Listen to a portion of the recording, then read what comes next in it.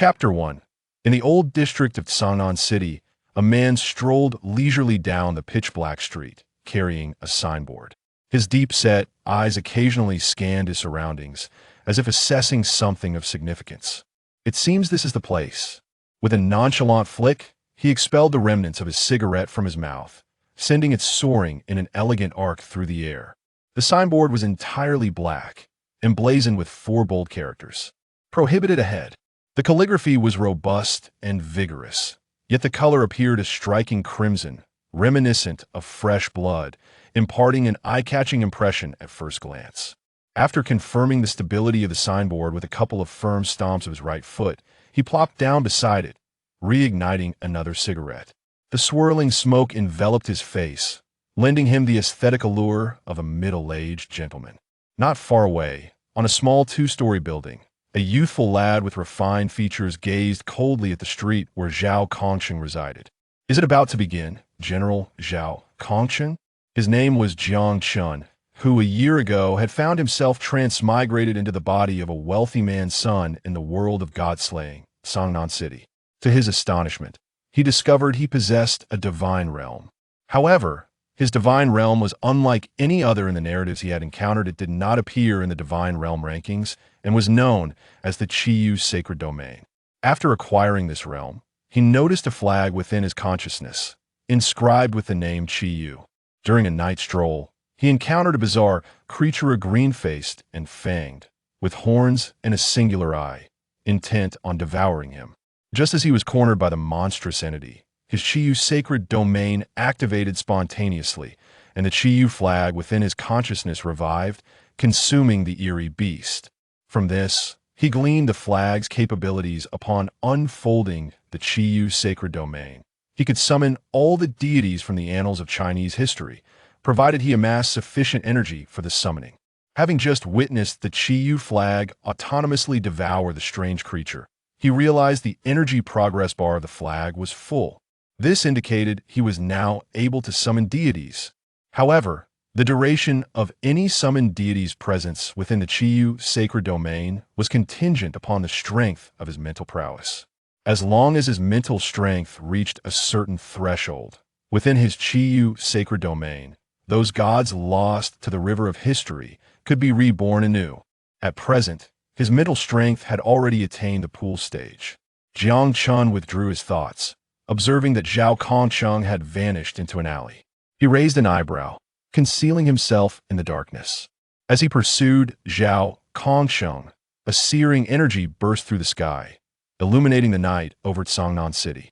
The powerful aura emanating from it astonished many cultivators. "Is someone awakening a forbidden realm?" a feminine voice exclaimed. "No, this energy has reached the legendary 6th realm, Klein. It must be a divine realm." Beside the woman, a sturdy man gazed at the blazing energy column in the sky, his pupils contracting slightly. Could it be the legendary divine being, codenamed 003, the Angel King, Michael? What? That's impossible. Several individuals exhibited expressions of disbelief before hastily making their way toward the golden energy pillar. In an alley illuminated by golden essence stood a youth radiating a sacred, fiery aura, suspended in midair. His eyes were tightly shut, and golden droplets of spiritual energy hung from his elongated eyelashes, rendering him exceptionally handsome. Suddenly, his eyelids fluttered, then opened. What wondrous eyes! They were golden patterns intertwined within them, exuding a sense of sanctity, fervor, and mystery. Who could finally see? For 10 years, Lin Xie had endured a life shrouded in darkness, perceived as an outcast by those around him, save for his aunt and cousin, who regarded him as family. From this day forth, before he could finish his sentence, the ghastly figure lunged toward him. "Are you kidding me? On the day I regain my sight, I encounter a monster." Without hesitation, he raised his cane and thrust it fiercely toward the creature's head. The creature dodged, sending Lin Xie sprawling. Suddenly, as he flew backward, a strand of golden divine radiance erupted from his body, stabilizing him midair. At that moment, a flicker of golden light ignited in Lin Kai's pupils, prompting him to raise his right hand and gently clench it. The ghastly figure seemed ensnared by an invisible hand, clutching its throat and flailing helplessly in the air. A cough echoed from a middle-aged man. Cough, cough. The golden glow in Lin Kai's pupils faded, and as if his strength had been siphoned away, he plummeted from the sky. The middle-aged man vanished from his position, appearing instantaneously beneath Lin Xie to catch him. His deep-set eyes were filled with astonishment and yearning. When Lin Xie regained his composure and met his gaze, silence spoke volumes. "No, uncle, I'm still a child." Zhao Kongcheng's lips twitched, a hint of embarrassment creeping onto his aged face. "Damn it, this little brat has misunderstood me." He set Lin Xie down, his scrutinizing gaze lingering on the latter until he heard a shout. "Look out behind you." Lin Xie pointed at Zhao Kongcheng's back, where the ghastly figure had entered a frenzied state, charging toward the two.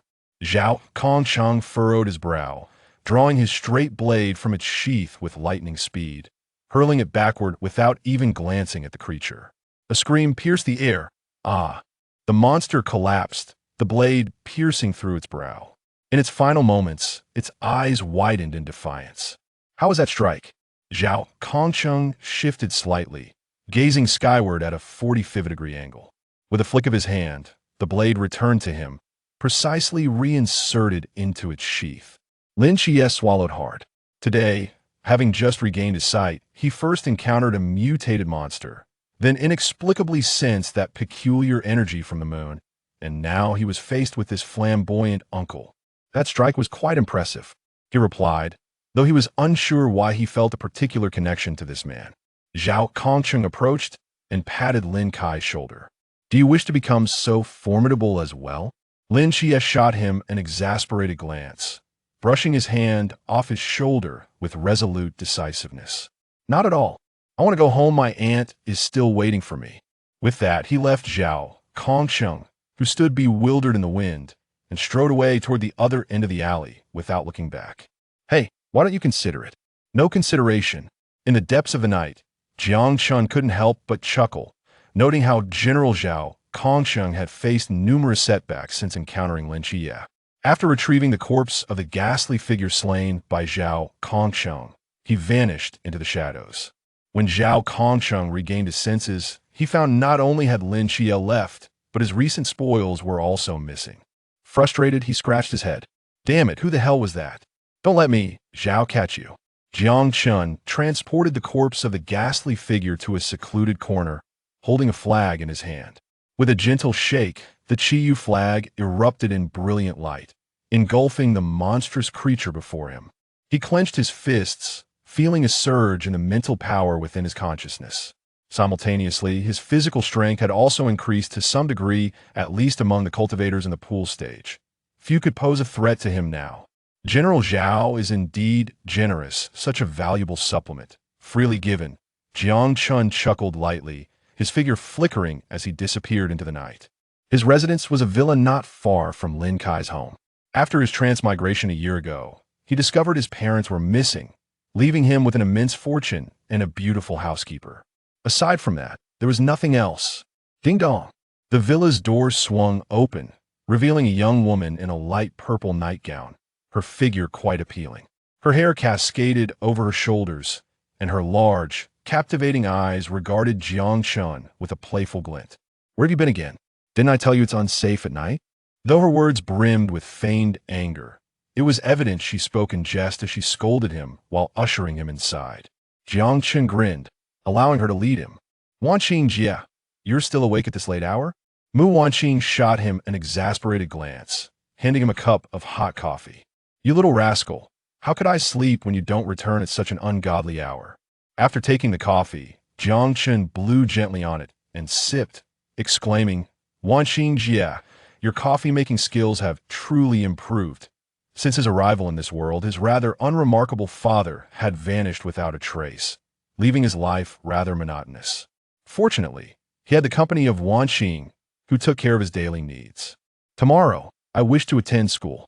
Mu Wanqing paused momentarily, taken aback. Had the sun risen in the west? She approached Jiang Chen, extending her delicate hand to gently probe his forehead. "There's no fever. What on earth are you up to?" Have you taken a liking to some school beauty? Is that why our esteemed young Master Jiang wishes to visit the school in person? Mu Wanqing remarked with a hint of disdain. Jiang Chen cleared his throat, the image of Lin Qiyue flashing in his mind. However, he could not voice that it would be rather absurd to admit he was going to school for a man. The following morning, Sangnan City Second High School, Class 2 of Grade 11. When Jiang Chen first stepped into the classroom, his instinct compelled him to glance towards the back, where he indeed spotted Lin Kai's figure. The homeroom teacher cleared his throat and announced, "Class, this is Jiang Chen, a transfer student from another school. Please welcome him." A round of applause erupted, and Jiang Chen noticed a young man seated beside Lin Qiyue. His intuition told him this must be Li Yifei, the first caregiver from Lin Kai's psychiatric institution. Now, let us invite Jiang Chen to introduce himself, so you may all get to know him better. Standing at the podium, Jiang Chen cleared his throat and said, "Greetings, everyone. My name is Jiang Chen, the Jiang of the River Sword, and the Chen of the stars that illuminate your eyes. I look forward to your kind guidance." As soon as he finished, the classroom fell silent for a few seconds before bursting into laughter. Even Lin Qiyue couldn't help but smile, a hint of amusement glimmering in her eyes as she regarded Jiang Chen. The homeroom teacher coughed twice to interrupt the commotion and gestured for Jiang Chen to take a seat.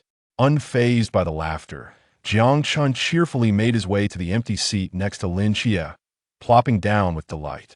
Lin Qiyue sat in the middle, while Li Yifei occupied the left. "Classmate, we shall be desk mates from now on. How should I address you?" "Lin Qiyue." "Hey, don't forget me. Li Yifei." Once class commenced, Jiang Chen noticed the female students occasionally glancing his way. He remained indifferent, believing that most of their gazes were filled with admiration. Turning to Lin Qiyue, he found her features particularly exquisite, especially her eyes, which seemed to possess an enchanting allure when viewed from the side. It appeared Lin Qiyue sensed something as she turned to look at Jiang Chen. The moment their eyes met, time seemed to freeze. Lin Qiyue playfully punched Jiang Chen. "Jiang, are you certain about your orientation?" Jiang Chen retaliated with a light jab at Lin Kai's waist, countering, "It's not my fault you resemble my neighbor's cousin. I thought we might be related." Their conversation flowed effortlessly, a testament to the simplicity and purity of camaraderie between men. As the sun set behind the mountains, the two walked along the path home, with Lin Qiyue realizing that Jiang Chen lived not far from her own residence. Jiang Chen assessed his mental energy and discovered it was remarkably abundant. To his surprise, he noticed that being near Lin Qiyue accelerated the growth of his mental power at an inexplicable rate, truly astonishing. "Qiyue, in this world shrouded in mist, where the bizarre and ominous may descend at any moment, do you think we have a future ahead of us?" Lin Qiyue let out a long sigh, gazing at the swiftly descending sun, and remarked, "I care not for the future. My sole desire is to protect my family." Jiang Chen smiled quietly, choosing not to respond. Indeed, this was the Lin Qiyue who valued family above all else, the young man who possessed the realm of the mundane and the divine. After the two shared a bowl of beef noodles with meat and egg, nightfall had enveloped the world, a time synonymous with the unknown and dread. As they approached an open area less than 10 kilometers from Lin Qiyue's home, an unexpected event unfolded. 3 pairs of bloodthirsty eyes glimmered ominously in the dark. Jiang Chen swiftly pulled Lin Qiyue behind him. "Run, Qiyue. I possess some martial skills. Defending myself is no issue." Lin Qiyue remained silent, his gaze fixed upon the 3 ordinary figures clad in ghostly masks. A flicker of an invisible flame igniting in his eyes. "Will these creatures never cease?" he murmured to himself. Jiang Chen, however, paid no heed to Lin Qiyue's concerns. He deftly maneuvered to the side of the ghostly figures, easily evading their attacks, and dispatched them with a series of powerful kicks that sent them sprawling. After the encounter, he dusted off his hands and turned to the astonished Lin Qiyue. "So, what do you think? Am I doing well?" Lin Qiyue nodded earnestly, sensing that Jiang Chen's mental prowess had likely reached the pool realm. After defeating the 3 ghostly figures, Jiang Chen discreetly commanded the Chiyou flag to consume them. Lin Qiyue raised an eyebrow, but chose not to comment or inquire, for he understood that everyone harbors their own secrets. After bidding Lin Qiyue farewell as he returned home, Jiang Chen did not hasten to depart, but instead ascended to the rooftop of the old city. If his suspicions were correct, the ghostly Masked King would make an appearance tonight. As night fell, clouds obscured the starlight. An exceedingly malevolent aura emanated from a sewer in the old city at that moment. The night watchers, who were nearby searching for the ghostly Masked King, were alerted. Zhao Kongcheng, who was wandering the old city with a signboard, was the first to receive a message from his captain. Zhao Kongcheng, the ghostly Masked King is in your vicinity. Exercise caution and try to stall it. We are on our way. Zhao Kongcheng's expression sharpened as he glanced back towards Lin Chiyu's home, gripping the signboard tightly as he vanished into the night. Old Zhao, the residents in the old city are relatively sparse. Do your utmost to prevent the ghostly Masked King from escaping. We intend to engage it in a life-or-death struggle within the old city. Zhao Kongcheng's face hardened as he ripped off his earpiece and hurled it to the ground. Oh, hell with it. The old city is home to ordinary people who are utterly defenseless. In the eyes of the ghostly Masked King, they're no more than ants that, if this place becomes a battlefield, then don't blame me, Zhao Kongcheng, for being unyielding. The race against time commenced. Zhao Kongcheng approached the sewer, which belched forth a foul stench, positioning the three signboards in a triangular formation to encircle it. The no-boundary void unfolded, creating a dimensional space that enveloped him and the sewer within it. Lighting a cigarette, Zhao Kongcheng gazed impassively at the sewer spewing dark smoke. He knew that the no-boundary void could not contain the ghostly Masked King for more than 10 minutes. Thus, he could not wait for the reinforcements led by Hong Ying. Yet he stood undaunted. Zhao Kongcheng's complex gaze shifted back towards Lin Chiyu's home.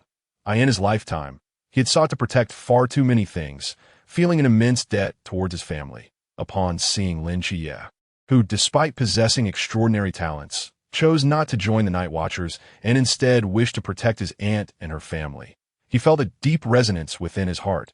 He envied Lin Chiyu's exceptional gifts and was reminded of his own youth.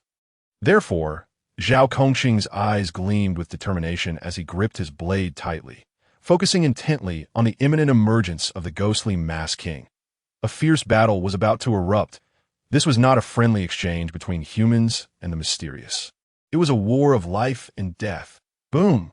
A figure, exuding malice and reeking horrifically, emerged from the sewer, its face grotesquely decayed and utterly terrifying. Zhao Kongcheng stifled the discomfort rising in his throat, observing the myriad wounds on the ghostly Masked King, and couldn't he help but retort, "Captain, you truly are formidable. You've managed to injure the ghostly Masked King to such an extent." Yet even so, this creature remained a tough adversary. Taking a deep breath, Zhao Kongcheng charged forward with his blade, fully aware that the no-boundary void's defenses were limited. If the ghostly Masked King discerned that it was trapped in an alternate space, it could easily break free. His current task was to draw its attention. "Ghostly Masked King, I am your nemesis." Bang! Before his words could fully escape his lips, a figure was sent flying backward. Unsurprisingly, it was Zhao Kongcheng, who landed heavily and staggered back several paces before managing to steady himself. Why is it so powerful? He was astonished yet again at the captain's might. The ghostly Masked King let out a furious roar, enraged that this insignificant human dared to provoke it.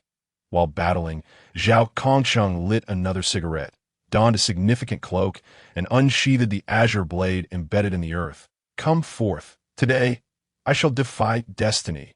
With that declaration, he surged toward the ghostly Masked King like an arrow released from a bow, unyielding in his advance. The rain poured down relentlessly, but a figure fought valiantly for the families in the old city. Perched atop a large tree outside the no-boundary void, Jiang Chen's eyes glimmered with a faint red light, allowing him to perceive through the obscured space thanks to the Qiyou flag's power. General Zhao, fighting a ghostly Masked King that has reached the Chuan realm for 5 minutes with only your mortal body, is truly commendable. Just as he was engrossed in his observation, Zhao Kongcheng was struck and sent hurtling through the air. Crashing into the earth, blood surging from his mouth and mingling with the rain-soaked soil, he gave a bitter smile. "If only I had a slightly more favorable no-boundary void, I would slay you in an instant." Of course, mere bravado aside, he clenched his pain and stood tall, at that moment. The ghostly Mask King was incensed, emanating a bizarre aura. Zhao Kongcheng glanced back at the flickering lights of the old city. As if making a decision, his chest swelled with determination, standing like a colossal pillar amidst the downpour. The ghostly Mask King unleashed its no-boundary void, enveloping Zhao Kongcheng within.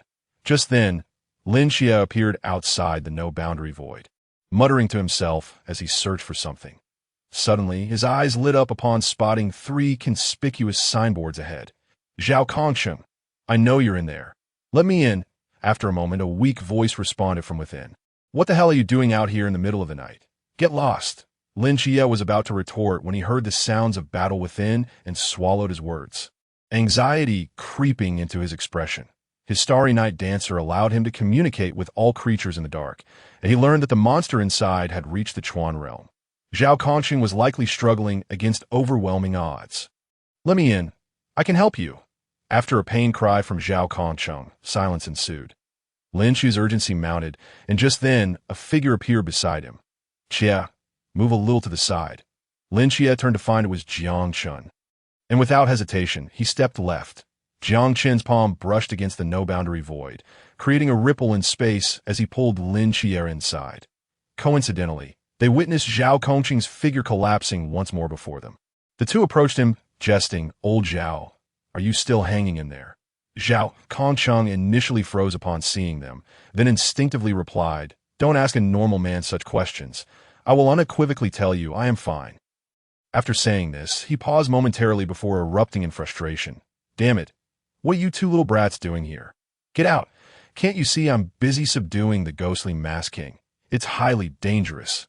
Lin Xie rolled his eyes, moving closer to support him to prevent him from collapsing from exhaustion.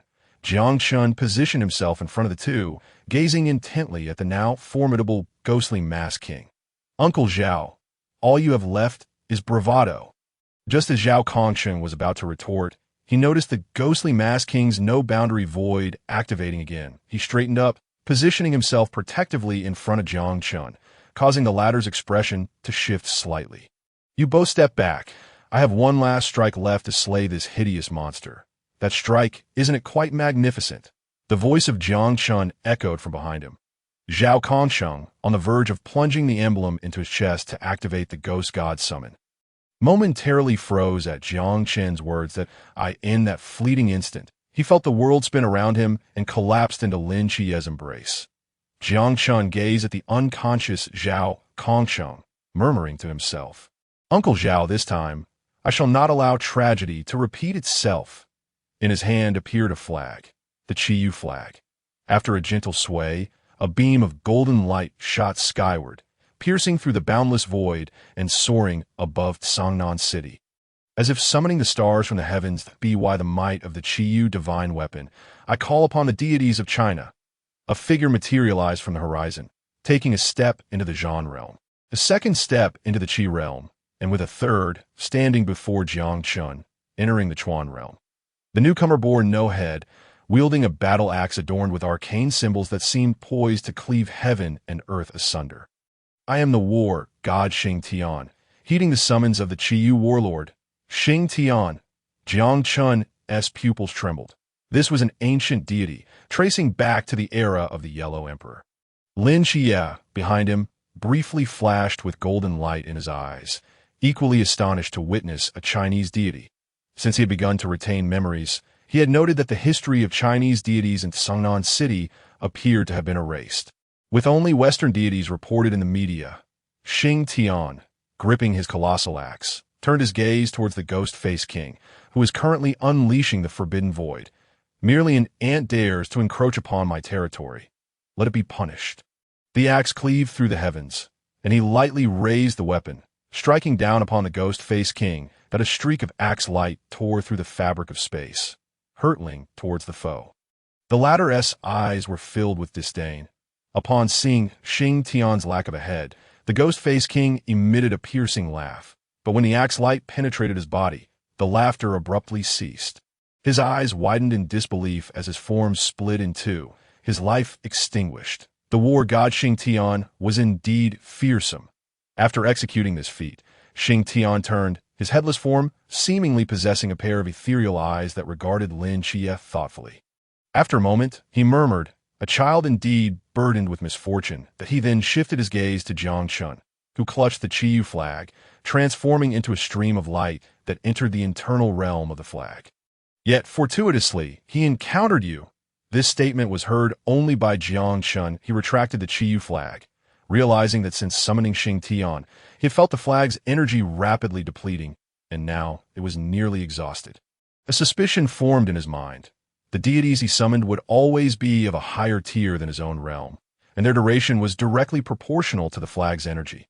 Once the energy was depleted, they would automatically return.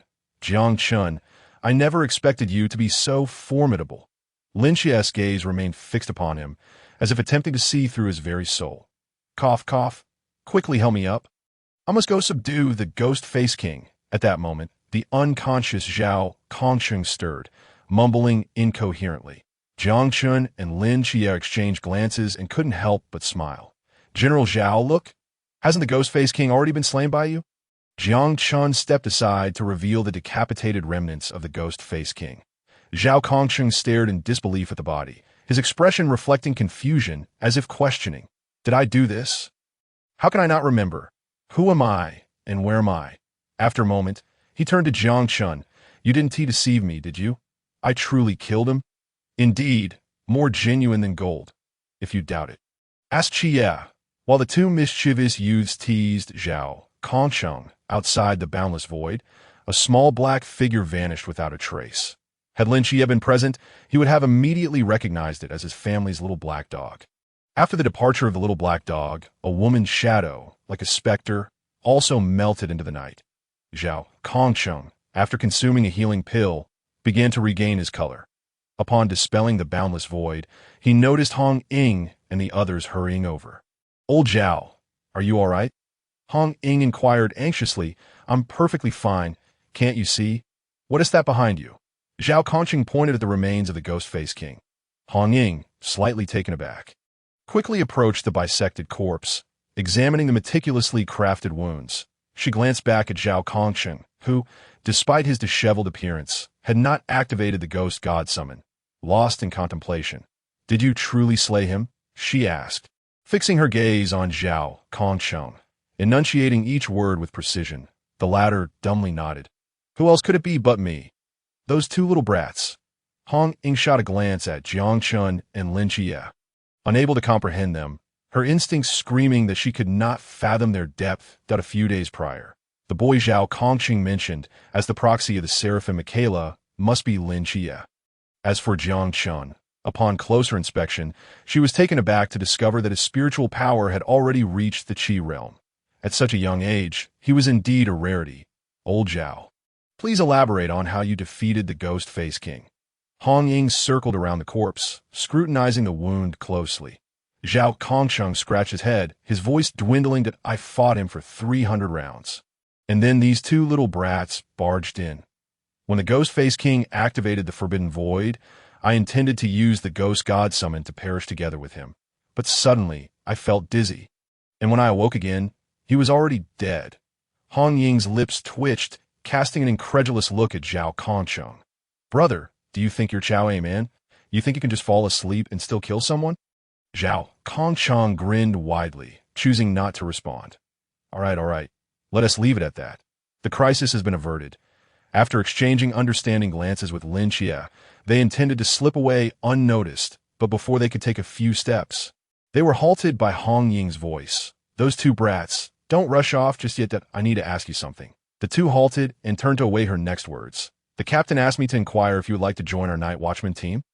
In unison, the two youths replied, not interested. Without looking back, they headed towards the old city. Seeing Hong Ying's disheartened expression, Zhao Kongcheng chuckled lightly and followed after them.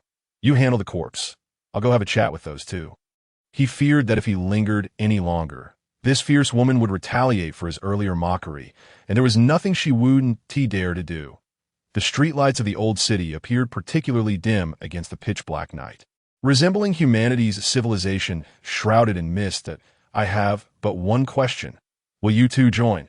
Zhao Kongcheng lit a cigarette, exhaling clouds of smoke as he draped his arms around the necks of the two mischievous youths, forcing them to inhale the cheap second-hand smoke. Having never smoked before, they were nearly brought to tears by the choking fumes. Jiang Chen and Lin Qiyou exchanged glances, then subtly nodded that I'll join.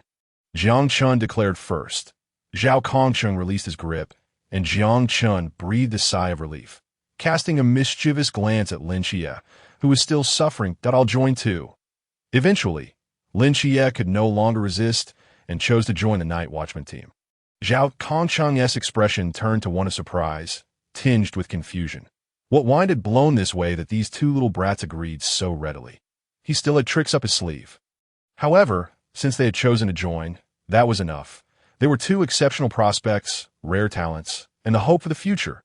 All right, you two go home for now, that I'll contact you in a couple of days to familiarize you with the daily life of the Night Watchman and some activity venues. After bidding farewell to Zhao Kongcheng, the two walked side by side beneath the dim streetlights, neither speaking a word. After a long while, Jiang Chen broke the silence. Qiyou, what made you decide?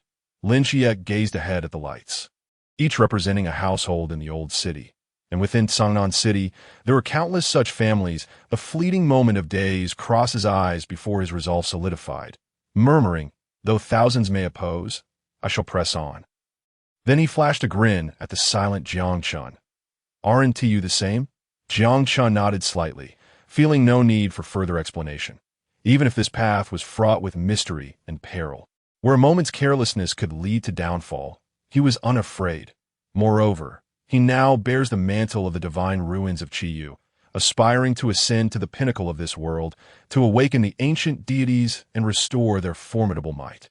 He aims to make the monsters lurking in the mist aware that the territories of China are not to be trifled with. Grasping his hair in frustration, Jiang Chen slapped his forehead, recalling that he had forgotten to take the corpse of the ghost-faced king, which was a ready source of energy for the Qiyou banner. Qiyou, lend me a hand. I feel I might faint from my own vexation. Lin Qiyou chuckled as he offered his support to Jiang Chen, their figures elongated under the glow of the streetlights in the night. That on the following morning, it was Saturday, and high school students in Sangnan City had no classes. Jiang Chen rose as usual, refreshed himself, and found that Mu Wanqing had thoughtfully prepared breakfast for him at the dining table. As he munched on bread and sipped milk, he was at a loss for words. Noticing his unusual demeanor, Mu Wanqing inquired, Xiao Chen, is something troubling you? With a forced bravado, Jiang Chen replied, I am leaving today and may not return for quite some time. What are you going to do? How long will you be gone? Is your safety assured? Mu Wanqing furrowed her brow. I am set to participate in a military training program organized by the 10 directly governed municipalities. Those who excel will have the opportunity to become officers. The duration is indefinite, but you need not worry about safety. It is said that the top combat forces of China are overseeing this event. Stop beating around the bush. Do you intend to join the Night Watchman's new recruit training? Jiang Chen, holding his cup, trembled, causing the glass filled with milk to tumble onto the wooden floor. How do you know about the Night Watchman? Mu Wanqing's expression dimmed slightly, and after a moment of silence, she spoke softly. When my brother left, he told me the same thing, that if he were still alive, he would be 4 or 5 years older than you now. Wanqing Jia, I am so sorry. Mu Wanqing gently shook her head and continued. I understand that the Night Watchmen are a great yet perilous organization. If you truly wish to go, then do so. I will manage things at home, that if you ever feel weary and wish to return, just come back, and I will prepare your favorite braised pork. Dazed, Jiang Chen stepped out of the villa, dragging his suitcase, and glanced back at Mu Wanqing, who waved him goodbye from the second floor. He placed his luggage in the trunk of a Maserati and drove away. After his departure, Mu Wanqing hummed softly, That little rascal has left. My task is complete, and now it's time for me to attend to my own matters. As Jiang Chen drove into the old city, he happened upon the scene of Lin Qiyou bidding farewell to his aunt, with Yang Jin holding a small black dog by his side. Appearing harmless. Aunt, the location for this military training is quite safe. We're heading to the beautiful Jiang Er. You need not worry at that moment. Zhao Kongcheng, dressed as a police officer, approached, saluted with precision, and announced, Good day, ma'am. My name is Zhao Kongcheng, an instructor from the Special Forces of Sangnan City, that I am here to escort Lin Qi to participate in the military god cultivation program. How long will it be before Shao Qi returns? The aunt asked, a hint of skepticism in her voice that I apologize, but we cannot disclose that information. However, rest assured that Qiye's food, accommodation, and safety will be adequately taken care of. As instructors, we will protect our students with our lives. The aunt paused, her gaze softening as she looked at Zhao Kongcheng and said sincerely, Officer Zhao, our Shao Qi is quite resourceful and not afraid of hardship. Please keep a close eye on him. I apologize for the trouble. At this point, the aunt produced a stack of somewhat worn but neatly arranged bills from her pocket, which, though appearing thick, was not a large sum. She held it out before Zhao Kongcheng and said softly, This child will be a burden on you. I hope you don't mind this small gesture of mine. Zhao Kongcheng felt a pang in his heart and wished he could slap himself. Before coming, the captain had handed him a year's worth of support for Qiyou, which he had forgotten to take out. He pushed the aunt's hand back and retrieved a thick envelope from his briefcase. Placing in her hand, ma'am, this is the subsidy provided to families of servicemen after Qiyou enlists. It comes annually. The aunt did not accept it, instead gently shaking her head. Let Shao Qi take it. It will be beneficial for him to have a little extra in hand while he is there. I will manage at home. Yang Jin, and I won't spend much tea that moment. The small black dog in Yang Jin's arms barked twice, as if to say, Don't forget about me. The aunt smiled, ruffling its fur, and said, Look at me, getting old and forgetting about you, ma'am. May I see your household registration book? The aunt was taken aback, but quickly replied, Of course, please wait a moment, Officer Zhao. She turned and went inside to find it. Once she entered, Zhao Kongcheng patted Yang Jin on the shoulder and turned to Lin Qi, who nodded in response. Jin, take care of your aunt. Lin Qi placed the envelope containing money into Yang Jin's arms, with the small black dog clutching it in its mouth. Brother, be careful while you are out. If anyone bullies you, just come back and tell me. I will help you deal with them.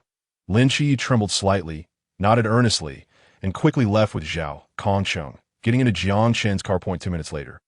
The aunt emerged with the household registration book, looking around to ensure no one was present, and accidentally dropped the book to the ground. Yang Jin stepped forward, picked it up, and said softly, Mom, my brother has already left. That instructor seems like a good person. The aunt, slightly dazed, picked up the documents that Zhao Kongcheng had left on the table. Glancing at the names of the places mentioned, she rubbed her forehead. Jin, where did your brother say he was going for military training? Yang Jin suddenly felt a sense of foreboding, glancing at the document, and reluctantly said, Mom, it's Wulu Mu Chi. The aunt furrowed her brows and murmured doubtfully, Is that so? I thought he said it was Jiang Er. Yang Jin swallowed hard and earnestly explained, Mom, you must have misheard. I was right there with the little black dog. If you don't believe me, just ask him. The small black dog perked up at this, leaping into the aunt's arms and wagging its tail. Woof, woof, woof. The aunt couldn't help but smile at the sight, muttering to herself, Then I must have remembered incorrectly. Oh dear, getting old. Yang Jin let out a sigh of relief, glad to have steered clear of trouble. The scene shifted as the three of them arrived at a shop in the center of Sangnan City, coming to a halt before the Peace Affairs office. Jiang Chen poked his head out of the car, staring at the two shops next to the Peace Affairs office in bewilderment. Golden Lotus Foot Spa Big Brother's wedding planning wait. Uncle Zhao, you can't be serious, right? Is this really the base for our night watchman in Sangnan City? Zhao Kongcheng cleared his throat, adopting an air of profundity, and said, Have your eyes been opened? As someone with experience, I must tell you two little rascals not to be deceived by appearances. The path of foot massage is still a path. Inside the Peace Affairs office, members of Team 136 surrounded Jiang Chen and Lin Qi, their eyes brimming with curiosity. After a moment, Hong Ying broke the silence. Welcome to the Night Watchman, my dear younger brothers. I am Hong Ying. We have met before, so I shall not elaborate further, she said playfully. Jiang Chen nodded, recalling his deep impression of Hong Ying, who possessed an angelic visage and a devilish figure. That moment, the captain, Chun Mai, cleared his throat and announced loudly, I am Chun Mai, the captain of Team 136 of the Night Watchman in Sangnan City. His voice resonated with a magnetic quality. Wu Xiangnan, vice captain of Team 136 and tactical advisor. Wen Qima, primary combatant. Upon finishing, he received a sidelong glance from Hong Ying, whose expression seemed to say, "If you are the main combatant, then what am I?" Si Xiaonan, support type healer, "Don't worry, dear brothers. If you get hurt, I will make sure to rescue you." Jiang Chen and Lin Qi exchanged glances, nodding in unison. Lung Xian, "The truth lies solely within my field of fire." His words were succinct yet resonant. Zhao Kongcheng, the main combatant of Team 136, once faced the Ghost-Face King without faltering. At this statement, everyone present simultaneously scoffed. After several introductions, the members of Team 136 turned their gazes towards the two individuals. "It's your turn. In order to enhance our future missions by understanding each other, you need to introduce your sanctuaries, along with your respective abilities and realms." Lin Qi, "My sanctuary is the realm of mundane deities. Currently, its functions remain unclear, and I serve as the agent of the Seraph Michael, ranked as Divine Sequence 003 at the pinnacle of the Lantern Realm." Jiang Chen, "My sanctuary is the sanctuary of Qiyou. Within its confines, I can summon ancient Chinese deities, and I act as the agent of Qiyou at the Pool Realm." Upon Jiang Chen's introduction, he noticed that everyone in Team 136 looked at him with a mixture of surprise, envy, and relief, including Lin Qi. "The sanctuary of Qiyou. That seems to be a sanctuary that has not yet been discovered or documented in the human world." Wu Xiangnan pondered, furrowing his brow. The captain nodded solemnly. His gaze towards Jiang Chen and Lin Qi filled with a peculiar intensity. "You two are indeed the hope for our future. I never imagined that fate would bring you to Team 136. Alas, what is the matter, Captain? Does Team 136 possess some special significance?" Chen Mai waved his hand dismissively. "We'll discuss that later. For now, as newly inducted temporary night watchers, you must participate in the unified training. You may take a rest. We will depart this afternoon." Hong Ying led the group to a CAF across from the office, where they engaged in casual conversation and grew familiar with one another. Just as the atmosphere became jovial, the captain's phone suddenly rang. "What is it?" "Captain Chen, we just received a notification. Another mysterious occurrence has been reported." The smile on Chen Mai's face gradually faded, and he furrowed his brow. "Asking where?" "At number 2 high school in Songnan City." After hanging up the phone, the captain turned to the group. "Jiang Chen, Chia, your training will have to be postponed. There is another mysterious incident. You need to go to the high school with Hong Ying immediately. I will notify the relevant departments to ensure their full cooperation." Since the mysterious incursions began, a special department known as the Night Watchers had been established. In emergencies, they could gain control of the battlefield to prevent unnecessary disruptions, while other lower-tier departments were obliged to fully cooperate with the Night Watchers in executing their tasks. When the group emerged from the office again, they were clad in new gear, masks, cloaks, dark attire, and the distinctive emblem affixed to their chests. It was daytime, and the identity of the Night Watchers could not be easily revealed to ordinary people to avoid attracting unwanted attention that could endanger their families. Jiang Chen glanced at his reflection in the glass door, nodding slightly that I must say, "It looks rather impressive." At that moment, Lin Qi walked past him, quipping, "Thank you for the compliment." Jiang Chen's lips twitched. That cheeky fellow. At number 2 high school, anxiety gripped the hearts of the people, for amidst the mysterious incursions, 7 or 8 students had inexplicably perished. A multitude of police officers had arrived, sealing off all areas, led by a captain whose demeanor was fraught with urgency as he frequently glanced at his watch. As if awaiting someone, 3 minutes later, a group of 5 appeared in view, led by a calm middle-aged man, resembling a machine. "Hello, Captain Wood, I have secured the school area." Inside, students' abdomens suddenly ruptured, and numerous snakes emerged. "I cannot ascertain how many individuals are infected, so I did not let anyone out." Wu Xiangnan nodded. "That you've done well. Now, leave the rest of us. Qimo, you, and Qie will head to the teaching building. Hong Ying and Jiang Chen will go to the girls' dormitory. Remember, in case of any emergencies, prioritize your own safety." "Understood." The group replied in unison. Upon arriving at the girls' dormitory, Jiang Chen and Hong Ying were immediately struck by the overwhelming stench of blood. They discovered an abundance of bloodstains and several corpses in the stairwell, their deaths gruesome, as if they had been parasitized by some entity. Hong Ying, be cautious. Hong Ying, wielding a long spear, leapt 3 steps at a time. And when they reached the 3rd floor, the stench of blood peaked. Both of them shuddered upon witnessing a creature with a plant-like head and a serpent's tail, devouring a corpse in the corridor. Damn it! Hong Ying, filled with fury, thrust her spear through the serpent demon's head, causing it to collapse lifelessly. The two split up and quickly searched each dormitory, with Jiang Chen dispatching several foes along the way. However, he furrowed his brow. These serpent demons appeared far too ordinary, as if manipulated by some unseen force. Suddenly, realization struck him. Li Yifei. Hong Ying, follow me quickly. Hong Ying, taken aback but trusting Jiang Chen, followed him as they jumped from the 3rd floor balcony, eliciting gasps from onlookers that in a parallel scene. Lin Che and Wen Qiyou, searching the teaching building, felt a palpable tension. Particularly Lin Che, he sensed an ominous presence watching them since their entry, and the ordinary serpent demons they had slain seemed deliberately unleashed by the enemy. Mo go. Something feels off. Wen Qiyou nodded in agreement. Indeed, it was unsettling as they contemplated their situation. A familiar voice called out, Chia, what are you doing here? Lin Chia's heart skipped a beat. Turning around, he felt relieved to see Li Yifei. What are you doing here? Shouldn't you be outside conducting inspections? Outside, relevant departments had already requested detection equipment capable of distinguishing between normal individuals and those infested by serpent demons. No, I've been trapped on the 3rd floor.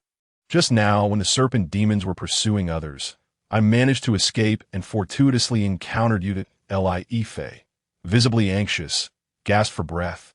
Quickly, Jia, there are students trapped in a classroom on the 3rd floor. Wen Qiyou furrowed his brow as he glanced at Li Yifei, then urged Lin Chia to head to the 3rd floor, not forgetting to instruct Li Yifei, please guide us to avoid wasting precious time.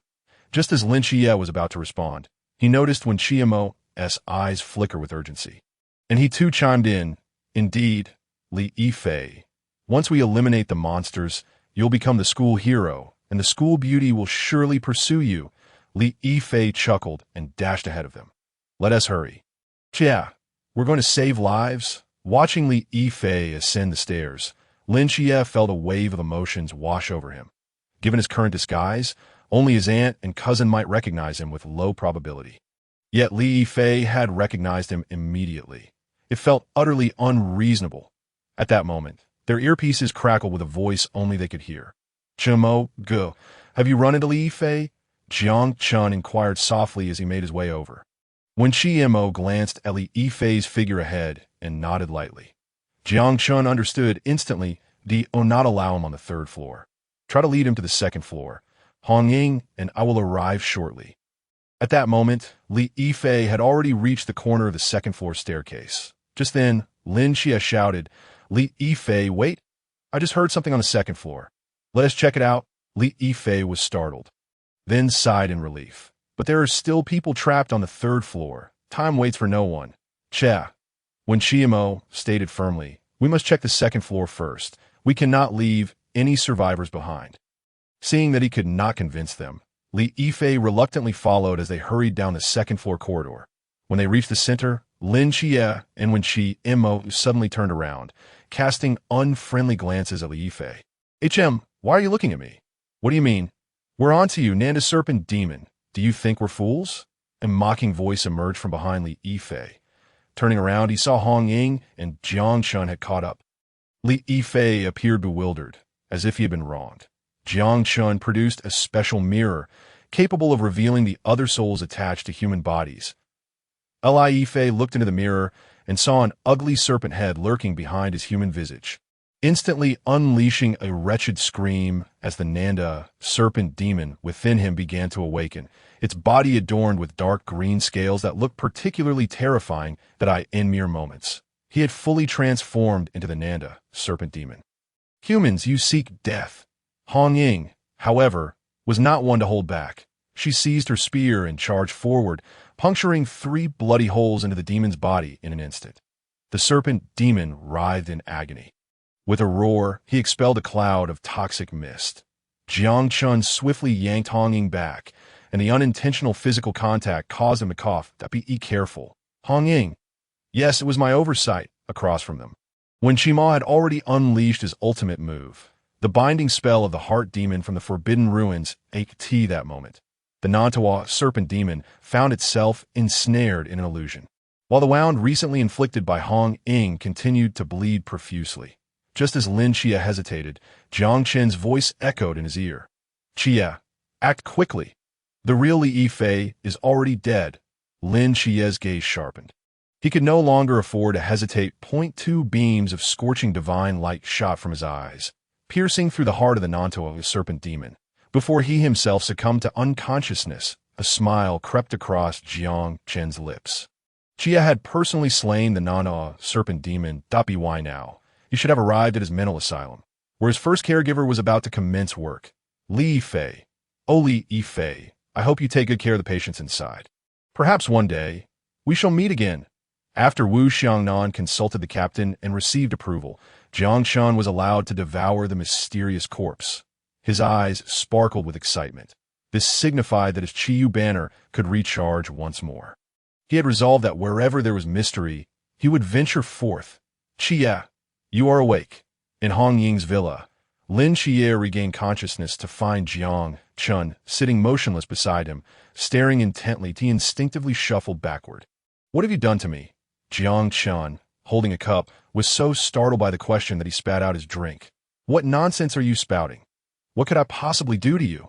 Just then, the door creaked open, and Hong Ying entered. Upon seeing Lin Xie awake, she exclaimed with delight, Xie, I'm so glad you're awake. But her expression shifted to silence as she noticed the damp stains on the floor between the two. Bang! The door slammed shut, followed by a cacophony of shouts. Jiang Chen, I never expected you two to be like this. Jiang Chen, bewildered, resumed a meditative posture, his spiritual essence delving into the internal space of the Qiyou banner. After devouring the Nantawa serpent demon, his realm had ascended to the pinnacle of the pool stage, and the energy of the Qiyou banner had been replenished. Faced with this hard-earned opportunity for summoning, he intended to wield it with precision. The previous summoning had salvaged General Zhao Kongcheng from sacrifice, marking a commendable beginning.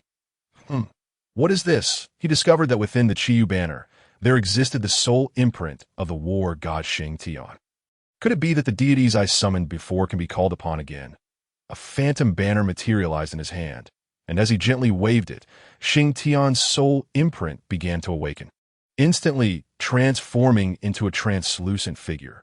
Young one, I am currently quite weak and will require a considerable amount of time to restore my divine power. Alternatively, if you can provide me with ample energy, I may be able to take action.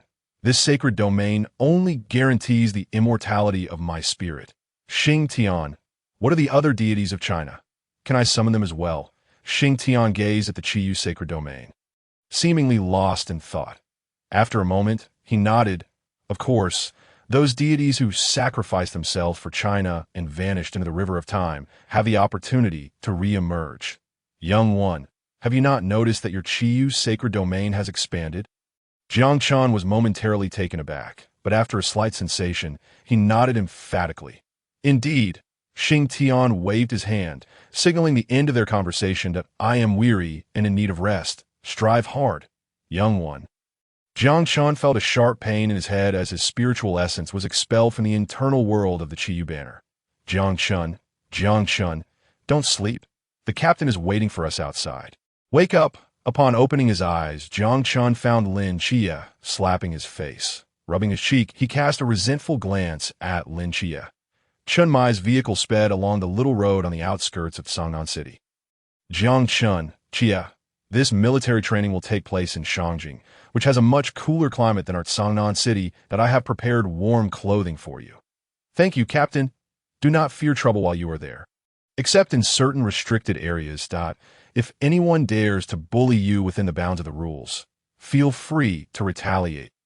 If anything happens, I shall bear the responsibility, and let those rich kids witness the prowess of the new night watchman from Songnan City.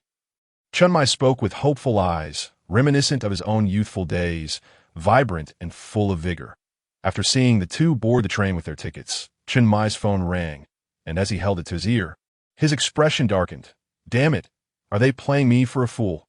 He leaped into the area for scanning identification, shouting loudly, Jiang Chen, Qiyou, hurry, cancel the tickets. Having barely settled into the waiting area, Jiang Chen and Lin Qiyou jumped at Chen Mai's shout. Startled to what's wrong with the captain? Did something happen? With half an hour remaining before departure, they managed to cancel only half of their ticket fees. In front of the train station. Chen Mai repeatedly counted the cash in his hands, occasionally sighing, his forlorn demeanor leaving the duo in stunned silence. Having grown accustomed to a life of frugality, Lin Qiyou sensed the unease. It seemed that the night watchmen of Songnan were not particularly affluent. Once Chen Mai's emotion stabilized, he spoke slowly. The plan has changed. The military training will be held in Art Songnan. The two were left somewhat bewildered. You should return and rest for the night. Tomorrow, the military training facilities will be set up.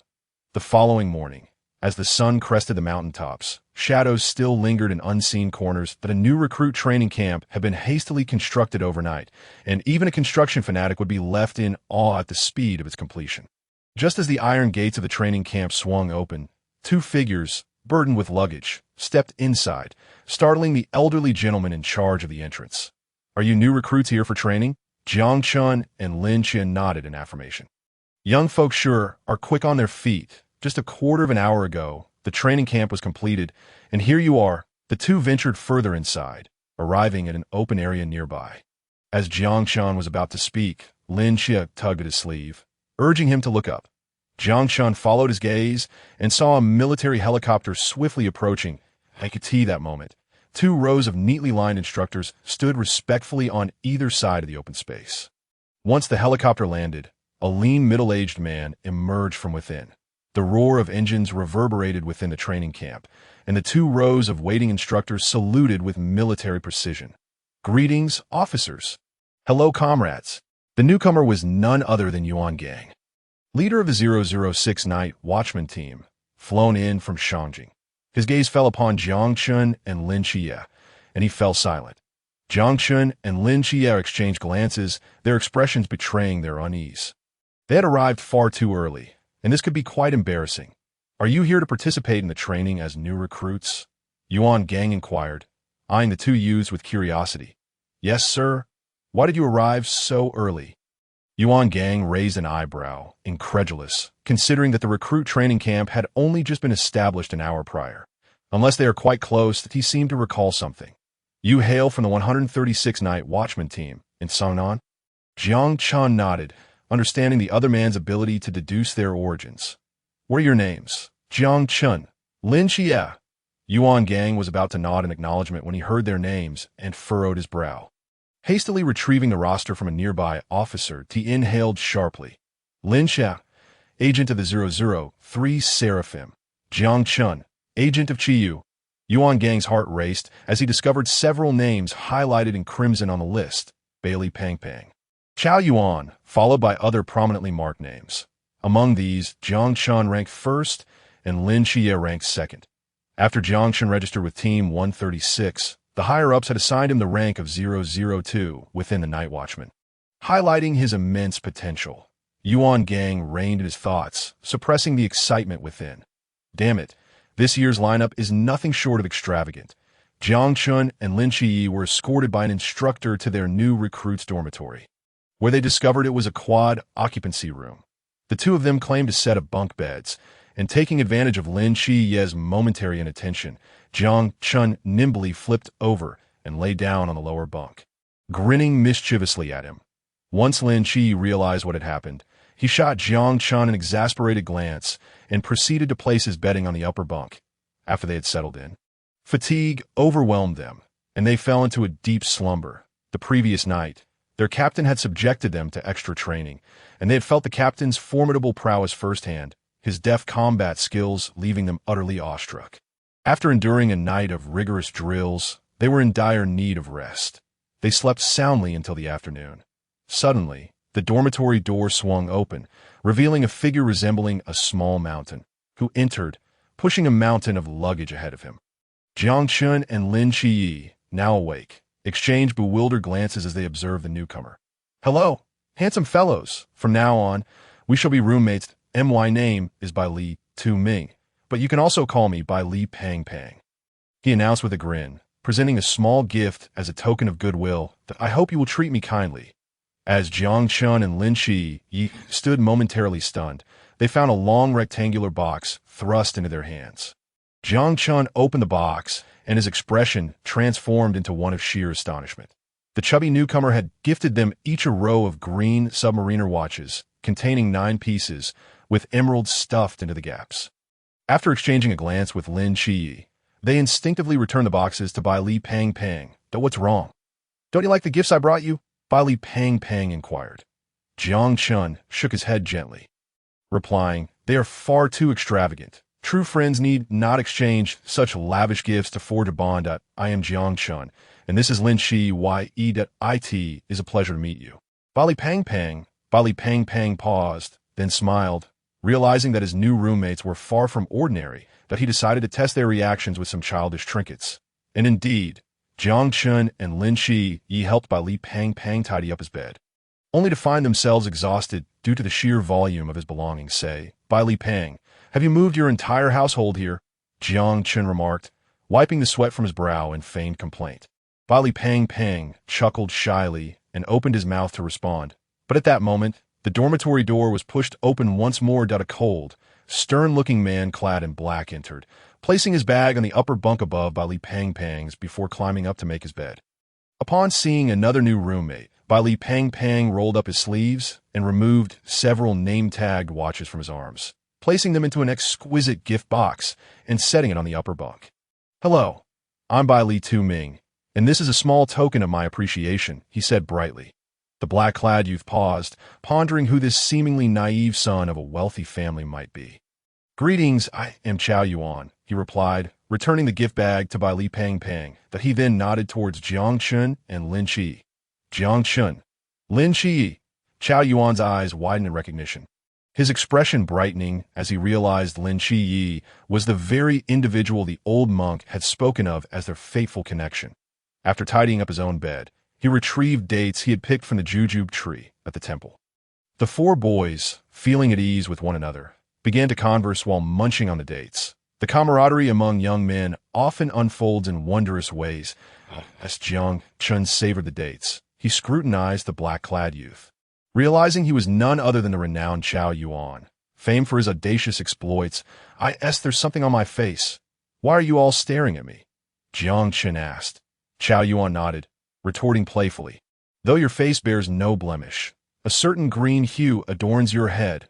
Laughter erupted among the group, save for Chao Yuan, whose expression darkened that a series of sharp whistles pierced the air. "Gather up." The boys hastily donned their shoes and rushed out of the dormitory. Falling into formation to make tea that moment, over 20 instructors, along with the chief instructor Yuan Gang, cast disapproving glares at the new recruits who were still dawdling inside. "All of you, stand firm and do not move." One new recruit, about to lift his right foot, froze at the command, resolutely holding his position. However, 2 rebellious individuals disregarded Yuan Gang's orders and swaggered over to the side of the formation. Yuan Gang smirked coldly. Saying nothing, Jiang Chen blinked, observing an invisible pressure bearing down on the 2 defiant recruits. Oops! The 2 new recruits were suddenly compelled to the ground under Yuan Gang's overwhelming presence, rendered immobile. "You 2. You're out." Unwilling to accept defeat, they protested. "My father is the captain of the Nanning Night Watch team. You can't go too far." Yuan Gang raised an eyebrow, surprised to learn their connections, and smirked.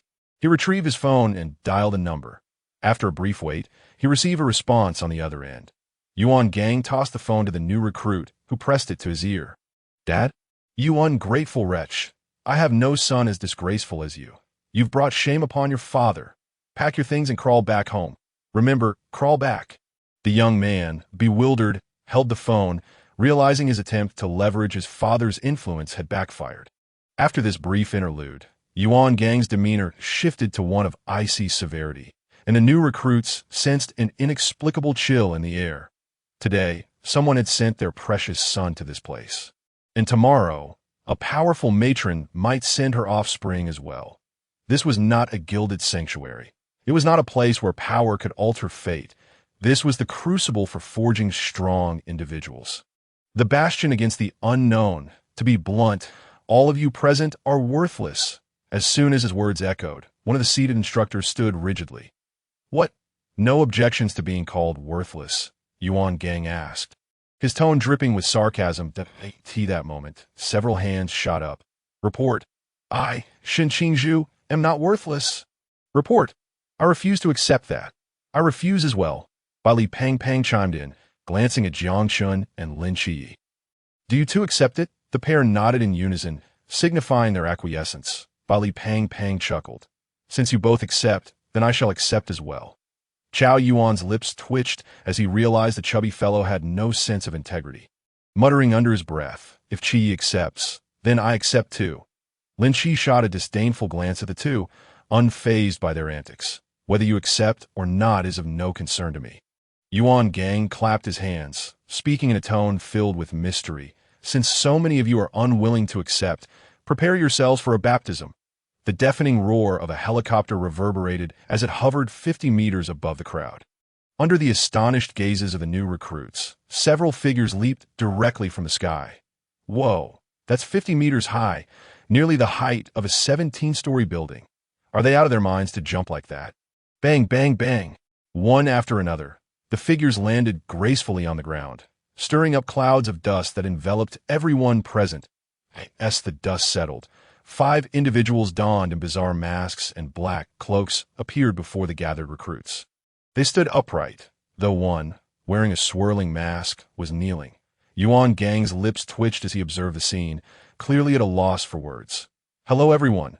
We are the masked squad, the man with the royal mask exclaimed, only to be drowned out by a wave of cheers from the crowd. Some new recruits even expressed their excitement with braying like donkeys or barking like dogs. Goodness gracious! I can't believe I'm seeing the masked squad. One of China's 4 elite teams. Some newcomers were so overwhelmed by excitement that they fainted. The members of the masked squad exchanged glances, bewildered by the enthusiasm of this year's recruits. The masked leader furrowed his brow. And a powerful aura swept through the area, silencing the raucous cheers of over 200 recruits, a palpable testament to the absolute pressure emanating from their ranks. Newcomers must present themselves with dignity. Jiang Chen's eyes shimmered with intensity. After all, this was the Sea Realm. Not long ago, that Ghost-Faced King had nearly plunged Sungnan City into chaos while merely situated in the River Realm. Having completed his task, Wang Mian turned his gaze toward Yuan Gang, who nodded in acknowledgement.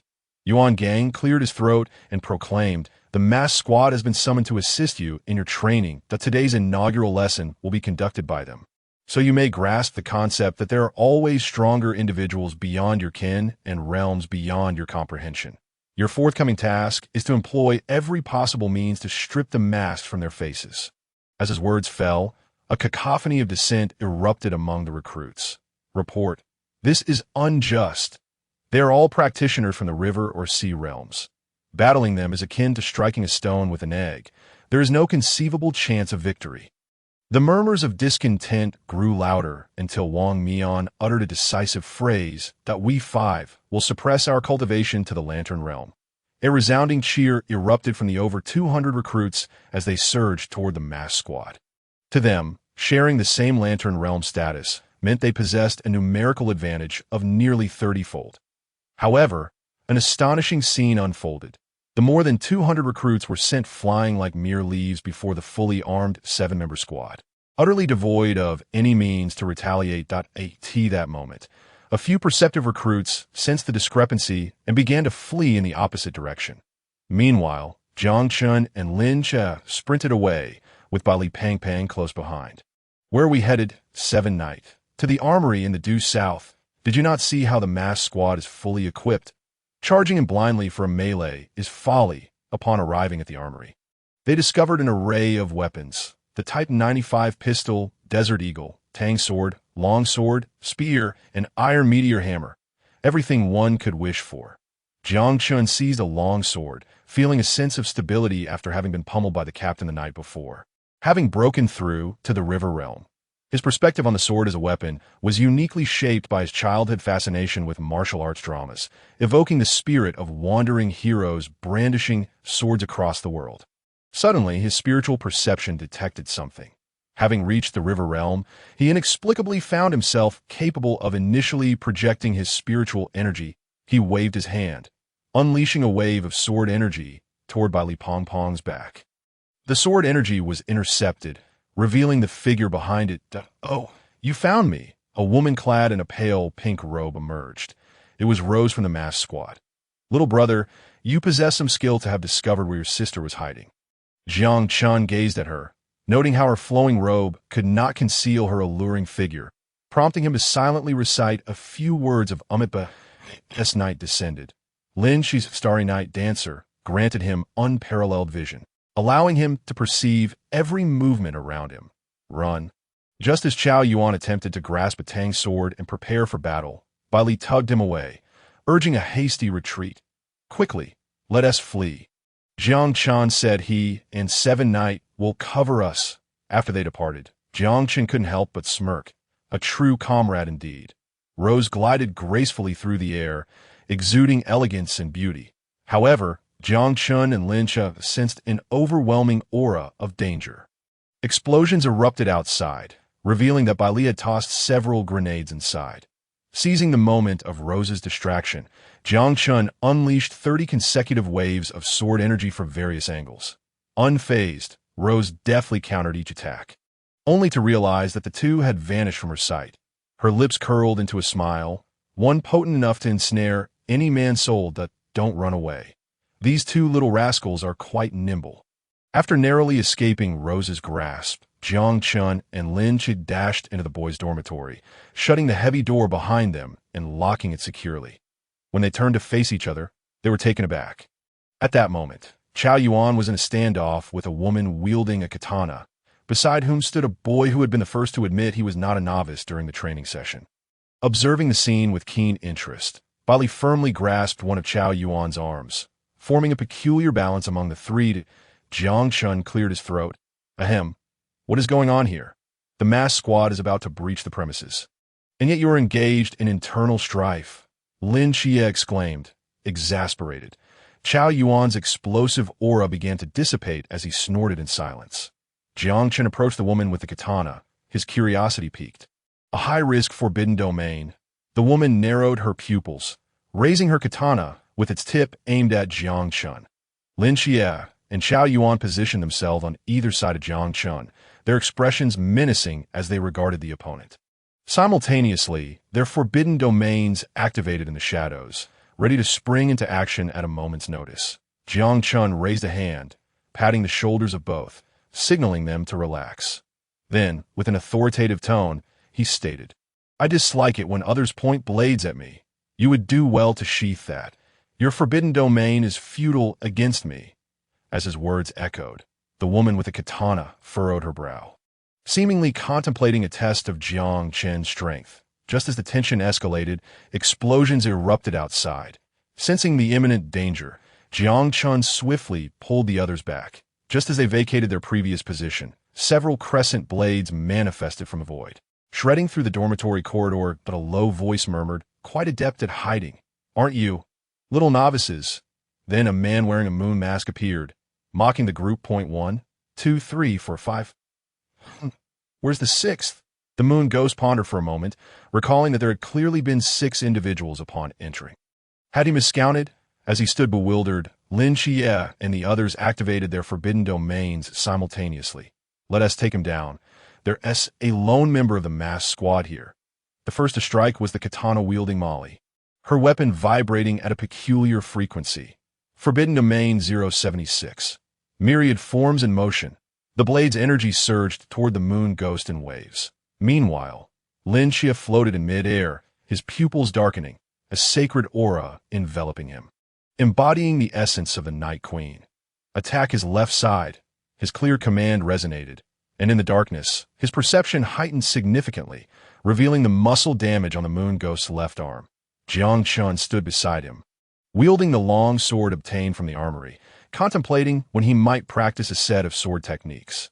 His Qiyou banner summoned deities meant for slaying the mysterious, not for trivial skirmishes. This military training offered him an opportunity to solidify his strength and develop other capabilities for dealing with everyday conflicts. The moon ghost, caught off guard by the sudden assault from these exceptional recruits, stumbled back, concealing his left arm behind him. Lin Qiyou sensed a slight tremor in the moon ghost's arm, indicating the effectiveness of their previous attack.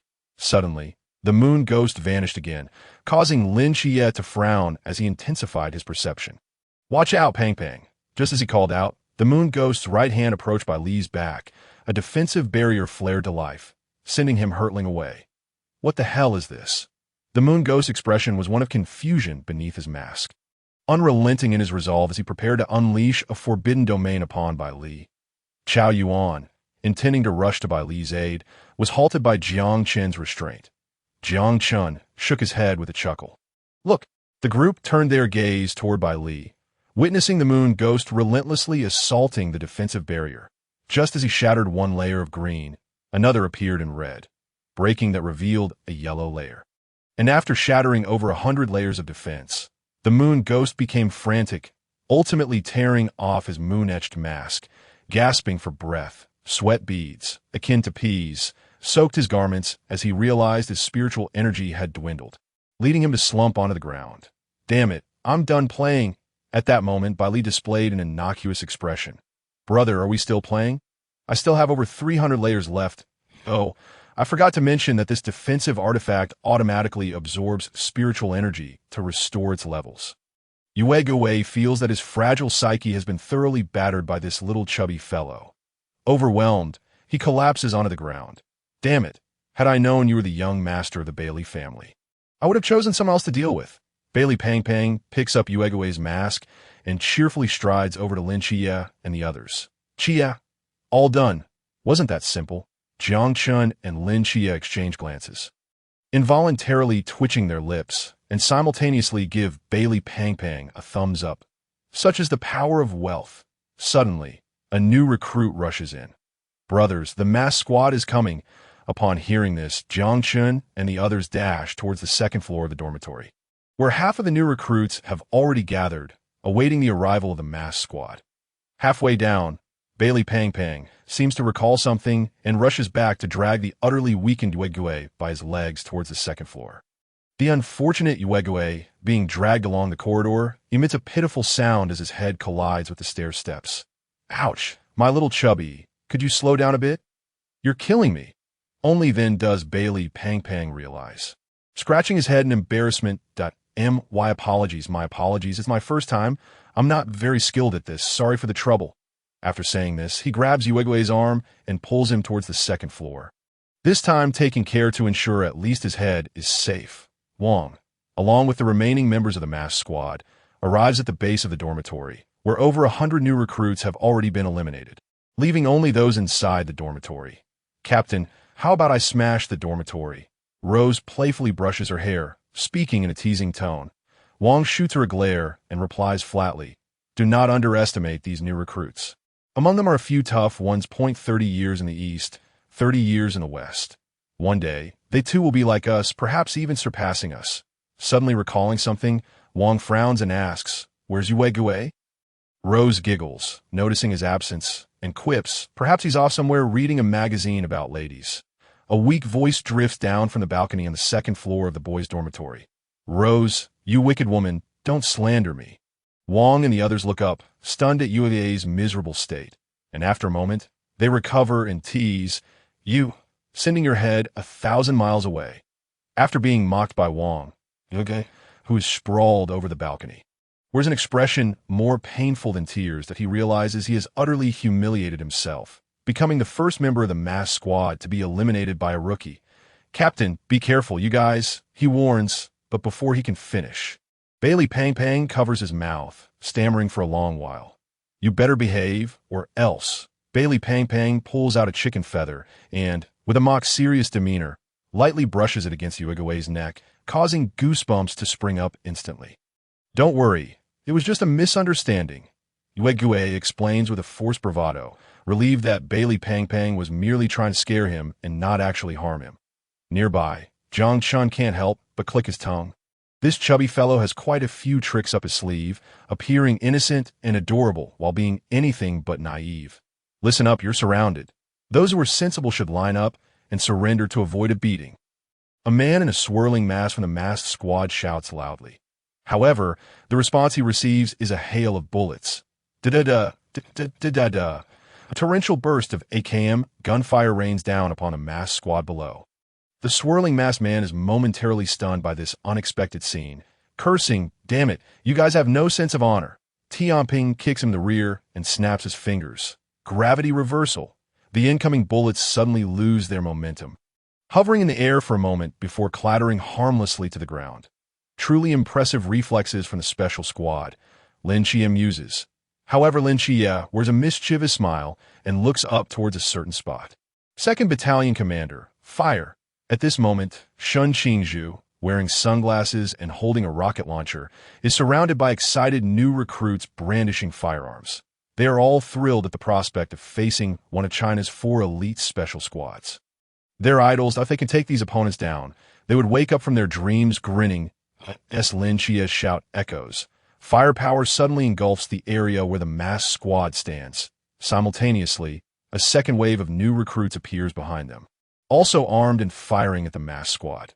The scene is breathtaking, as instructors on several lookout towers observe with peculiar expressions that a younger officer beside Yuan Gang can't help but voice his concern. "Director Yuan, can the masked squad withstand such firepower?"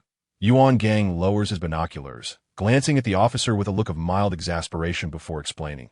"Do you truly believe a bunch of inexperienced sheep could pose a threat to seasoned wolves?" The air is filled with the sound of gunfire and explosions as the dust settles. The ground beneath the masked squad is littered with spent bullet casings, yet their bodies remain unscathed. Wang even casually toys with a rocket launcher in his hand. "Is that all?" Little brother's sister is about to get serious. Rose smiles enticingly and retrieves an unknown metal hammer from behind her. She leaps into the air, and as the hammer catches the wind, it expands 20-fold, crashing down towards the 2nd floor where Lin Qie and the others are. Run. 70 to 80 new recruits collectively leap from the building, creating a spectacular scene. The 2nd floor crumbles beneath Rose's hammer strike. Reduced to ruins, the onlookers are filled with astonishment, including Jiang Chen. He exchanges a glance with Lin Qie, both swallowing hard in unison that, "Oh my, this is no ordinary big sister. This is a veritable mother Tyrannosaurus." Bailey Pang Pang, still shaken, stares at Rose, his earlier admiration completely evaporating that he had once thought a woman like Rose would make the perfect wife, but now he retracts his youthful ignorance. In midair, Rose twists her neck, her gaze drifting towards Jiang Chen and Lin Qie. "You little sly ones, come receive a hammer from your sister." Her tone is gentle, yet the massive crater formed by the hammer's impact serves as a stark reminder not to be deceived by a woman's appearance, especially one as beautiful as she. The instructors on the lookout towers fall into collective silence. Director Yuan, this mother Tyrannosaurus. "Oh no, this young lady is incredibly strong." Yuan Gang's lips twitch as he observes the wreckage and the numerous craters on the ground. Falling into deep thought. Funding is going up in flames. At this moment, Jiang Chen and his companions exchange glances, each selecting an opponent, while the remaining new recruits opt for long-range fire support. Qingyu leaps up, standing opposite Zhou Ping from the masked squad. "I hear you can control gravity. Let me test that." Meanwhile, Chao Yuan faces the man in the swirling mask. "The pattern on your mask makes me dizzy.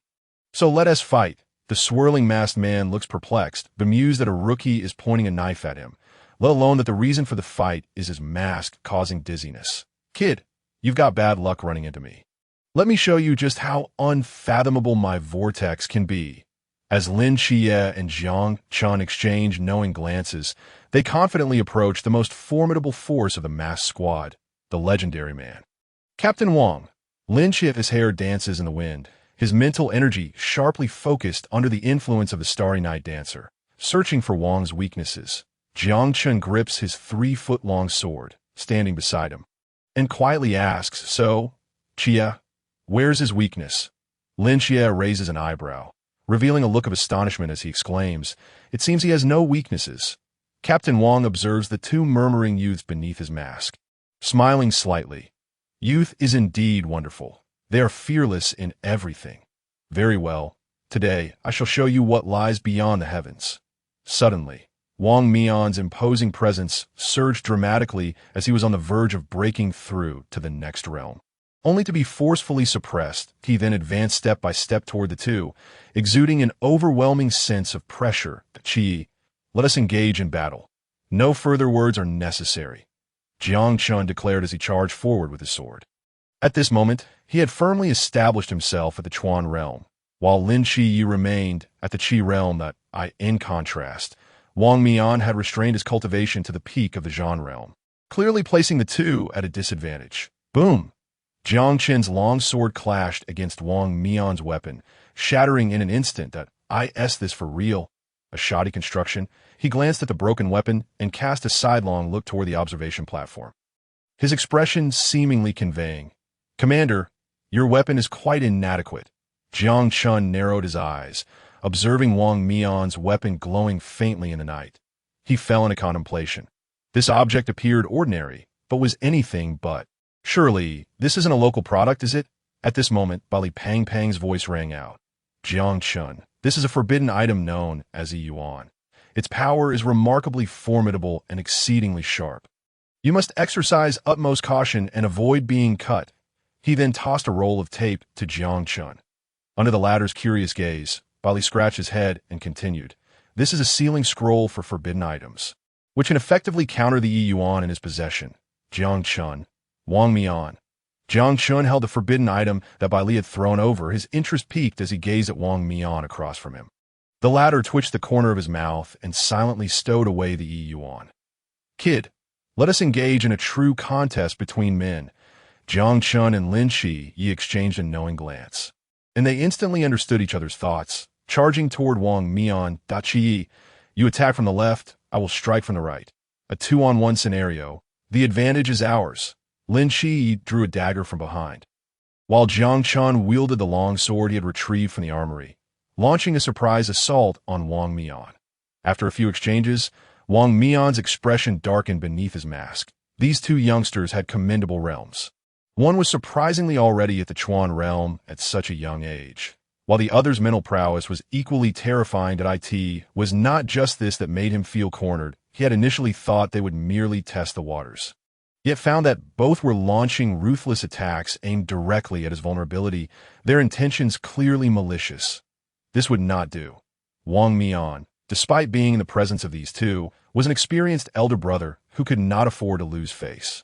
With a few simple defensive maneuvers, he sent the two reeling back, Jiang Chen's long sword being sent flying, embedding itself in the ground behind him.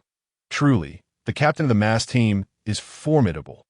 Lin Qi nodded in agreement. Although Wang Mian had suppressed his realm to the peak of the Zhan realm, his terrifying combat skills made them break into a sweat, skills honed through extensive real combat experience. Some techniques were gleaned from life-and-death encounters with deities. Jiang Chen had just experienced an exceptionally dangerous sensation, but the opponent had held back in time. You two are not bad. I underestimated you. I did not expect two divine agents to emerge during this training. Upon hearing this, the other members of the mass team, who were engaged in battle, paused in shock. Come now. From here on, I shall maintain my cultivation at the peak of the Qi realm. Unleash your most potent techniques and defeat me. A wave of accumulated killing intent emanated from him, mixed with the aura of the peak Qi realm, spreading throughout the center of the battlefield. The others hurriedly made way, intimidated by this aura, especially those new recruits of lesser strength who had already retreated to a distance. The members of the masked team, witnessing their captain's seriousness, attempted to slip away, positioning themselves at a safe distance to observe. Just as the three of them halted, an exceptionally powerful presence suddenly emerged. Zhou Ping turned in astonishment, seeing Chao Yuan resembling a king unleashing a powerful attack. His gaze cold, surrounded by swirling black energy, with his tang knife exuding an eerie aura, causing him to startle. What manner of creature is this? Unprepared, Zhou Ping urgently activated his defensive barrier, but alas, Chao Yuan's blade was far too sharp. Once the tang knife was enveloped in that sinister black energy, it seemed capable of slicing through space, effortlessly shattering the barrier created by the swirling vortex. Good grief, is this for real? Seeing the dire situation, Song Wei and Xian Wu formed a triangular formation around Chao Yuan at this moment. Chao Yuan flashed a wicked smile, gazing at Tian Ping, suspended in midair. I dislike looking up at others. Tian Ping's mind raced. What in the world was this forbidden realm? Before he could ponder further, a pitch-black blade aura surged toward him, a warrior tempered in the crucible of life and death. He instantly reacted, leaning to the side, only to have the blade aura graze the edge of his clothing. Hold on, kid, you're quite audacious. Before he could finish his sentence, a dozen blade auras, entwined in black energy, surged toward him again. He hurriedly activated his gravity domain. But soon his eyes widened in horror. He discovered that his forbidden realm had no effect on these blade auras. This was utterly bizarre. Facing imminent danger, he decided to follow his instincts. He applied gravity to himself, plummeting rapidly, and with a thud, knelt before Chao Yuan. Song Wei and Xian Wu exchanged exasperated glances, thinking this bumbling teammate is truly a liability. That was an accident. An accident. Tian Ping awkwardly stood up, unaware that a ghostly figure had appeared behind him. Tian Ping, be careful, Song Wei exclaimed in alarm. Unfortunately, it was too late. A tang knife had pierced Tian Ping's forearm. After Chao Yuan kicked him away, Tian Ping's mask fell off, signifying the end of the game. Chao Yuan smirked, the black pupils revealing a hint of malevolent delight, before turning his attention to Song Wei and Xian Wu. It's your turn. Ha ha ha. The Forbidden Realm Sequence 031, Black King Slaughter. Song Wei, who had been contemplating the origins of his Forbidden Realm, immediately understood upon receiving a telepathic message from the captain. Xian Wu, be cautious. This fellow is quite formidable in this state. Xian Wu nodded, casting layer upon layer of vortexes around him, emanating a terrifying aura. Song Wei hefted a large hammer, bracing for defense. Let us hold him off until the captain arrives to assist us. Boom! The sound of an explosion echoed, causing Song Wei and the others to turn in astonishment, witnessing a scene that left them utterly dumbfounded. There stood Wang Mian, now covered in dirt, rising from the ground. As silence enveloped the training grounds, even the instructors on the observation platform held their breath. A headless figure loomed before Jiang Chen, having cleaved through Wang Mian's temporal forbidden realm with a single axe. In the face of Wang Mian's horrified gaze, the figure shot forward. Yuan Gang on the observation platform widened his eyes, his binoculars clattering to the ground with a thud. What is this? The aura of a deity. Why does it feel different from that of the Western gods? This one seems infused with a mysterious ancient power, harmonizing with the surrounding world. Yuan Gang's expression grew solemn as he murmured, because he is a deity unique to our China. Wang Mian's expression soured. His prideful temporal forbidden realm had been cleaved in two, yet upon witnessing the divine figure summoned by Jiang Chen, he felt a profound shock to his very soul. Jiang Chen, what is this? After Xing Tian's strike shattered Wang Mian's forbidden realm, it transformed into a streak of light, entering the Qiyou banner, causing the latter's mask to shatter, thus drawing the curtain on this battle. Now, Wang Mian was eager to learn about the deity before him. Just as Jiang Chen opened his mouth to speak, a telepathic message interrupted him. Do not speak. You and Lin Shi, you summon Wang Mian, and come to my office that I in Yuan Gang's office. Jiang Chen and the other two stood in a line, obediently positioned before the desk. Wang Mian, share your thoughts. Wang Mian's lips twitched, glancing at Jiang Chen beside him, and muttered in frustration, I can only say that I accept my defeat wholeheartedly. Yuan Gang nodded, acknowledging the sincerity of his response to I in the face of the ancient divine spirit. Even if the opponent were at the high realm, it would be akin to an ant shaking a tree. He then turned his gaze to Jiang Chen. Now, you tell us about the deity you summoned today.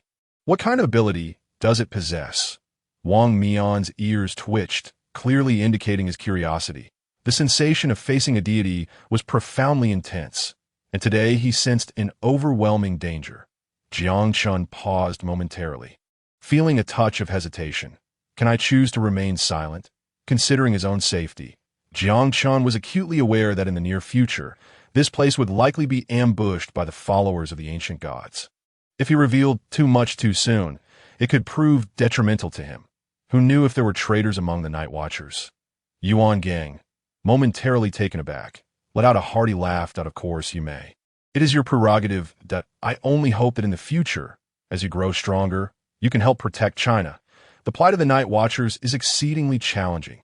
And as for you, Lin Xie and Wang Mian, you are all promising talents. The future ultimately belongs to the youth. After exiting Yuan Gang's office, Wang Mian added the two to his WeChat. Their mission as the mass squad had effectively concluded. Although they had faced defeat under suppressed conditions, they retained their pride, standing as an elite unit among the elite. No way. What just happened? Am I dreaming? Jiang Chen's eyes widened as he gazed upon the completely transformed training grounds and dormitory buildings, as if the scars of battle from the past 2 days had never existed. Li Pang appeared behind him, gently poking his arm with a finger. You must be quite uninformed. My friend one of the instructors possesses a restoration-type forbidden area, and he expended mental energy to revert everything here to its original state. Jiang Chen contemplated this deeply, and upon returning to his dormitory, he entered the inner space of the Qiyou flag. He discovered that the energy bar of the Qiyou flag remained fully charged. He had not anticipated that the war god Xingtian would be able to intervene today. After all, the opponent was not merely mysterious, but an agent of the divine. He hastily approached the fragmented soul of Xingtian, who sat cross-legged, seemingly recovering his vitality. Thank you, Senior Xingtian, for your intervention. No need for thanks. You should have been able to manage it yourself. That I was merely intrigued by that lad's divine domain, which surprisingly involved one of the 4 supreme rules. Time that I simply did not expect him to be so weak. Jiang Chen's lips twitched. This was the power of a deity. Even in a mere remnant of a soul, such strength was exhibited, albeit hampered by his own realm. The divine being he summoned could escape the currents of time, yet remained just a wisp of a soul, restricted by his own cultivation level, only capable of surpassing the major realms he was aware of. Senior Xingtian, can you freely exit the Qiyou flag to engage in battle? Xingtian fell silent for a moment before slowly uttering a single word. Difficult. I was meant to fade into the annals of history, yet it was you who awakened a fragment of my true spirit with the divine artifact Qiyou flag. My soul lingers in your Qiyou sacred domain. Only when you summon new deities using all the energy of the Qiyou flag will they possess immense power, just as I did upon my first appearance. Do you understand? Jiang Chen nodded, comprehension dawning upon him. Young one, I have a premonition that the mists enveloping this planet will undergo significant change in the near future. You have accelerated the process. It is quite lonely here with only me in the Qiyou sacred domain. Whether more Chinese deities could be revived now rests in your hands. Rest assured, Senior, I will diligently cultivate and strive to break through to greater realms as soon as possible, seeking a way to truly resurrect you. After Jiang Chen exited, Xingtian sighed softly. On the day you truly become a formidable force capable of standing alone, the Qiyou sacred domain may transform into a divine realm. In the dead of night, Jiang Chen sat atop the dormitory roof, gazing dreamily at the luminous moon. Footsteps echoed, and a figure appeared beside him, taking a seat. What are you looking at? Lin Xie inquired curiously. Do you think there's a Chang'e on the moon? Lin Xie playfully punched his arm, and a jade rabbit princess too. Want to discuss it? The two exchanged glances and burst into laughter, spending the night admiring the moon. The following morning, a series of sharp, urgent whistles pierced the air. Assemble. Over 200 figures stood in neat rows on the training ground as Instructor Hong's authoritative voice boomed. Today, we will not be training. Instead, we shall conduct a practical assessment. Tasks will be assigned based on your individual strengths. When I call your name, step forward. Xiao Yuan Shan, Zhang Yu, son, you are responsible for the cleanliness of the training camp. Instructor Hong continued to call out names, dividing them into 6 groups, each with distinct assignments, some to clean, others to patrol, and some to maintain the weapons, until it was Lin Xie's group, Jiang Chen, Lin Xie, Li Pang, Chao Yuan, Shun Qingyu, and Mo Li. You 6 remain behind. The rest may commence their duties immediately. Once the others departed, Yuan Gang's figure appeared before the remaining individuals. You must be quite perplexed as to why I have singled you out. I require your assistance for a special mission. Li Pang hesitated and muttered. I've heard that special missions are exceedingly difficult and correspondingly hazardous. Fear not. We have conducted thorough preparations, and there should be minimal danger. After all, we are your instructors. How could we send you to undertake the impossible? Li Pang's voice rang out again. I've heard that special missions come with generous rewards. Are we included? Yuan Gang paused. Realizing the chubby lad was fishing for information, he cleared his throat. As the chief officer of this training camp, he still held authority. Very well, given the unique nature of this task. If you successfully complete it, I can award you the exclusive Night Watcher's Medal, and your contributions will be recorded in the Night Watcher's archives. With those words, Jiang Chen saw Li Pang about to speak again and swiftly covered his mouth. Thank you, Instructor Yuan. We will endeavor to complete the task. Yuan Gang cast a look of approval at Jiang Chen, as if to say, you understand the bigger picture. You have 10 minutes to prepare. Assemble here in 10 minutes. As they headed back to gather their equipment, Lin Xie furrowed her brow, glancing at Jiang Chen. What kind of mission do you think they will assign us? Jiang Chen raised an eyebrow. Suspecting the task was likely related to the mysterious. Our temporary squad has already become top tier among the new recruits. They must be concentrating us for a reason. He mused. Lin Xie and Chao Yuan exchanged startled glances before speaking in unison. Mysterious? Jiang Chen nodded in agreement with this hypothesis. Just then, Qingyu approached, draping an arm around both Jiang Chen and Lin Xie's shoulders, speaking in a rather teasing tone. Don't worry. If there's truly something mysterious, I'll take it on all by myself. She flicked her hair back, while Mo Li rolled her eyes at him. Boring. 10 minutes later, the group boarded a helicopter, led by Instructor Hong. They arrived at a mountain range to the west of Songnan City. Dense with vegetation and towering trees, resembling a sprawling dragon lying in wait for its moment to soar. The helicopter descended near a clearing. I trust you've guessed by now. This mission pertains to the mysterious. Within the mountains before you, our reconnaissance team has discovered 3 entities of mystery, one at the peak of the pond realm, one at the mid-stage of the stream realm, and another at the peak of the stream realm. Upon hearing this, even Jiang Chen was taken aback. Had he heard correctly? Apart from himself, who was at the stream realm, the others were nearly all at the pond realm. Engaging those 3 entities would be akin to throwing oneself against a stone wall. Instructor Hong, are you serious? Li Pang's face fell. If it truly came to a fight, his rotund figure would struggle to escape swiftly, a mere hindrance. Instructor Hong regarded him with a bemused expression. Teasing, oh, chubby lad. The difficulty wasn't initially so high, but since you expressed a desire for rewards, Lord Yuan procured a peak stream realm mysterious entity from elsewhere, just as you requested. No backing out now. I wish you all the best. Should you encounter any danger, simply shout to the sky that you are a novice, and an instructor will come to your aid. Jiang Chen and the others watched as Instructor Hong, grinning, departed in the helicopter, leaving them feeling as though the sky had fallen. Li Pang, look at what you've gotten us into. Isn't this merely a blatant increase in game difficulty? At this moment, Li Pang, acutely aware of his shortcomings, squatted down, drawing small circles in the dirt with a stick he had picked up from the ground. Jiang Chen observed this scene with a bemused expression. All right. Our immediate priority is to eliminate these 3 mysterious creatures. Everything else can wait. The others nodded in agreement, and Li Pang sprang to his feet, brushing off the dirt from his hands. Jiang Chen indeed has a bright future. I share the same sentiment. Silence. The group turned to glare at him in unison. Li Pang. TT, the 6-member team, navigated through the jungle. Qiyou, your mental detection abilities are quite exceptional at night. So I must impose this task on you. Jiang Chen spoke softly to Lin Xie beside him. With nightfall approaching, Lin Xie's auxiliary divine realm boasted heightened sensitivity in the dark, while the other's vision would significantly diminish, making it most prudent to assign the detection to Qiyou. Rest assured, it's in my capable hands. As the group ventured deeper into the mountains, Lin Xie furrowed his brow upon nearing a large tree. This tree poses a problem. The prohibitive realms of the group activated simultaneously, except for Chao Yuan, who bore the Tang Dao on his back. He could not easily touch the hilt unless in dire circumstances, for it could result in death. Qingyu scoffed, raising his right hand to siphon the air around the tree, then pressed his palms together, creating a vacuum zone. Prohibitive Realm 246, Vines Entwined. This is the tree's prohibitive realm. The tree shed its disguise, its presence surging to the pinnacle of the pool realm.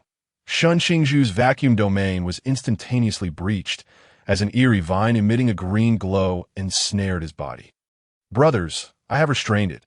Hurry and take it down." Lin Xie's eyes gleamed with golden light as he swiftly wielded the star blade, severing the vine before it could pull Qingyu away. Upon landing, Qingyu gasped for breath, casting a wary glance at the tree emanating a green light with two black eyes. "What the hell? How could this thing penetrate my vacuum zone? Truly bizarre." Jiang Chen's voice echoed. "Because you only evacuated the air above ground, while its roots lie beneath the surface, within the soil." Qingyu's eyes widened in realization. He had been careless. Lin Xie's golden pupils were shrouded in darkness, revealing an endless expanse of black, pure and unblemished. A wave of dark, corrosive energy spread, enveloping the tree's trunk. Jiang Chen raised an eyebrow, noting that Qiyou had evidently acquired a second prohibitive realm from Nikes. The tree, now at the pinnacle of the pool realm, began to tremble violently, its body momentarily losing control due to the encroaching darkness. "That now's our chance." A fiery aura flickered in Lin Xie's eyes, as a golden flame ignited upon the eerie tree, which writhed violently in vain. The tree's form shrank by a third as it was consumed by the angelic flames of Michael, just as it was on the verge of being entirely incinerated. Jiang Chen intervened. Lin Xie retracted the prohibitive realm. Jiang Chen approached the nearly lifeless tree, retrieving the Qiyou flag, a grin spreading across his face. As a being of mystery, one must embody the spirit of selfless sacrifice. At that moment, the tree's two eyes revealed a glimmer of hope. It believed Jiang Chen had come to save it, but alas. After a moment, Jiang Chen watched the energy bar of the Qiyou flag overflow, a satisfied smile gracing his lips. Now this is more like it. Utilizing resources to their fullest is the true path. If one does not exhaust its final vestige of potential, how can it realize its limitations? TSK, tisk. Witnessing this scene, Qingyu's eyes sparkled, as though a new world had opened before him. Bailey Pang observed and pondered deeply. Boom! As the group took a moment to rest, Lin Xie, sitting cross-legged, suddenly opened his eyes wide. "Something is approaching us rapidly." Jiang Chen reacted first, expanding his Qiyou holy domain to encompass a radius of 100 meters. Nothing could escape the oversight of his mental prowess. "Quick, take cover." Jiang Chen sensed an inexplicable danger, unable to lock onto the mysterious creature's trajectory. Just as the group moved aside, the ground beneath them collapsed at a creature, its body draped in fiery red magma, erupted from the depths of the earth. Simultaneously, a monstrous bird descended from the sky, striking Qingyu and sending him sprawling. Covered in dirt and dust, he rose, cursing, "Damn it! Why is it always me?" Jiang Chen and Lin Xie exchanged glances, their expressions icy. They had not anticipated that these two mysterious creatures would strike simultaneously. Point one was at the pinnacle of the river realm, while the other bird was mid-tier in the river realm. No, the intel was incorrect. Both were at the pinnacle of the river realm. Retreat. Lin Xie yanked Bailey Pang back, retreating rapidly while gritting his teeth. "Little fatty, you ought to lose some weight," once the others had withdrawn to a safe distance. Jiang Chen summoned the Qiyou flag into his hand, waving it gently. "With the Qiyou divine weapon, I summon the deities of China." His whispered incantation resonated through the heavens. From the darkness came the rumble of a dragon's roar, as if it were from the primordial past, enveloping the world in silence. And soon, gentle rain began to fall. "I am the Dragon King of the East Sea, traversing the river of time." Emerging from the red mist, summoned forth, the dragon emerged from the clouds, while the tiger descended from the winds. The night, once as tranquil as water, now illuminated, as auspicious clouds ascended and the fine rain fell, drenching Jiang Chen and his companions, imparting a vibrant life force and exquisite spiritual energy. "Oh, this rain can even enhance our cultivation," Bailey Pang exclaimed, placing a drop of crystalline rainwater on his fingertip into his mouth, his eyes widening in astonishment. "Roar!" The dragon's roar echoed. The two river realm creatures sensed something amiss. The magma-laden creature on the ground turned a fiery red, brimming with confidence in its power as it stared skyward, eager to discern what entity bestowed upon it such immense pressure. Meanwhile, the avian creature, adorned with 2 pairs of deep blue wings, bore a grotesque head resembling that of a gorilla. Who dares to be so insolent before me? Mere ants? As the Dragon King of the EC's voice resonated, thunder rumbled, accompanied by the crack of lightning, illuminating the skies. 9 Heaven's divine thunder. A bolt of purple-gold divine lightning struck the fleeing monster bird, which let out a cry that was neither bird nor beast before plummeting from the sky. This was the most formidable thunder from beyond the 9 heavens, possessing lethal efficacy against malevolence. The Dragon King of the East Sea cast a formidable gaze at the magma-laden creature below, exuding an intimidating aura without even needing to express anger. Then, as if struck by a whimsical thought, he exhaled 2 puffs of dragon breath. Given the high temperature of your magma, allow this old dragon to cool you down. The Dragon King, a member of the Azure Dragon lineage, raised his right claw. As water attribute spiritual energy surged forth, enveloping the creature resembling the golem in a massive water sphere. As the magma lines of its body made contact with the surrounding water, white vapor billowed forth, and it emitted anguished roars, desperately attempting to break free from the water sphere. Yet, how could it, at the pinnacle of the river realm, contend with the East Sea Dragon King of the Oceanic realm? After a stick of incense had burned, the Dragon King released the water sphere. The mysterious creature collapsed to the ground, its body enveloped in scalding steam, its magma lines now a dull gray, clearly extinguished. Along with it, its will to fight and vitality had also been quenched. Jiang Chen's lips curled into a grin as he rushed towards the fallen creature with the Qiyou flag. Drawing near, the creature's body instantly transformed into countless specks of starlight, absorbed by the flag, a form of energy only obtainable upon the death of a mysterious being. The corpse of the avian monster met a similar fate. Once all was done, he observed the energy bar of the Qiyou flag refill, nodding in satisfaction. Turning to the sky, he sought to converse with the Dragon King of the EC. But upon turning around, the old dragon was nowhere to be found. Has the old dragon gone to cultivate the Tao of Essence? Cultivate my foot? Lin Xie approached him, teasingly scolding. Then where did he go? Jiang Chen inquired with a puzzled expression. You were so preoccupied with extracting the energy from the corpse that you neglected the old Dragon King, who felt quite affronted and thus dove into your flag. Jiang Chen chuckled awkwardly, realizing that he had indeed been too absorbed in the moment to notice. Much to his chagrin, at that moment, several individuals gathered around, their eyes gleaming with excitement as they fixated on Jiang Chen's Qiyou flag. Particularly Li Pang, whose household was abundant in forbidden objects, was experiencing this marvel for the first time.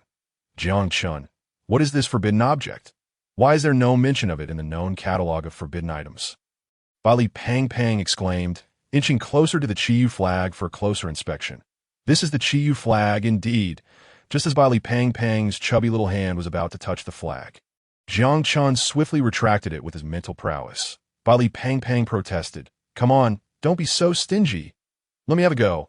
I can trade you for my forbidden objects. With that, Li Pang retrieved a special bag designated for storing forbidden items, revealing a soft glow emanating from its contents. 1, 2, 3, 56 items. There were various types of forbidden objects, including attack types, defense types, and even those with destructive power sufficient to reach the sea realm. The onlookers fell silent, while Lin Qi shook his head in disbelief. Damn it, they're robbing me. Shun Qingyu, unable to contain his frustration, was the first to curse and rush forward.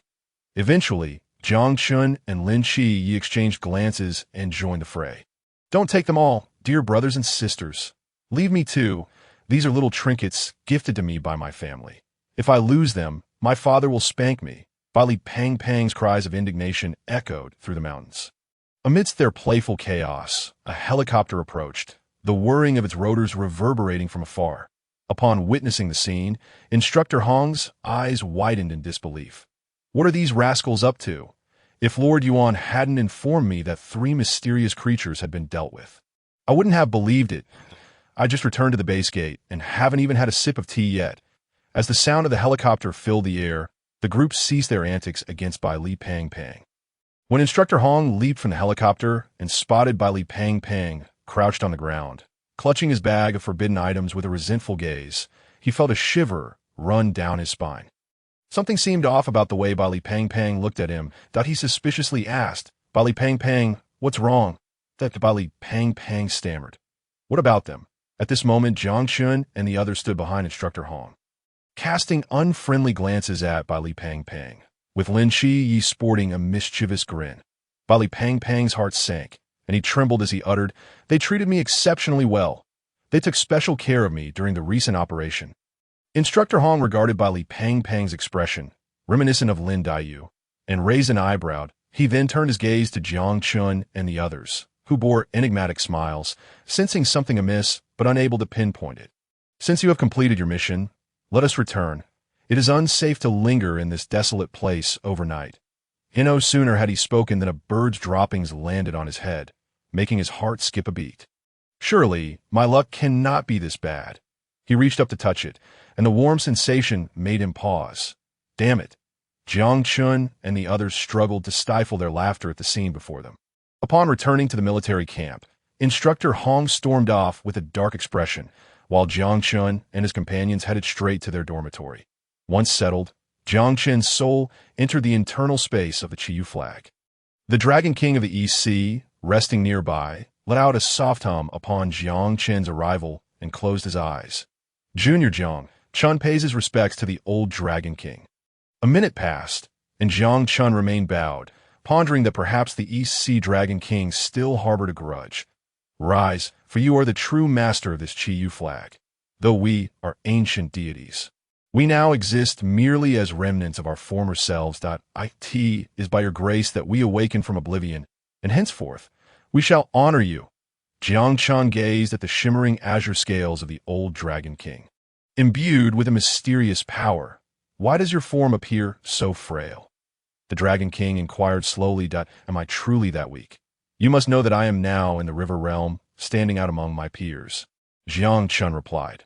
The Dragon King shook his head in regret. Suddenly, a stream of light penetrated Jiang Chen's brow. His eyes snapped shut as a scroll of cultivation methods materialized in his mind. Azure Dragon Body Refinement Technique. At the outset, one can cultivate the power of 3 dragons, rendering the body exceptionally resilient. Upon reaching minor success, the skin can harden when necessary, cloaking the body in dragon scales, thus bestowing formidable defense. 18 major success. One can attain the power of 9 dragons, and one's hands may briefly transform into claws of the Azure Dragon, indomitable and razor-sharp. When Jiang Chen opened his eyes, disbelief filled his expression. This is nothing short of achieving the might of a divine dragon while still in mortal form. It is astonishing. Today marks the 3rd update, dear friends. Thank you for your attention. My gratitude goes to the esteemed old Dragon King. Jiang Chen solemnly performed a gesture of respect, acknowledging the profound favor he had received, while a new idea began to form in his mind. Might it be possible for me to pass this technique on to others? The old Dragon King recalled the moment of his soul's revival and observed the present world shrouded in fog, rife with peril and uncertainty. Even he found it challenging to discern, with internal strife and external threats looming, including malevolent organizations and foreign deities. He replied, "When you achieve mastery, you may replicate copies of this technique, which I hope may aid those who bear the weight of this era." Such noble intentions, esteemed elder. Jiang Chen exited the internal space of the Qiyou flag and summoned the returning deity, who, being a remnant of a soul, was exceedingly weak and required a protracted period to recover. The old Dragon King needed rest. Rising from his bed, Jiang Chen ascended to the rooftop. He sat cross-legged, silently reciting the Azure Dragon Body Refinement Technique that floated in his mental realm. After diligently practicing the technique, he felt invigorated. Standing up, he clenched his fists and delivered a light punch. Roar! A youthful dragon's roar echoed. In the instructor's quarters, Yuan Gangmeng Ran, who had been meditating, opened his eyes and vanished from his spot. Upon witnessing Jiang Chen on the rooftop, launching a punch into the air that conjured a faint azure dragon, he marveled while others summoned the wind. This lad summons dragons with every punch. How intriguing. Soon after, he witnessed an astonishing sight. Jiang Chen drew forth the starry blade, slicing downwards upon his own arm. What the hell? Has this boy lost his mind? In an instant, he dashed to Jiang Chen's side, the air around him crackling with sonic booms due to his incredible speed, a testament to his strength in the sea realm. Yuan Gang seized Jiang Chen's left arm, bewildered. Where's the wound? Where's the blood? Just moments ago, he had clearly seen Jiang Chen wielding the starry blade to cut his own arm. How could there be no trace of injury now? Was the blade rendered ineffective? He snatched the starry blade from Jiang Chen's hand, flicking it with his finger, producing a clear ringing sound. Jiang Chen, do you have something weighing on your mind? Jiang Chen shook his head, stating, not at all. Then why wield the blade against yourself so fiercely? Jiang Chen scratched his head, pondering for a moment before responding. Instructor Yuan, is it possible that I'm practicing a technique? Yuan Gang replied, no, my boy. Who practices like this? You might as well be trying to stab yourself in the heart. Understanding that the instructor was merely concerned, Jiang Chen could only smile sheepishly after clarifying the situation. Yuan Gang cleared his throat and remarked, well then, your technique should pertain to body refinement, right? Do be cautious. With that, Yuan Gang stepped into the void and departed, leaving Jiang Chen alone, bewildered in the wind. Jiang Chen gathered his thoughts, realizing that his punch had indeed been a reflection of the initial stage of the body refinement technique, that he wondered when he could achieve mastery. Ah well, time to sleep. Upon returning to the dormitory, Jiang Chen was on the verge of slumber when he was jolted by the thunderous snores of Bai Li Pang Pang, which left him feeling vexed and agitated. Tossing and turning, he found himself becoming increasingly wide awake. He then quietly rose and placed Lin Qia's foul-smelling socks into Bai Li Pang Pang's embrace, before chuckling to himself and drifting into a deep sleep. The following morning, the dormitory was awakened by a cacophony of pig-like squeals. Da-da! Bai Li Pang Pang exclaimed, who in the world placed these stinky socks in my arms? I've been holding them all night. At this moment, he resembled a detective, furrowing his brow in a serious yet endearing manner, as he scrutinized the footwear of each dorm mate, until he reached Lin Qia's bedside. He noticed that one sock was missing from Lin Qia's shoe, perfectly matching the one in his grasp. Qiyou. Startled from a dream about feasting on dumplings with his cousin, Lin Qiao awoke abruptly. Little fatty, why are you making such a racket? You're ruining my beautiful dream. The two locked eyes, tension palpable between them. Jiang Chen could not help but stifle a laugh at the scene and decided to make his exit to avoid the brewing confrontation. However, as he took a couple of steps, he was swiftly blocked by both of them, one in front and the other behind. Something seems amiss. Jiang Chen, you're acting rather strange today. Jiang Chen, taken aback, inquired, what exactly seems off about me? Behold, the VCR. Bai Li Pang Pang retorted, producing a forbidden object resembling a videotape from his bag.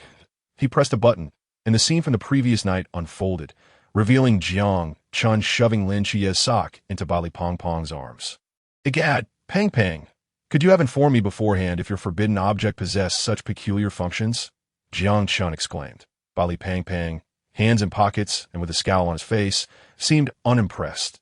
Jiang Chen sensed a faint aura of forbidden objects emanating from Lin Qia behind him, indicating that these two mischievous boys were intent on confronting him. That a smirk crept across his face. It seemed an opportune moment to test the techniques he had recently acquired. With a solemn expression, Jiang Chen called out towards the entrance, greetings, Officer Yuan. Startled, Bai Li Pang Pang turned to look, and Jiang Chen seized the moment to make a hasty retreat. Days passed, and the new recruits of the training camp acquired an increasing wealth of knowledge. Their physical prowess gradually improving. Particularly for Jiang Chen and his companions, their growth was most pronounced. He felt that were it not for the forbidden object suppressing their cultivation, he could have already advanced to the mid-stage of the Chuan realm. A month later, the whistles sounded again, albeit with a slightly different tone than usual. After the assembly, Yuan Gang emerged from the cadre of instructors. After observing your commendable performance during training, I'm pleased to announce a month-long break. Upon your return, you will face the final assessment. As they walked back to the dormitory, Bai Li Pang Pang sensed something was amiss. Jiang Chen and Lin Qiao walked ahead in silence, seemingly lost in thought. You feel it too. don't you? Lin Xie remarked, glancing at Jiang Chen. Indeed, it seems trouble is on the horizon. What's wrong with that? I said to break a good thing. After all this hard work. Can't I enjoy myself a little? Bai Li Pang boasted. I've made up my mind. I shall stay at the most luxurious hotel in Songnan until school resumes. When he regained his senses, he discovered that Lin Xie, Jiang Chen, and Chao Yuan had already ventured quite a distance ahead. Hey, wait for me.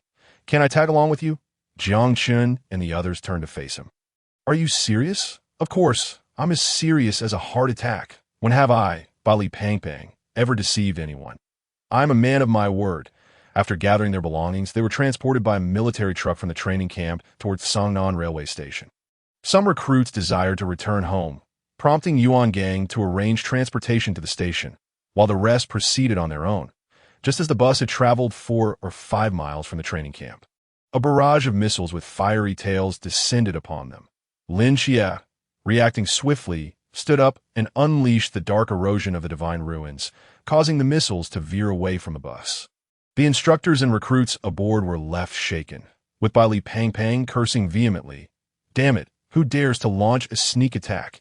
After this brief interlude, the group proceeded cautiously, and the instructors promptly made a call. Helicopters soon appeared overhead to provide escort.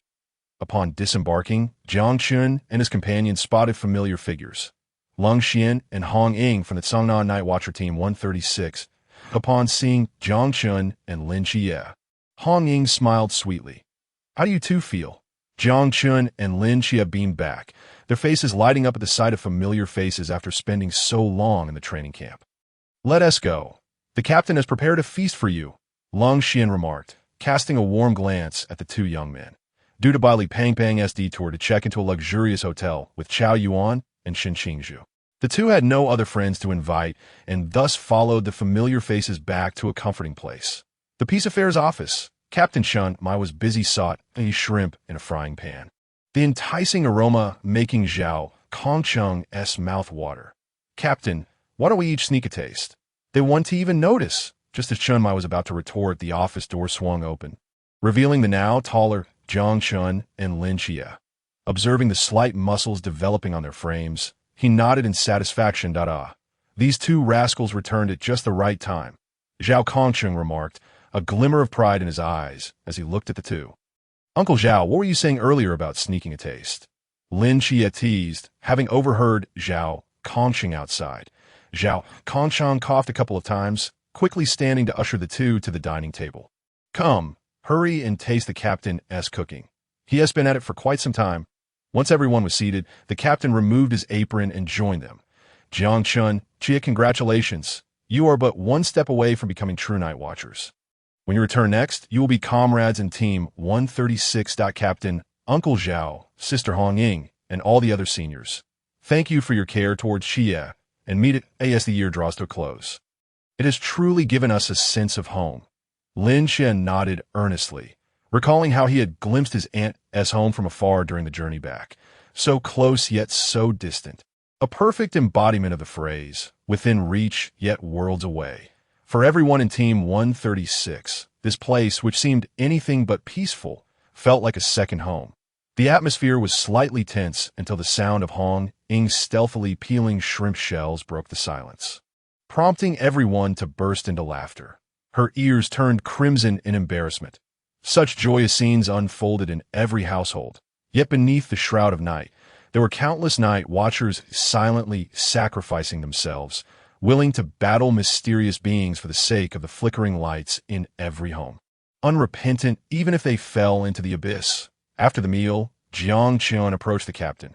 Captain, does this break have something to do with the ancient god cult? A flicker of surprise passed through Chen Mai's eyes, but he nodded. Exactly 1 hour after you left the training camp, individuals from the ancient god cult attacked. Jiang Chen's gaze sharpened. The prime targets of the assault were none other than Lin Xie, the divine agent, and Bai Li Pang, the heir of a prominent family. As for his own identity, Yuan Gang had previously confided in him that due to the divine nature of his ruins, his information was classified as a top-secret red file, immune to leakage even in the presence of traitors within the higher echelons. Now, observing Zhao Kongcheng, whose physique was impressively well-defined. Jiang Chen's eyes sparkled with a sudden thought. He hastily approached Zhao Kongcheng. "Uncle Zhao, I see you have extraordinary bone structure. You must be a martial arts prodigy. Would you like me to teach you a powerful technique? From now on, you won't have to labor under the burdens of the void of no rings. Sweating as you assist us. With one punch, whatever mysteries stand in your way will be obliterated." Zhao Kongcheng raised his eyebrows slightly, incredulous at the fantastical claims of the young man before him. Did he truly believe he was addressing a mere child of 3? He averted his gaze, signaling his disbelief, while the captain observed with a thoughtful expression, intrigued by Jiang Chen. "Uncle Zhao, what do you think this is?" Zhao Kongcheng turned his head with skepticism, just as a cerulean light emanated from Jiang Chen's brow and penetrated into Zhao Kongcheng's mind. "What the hell, you little rascal? What are you trying to poke into my eyes?" Jiang Chen's lips twitched in response. "I'm not poking your eyes. I'm delving in your mind, Uncle Zhao." Once the azure light entered Zhao Kongcheng's consciousness, he froze momentarily, then, as if discovering something extraordinary, began to pat his thigh in excitement. "Jiang Chen, could this possibly be the legendary anti-heavenly technique? It looks incredibly powerful. Surely, I'm not dreaming, but if this were a dream, why does my leg not ache?" He had briefly closed his eyes, blinded by the brilliance of the cerulean light. Seated beside him, Lung Xian could no longer contain himself and kicked his stool away. "Zhao Kongcheng, you're the one slapping my thigh. What is there to pain about?" What's wrong?" Lung Xian faced Zhao Kongcheng, offering a half-hearted apology while he genuinely contemplated aiming the truth within his own black box at him, demanding he repeat his words. Yet upon seeing Zhao Kongcheng sitting there, grinning foolishly like a child, he hesitated. "Jiang Chen, is it going to be all right? He seems a bit dim-witted." Jiang Chen shook his head gently. Zhao Kongcheng was likely undergoing the baptism of the Azure Dragon body refinement technique, while he himself had already grasped the initial stage of it, requiring only steady cultivation to progress naturally. There was a reason he had imparted this technique to Zhao Kongcheng. Uncle Zhao frequently interacted with the mysterious, and though he had long since disregarded life and death, Jiang Chen still wished for his survival. The ghostly guide could not be utilized, as it would invariably activate the forbidden ruins temporarily, leading to an inevitable demise after reaching its peak. Jiang Chen pondered, which is why he thought of the Azure Dragon body refinement technique bestowed upon him by the Dragon King of the EC. If Uncle Zhao had a high compatibility with it, mastery could enable him, an ordinary mortal, to stand shoulder to shoulder with a dragon. He was uncertain of the full extent of this technique once perfected, but surely reaching the sea realm would not pose a problem. After a stick of incense, a powerful aura radiated from Zhao Kongcheng, accompanied by a resonant dragon's roar from within him, startling Lung Xian, who instinctively stepped back. Zhao Kongcheng's eyes suddenly opened, flickering with a pale azure light, and he unleashed several punches, each accompanied by the sound of dragon roars, capturing the captain's attention with a series of astonished expressions. Zhao Kongcheng felt an overwhelming surge of energy within him, glancing at Jiang Chen and the others behind him, before finally delivering a punch towards Lung Xian's direction. Roar! 3 pale, azure, dragon-shaped phantoms surged forth, catching Lung Xian off guard as he was propelled against the wall, remaining there for a considerable time before tumbling down. "Damn it, Zhao Kongcheng, are you deliberately trying to make my life difficult? Just wait until I unleash the truth from my black box." At that moment, Zhao Kongcheng was oblivious to his words. Overwhelmed by a ceaseless influx of power coursing through his body, tears of joy streamed down his face that he had waited a lifetime for this day. As a member of the Night Watchers, he had often felt a pang of envy as his companions entrusted him with the less perilous tasks. He too had once been a youth, ablaze with passion, and had witnessed his awakened comrades on the battlefield vanquish the mysterious foes. He harbored grand ambitions and dreamt of wielding the Starblade, standing in front of his teammates to shoulder the burden of the world, engaging in fierce battles against the enigmatic beings shrouded in mist. Now, all of that was within reach, and it was all thanks to Jiang Chen. Overwhelmed, Zhao Kongcheng rushed forward and embraced Jiang Chen tightly. "Thank you, Jiang Chen. I, old Zhao, am finally standing tall." Witnessing Zhao Kongcheng's fervent emotions stirred something within Jiang Chen. He had not anticipated that Uncle Zhao would possess such a unique constitution, seemingly tailored for this very technique. And achieving the initial stage, after merely glancing at it, was truly astonishing. At that moment, Captain Chunmai approached, gently flicking Zhao Kongcheng's skin with his finger, a hint of astonishment in his gaze. Jiang Chen, this technique is remarkable. Old Zhao's skin has already begun to keratinize. If this continues, could he genuinely grow dragon scales one day? Jiang Chen nodded, patiently explaining, "Indeed, Captain, upon reaching mastery, not only will he don dragon scales, but his hands may also transform into dragon claws." Zhao Kongcheng perked up, pondering whether this meant he would become a descendant of dragons. "Jiang Chen, you truly are impressive to possess such a treasure. Can we learn it too?" Hong Ying stepped forward to inquire. Jiang Chen, feeling a bit bashful under her scrutiny, gently shook his head. "Sister Hong Ying, this technique is suited for those who have not awakened the forbidden ruins, especially for pure Eastern martial artists like Uncle Zhao." Hong Ying playfully ruffled Jiang Chen's hair, chuckling, "Oh, I thought everyone could learn it." The group sat together, engaging in lighthearted banter, and Jiang Chen and Lin Chia felt the sincere goodwill from the members of Team 136. Emanating from the depths of their hearts, 10 o'clock in the evening, Jiang Chen glanced at the time on the wall, then patted Lin Chia on the arm. The latter, sensing the cue, stood up alongside him. "Captain, we have a friend named by Li Pang, and those from the ancient god cult are pursuing him. Tonight seems like the perfect opportunity to assist him." Captain Chinmai nodded, the young master of the Bai Li family. "We have heard of him. However, Chia, you should refrain from joining. You are also on their hit list, and it's safest for you to stay here. Lung Xian, you, and Jiang Chen should go." "Understood, Captain," Lung Xian replied, shouldering the black box as he and Jiang Chen exited the door, casting one last glare at Zhao Kongcheng, who was still grinning foolishly. Today, that old rascal had cost him dearly, and upon his return, he intended to settle the score at the top floor of a five-star hotel in the center of Sangnan City. Known as Heaven on Earth, Bai Li Pang, Chao Yuan, and Shen Qingyu were reclining languidly on a lavish sofa, which was so soft that Bai Li Pang felt as though he were sinking into cotton. "Chao Aiching, Shun Aiching, how do you find it?" Chao Yuan, accustomed to the hard benches of the temple, felt uncomfortable sitting on such a plush sofa, which felt far too indulgent. Beside him, Shen Qingyu plopped down onto the mink fur carpet, exclaiming, "Damn it, this is the only way to be comfortable. I truly don't understand how you wealthy folks endure such luxuries." Bai Li Pang lifted his head, which was adorned with a cucumber slice mask, casting a disdainful glance at the two. "This is nothing. If you were to come home with me, you would see what an ordinary life truly entails." Just as Chao Yuan was about to respond, he suddenly sensed something amiss, leaping up to kick the expensive tea table away. Together with Shen Qingyu, they dragged Bai Li Pang to the balcony's edge.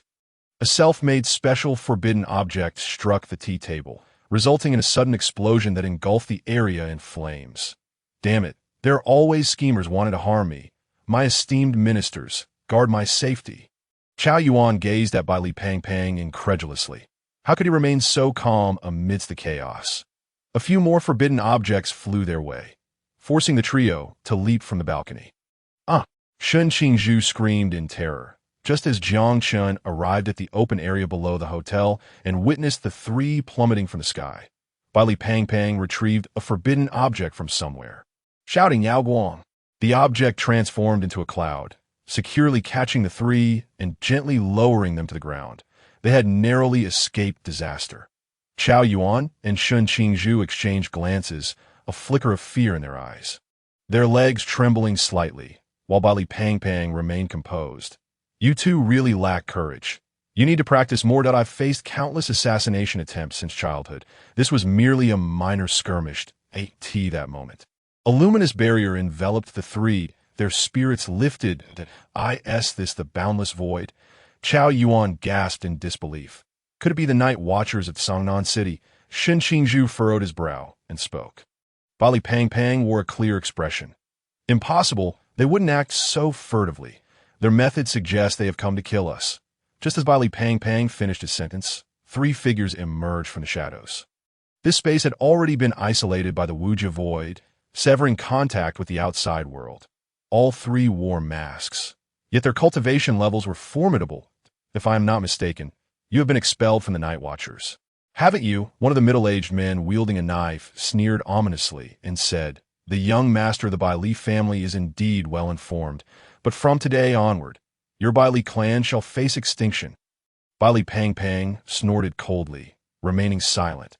Had it not been for the absence of the protective escort arranged by his family, he would have already commanded them to overpower the adversaries for now. He stood behind Chao Yuan and Shun Qingyu, patting their shoulders. After nurturing troops for many days, it is time to deploy them to my esteemed ministers. Go forth.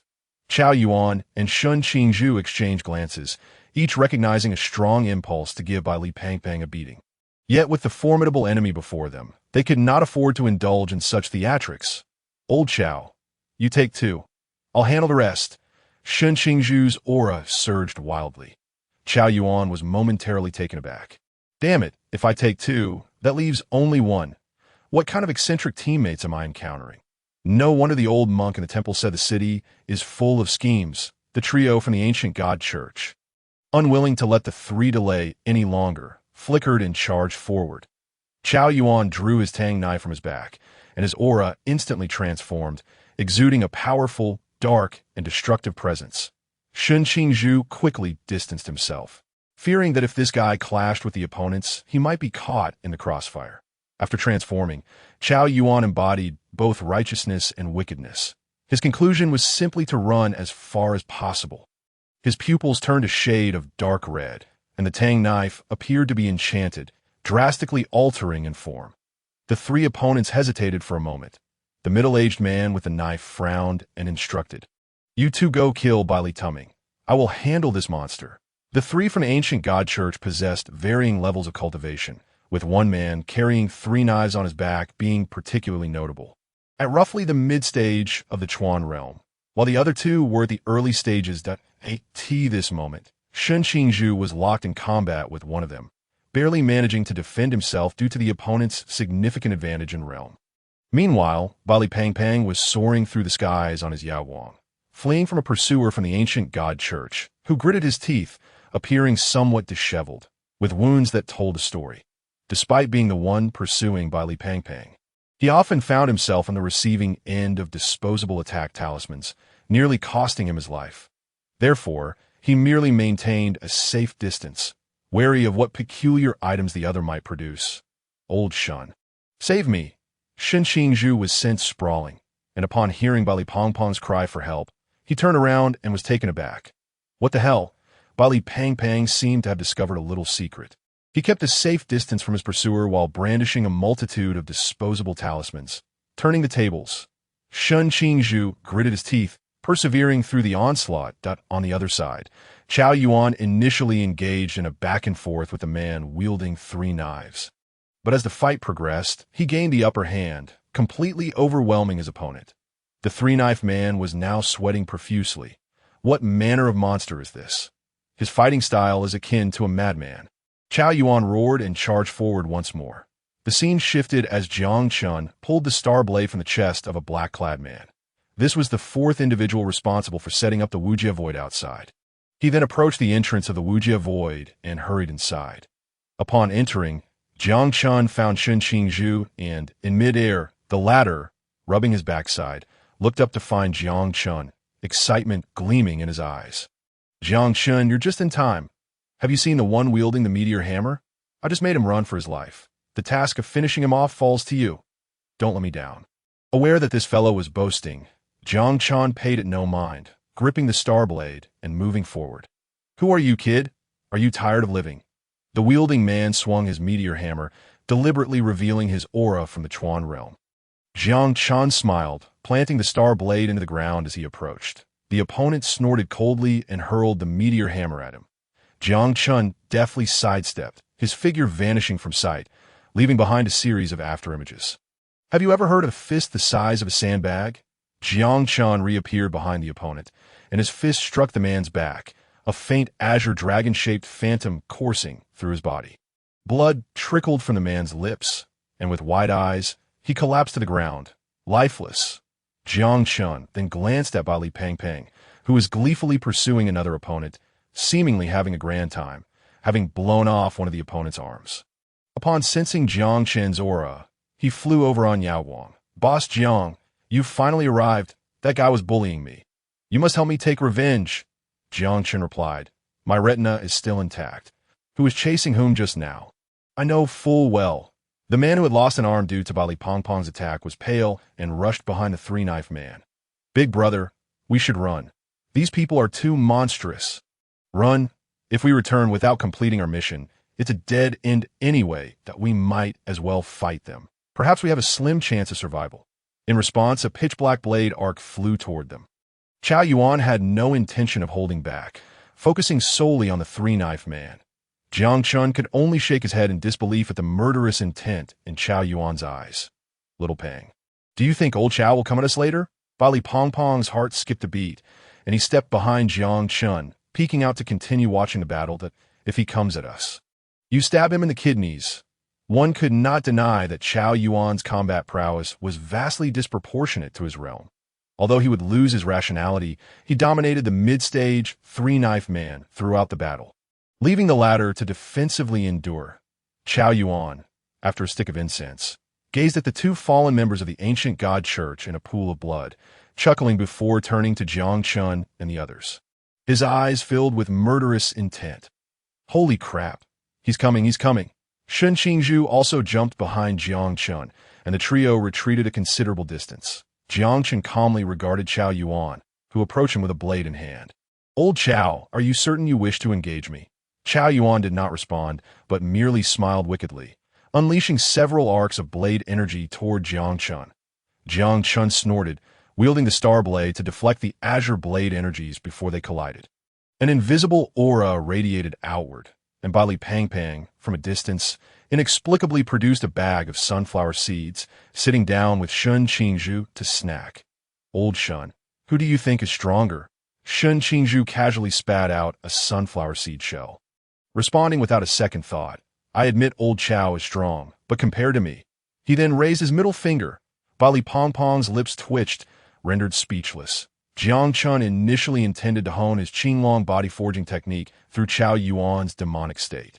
But realizing the toll it would take on his body over time, he delivered a punch that sent Chao Yuan staggering back. In the moment of Chao Yuan's distraction, Jiang Chen kicked the knife from his hand. Without his weapon, Chao Yuan resembled a deflated balloon, collapsing to the ground with a thud. Jiang Chen shook his head, increasingly convinced that the blade was merely Chao Yuan's transformation tool, akin to a powerful state. Moments later, as Chao Yuan gradually regained consciousness, he saw Jiang Chen and the others grinning at him, causing him to leap back in alarm. What are you all staring at me for? He checked his attire, finding it unchanged, and let out a sigh of relief. After Jiang Chen dispelled the Wuja void, his gaze sharpened. He felt as though something was watching him, sending shivers down his spine and a voice crackled in his earpiece, sounding particularly urgent. Jiang Chen, be careful. A creature is approaching. Jiang Chen paused momentarily. A creature? Can it transform into a human? After a moment of silence, Long Xian jested, do you want the half-changed version of yourself? At that moment, the streets around them became infested with countless small snakes, vibrant in color and varying in size. Hiss! Bali Peng Peng gasped in shock, and Jiang Chen and his companions were hardly in a better state. Goosebumps had erupted all over them. Following this, a series of tinkling laughter echoed, and then a blurry figure with a human head and serpent body swayed towards them, moving with a sinuous grace. Numerous snake eyes appeared on the surrounding buildings, all opening simultaneously, and a beguiling female voice resonated. I initially came to seek the agents of the twin gods, but unexpectedly encountered a few dashing young men who seem quite extraordinary. This little Sangnan city is truly a hidden gem. As the snake eyes on the buildings flickered, all the small snakes raised their heads, eerily staring at Jiang Chen and his companions. Damn it. How creepy. If you come any closer, I'll boil you all and feast on you. I'm not afraid of snakes. Qingyu defiantly gestured with his middle finger towards the snake swarm. Bali Peng Peng seized his arm, nodding at the goosebumps. I can see that you're indeed unafraid. Jiang Chen cast a glance at the two lively characters and addressed the hazy figure. Are you coming out on your own, or shall I drag you out myself? This little handsome guy, is rather fierce. I like it.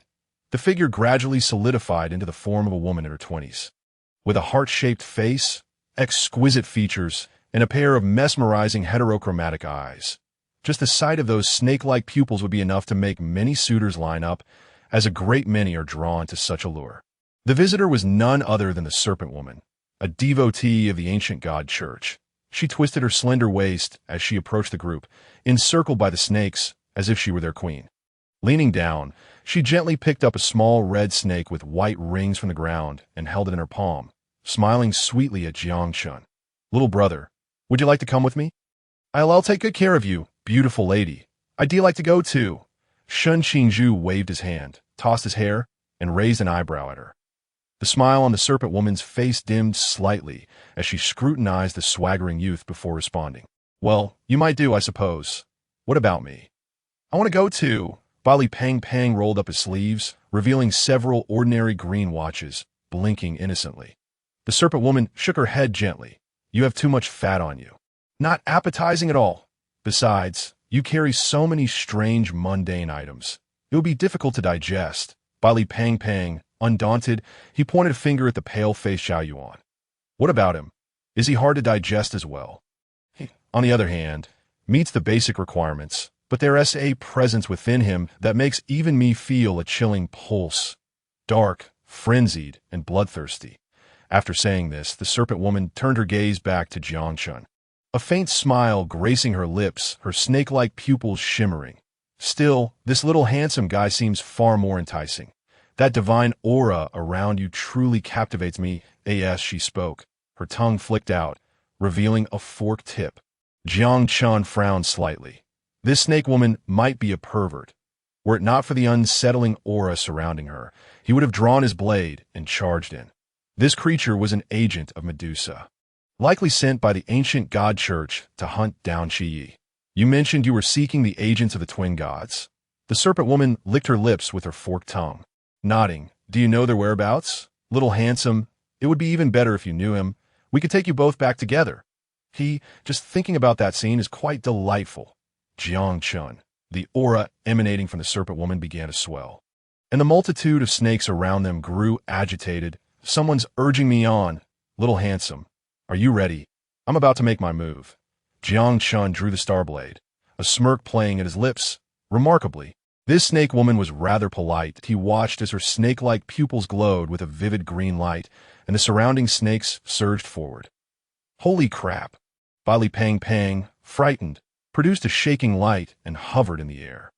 The swaggering youth, seeing the overwhelming number of snakes, leapt to Pang's side. Chiyou furrowed his brow, readying his blade, but Jiang Chen stopped him. Your body is too weak. Leave this to me. Chiyou nodded, a flicker of warmth in his eyes. Jiang Chen's body trembled slightly, a faint azure aura enveloping him, and a dragon's roar resonated. The advancing snake swarm recoiled in terror, cowering on the ground, overwhelmed by the pressure rooted in his bloodline. After cultivating the Azure Dragon body refinement technique, a hint of draconic might have subtly infused his presence. For these snakes, who lacked intelligence, this bloodline pressure was paramount. A glimmer of shock flashed in the Serpent Woman's beautiful eyes. Little handsome, you are becoming more and more to my liking. Jiang Chen regarded the prostrate snakes with disdain, smirking as he looked up at the Serpent Woman. What other tricks do you have? Feel free to show them. The Serpent Woman remained silent, but her pupils flashed with a grayish-white energy, and a beam of light shot towards Jiang Chen at incredible speed. Jiang Chen raised an eyebrow and unleashed 3 blades of energy, which collided with the beam, petrifying it and causing it to crumble into stone fragments upon impact. Medusa as petrifying gaze. Unfortunately, its power was still somewhat lacking. From the moment you stepped into Tsangnan and sought the agents of the twin gods, you were destined to become a corpse. Who gave you the audacity to act recklessly before me? Do you think your peak pool-level cultivation can save you? Jiang Chen released his full aura, a wave of pressure cascading towards the Serpent Woman. Her snake-like pupils constricted, and she retreated frantically, trying to steady herself while becoming flustered. Pool level? The serpent woman lamented her misjudgment.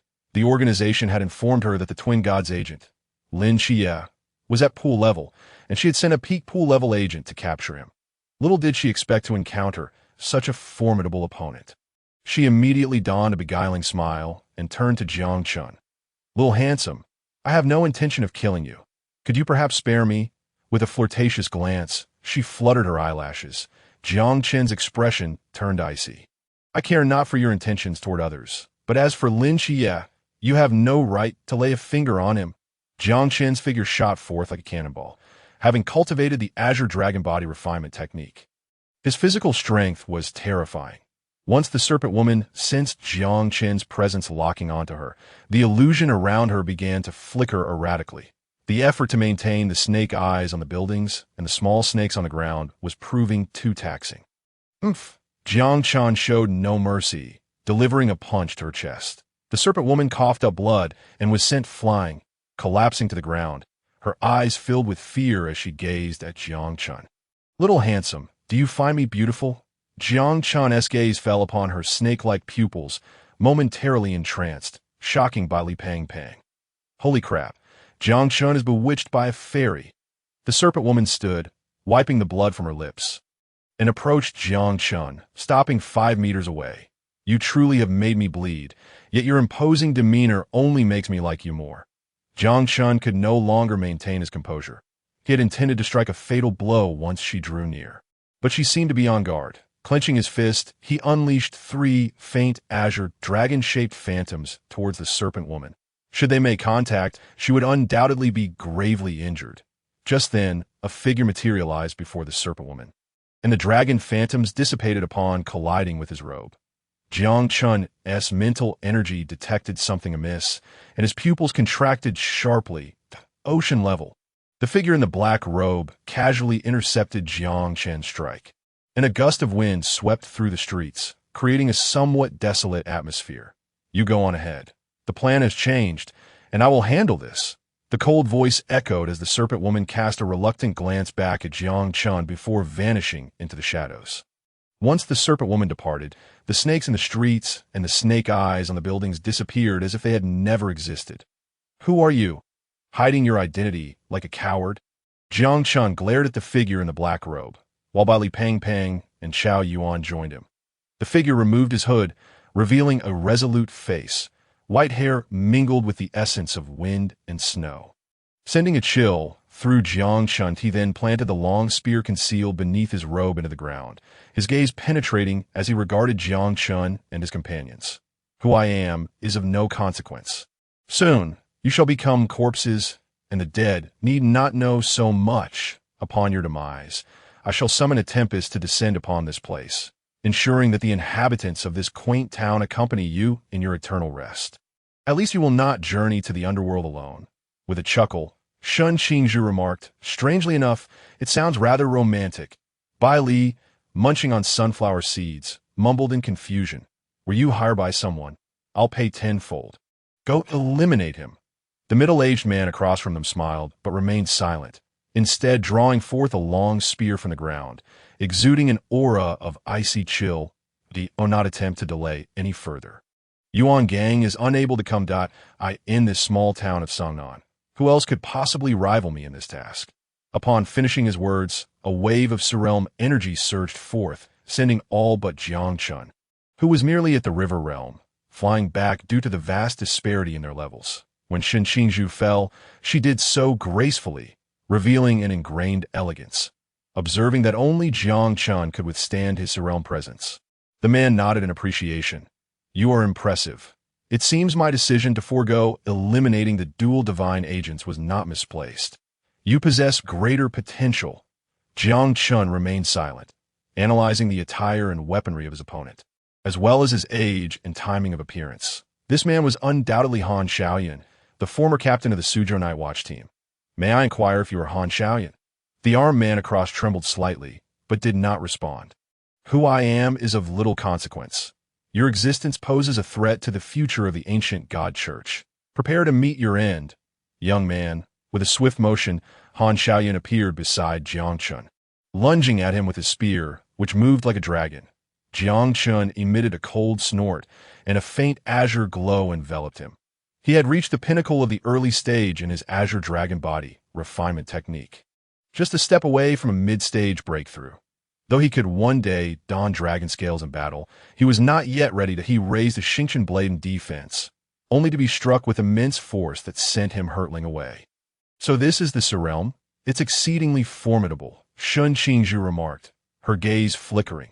After a few exchanges with his opponent, Jiang Chen was once again thrown back, retreating several steps before steadying himself. Damn it, the mental and physical strength of the sea realm is worlds apart from the river realm. They are entirely on different levels. Just then, Jiang Chen felt a shackle within him break. From head to toe, azure scales instantly covered him, igniting a spark of joy within him. Azure Dragon body refinement. Mid-stage, he sensed his defensive capabilities had once again heightened, his gaze ablaze as he surged toward the battlefield. This time, he could engage Han Xiaoyan without fear of being easily overwhelmed. Goodness, is Jiang Chen truly this formidable? P.S. Facing a sea realm opponent, Chao Yuan lowered his hand, which had reached for the Xingchen blade, his eyes sparkling with admiration for Jiang Chen, whom he deemed a worthy lifelong rival. After several more exchanges, Jiang Chen was again sent flying. However, his extraordinary defense mitigated the damage. Yet his mental energy had been depleted. He could no longer continue fighting, while Han Xiaoyan remained unperturbed, his breathing steady. With a cold scoff, Han Xiaoyan began to unleash his true power, taken aback by Jiang Chen's unexpected resilience, who could hold his own against him for so many rounds. Suddenly, a glint of cold light descended. Just as Han Xiaoyan's spear was about to pierce Jiang Chen, a reinforced sniper bullet sped towards him, grazing his cheek as he turned slightly. Following that, 3 more bullets arrived, forcing him to retreat. Han Xiaoyan furrowed his brow, touching the faint scar on his face, which had already healed due to his formidable physique, a sniper. At this moment, a commanding voice boomed. Where do these vermin come from? Daring to wreak havoc in Songnan. Han Xiaoyan turned to see 6 figures gradually approaching through the snowstorm, 5 of whom were cloaked in dark red. They were none other than the members of Team 136. With Lung Xian concealed in the shadows, Lin Xie, fully unleashed, arrived beside Jiang Chen. Are you all right? Jiang Chen grinned. No worries. If you had arrived sooner, you would have seen how I was dominating him. Just as he spoke, Shen Qingyu beside him coughed for a long while. Lin Xie chuckled. It seems this fellow has caught Shen Qingyu's enthusiasm, but thankfully his pride remains intact. Captain Chen Mai's eyes glinted coldly as he regarded Han Xiaoyan. Years ago, the Suzhou Night Watch team was nearly annihilated, and their captain, Han Xiaoyan, vanished without a trace. Who would have thought you have joined the ancient god church? Han Xiaoyan sighed, but remained silent. The aura surrounding him began to swell, significantly stronger than before. The ferocity of the storm intensified. When Qima was the first to activate the Forbidden Abyss, causing Han Xiaoyan's mental state to become chaotic. Suddenly, he beheld the apparition of a deceased woman beside him, and he shook his head violently, forcibly breaking through when Qima's Forbidden Abyss with his cultivation, that moment. Hong Ing's figure vanished, and a crimson beam of light surged from behind Han Xiaoyan. Without looking back, he slashed backward, sending Hong Ing flying. Captain Chen Mai drew his long blade from his waist, and a spectral Naiha bridge manifested out of thin air as he advanced towards Han Xiaoyan, the path to the underworld appearing beneath his feet. Realization dawned upon Han Xiaoyan. You are the Black Wu Chang. It is said you disappeared a decade ago. Who would have imagined you became the captain of the Night Watch team in this small town of Songnan? Chen Mai's expression remained impassive, the long blade in his hand emanating a chilling aura reminiscent of the soul-reaping chains wielded by the Black Wu Chang. Vengeful spirits reap souls, and Wu Chang claims lives. At that moment, it was as if countless souls from the underworld surrounded Chen Mai, their vengeful gazes fixated on Han Xiaoyan. The two engaged in a fierce battle, and after 20 exchanges, Chen Mai, drained of energy, was forced to retreat. Futile effort. Captain Chen. I respect your courage, but in light of the chasm in our realms, all is in vain. Jiang Chen observed as Vice Captain Wu Xiangnan began to pull a zipper downwards. knowing that within lay a powerful explosive designed to detonate. If this were to happen, he would truly be left with but a single life. Jiang Chen recalled that the vice captain's forbidden abyss granted him 12 chances at resurrection. Yet now only 2 remained. With this thought, he sensed a portion of his mental energy had returned, summoning the Qiyou flag, positioning himself before the captain. Chunmai gazed at Jiang Chen's figure, his eyes flickering. Before commanding, Jiang Chen, step back. We devised a battle plan before coming. We can slay him. Jiang Chen stubbornly shook his head. The vice captain is gravely wounded. Trust me, Captain. Chunmai's form trembled as he relayed an order through his earpiece. The original plan is cancelled. Trust Jiang Chen. Chunmai approached Wu Xiangnan and pulled the zipper back up. That Wu Xiangnan observed Jiang Chen's back, then hesitantly retracted his trembling hand, which bore 2 sword scars.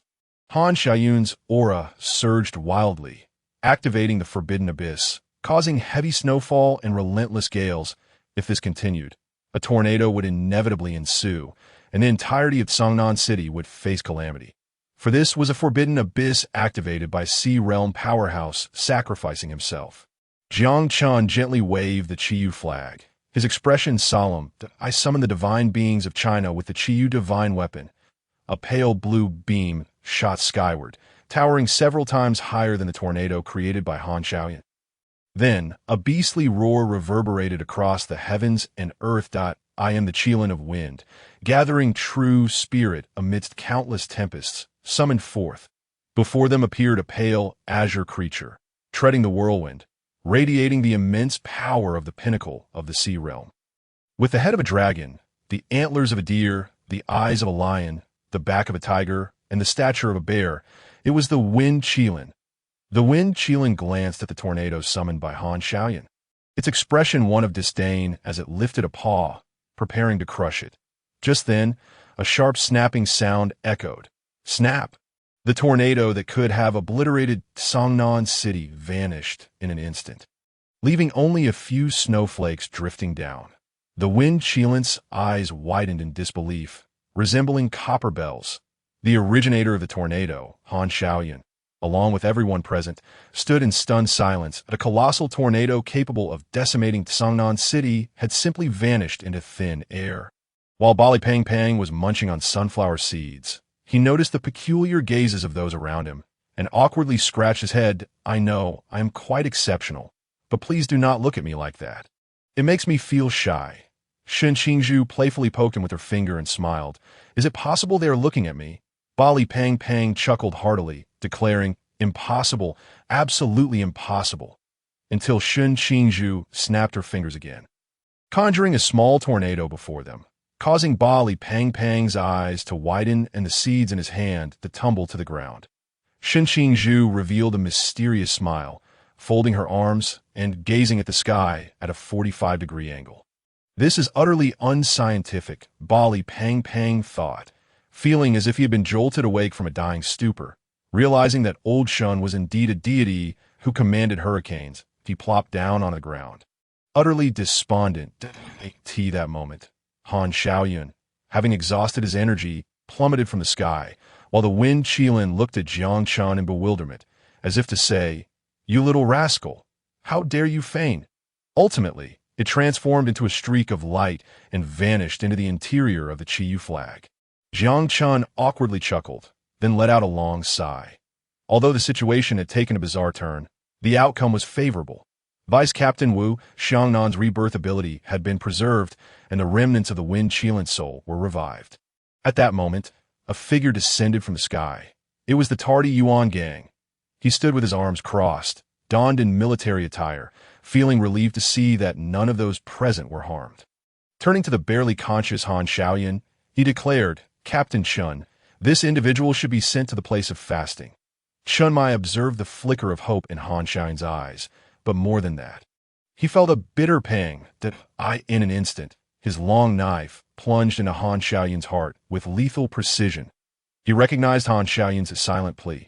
Thus he acquiesced, even if imprisoned there in a fate worse than death. It was better to die swiftly now, as the captain of the Night Watch squad. He wished to grant him a dignified demise.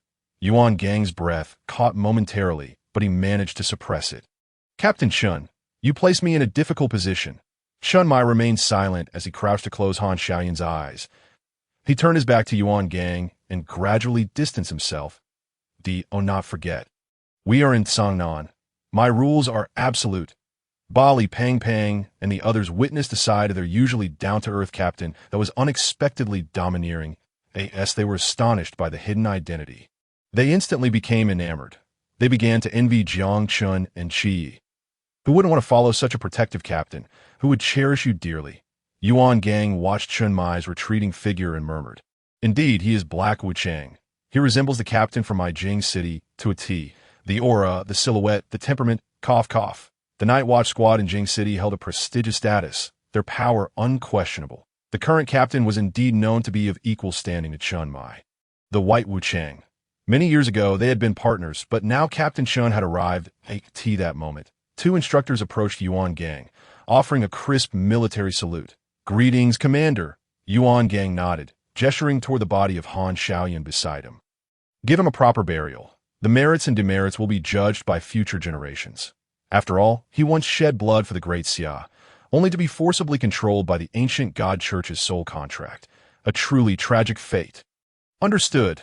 The two instructors swiftly transported the body onto a helicopter and departed. Yuan Gang approached Jiang Chen and the others, patting Shun Qingyu's shoulder. You youngsters performed admirably. Return to the training camp as soon as possible. The crisis has been averted. Within a week, all the recruits would return for the final assessment. After issuing his instructions, Yuan Gang soared into the air, disappearing into the night, leaving the others filled with admiration. This was the might of a Sea Realm expert, whose innate power far surpassed that of ordinary humans. Vice Captain Wu Xiangnan approached and said, Jiang Chen, gather a few friends of you and Qiyou for a meal at my place. For the captain's orders, it's inconvenient to go to the Peace Affairs office. Let's head to my home instead. Hong Ying smiled sweetly, politely glancing at Bali Pang Pang and the others that I in that case. I shan't hold back, Bali Pang Pang grinned, rubbing his hands in delight. Ti Hong Ying's villa. The grand dining table was laden with local delicacies from Songnan City, and Captain Chun Mai had even prepared 2 home-style dishes for Bali Pang Pang's hometown. Chun Mai raised a glass filled with juice, saying, Welcome to Songnan City. On behalf of all members of Team 136, I extend my warmest greetings. Ili Pang Pang beamed as he raised his glass in response. While Shun Qingyu and Chao Yuan quickly followed suit. Let us eat. The food will grow cold. Chun Mai noticed the slight awkwardness among the group and spoke to ease the atmosphere. As soon as he finished speaking, the table transformed into a miniature battlefield, with Shun Qingyu and Bali Pang Pang competing fiercely for the last piece of pig's head meat, neither willing to yield. Ultimately, they both simultaneously released their chopsticks, allowing the meat to fall back onto the plate. Chao Yuan coughed, seizing the opportunity and swiftly snatching the meat into his mouth. Thank you. It truly tastes delightful, he said, smacking his lips. Jiang Chen couldn't help but chuckle at the scene. Previously, it had been Zhua Gu and Ba Li Pang Pang, 2 clowns, but now Chao Yuan seemed to be picking up some troublesome habits. He could almost envision the rise of a literary star who would champion Jin in literature.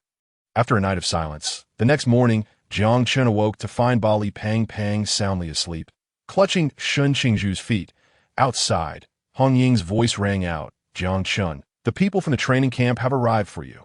On the bus, Bali Pang Pang leaned against Shun Qingyu's shoulder and drifted off again, drooling onto his clothes, prompting Zhua Gu to push him away with a disdainful expression. Ili Pang Pang. Remember to wash my clothes. Zhua Gu pointed at the saliva-soaked garment. Ili Pang Pang rubbed his sleepy eyes and waved his hand dismissively. Wash. I'll just buy you 10 sets to rotate between. Shun Qingju's eyes sparkled as she pressed Bali Pang Pang's head back onto her shoulder. Apologies for disturbing your beauty sleep. Please continue, she said, flashing a mysterious smile. Jiang Chen gazed out at the fleeting scenery. His heart a tumult of emotions. He knew that Songnan City had already been ravaged by the forbidden object, the vengeful Shakti. Yet, due to Qiyou's mundane divine realm, it existed in a miraculous manner. Nevertheless, he felt a palpable warmth, a sense of home. There had to be a way, and his gaze grew resolute. Lin Qi nudged his arm, bringing him back to reality. What are you lost in thought about? Jiang Chen smiled. I was reminded of an animated series. I wonder if you've seen it? Lin Qiyou raised an eyebrow, signaling him to continue. SpongeBob SquarePants. Before Jiang Chen could finish, Lin Qiyou clamped a hand over his mouth, her eyes wide with disbelief. How do you know what the great wizard Merlin said? Jiang Chen coughed, nearly revealing too much. Huh. What Merlin? Lin Qi exhaled, retracting her hand from Jiang Chen's mouth. That it's nothing. I was referring to Aunt May from a horror film. You must have misheard. Jiang Chen nodded, closing his eyes to feign sleep. That rascal must have gotten quite the scare just now, he thought. Chuckling, Lin Qi also closed her eyes, her hands intertwined in a manner that suggested her heart was not at ease. Returning to the training camp after half a month, Jiang Chen felt as if something was missing. Though he couldn't quite pinpoint what it was. 3 days later, all the new recruits returned. A series of brisk and stirring whistle blasts resonated. Everyone assembled within 2 minutes, orderly and well-organized, in stark contrast to their initial arrival at the training camp. Yuan Gang's figure emerged in front of the instructors. First, welcome back. This will be your final visit to the training camp. Once you leave here this time, you will be qualified night watchman. He smiled playfully, adding, of course, that is contingent upon your successful completion of the graduation examination. Jiang Chen and Lin Qi exchanged glances, recognizing their shared thoughts, and leaned a bit closer to whisper, have you noticed? At least 5 or 6 instructors are missing. Lin Qi nodded slightly. They must be the traitors among our night watchmen for this operation. Jiang Chen sighed, remaining silent. Yuan Gang's voice resonated from the stage once more. In light of the exceptional performances exhibited by certain trainees during this special operation, I will now present medals on behalf of the higher echelons of the night watchmen as a token of encouragement. Jiang Chen, you demonstrated outstanding performance in the mission by proactively intercepting the Serpent Woman, a disciple sent by the ancient God Church to assassinate Lin Qie and severely injuring her. Subsequently, you joined forces with members of the Sangnan City Night Watchman team to eliminate the ancient God Church's Surrealm expert, Han Xiaoyan. Therefore, I bestow upon you the Starry Badge. Jiang Chen straightened his attire and ascended the stage to render a formal military salute. Yuan Gang solemnly affixed the badge to the upper left corner of Jiang Chen's garment. Whispering, well done, keep up the good work. Jiang Chen returned a salute, and the new recruits below erupted in excitement, their applause thunderous, especially from Bai Li Pang Pang, whose hand was raised the highest. Zhua Ge was even more outrageous, occasionally howling like a wolf, truly embodying the spirit of a young man in his rebellious phase. Yuan Gang's voice rang out again. Lin Xie, who had performed admirably in this operation, saved a whole busload of companions and, alongside Jiang Chen, thwarted the ancient God Church's conspiracy, is awarded the Starry Badge, representing the higher echelons of the Night Watchmen. Yuan Gang recognized Lin Xie, a dual deities agent, as worthy of both assault and protection, especially now with the emergence of the more formidable Jiang Chen. After receiving her award, Lin Xie stepped down to stand beside Jiang Chen, both adorned with gleaming starry badges on their left shoulders. Bai Li Pang Pang gazed longingly at their badges, clearly envious. Bai Li Pang Pang, Shun Qingyu, Chao Yuan. Yuan Gang's call caused all 3 to shudder in unison, akin to a student being unexpectedly called upon in class. A reflexive response. You 3 performed commendably in this special operation, successfully detaining and slaying 3 disciples of the ancient God Church. Shen Qingyu even utilized her unique abilities to save a significant portion of Sangnan City's populace. Thus, I award Chao Yuan and Bai Li Pang Pang the Spark Badge, and Shen Qingyu the Radiant Badge. Chao Yuan and Shen Qingyu confidently ascended the stage to receive their awards, while Bai Li Pang Pang stood transfixed to the podium. Wearing a foolish grin, Jiang Chen nudged Lin Xie beside him. Pang Pang, what are you doing? Hurry up and go collect your award. Bai Li Pang Pang snapped back to reality, sheepishly scratching his head before rushing forward. My apologies, Commander Yuan. I got too excited just now. Yuan Gang chuckled softly, shaking his head, and oh harm done. He then placed a badge engraved with a cluster of flames upon Bai Li Pang Pang. The trio saluted in unison before descending from the stage. That will be all for today. I hope you all take them as examples and strive for further excellence. Upon Yuan Gang's conclusion, thunderous applause erupted from the audience. After dispersing, Jiang Chen and the others returned to their dormitory. Bali Pang Pang produced a finely crafted box, disdainfully tossing a glowing green watch from within into the trash. He then placed the recently acquired Spark badge inside the box, which he subsequently placed into a larger box before stowing it away in his personal space. Upon entering, Jiang Chen teased, "Pang Pang, you're just throwing away that watch like that." Bali Pang Pang pouted, "No worries, it's just a toy for kids. Now that I have you guys, it's useless to me." Jiang Chen felt a warmth in his heart and approached to pat him on the chest, inadvertently triggering Bali Pong Pong's passive skill. The fat on his body jiggled for quite some time. "Pang Pang, you really ought to lose some weight." Bali Pang Pang plopped down on his bed, retorting with unexpected depth, "But this is wealth. If I lose it, it'll be gone. I'm not that foolish." Jiang Chen's lips twitched. His arguments seemed oddly sound, leaving him momentarily speechless. In the dead of night, with the moon shining brightly and stars sparse, Jiang Chen sat alone on the rooftop of the dormitory. Lost in thought, he had yet to devise a plan to save Songnan City. Sighing, he slowly extended his right hand, obscuring the moon in his vision, only to move it aside again. Suddenly, a figure appeared behind him, causing Jiang Chen's pupils to constrict. He hadn't sensed their approach at all. "Hyphenus, where have you been all these years? I've been searching for you desperately." At the moment Jiang Chen turned, he was enveloped in an embrace, his body trembling as he felt utterly immobilized, as if bound by divine forces. "That my child, you've grown thin. It seems these years have not treated you well." Jiang Chen's heart was in turmoil. He sensed his Qiyou flag swirling violently within his sea of consciousness, as if it had seen something terrifying and sought to fly out to protect him. The exquisite and ethereal woman shed a single tear, which fell upon Jiang Chen, triggering a remarkable transformation. Translucent Azure Dragon scales enveloped his body, while Jiang Chen felt an uncomfortable sensation in his hands. A dragon's roar echoed, and the beautiful woman stepped back, looking at Jiang Chen with a hint of surprise. The pale azure scales on Jiang Chen transformed into a deep azure hue, radiating golden light, and most astonishingly, his hands had completely morphed into the claws of resembling a living dragon-human hybrid. The effect of that single tear was not yet finished. Jiang Chen felt the energy within his consciousness surge, his realm advancing from the mid-stage of Chuan to the late stage, and after a brief moment, breaking through to the pinnacle of Chuan. Just as he was on the verge of breaking into the high realm, the beautiful woman placed a finger against Jiang Chen's brow, causing that energy to dissipate instantaneously, stabilizing his cultivation at the peak of the Chuan realm. My child, breaking through too quickly can affect your foundation. Maintaining your physical strength at this cultivation level is just right. After speaking, she reached out to ruffle Jiang Chen's hair. Jiang Chen stepped back, somewhat at a loss. The events that had just transpired were far too sudden, leaving him bewildered. "Who are you?" "I am your mother, Hyphenus. Have you forgotten me? Your brother, Daxia, lives with you every day." Jiang Chen inhaled sharply, overwhelmed by the influx of information that required some sorting out. She called herself Hyphenus and mentioned that he lived daily with his brother Daxia. Could it be that she is Nyx, the primordial goddess of creation from ancient Greece, residing in the mental hospital with Lin Qiyou? Jiang Chen raised his head in disbelief and asked, "Are you the goddess of night?" "Nyx?"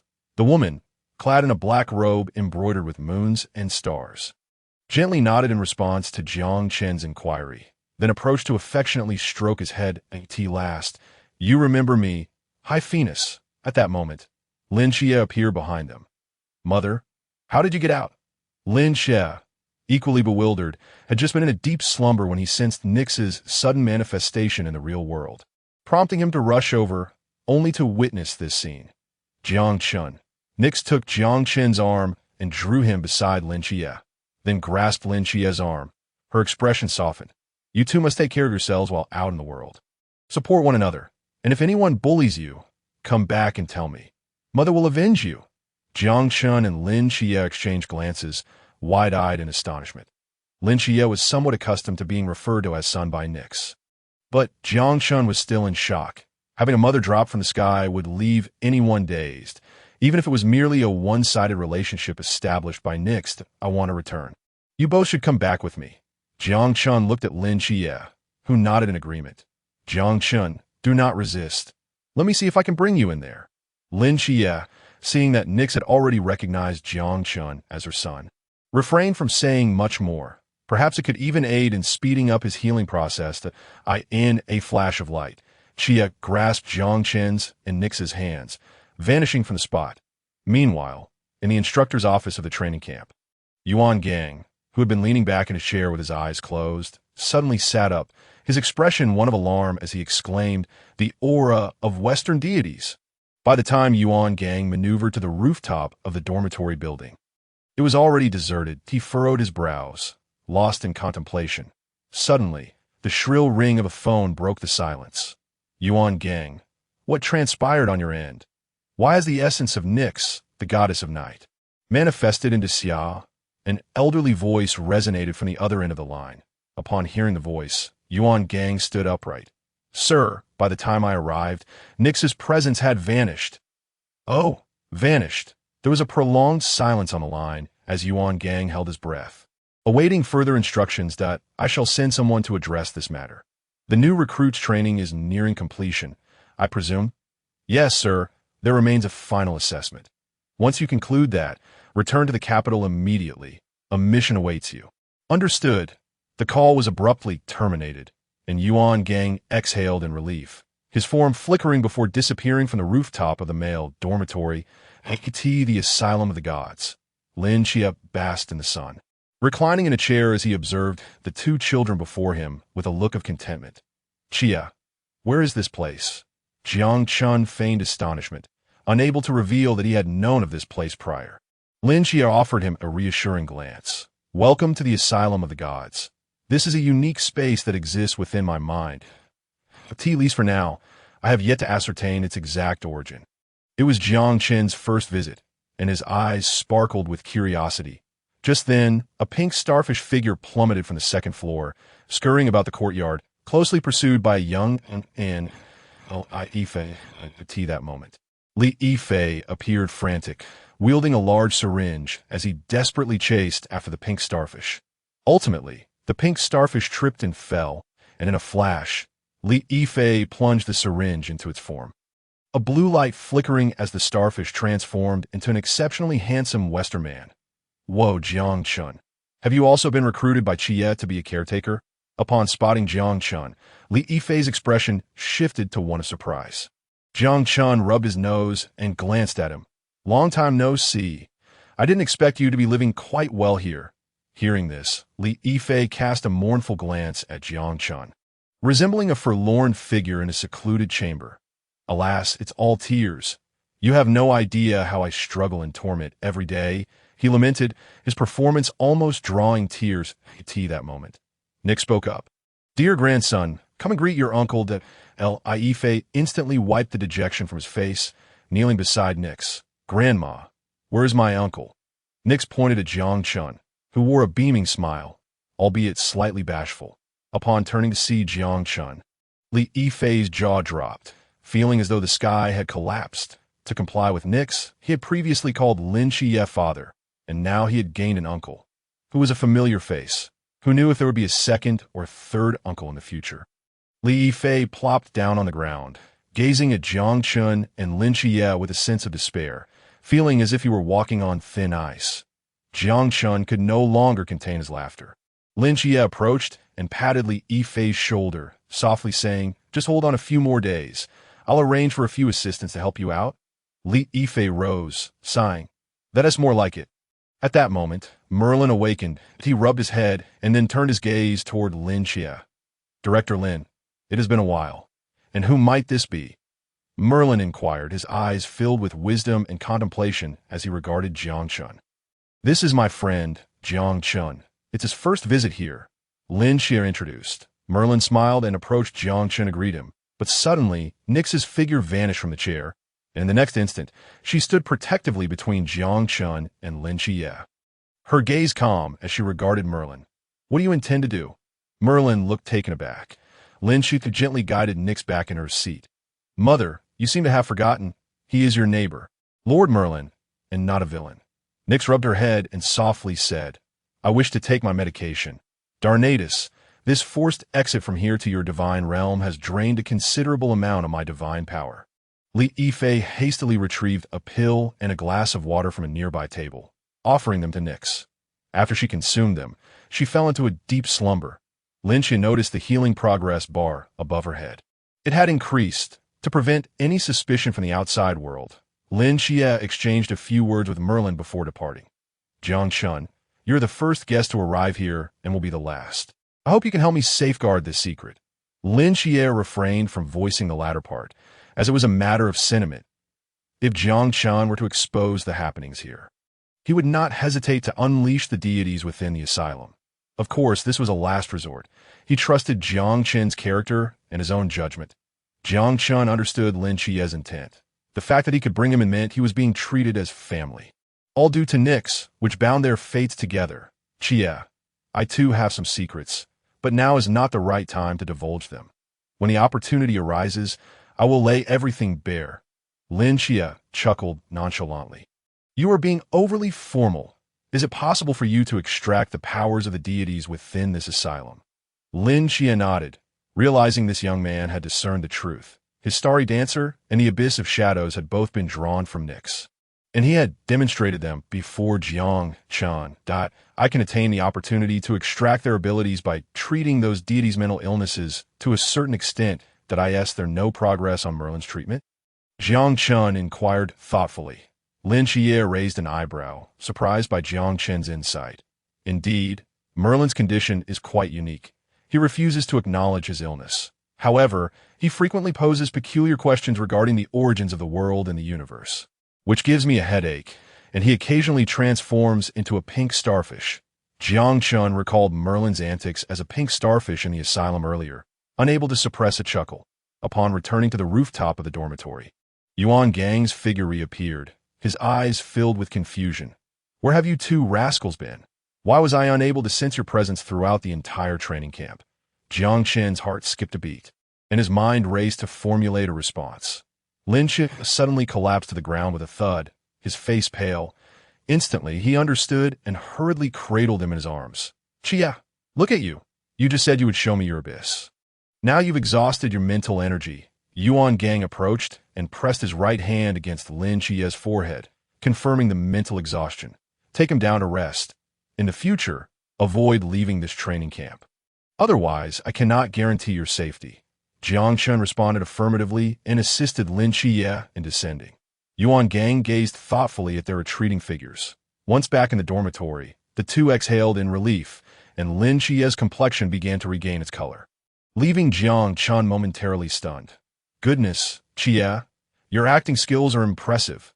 Alas, to prevent suspicion from Commander Yuan, I had no choice but to resort to this tactic. I hope it will suffice. As night fell, silence enveloped the room until dawn broke. When Jiang Chen opened his eyes, he found his head feeling somewhat foggy. As he rose, Lin Xie also stirred awake, rubbing his head. What's wrong? Are you feeling unwell as well? Jiang Chen inquired softly. Lin Xie nodded, and after they completed their morning routine and donned their clothes, they discovered Bai Li and Chao Yuan still fast asleep. Thus, they approached and gently shook them awake. Pang Pang, wake up. Noticing no response, he attempted the same with Chao Yuan, only to receive an identical result. Lin Xie furrowed his brows and reached out to check their noses. They were still breathing. How peculiar, he murmured. At that moment, Jiang Chen quietly opened the dormitory door, discovering only a handful of figures in the corridor outside. This defies logic. According to the usual customs, the instructor would have nearly blown the whistle for assembly by now. Yet the entire training camp remains eerily silent. Jiang Chen and Lin Xie closed the door behind them and stepped into the corridor, where they coincidentally encountered the brash Qingyu, who had just emerged. What's going on? Qingyu remarked incredulously, observing that no matter how loudly the members of their dormitory shouted, they remained unresponsive, as if they had lost their souls. Jiang Chen nodded in agreement. Our dormitory is the same. Let us check other dorms. Jiang Chen, eager to confirm his suspicions, kicked open the door to the neighboring dormitory, only to find that such a commotion had not roused them either. The group proceeded to inspect the dorms on their floor, discovering that less than a third of the occupants had awakened. What should we do now? Should we break out of here? This must be the instructor's conspiracy. Qingyu suggested, Rubbing his temples in frustration, Jiang Chen pondered deeply. This was likely the final assessment, as he recalled that the instructors would ultimately score the new recruits based on their performances. Moreover, 3 mysterious creatures had been introduced into this military camp. Once Jiang Chen organized his thoughts, he briefly conferred with the others about their strategy before arming themselves and swiftly advancing towards a specific location. Meanwhile, outside the training camp, a group of instructors collectively observed a large screen displaying all positions within the camp, monitoring the activities of the recruits. Instructor Hong stared at the screen, which showed Jiang Chen and his companions moving swiftly. Exclaiming, "Lord Yuan!" Jiang Chen and his group are approaching the hiding place of the Headless Man. Yuan Gang nearly spat out his drink in surprise. Does this kid have such keen spiritual awareness? Wasn't a psychic shield placed on the Headless Man? How could he be discovered? Instructor Hong whispered, could it be mere luck that they stumbled upon him? The scene shifted to reveal the Headless Man crouched in a corner, brandishing a peculiar large blade, as if waiting for prey. That a collar around his neck had been fitted by the instructors to prevent any potential outburst from the mysterious entity, rendering it immobile when necessary. Suddenly, the collar vibrated, and Instructor Hong's voice resonated from within. "Headless Man, get out of there quickly. Someone is coming for you." Just as the warning was issued, a plain yet formidable star blade pierced through the Headless Man's chest. He glanced down at the blade embedded in him before collapsing to the ground. Jiang Chen retrieved the Qiyou flag and leaned it against the corpse, which transformed into shimmering starlight. Absorbed by the flag, Yuan Gang fixated on the Qiyou flag in Jiang Chen's possession, his emotions in turmoil. This must be the artifact Jiang Chen used to summon the remnants of Chinese deities. He had not anticipated its capacity to absorb mysterious energy as well. He pressed the pause button. Cut this segment. Any footage featuring Jiang Chen's flag must be edited out. Instructor Han, who was recording, nodded vigorously, his fingers flying over the keyboard. Yuan Gang contemplated the implications. If Lin Qi was indeed the dual deity agent in plain sight, then Jiang Chen was the hidden trump card lurking in the shadows. His file, aside from that of the Night Watch commander, was inaccessible to anyone else. However, the footage from this new recruit assessment would reach higher-ups, and after the recent assault by the Ancient God Society, Yuan Gang had come to recognize certain realities. Under his very nose lay agents of the Ancient God Society. Who knew if there were traitors within the upper echelons of the Night Watch? This posed a significant security risk. Currently, Jiang Chen and Lin Qi were still at a low level. Yet their demonstrated potential was remarkable, capable of altering the future dynamics of humanity amidst the fog. If rival factions seized the opportunity to snuff them out in their infancy, China's future would indeed be perilously thin ice. Jiang Chen, how did you know there was a mysterious creature hidden here? Lin Qi inquired, intrigued, for among them, his spiritual awareness was the sharpest, yet he had sensed nothing, while Jiang Chen seemed divinely guided, leading them directly to the target. Well, this is just the first one. There are 2 more, Jiang Chen replied, urging Lin Qi to follow him in search of the second mysterious creature arranged by the instructors. This scene was once again witnessed by the instructors observing from their godlike vantage point in the monitoring room. Instructor Hong gulped in disbelief. Lord Yuan, did you perhaps give Jiang Chen a heads up beforehand? Yuan Gang slammed his palm onto the desk, startling all the instructors into a standing position, heads bowed in silence. Damn it, this kid must be on some kind of cheat. Yuan Gang was equally astonished. It was one thing to stumble upon the first mysterious creature's hiding place, but now he was heading toward the second one as well. Realizing the instructors were still standing, Yuan Gang queried, "Why are you all standing? Aren't you tired?" The instructors collectively responded, drenched in sweat. Just as Jiang Chen led his companions towards the cafeteria, a spider the size of a watermelon scuttled away, pursued by Li Pao Pao, whose eyes sparkled with excitement as he brandished a small knife, clearly instilling fear in the spider. Qi, Jiang Chen, stop that spider. It's the one responsible for putting everyone to sleep. Jiang Chen recognized this as the second caretaker from Lin Qi's psychiatric hospital, hence refrained from intervening. Beside him, Qingyu was about to take action when Jiang Chen's outstretched foot tripped him, nearly causing him to stumble. Only Lin Qi darted like lightning towards the small spider. I just wanted to take a nap. Why is it so difficult? The little spider glanced back at the relentless Li Pao Pao. then turned only to collide with Lin Qiye's Starblade, meeting its demise as its spirit was absorbed by the psychiatric institution. Jiang Chen smiled as he approached with the Qiyou flag, once more absorbing the remains of this mysterious creature, that he noticed the energy bar of the Qiyou flag was now full. Just then, Li Pao Pao arrived, panting heavily. This little creature ensnared our souls with its special web. If it weren't for my exceptional skills, I would have truly fallen into its trap. He brandished the soul-cutting blade, explaining that it was this artifact that allowed him to sever the spider's web restraints. A sudden female scream pierced the air. "Ah! Someone help us! Where is this place? How do we get out?" Upon hearing the cries for help, Jiang Chen and the others swiftly made their way towards the girls' dormitory. Qingyu kicked open the door to the girls' dormitory corridor, and they rushed inside. As they entered, the surrounding space shifted, and Jiang Chen watched helplessly as several of his teammates vanished from sight. Around him, mirrors materialized. Approaching one, he struck it with a punch. The shards fell but did not hit the ground. Instead, they transformed into twinkling starlight, vanishing into nothingness. Interesting. This must be the last mystery arranged by the instructors. That cube, right? It can create an independent dimensional space, Jiang Chen mused, surveying the mirrored microcosm around him. Meanwhile, Li Pao Pao and Lin Qi found themselves trapped in different dimensional spaces. "Hey, Jie, can you hear me?" "No," Li Pao Pao replied, momentarily confused before realizing Lin Qi was jesting. Jiang Chen could also hear their voices, beginning to calculate that the mysterious creature's abilities were indeed limited, capable only of constructing this incomplete dimensional world. They likely weren't far apart, merely ensnared within different dimensional barriers. Jiang Chen gazed at the array of transparent mirrors before him. Without me, this assessment would indeed present a challenge for the newcomers. However, despite all calculations, my combat strength was not taken into account. Jiang Chen's lips curled into a slight smile as an aura of peak Chuanjing emanated from him, causing the dimensional microcosm he inhabited to begin to shatter under the strain. In an instant, Jiang Chen heard a scream, presumably from the mysterious entity. He closed his eyes, his mental energy surging wildly in his mind, and then abruptly opened them, a faint smile gracing his lips.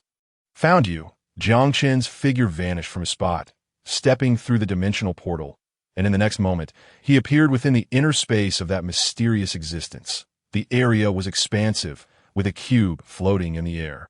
Rotating slowly, Jiang Chen glimpsed different scenes on each of its faces, some featuring Li Pang Pang, others Lin Xia, along with several girls, all trapped individually by this cube's dimensional barriers. That it's time to end this.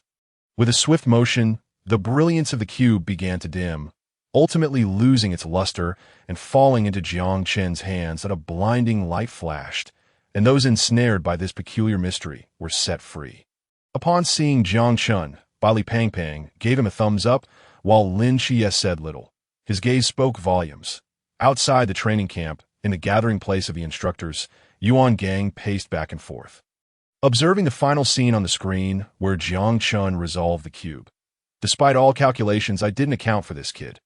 Who would have thought he could reach peak Chuanjing overnight? Instructor Hong wiped the sweat from his forehead and remarked, "Lord Yuan, what about our assessment?" Yuan Gang waved his hand and sighed. "Let's call it a normal conclusion that if anything goes awry, I'll take the responsibility." Hearing Yuan Gang's words, Instructor Hong immediately returned to his seat, replacing the image of Jiang Chen, effortlessly dispatching the mysterious entity with one of Lin Xia. They understood the principle that the tall tree attracts the wind. Previously, a talented individual had been stifled in their cradle due to their brilliance. Now, Lin Xia's dual divine agent status had become known to hostile forces, so shielding Jiang Chen from undue attention was certainly prudent. "Jiang Chen, Lord Yuan requests your presence." Jiang Chen was taken aback, but quickly made his way to Yuan Gang's office. "Can you guess why I called you here?" Yuan Gang asked, a smile playing on his lips as he looked at Jiang Chen. Jiang Chen, perplexed, began to piece together the situation to it concerning my post-graduation allocation. He grinned. As soon as he spoke, Yuan Gang's expression shifted to one of seriousness. "How could you guess that? This isn't logical." Noticing Yuan Gang's furrowed brow, Jiang Chen began to deflect. "It's quite easy to deduce. The assessment has concluded, and all members of the Night Watch team in Songnan City are present. However, Lin Qie must remain, which is where your dilemma lies. How do you know Lin Qie must stay? Yuan Gang's gaze bore into Jiang Chen, his voice deliberate. The atmosphere suddenly grew tense. Jiang Chen scratched his head and confessed. He told me himself that he wishes to remain in Team 136, so he can be closer to his aunt and cousin. Yuan Gang's furrowed brow gradually relaxed. It aligned with Lin Qie's character, though he still sensed something amiss with Jiang Chen, as if he were hiding something. Do you want to go to Beijing? I'll look out for you. Yuan Gang shifted the conversation, looking at Jiang Chen. For such a talent to thrive, they must venture to grander places that a golden-scaled fish is not meant to stay in a pond. Naturally, Lin Qie would eventually follow suit. However, that time was not yet. After a moment of contemplation, Jiang Chen resolutely replied, Commander Yuan, I wish to remain in Songnan. At least for now, I cannot leave this place. Yuan Gang's right index finger rhythmically tapped the table, and after a while, he slowly said, Give me one reason. Jiang Chen gazed out the window, where he could see a portion of Songnan City. Though not many skyscrapers graced the skyline, it held the people he cared for, and he believed he could find a way to extend this miracle. The grievances of Shiva are not without resolution. After exiting the office, Yuan Gang slammed his palm on the table. Damn it, this kid is still holding on to that last mysterious corpse. After some deliberation, he sank back into his chair. Forget it. Let him have it. It is not every day we see a spirited youth with potential. I see my former self in him.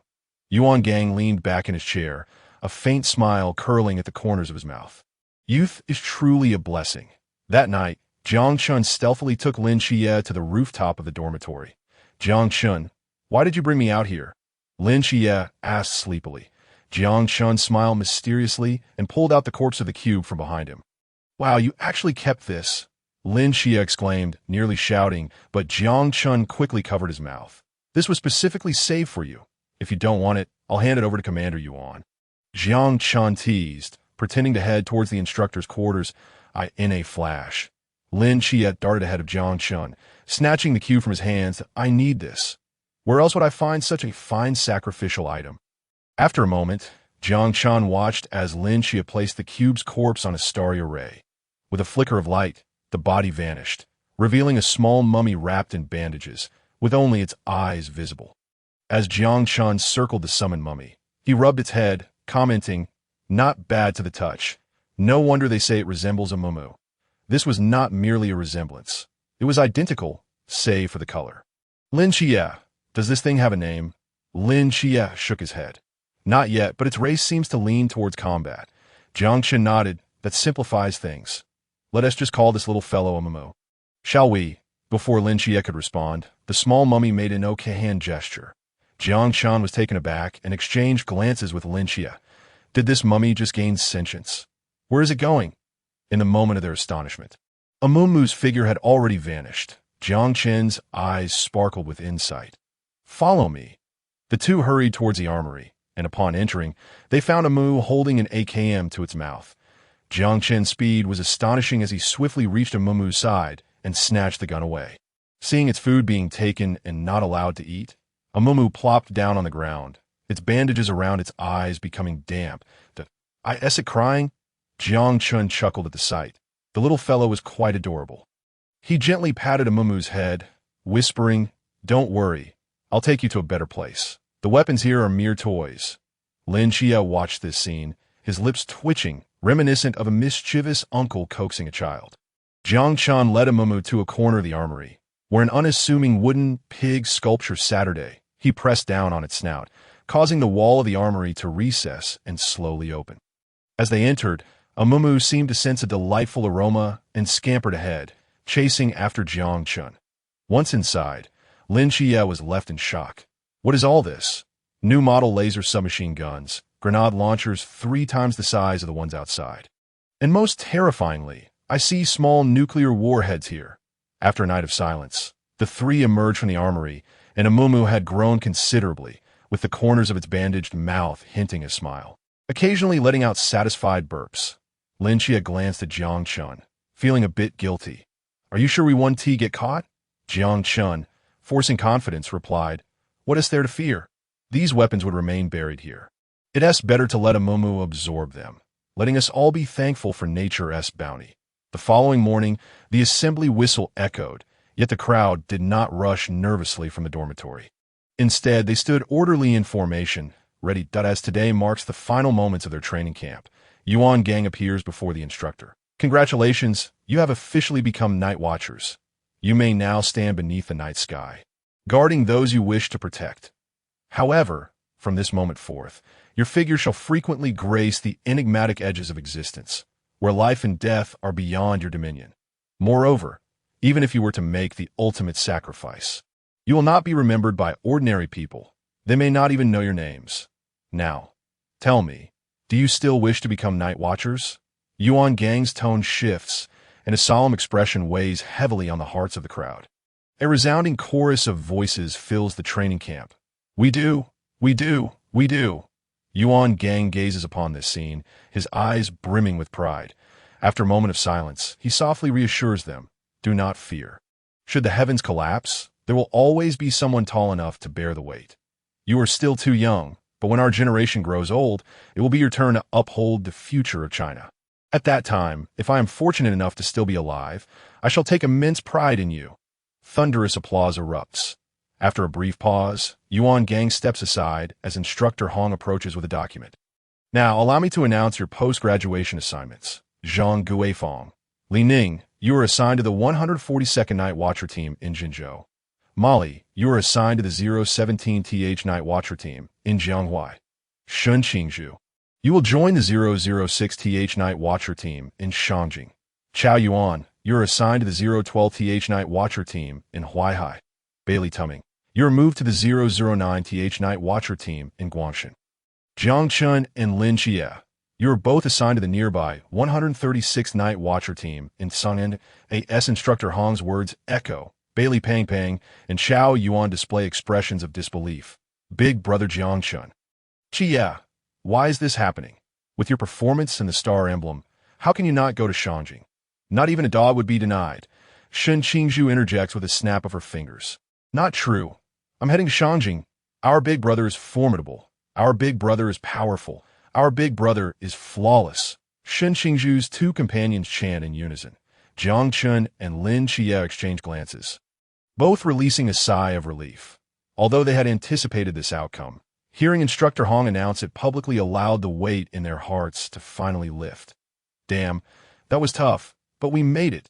Bailey Pang Pang exclaims, his eyes widening as he approaches Lin Xie, placing a hand on his forehead. Che, you're not feverish, are you? Is this truly your desire to remain? Lin Xie nods, gazing at the small city behind him. Indeed, this is the place that nurtured me. It is filled with countless memories, and my family lives here. How could I possibly bear to leave? Images of his aunt, younger cousin, the little black dog, and all the members of the 136th team dance in Lin Xie's mind. A subtle smile gracing his lips as he turns to Bailey Pang Pang. Pang Pang, Brother Zhuang, and Chao Yuan, you are always welcome in Sangnan. Jiang Chen and I will be here. Bailey Pang Pang nods vigorously. The bus sets off once more, heading toward the train station in Sangnan, which will serve as the station of farewell. After over 200 new recruits depart, Yuan Gang surveys the now desolate training camp with a sigh. Though he trains newcomers every year, farewells are invariably tinged with sorrow. That much is undeniable. Just as he turns to gather his belongings, a blood-curdling scream pierces the silence of the training camp. Ah, not good. Yuan Gang furrows his brow, recognizing the voice as Instructor Hong's. His figure flickers as he rushes into the armory. Seeing the multitude of weapons still intact, he breathes a sigh of relief and questions Instructor Hong with a furrowed brow. What is all the commotion? Are you trying to get my attention? Instructor Hong's face pales as he points toward the wall. Yuan Gang's heart skips a beat. In a moment of urgency, he kicks open the concealed space housing small nuclear weapons. A voice, louder than Instructor Hong's, reverberates throughout the training camp. Damn it, don't let me find out who did this.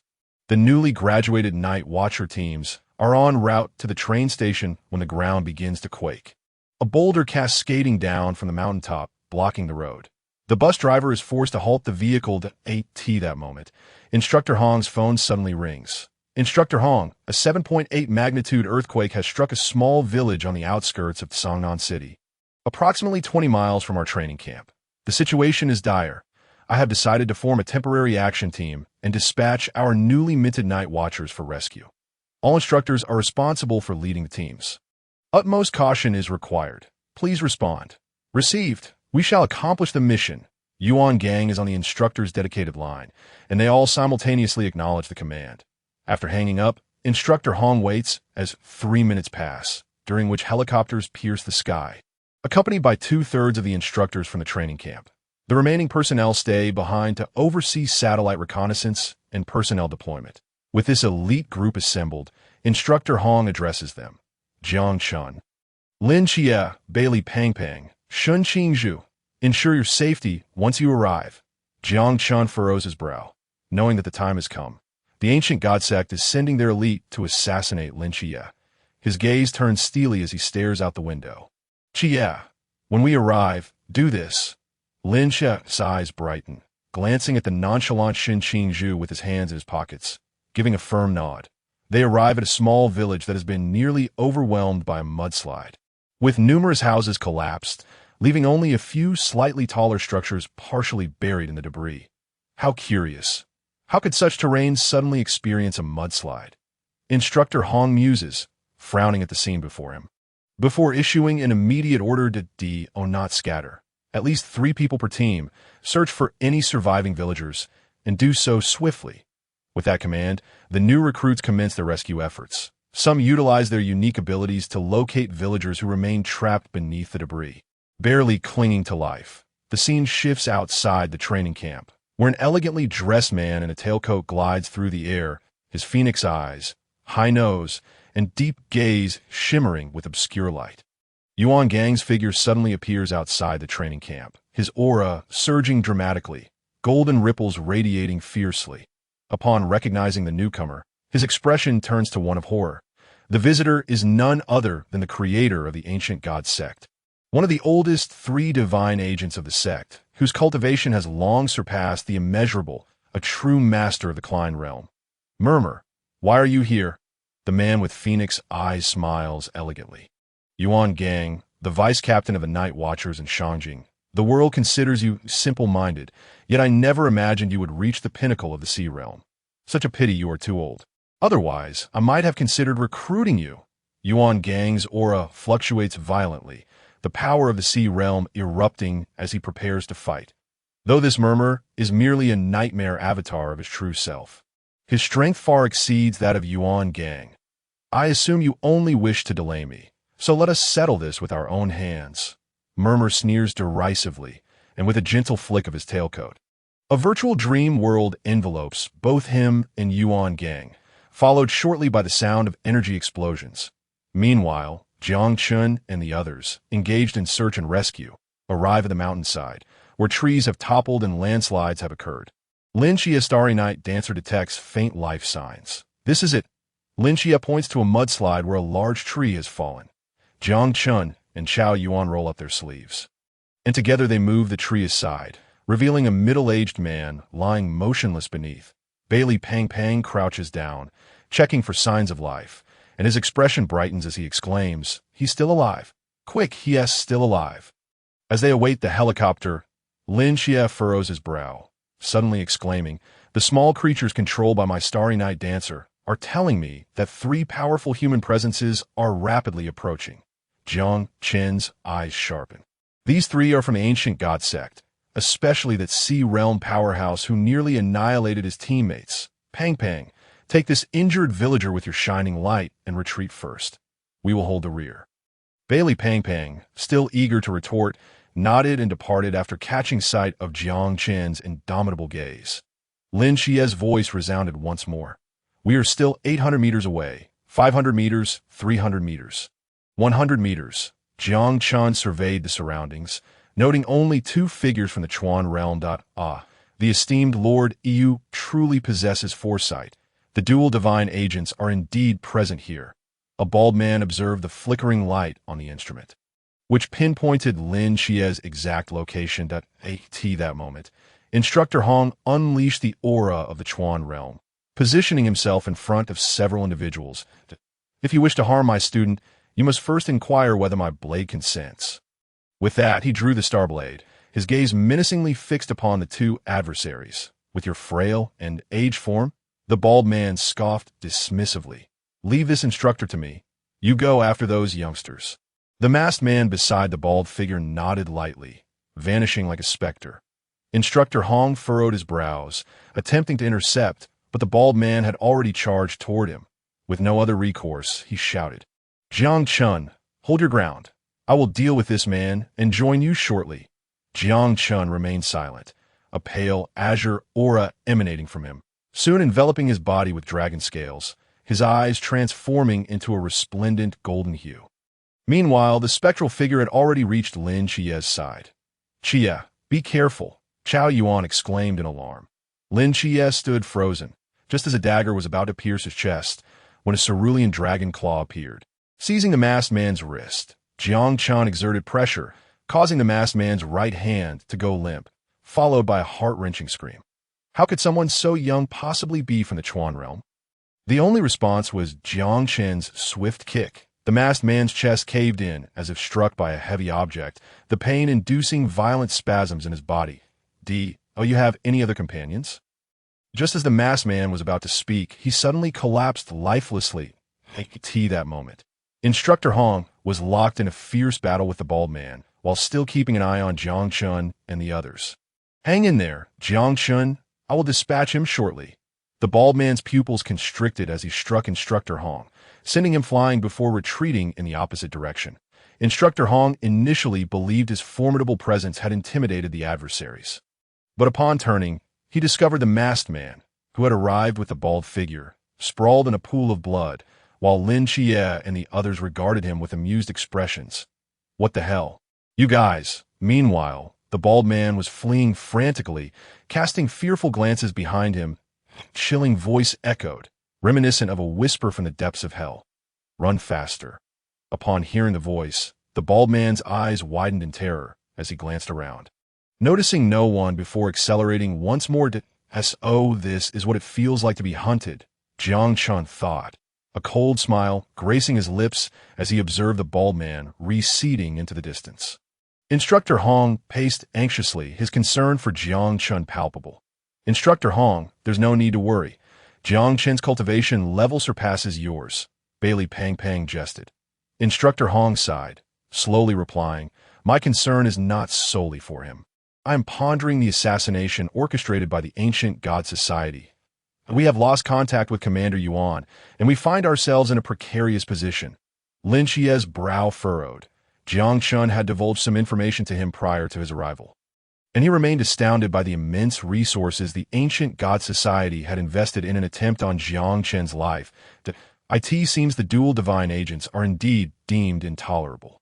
After a brief period, Jiang Chen returned, holding the bald man's severed head, which he cast beside the masked figure. Well done. How on earth did you elevate your cultivation so rapidly? It's quite disheartening. Instructor Hong approached and patted Jiang Chen's shoulder in admiration. Jiang Chen scratched his head and grinned that he couldn't very well say it was due to your ineptitude. Could he? One must maintain a modicum of respect for their elders. Suddenly, a towering pillar of fire erupted into the sky. The sound of dragon roars reverberating throughout the forest. What is this? Save for Jiang Chen and Lin Chiyu, the others were visibly shaken. Instructor Hong furrowed his brow, seemingly deep in thought. What in the world is this? It exudes an aura of the sea realm. We must retreat. Lacking high-level forces, Instructor Hong was compelled to prioritize the safety of the students. That moment, frantic voices from the walkie-talkie flooded in. Where is Commander Yuan? Has there been no contact? Not yet. And the 136th Night Watch team stationed in Sanan City is also unreachable. Jiang Chen and his companions swiftly navigated through the forest, fully aware that the enemy lurked in the shadows. And they must remain vigilant. A sinister voice suddenly resonated through the woods. Where do you think you're going? Lin Chiyu's brow knitted in worry. His Starry Night warrior could not pinpoint the individual's location, which could only mean one thing. Their cultivation was vastly superior. Instructor Hong stepped forward, his gaze grave as he scanned the surroundings. Everyone, be cautious. This person's cultivation likely resides in the sea realm. As his words fell, Bailey Pang Pang swallowed hard, one hand delving into his spatial pocket. Should anything transpire, he would be the first to produce the appropriate forbidden item. Jiang Chen narrowed his eyes. The sea realm. You say? I am eager to test the might of my perfected Azure Dragon body refinement technique. The group formed a protective circle, Qingyu with his left hand in his pocket, the right poise for action. He didn't need to snap his fingers to activate the divine ruins. He simply thought it looked cool. A silver-white flying dagger hurtled toward them, swiftly followed by 9 more daggers shooting in from all directions, executing a no-angle assault. Smack! Qingyu produced a sound, neutralizing the 9 daggers, which ultimately vanished into a vacuum. Now that is impressive, Bailey Pang Pang remarked, rare praise escaping his lips. He contemplated requesting the master back home, who forged forbidden items, to create a device that could automatically deploy forbidden items with a snap of his fingers. He felt envious. Humph. A cold snort pierced the air, and aside from Jiang Chen and Instructor Hong, the others felt a bitter taste in their throats that a figure cloaked in black materialized before them. Hovering in midair, his eyes radiating malice, in the face of true power, all efforts are in vain. The Forbidden Ruins meteor fell. The black-clad figure raised his right hand, a massive, earthy yellow stone rapidly expanding above the heads of the group. Damn it, we can't move. Cold sweat beaded on Instructor Hong's forehead. Upon reaching the sea realm, he had not anticipated encountering such overwhelming power. If this colossal meteor were to descend, none present would survive unscathed. A glint of determination flickered in his eyes as he removed a medallion inscribed with his name, Hong Hao, each stroke meticulously crafted.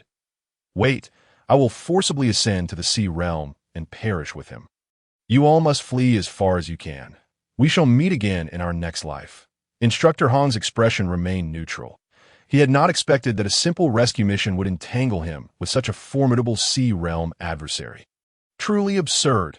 His primary concern now was the safety of his students, and he had often contemplated the day he would need to use this medallion. However, he never imagined it would be against a malevolent force of humanity. How absurd! Just as the sharp edge of the medallion grazed his body, a pale azure claw seized his arm, fingers deftly plucking the medallion away. Instructor Hong, such an honorable moment should not be squandered on this beast. Don't you think? Jiang Chen advanced toward the black figure, his intent clear in his gaze. I have long sought to test my limits. I hope you will oblige. The black-clad man, a sea realm powerhouse, possessed greater cultivation than the last time Han Xiaoyan had come to Cangnan. Upon hearing Jiang Chen's audacious declaration, he chuckled. Youngster, it is indeed rare to encounter someone of your age with such cultivation.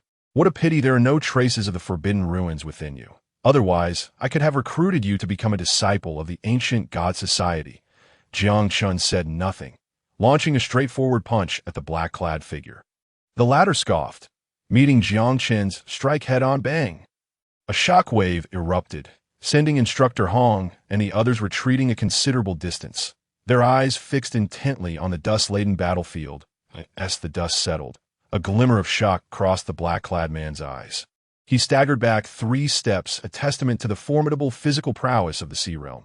However, the young man opposite unexpectedly took 3 steps back. Goodness, Jiang Chen is truly formidable. Bailey Pang Pang's eyes sparkled with excitement, while Qingyu beside him raised an eyebrow at Jiang Chen. Kid, do you really think that this peculiar layer of defense can allow you to contend with me on equal footing? How naive! A surge of mental energy from the sea realm surged toward Jiang Chen, causing him to frown. His mental prowess still lagged behind that of the sea realm, even though his physical body could rival a sea realm powerhouse. His mental strength could not withstand the onslaught. Just as he prepared to draw the Qiyou banner, a pale blue light emanated from him, completely neutralizing the black-clad man's mental attack. Turning to look back, Jiang Chen noticed the azure necklace around Lin Qiye's neck glowing brightly. Bailey Pang Pang tossed a medium-sized dagger to Jiang Chen, who caught it deftly, his eyes gradually brightening. Jiang Chen, you understand what I mean, right? Jiang Chen nodded. Of course he understood. The dagger was none other than Bailey Pang Pang's special soul-cutting blade. The roles of offense and defense had shifted. My friend, gripping the soul-cutting blade, Jiang Chen charged at the black-clad as he did so. Lin Qi once again enveloped him in a pale blue shield, capable of withstanding soul attacks. The black-clad man's figure flickered backward, feeling as if he was being restrained by this seemingly inconspicuous youth. Who exactly are you? How can you be stronger than the dual deity agents? At that moment, a significant question mark appeared in the black-clad man's mind. Wondering why this young man defied all logic and why the ancient god church had received not a whisper of news about him. In response, Jiang Chen unleashed a blade of black light, the soul-cutting blade striking the black-clad man. Although there were no visible wounds on his physical form, he let out a wretched scream. What kind of blade is this? Seizing the moment of the man's shock, Jiang Chen swiftly maneuvered behind him, his right hand morphing into a dragon claw, piercing through the black-clad man's body, grasping his heart in his hand. The black-clad man gazed at his own heart, blood trickling from the corner of his mouth, collapsing to the ground, gasping for breath. It was only when Jiang Chen crushed the still-beating crimson heart that he perished. After completing this, Jiang Chen's body reverted to its original state, and Lin Qi and the others gathered around him. Well done, kid. I never expected you to be this powerful, capable of slaying a Sea Realm adversary. Instructor Hong clapped Jiang Chen on the shoulder. This is all thanks to Bai Li Pang's soul-cutting blade, as well as Qi Ye's Azure shield against mental attacks. Otherwise, if I'd fought him alone, I would surely have been the one to fall. Jiang Chen replied solemnly, not out of excessive modesty, but because it was the truth. Sea Realm cultivators were vastly superior to those of the River Realm. His victory was indeed a stroke of luck. Let us return and inquire about the situation. That we just contacted the command center, and they reported that Commander Yuan has sustained severe injuries and is currently recuperating. Upon hearing this, everyone present gasped in shock.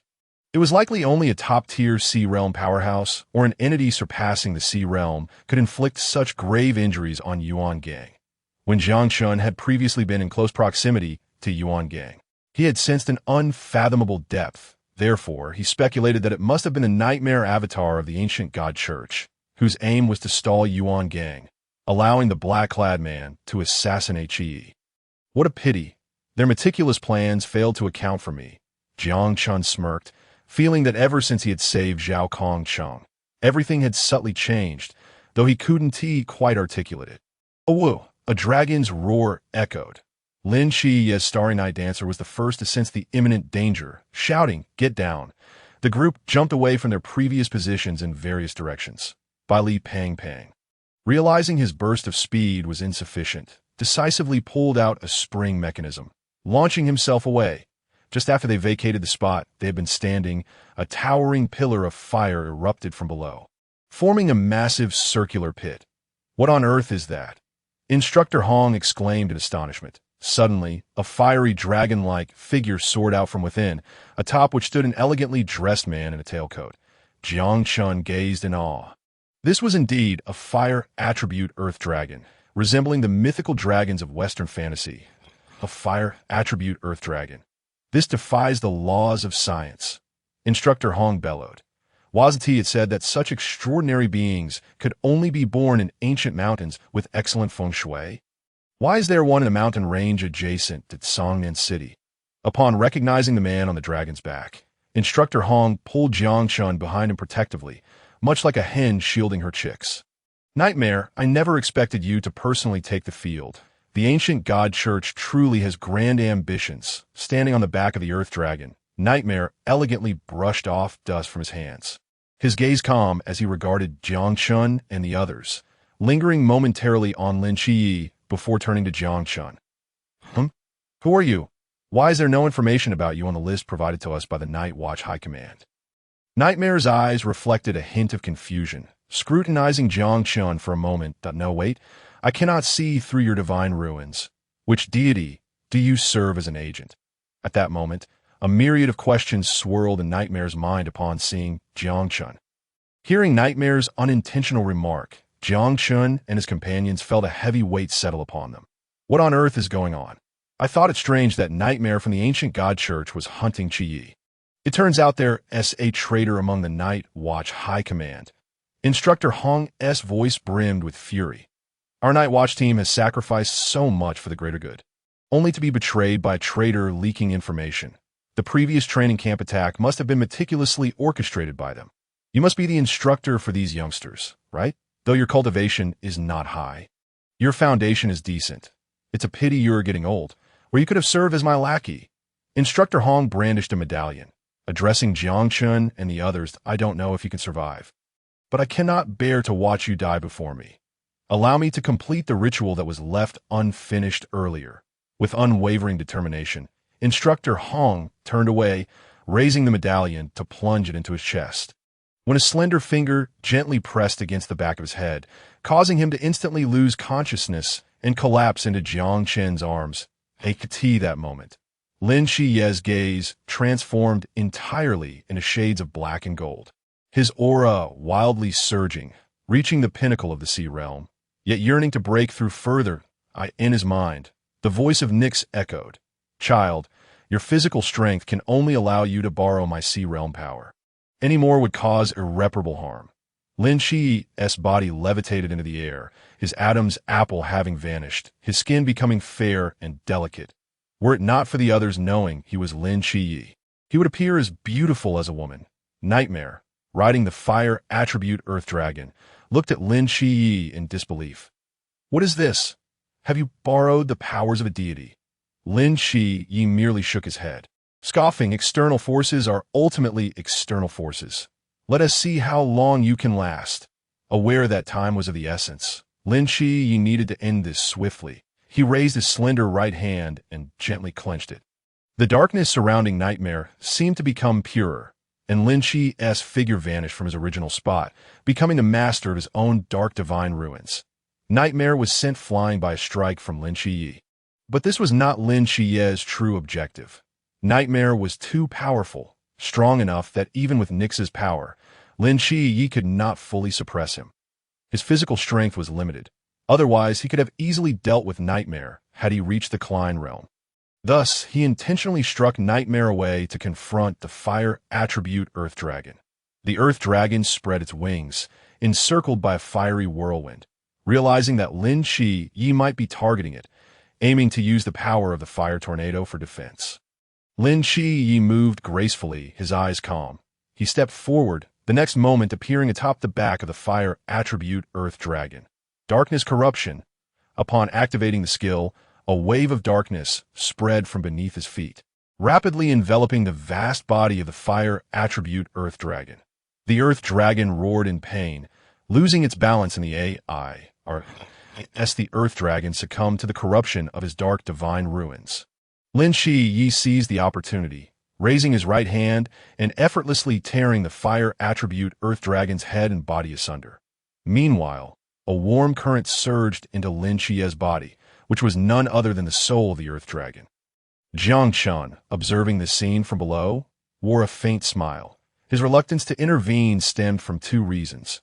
Firstly, he had exerted himself excessively in the previous battle, leaving his mental energy depleted, and secondly, it was imperative for Lin Qiye to take action this time.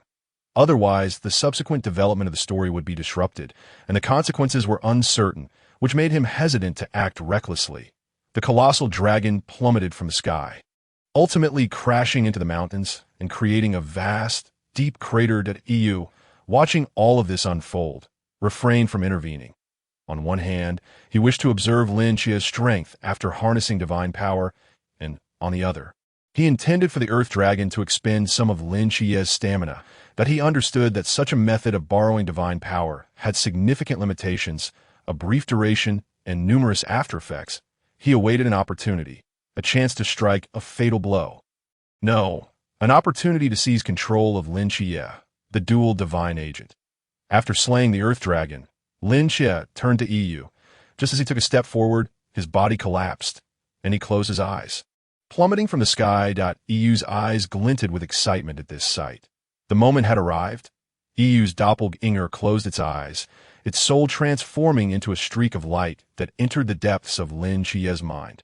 Aiming to imprint a mark for control, he delved deeper, aware that Lin Qiye, being a prodigy, possessed an extraordinary mental power. Thus, it was crucial to inscribe the mark in the deepest recesses of his mind for absolute certainty. Qiyu's essence surged further inward until he beheld a magnificent structure, a colossal iron gate, beside which a sign read, "The Asylum of the Gods. What on earth is this?" Qiyu's form halted momentarily. Why would a building appear in the depths of Lin Chiye's mind? Even as one of the oldest divine agents of the ancient God Church, he was utterly perplexed. Just as he pondered this, a figure emerged behind him. As Qiyou turned, he felt his body uncontrollably propelled forward, landing squarely within the gates of the asylum. Click! The door was locked behind him. The newcomer was Jiang Chen, who had previously conspired with Lin Chiye on a strategy. Thus, before Lin Chiye succumbed to unconsciousness, he had granted Jiang Chen the authority to enter this place. Jiang Chen grinned at Qiyou, who lay on the ground. "Lord Qiyou, welcome to Chiye's asylum. Is the director here? Let me show you around. He just exhausted his mental energy too severely and will wake shortly." Qiyu's eyes widened in shock at his surroundings, only to be met with a flicker of indignation on his otherwise composed face. "You think this place can truly contain me? Such utter folly." Qiyu's form vanished from sight, reappearing instantaneously beside Jiang Chen. Reaching for his neck, Jiang Chen remained unfazed, a cough escaping him. Ahem. Lin Chiye's figure materialized, though his complexion was ashen, resembling one who had overexerted themselves. "Why can't I move?" Qiyu's right hand hovered in midair, his body frozen in place, deprived of control. "What have you done to me?" As one of the oldest divine agents of the ancient God Church and a founder of the faithful, a rare sense of panic flickered across his face. Jiang Chen turned to see a hand less than 0.01 centimeters from him and lamented, "Chiye, if you had taken any longer to emerge, I might have been finished." Lin Chiye flashed a grin. "How could that be? You have your own means to deal with him. You merely sensed that I had awakened." Jiang Chen shrugged, remaining silent as he circled Qiyou. "Chiye, come take a look. This is one of the ancient entities of the ancient God Church. Though merely a doppelganger, the difference in power and restrictions is negligible to that moment." Li Yifei, clad in caretaker attire, emerged, holding the hand of the spider boy, Xiaozhu. Spotting the immobilized Qiyou, he scratched his head. "Director, Jiang Chen, who is this? A new caretaker?" Li Yifei, still holding Xiaozhu, approached Qiyou to inspect him. Jiang Chen smirked. "Chiye, shall we organize an exhibition? Let everyone come and witness Lord Qiyou." Lin Chiye, aware of Jiang Chen's mischievous intentions, nodded in agreement. "I think that sounds good." Qiyu's face burned with humiliation. He closed his eyes, having never endured such disgrace, being observed by mere ants beneath him in cultivation. "Lin Chiye, do as you will. Grant me a swift end." As a high-ranking member of the ancient God Church and a powerful figure of the Klein realm, he demanded dignity. Lin Chiye sensed the energy within Qiyou surging violently against his restraints. But alas, this was an asylum. He was its director and the ultimate authority, a deity. "Lord Qiyou, it's a rare occasion for you to visit. How could I allow you to leave so easily? Let me show you around, but do behave, for I cannot guarantee what consequences may arise." Lin Chiye undid Qiyu's bindings, and the latter instantly teleported away from Jiang Chen and the others. Fearful of being confined once more, Qiyou, now acutely aware of the asylum's eerie aura, noted that the grand door through which he entered had been sealed. Realizing escape was impossible, he began to venture deeper into the asylum. Jiang Chen and Lin Chiye leisurely follow behind, as though watching a live broadcast. "Chiye, is everything all right?" Lin Chiye nodded confidently. "Rest assured, I've already informed my mother and the others. Let us now relish Lord Qiyu's unfortunate moments." Qiyou arrived at a sun-drenched courtyard adorned with flowers, where he spotted a woman in a light purple Western noble's attire, seated and knitting, not sensing any aura of cultivation from her. He surmised she was an ordinary person. Perhaps he could take her hostage to threaten Lin Chiye. Without hesitation, Qiyou swiftly approached Nikes. Just as he drew within 3 paces of her, an unexpected turn of events occurred. The garment she was knitting transformed into a binding attire, enveloping Qiyou in an instant, tightening around him. The occurrence was too abrupt. Qiyou reacted swiftly, attempting to break free, but as he struggled, The binding attire emanated an intense darkness, relentlessly consuming his divine soul power. Ah! What is this ghastly thing? My head aches. Qingyu cradled his head, curling up on the ground, his contorted expression betraying the turmoil within his body. My divine soul power. No.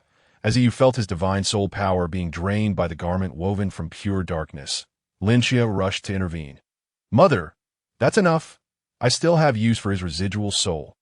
Jiang Chen and Linxia dragged the barely conscious Qingyu to the library of the asylum, a favored haunt of the great wizard Merlin. Oh, my esteemed director, it seems your luck has been quite favorable of late. Linxia chuckled, tossing Qingyu before Merlin. Merlin, I have a favor to ask. This individual is my enemy, but this is not his true form. Merely a doppelganger that I wish to know under what circumstances I might inflict harm on his true self using this doppelganger as a medium. Merlin raised an eyebrow at Qingyu, closing the book he had been perusing, which bore the title Retirement Life of the Elderly. Esteemed director, to be precise, this doppelganger possesses the divine soul of his true self. Destroying this doppelganger will indeed impact his true self, but the damage will be minimal. Linxia sighed, but Merlin's lips curled into a smile as he continued. However, there exists another method you will undoubtedly find intriguing. Upon awakening, Qingyu discovered himself at the center of a hexagram array, his body involuntarily shifting backward. Be still. Merlin's finger beckoned, and Iyu's body returned to its previous position, leaving him wide-eyed with astonishment. What power is this? His essence resides within the Klein realm, and he acknowledges his own limitations. Suddenly, the hexagram formation began to whirl, and a beam of starlight penetrated the mind of Qingyu, causing him to instantly lose consciousness. The same moment, in a desolate desert within the real world, Iyu's body, which was airborne, jolted violently. He rubbed his head, experiencing an intensely tangible sensation of his soul being torn apart. His body plummeted into the sands, face fully buried. Following this, he trembled slightly, abruptly lifting his head, his expression bizarre as he exclaimed, "Hey, SpongeBob, where are you? Let's go catch some sounds." The changes he experienced were significantly unlike those prior. Moments later, he vigorously shook his head, his gaze regaining clarity. Damn it, what the hell is this? He sensed an additional soul within him, forcefully implanted by another, the finesse of which left him astounded that I will surely find the mastermind behind this. It infuriates me.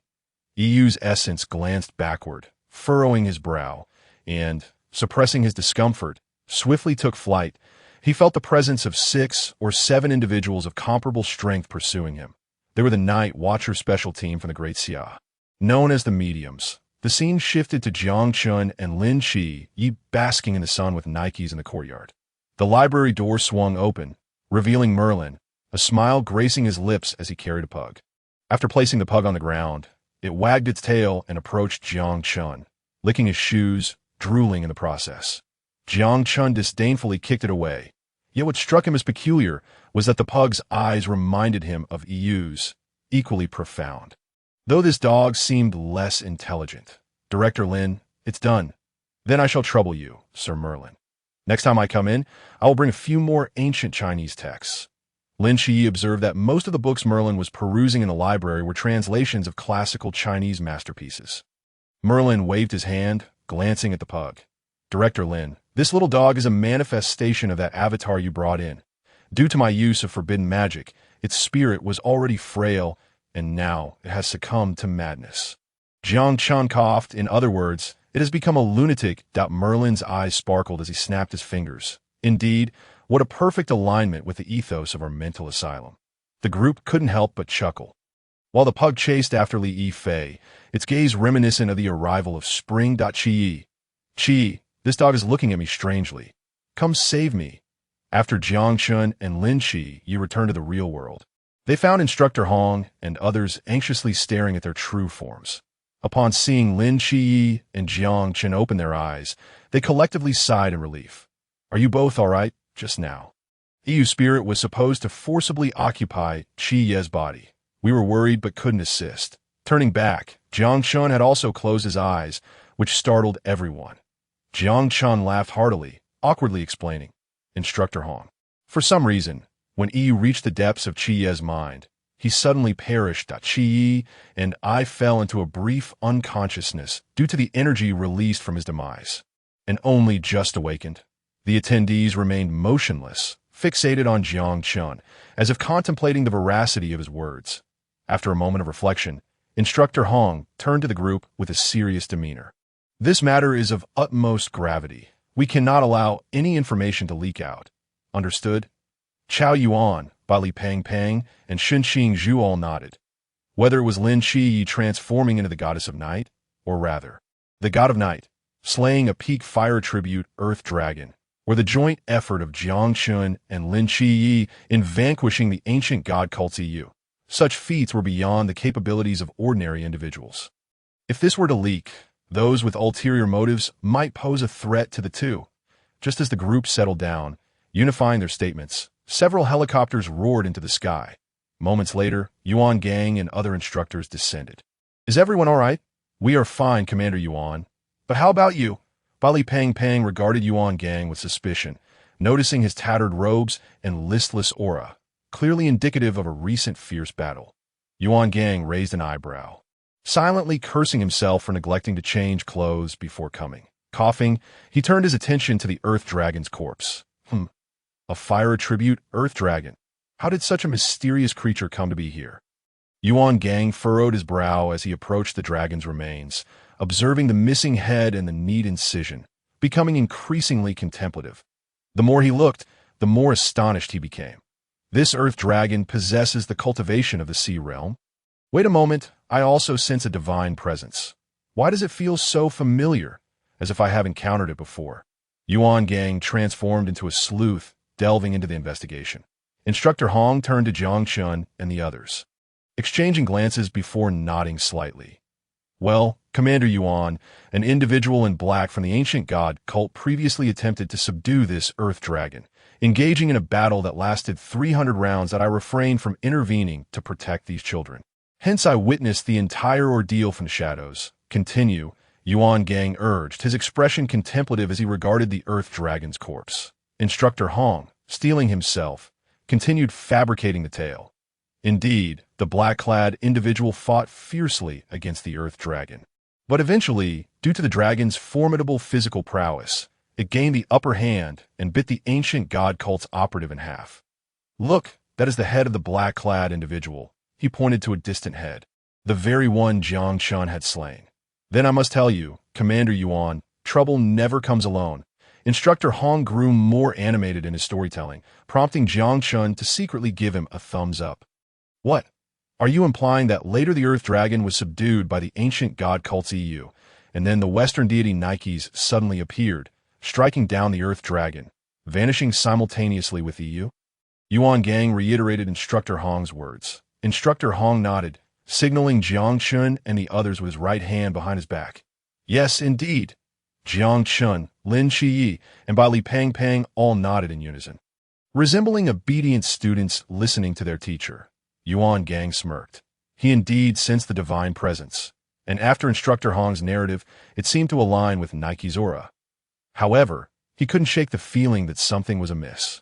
Instructor Hong's heart raced, fearing Yuan Gang might detect the inconsistency. He was all in, as this lie was the largest he had ever concocted in his life, aimed at deceiving his superior. Yuan Gang waved his hand, addressing Jiang Chen and the others. All right, since everyone is fine, that's good. This assassination attempt by the ancient god cult is closely related to the traitors within the ranks of my Night Watchers. Even I nearly perished. Jiang Chen furrowed his brow. He had yet to encounter the higher-ups of the Night Watchers, but he suspected that the traitor's identity was not simple. You all may rest now, and then return to your designated municipalities. You have worked hard today. The rescue operations will be handled by us, and the relevant departments should have already arrived. Safe travels, and may we meet again by chance. Instructor Hong led Lin Qi and the others to the train station in Songnan City. The grand square resonated with the song of the passing train, and the group's mood turned somber. Having fought together, their camaraderie made the impending farewell feel abrupt. Bali Pang Pang patted his round belly, cheerfully suggesting, "Everyone, come visit me in Guangshan. I'll show you my influence there." Chiyou Chow Yuan waved his luggage at the group as he walked into the waiting room. Bali Pang Pang, seeing Chow Yuan enter, hurried after him. Old Chow, wait for me. When you come, I'll definitely treat you to a luxurious 1999 foot massage package. The suave Shun Qing Zhu nodded lightly at Jiang Chen and Lin Qi, chewing gum as he ambled toward the waiting room, casually blowing a bubble just before stepping inside, popping it with a snap of his fingers, leaving behind a lone silhouette. Jiang Chen smirked. This kid can't help but show off. Lin Qi patted his shoulder, teasing, if he doesn't flaunt, he wouldn't be Shun Qing Zhu. Indeed, we should return. The captain and the others must be worried. Just as the two turned around, they spotted a figure clad in a red tracksuit. A cold-faced man leaning against the car, watching them. Jiang Chen, Qi, hurry up. We've been waiting so long that the flowers have wilted. Jiang Chen and Lin Qi walked briskly, approaching with shy smiles.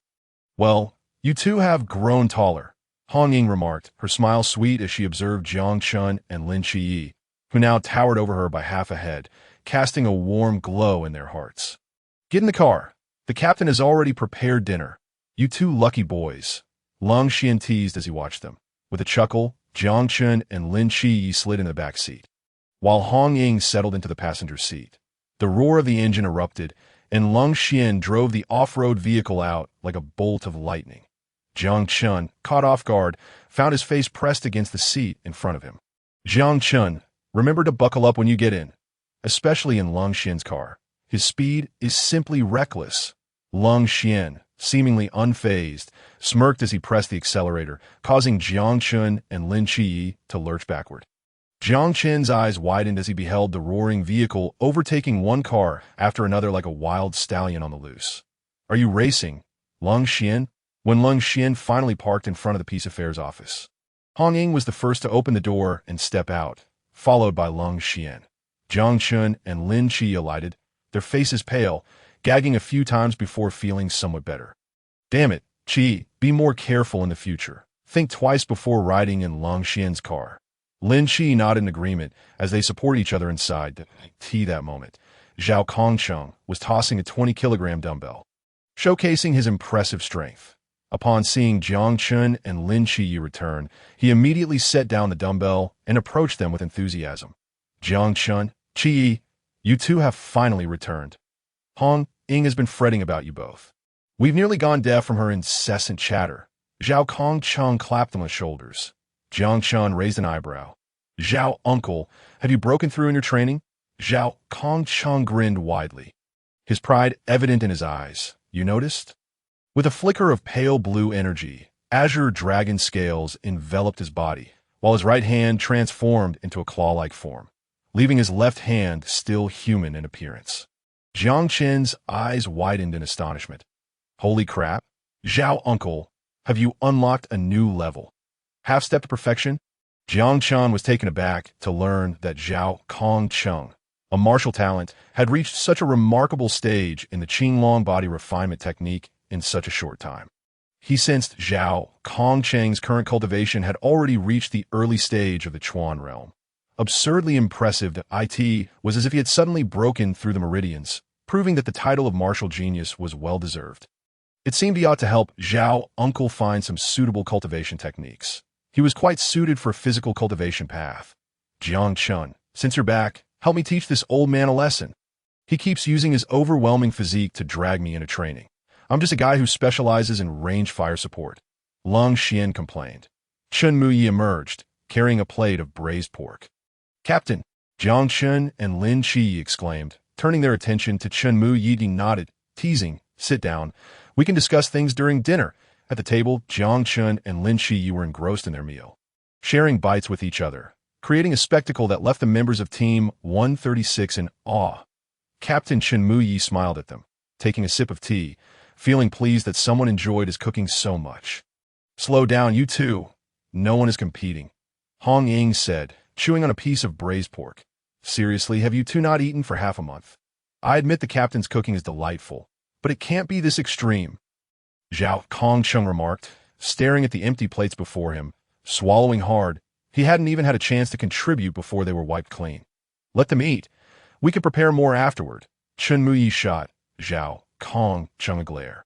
Seeing that the dishes were no longer attainable, Zhao Kongcheng turned his attention to Vice Captain Wu Xiangnan. "Old Wu, I heard the master visited today and spent the whole day drinking tea with you?" Wu Xiangnan, currently gnawing on a bone, paused at Zhao Kongcheng's words, causing the bone to clatter onto the table. "I have no idea what the master's intentions were. He just kept silent and drank tea. I must have brewed 4 or 5 pots today. But why did he suddenly leave?" Jiang Chen asked, chewing on sweet and sour pork and braised meat, his words muffled. But Wu Xiangnan paused, then replied in a puzzled tone. "Well, just as the hot water in the 3 thermoses ran out, I went out to boil some more. He seemed to have left during that time, probably around 10 minutes as he spoke." Wu Xiangnan seemed to realize something. Turning to Captain Qingyu with a peculiar glint in his eyes. "Captain, do you think the master wanted to spend some private time with you, which is why he drank tea for the entire afternoon?" Wu Xiangnan felt he had grasped something significant after Jiang Chen's hint. Captain Qingyu remained silent, savoring his tea, yet Jiang Chen keenly detected a fleeting hint of unease in the captain's eyes. Though others remained oblivious, in no way. If the master had something subtle to discuss with Captain Chen, he would have surely signaled you to leave. "Old Wu, don't let your imagination run wild. Such baseless speculation can be dangerous." When Chiyou interjected, picking up a piece of braised eggplant, Wu Xiangnan frowned, feeling that his suspicions might indeed hold some truth. However, without evidence, he was left with a question. What could there be between the master and the captain that he couldn't overhear? Jiang Chen, meanwhile, was focused on his meal, amused by the vice captain's predicament, wondering if he would question his existence if he knew the master had spent the afternoon drinking tea due to his being a third wheel. Of course, this involved Captain Qingyu's privacy, and he couldn't speak out of turn just yet. "Captain, I have a question." Lin Qi, having just wiped his mouth, raised his right hand. "Go ahead." Captain Qingyu set down his purple clay teacup. "A few days ago, when we were ambushed, I heard the murmurs of the ancient god church mentioning that it was information from a high-ranking member of the Night Watchers. Does this mean we might be at risk of being backstabbed by our own people in the future?" Upon hearing this, everyone paused their activities, turning their attention to Captain Qingyu. This was a crucial question. Since the day they became Night Watchers, they had placed their lives on the line against the unknown. But to die at the hands of one's own comrades was an unconscionable fate that no one wished to face. Captain Qingyu sighed heavily, his heart heavy with sorrow. The Night Watcher leadership has previously investigated our own ranks. But the follower of the murmurs was too enigmatic. Those he enslaved executed orders without any resistance. Despite the tightest precautions, a flaw remains. The followers were eliminated one after another, and to assassinate Qiyou. A high-ranking follower was exposed and subsequently subdued by Commander Yi Fan on the spot. Captain Qingyu's tone shifted as for whether there are others. "I believe the likelihood is minimal going forward. The Night Watcher leadership seems to have made new progress in studying the abilities of the Murmur's followers, but we must still exercise caution." "Qi, do you have any other questions?" Lin Qi shook his head. "No, Captain," he said, scratching his head, feeling embarrassed for burping after such a hearty meal. Zhao Kongcheng twitched his lips. He was still hungry while Lin Qi had already burped at the tea that moment. A figure hurriedly pushed open the door of the Peace Affairs office and rushed in. The newcomer was a middle-aged man with well-defined features, exuding an imposing presence that suggested he was skilled in martial arts. This was Jiang Chen's first impression. The middle-aged man approached Captain Qingyu and respectfully saluted. "Captain Chen, something has happened. Please elaborate. There are no outsiders here." Captain Qingyu turned to the middle-aged man. The latter nodded and began recounting the details. Hong Ying rose and walked to the water dispenser, pouring a cup of water, which the middle-aged man accepted with a thank you before continuing to describe the incident. Half an hour later, the middle-aged man left behind a video and hurriedly departed. "Captain, don't you find this matter rather peculiar? How can there be ghosts and monsters in this world? I suspect that it may be the work of the mysterious." Zhao Kongcheng furrowed his brow and spoke aloud. The middle-aged man from earlier was the captain of the criminal police team, who mentioned that a bizarre murder had occurred in a tavern within the city, and the footage recorded by the surveillance cameras was equally strange, something the ordinary police could not resolve. Thus, he sought the assistance of the night watchman for an investigation. Chimai rose, resolutely stating, "Let us first review the video content. Perhaps we can uncover some clues." When Shima brought over a projector and inserted the tape, displaying a scene before everyone that in the footage, a male server was inexplicably pinned against the wall by a mysterious force, his limbs secured by slender iron nails. Blood trickling down the wall, presenting a most horrific sight. A chilling spectacle unfolded as the server's fingers suddenly detached, as if bereft of support, plummeting to the ground with a series of sickening thuds. Hong Ying, startled, promptly closed her eyes, then shielded her gaze with her right hand. Peering through her fingers, the image began to distort, as if a powerful magnetic field was interfering with the camera's operation. Wow! At the end of the video, a head, bleeding from all 7 orifices, filled the screen, prompting Si Xiaonan to scream in terror and hurl her cup against the wall displaying the footage. The others gasped in shock. Realizing her loss of composure, Si Xiaonan's cheeks flushed red as she hurriedly apologized. "I apologize. I got a bit too excited just now."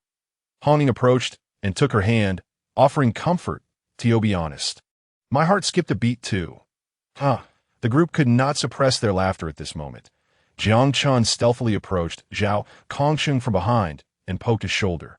Zhao Kongcheng jolted and turned to find Jiang Chen grinning at him. "Uncle Zhao, I thought you weren't afraid of horror films." "You little rascal, I was just analyzing the case. Do you think I'm truly scared?" Chima waved his hand. "All right, we've finished watching the video. Let us hear your thoughts." When Chima spoke first, "Captain, I suspect this is the work of some mysterious entity." Hong Ying smirked, glancing at the tape with lingering apprehension. You think there are really ghosts and monsters?" "Sister Hong Ying, what are you afraid of? If there really are ghosts, why not capture one and keep it in a cage?" Lin Xie offered comfort with a sardonic tone.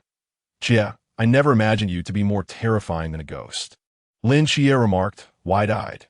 Jiang Chen cleared his throat and tentatively replied, "Captain, I believe this video may have been tampered with. We should conduct an on-site investigation." Chen Mai nodded, sharing the same sentiment, as the video fell off to him, though he couldn't pinpoint why.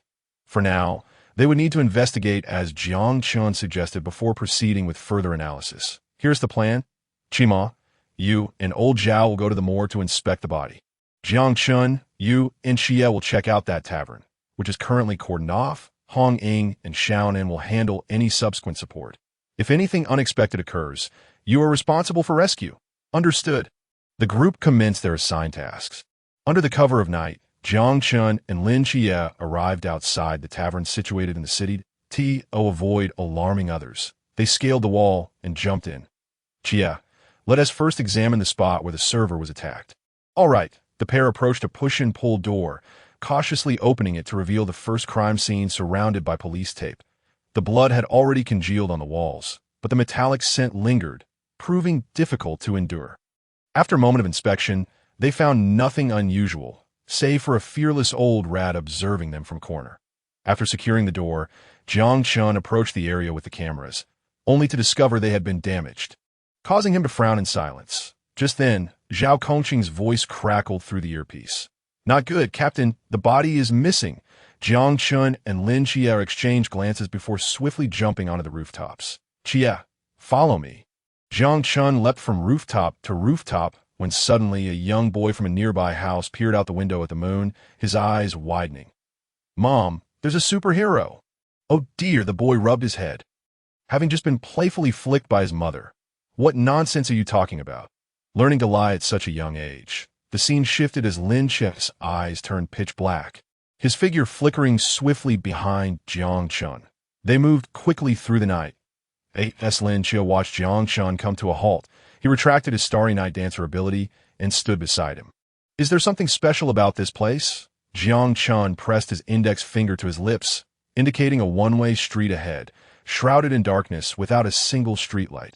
The two concealed themselves in the night. Waiting patiently, Lin Xie remained silent, trusting Jiang Chen implicitly. Half an hour passed, yet Jiang Chen remained composed, fixated on the desolate asphalt road that a glimmer of light emerged, illuminating the night. Jiang Chen raised an eyebrow. "Here it comes." He pulled Lin Xie down to a crouch, finding a vantage point, though it was too conspicuous and could easily attract attention, that a black sedan sped down the asphalt road, the driver clad in a black cloak, obscuring their features except for their hands gripping the steering wheel. Those delicate, pale fingers had a ring finger slightly longer than the middle finger, details sharply noted by Lin Qia's keen perception. The sedan raced through the night, while Jiang Chen and Lin Qia followed at a steady pace. "Captain, we've made a discovery. The body is in the trunk of that black sedan." Chen Mai's voice echoed through the earpiece. "Exercise caution. Do not act recklessly. Wait for Hong Ying and old Zhao to provide support." Received. The driver in the black cloak glanced at the rearview mirror, a mysterious smile crossing their lips before flooring the accelerator. Tripling the speed. "What the hell? Why did they suddenly accelerate?"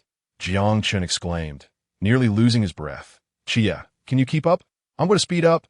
Jiang Chen's body surged with a pale blue energy, enhancing his agility. This was the accompanying ability of the Azure Dragon body refinement technique, allowing him to expend energy to increase his speed.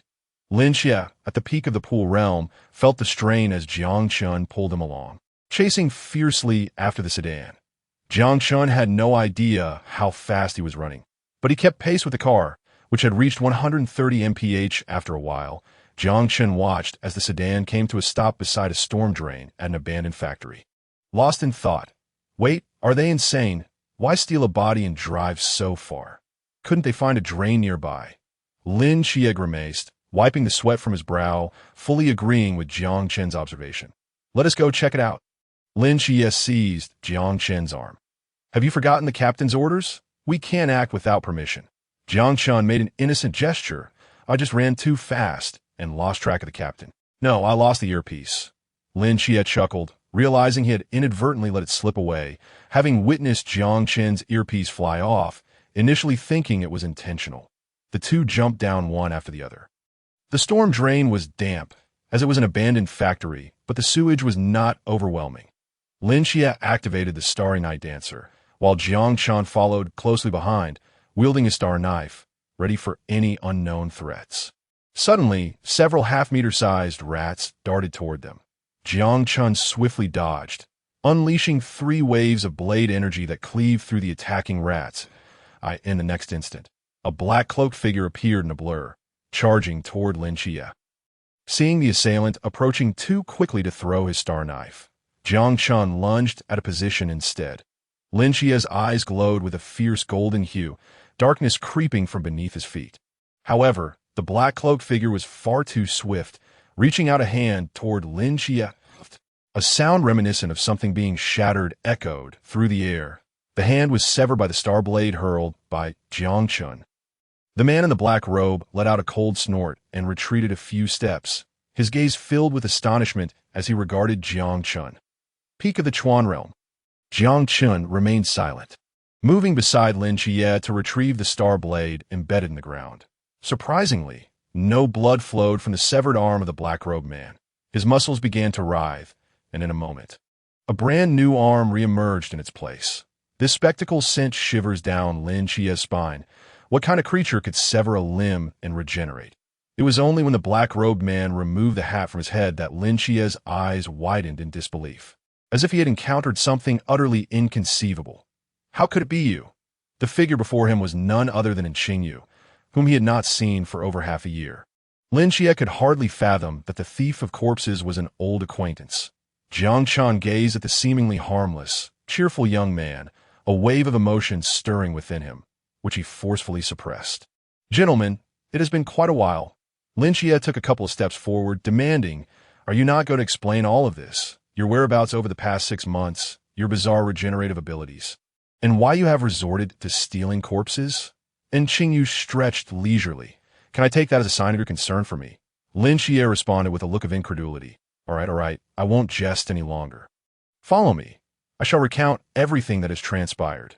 Jiang Chen and Lin Xia trailed behind in Qingyu as they navigated through several twists in the sewer, arriving at a relatively spacious location resembling a warehouse, albeit one cluttered with obsolete research instruments. "Welcome to my experimental base. You are the first guests here, and you shall also be the last."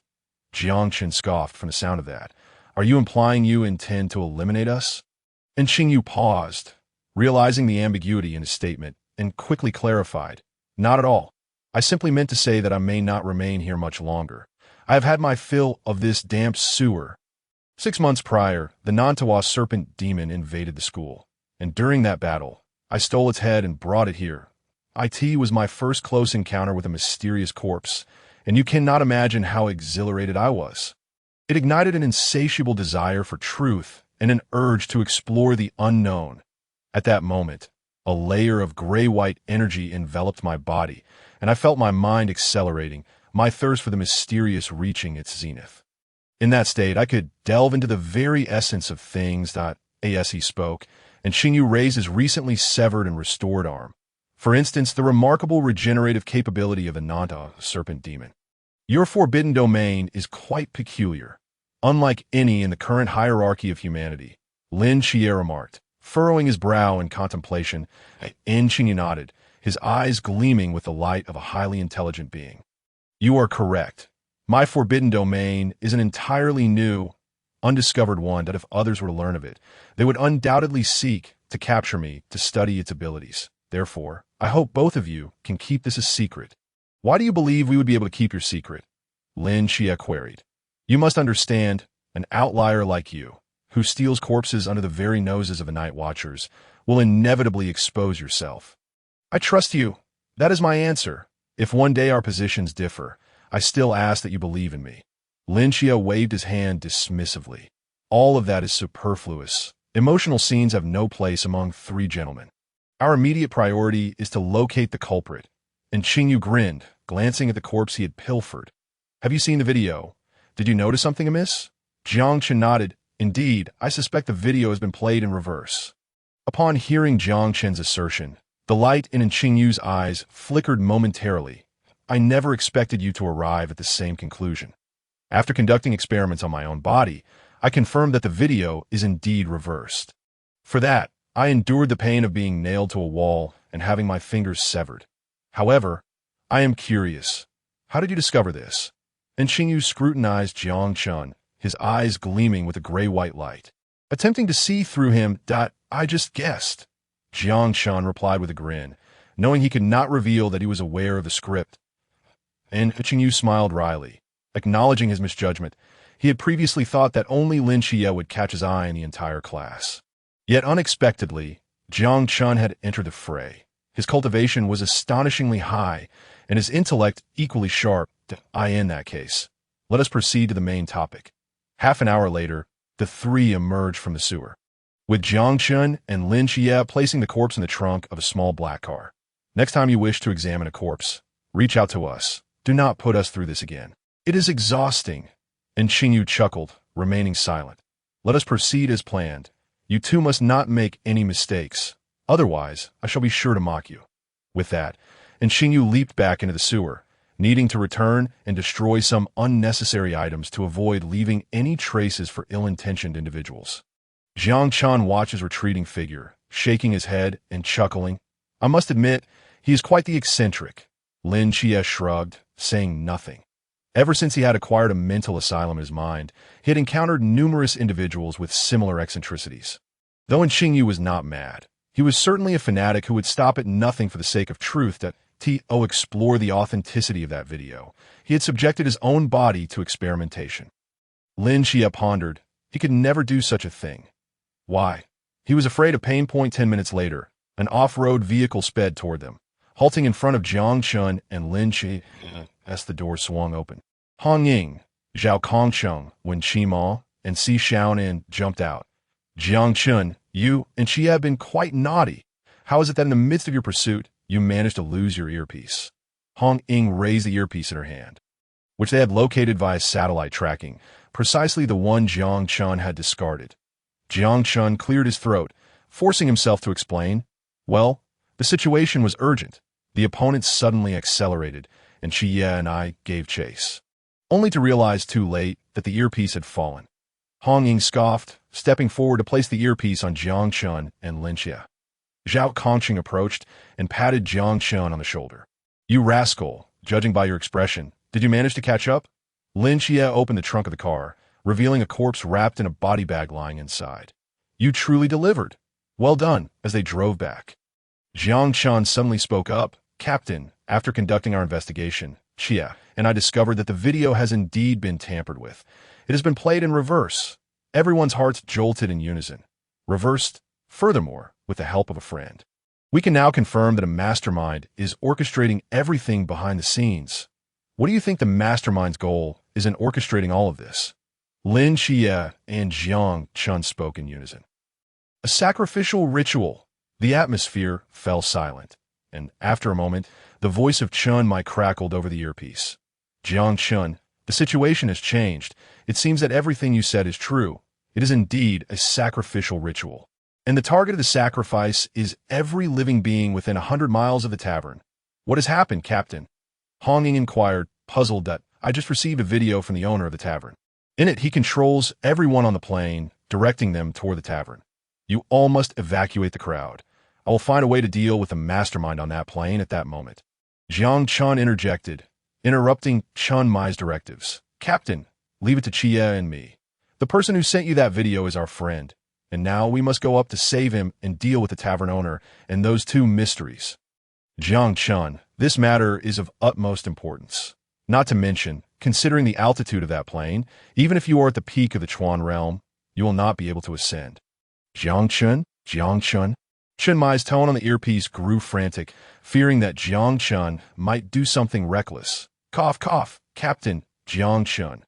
Hong Ying hesitated to finish her sentence. What has happened to him? He has flown away. Chen Mai.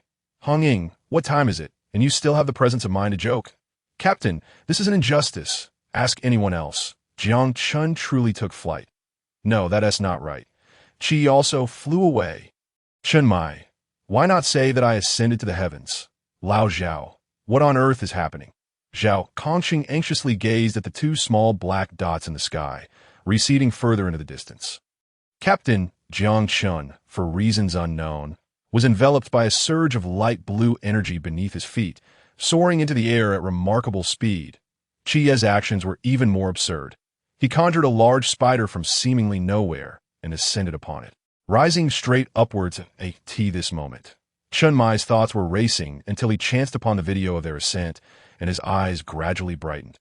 The scene shifted to Jiang Chen, who, utilizing the art of wind manipulation taught by the residual spirit of the wind Qilin in the sacred domain of Chiyou, ascended into the air, yet his current understanding was too superficial to carry another person.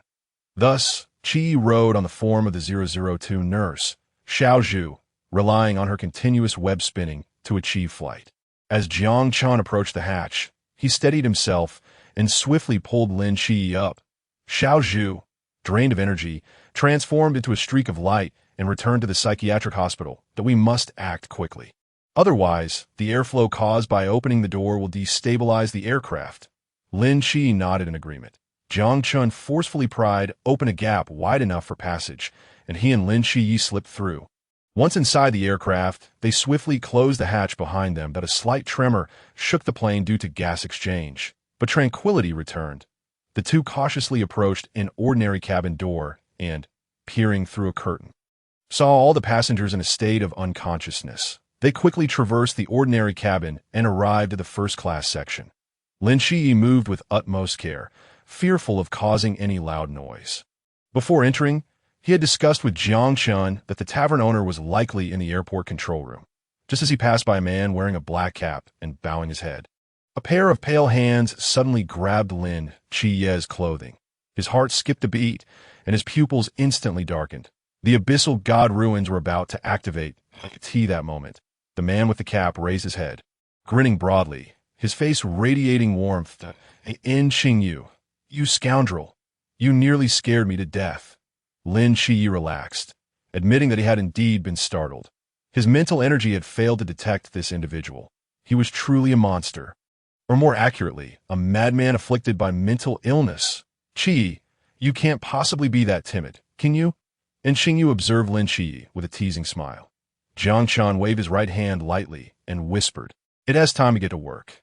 Lin Qi closed his eyes, and like flowing water, his mental energy instantly enveloped the entire aircraft, projecting the scene of the cockpit into his mind. The tavern owner was crouched on the floor, inscribing a formation, flanked by two enigmatic figures, one resembling a Shiki from a prosperous nation and the other a Juqian ghost child. Jiang Chen raised his eyebrows. Was this an unexpected delight? This diverged somewhat from the original plot. Once we enter, you two will each hold off those two mysterious figures until I dispatch the tavern owner, and then we will deal with them one by one. Understood. The youth sprang into action without hesitation. No time wasted. Jiang Chen's right hand morphed into a dragon claw, effortlessly tearing apart the reinforced titanium door of the cockpit, a pure display of violent aesthetics. The tavern owner, startled, swung his hand, prompting the peak-level Shiki and the early-stage Ghost Child to charge at the trio. Qingyu flashed a grin, his demeanor contrasting sharply as he charged toward the most formidable Ghost Child. Qiyou, let us see who can take down our target first. Lin Qi unsheathed his straight blade, coldly snorting as he followed Qingyu in a battle against the Shiki, who wielded a knife and rubbed it against his emaciated hand. As you wish. Jiang Chen swiftly appeared next to the tavern owner, kicking him away with a force that left the latter in shock. Who are you? ISNT, the highest-ranking night watchman in Songnan City, Chiangmai. The tavern owner's expression tensed as he was kicked, suffering internal injuries. Who I am is irrelevant. I've heard that your forbidden ruins allow for infinite reassembly. A flash of blade light glimmered as Jiang Chen glanced at the blood on his star blade, the remaining droplets pooling at the tip before falling. The tavern owner widened his eyes in horror, realizing he had been cleaved in two, collapsing to the ground with a thud. Jiang Chen approached him with interest, observing his reassembled form, a smirk playing on his lips. This was a grand and unique fruit-slicing game, a spectacular sight of severed limbs and blood, and absolute carnage. Moments later, the tavern owner reformed once more. Though he now appeared pallid and exhausted, cold sweat beading on his forehead. What are you dawdling for? Bring your head over. I'm not done slicing yet. The tavern owner gazed at Jiang Chen, filled with dread. This youth was not human, treating him as if he were mere fruit to be sliced. Lin Qi and Qingyu, having simultaneously dispatched their respective foes, approached and were taken aback by the sight. Another freak, seeing that the two had concluded their battles, Jiang Chen decided to cease tormenting the tavern owner, drawing his star blade and placing it against the latter's throat. Hand over that bug, or I shall reduce you to fragments and feed you to 10 wild dogs, and we shall see how your forbidden ruins reassemble. The tavern owner's pupils constricted, and he hurriedly bowed his head in supplication. Young master, spare me. What bug? I know nothing. Lin Qi furrowed his brow. This man was clearly feigning ignorance, and such questioning would yield no truth that a pure black aura emerged beneath his feet, promptly burrowing into the tavern owner's mind. The latter clutched his head in agony, groaning, and moments later, blood flowed from his 7 orifices as he collapsed to the ground. Jiang Chen regarded Lin Qi with surprise. It seemed this fellow had acquired new methods. And Qingyu's eyes sparkled with curiosity as he delicately collected the tavern owner's head. When he turned to face Lin Qi and Jiang Chen, he scratched his head sheepishly. I'll take this back for dissection. I believe his forbidden ruins share similarities with my regeneration ability, and perhaps I can enhance my powers. With that, he began rummaging through the tavern owner's belongings, seemingly searching for treasures. Jiang Chen turned to Lin Qi. Any leads on that bug? Lin Qi shook his head. Within the tavern owner's soul, he had glimpsed a fragment of memory, revealing that before they entered the cockpit, a peculiar bottle containing the bug had cracked open, after which it vanished without a trace. Jiang Chen frowned. That bug was no trivial matter, a parasitic entity of some god hidden in the mist. Having lost its target, it could spell trouble in the future.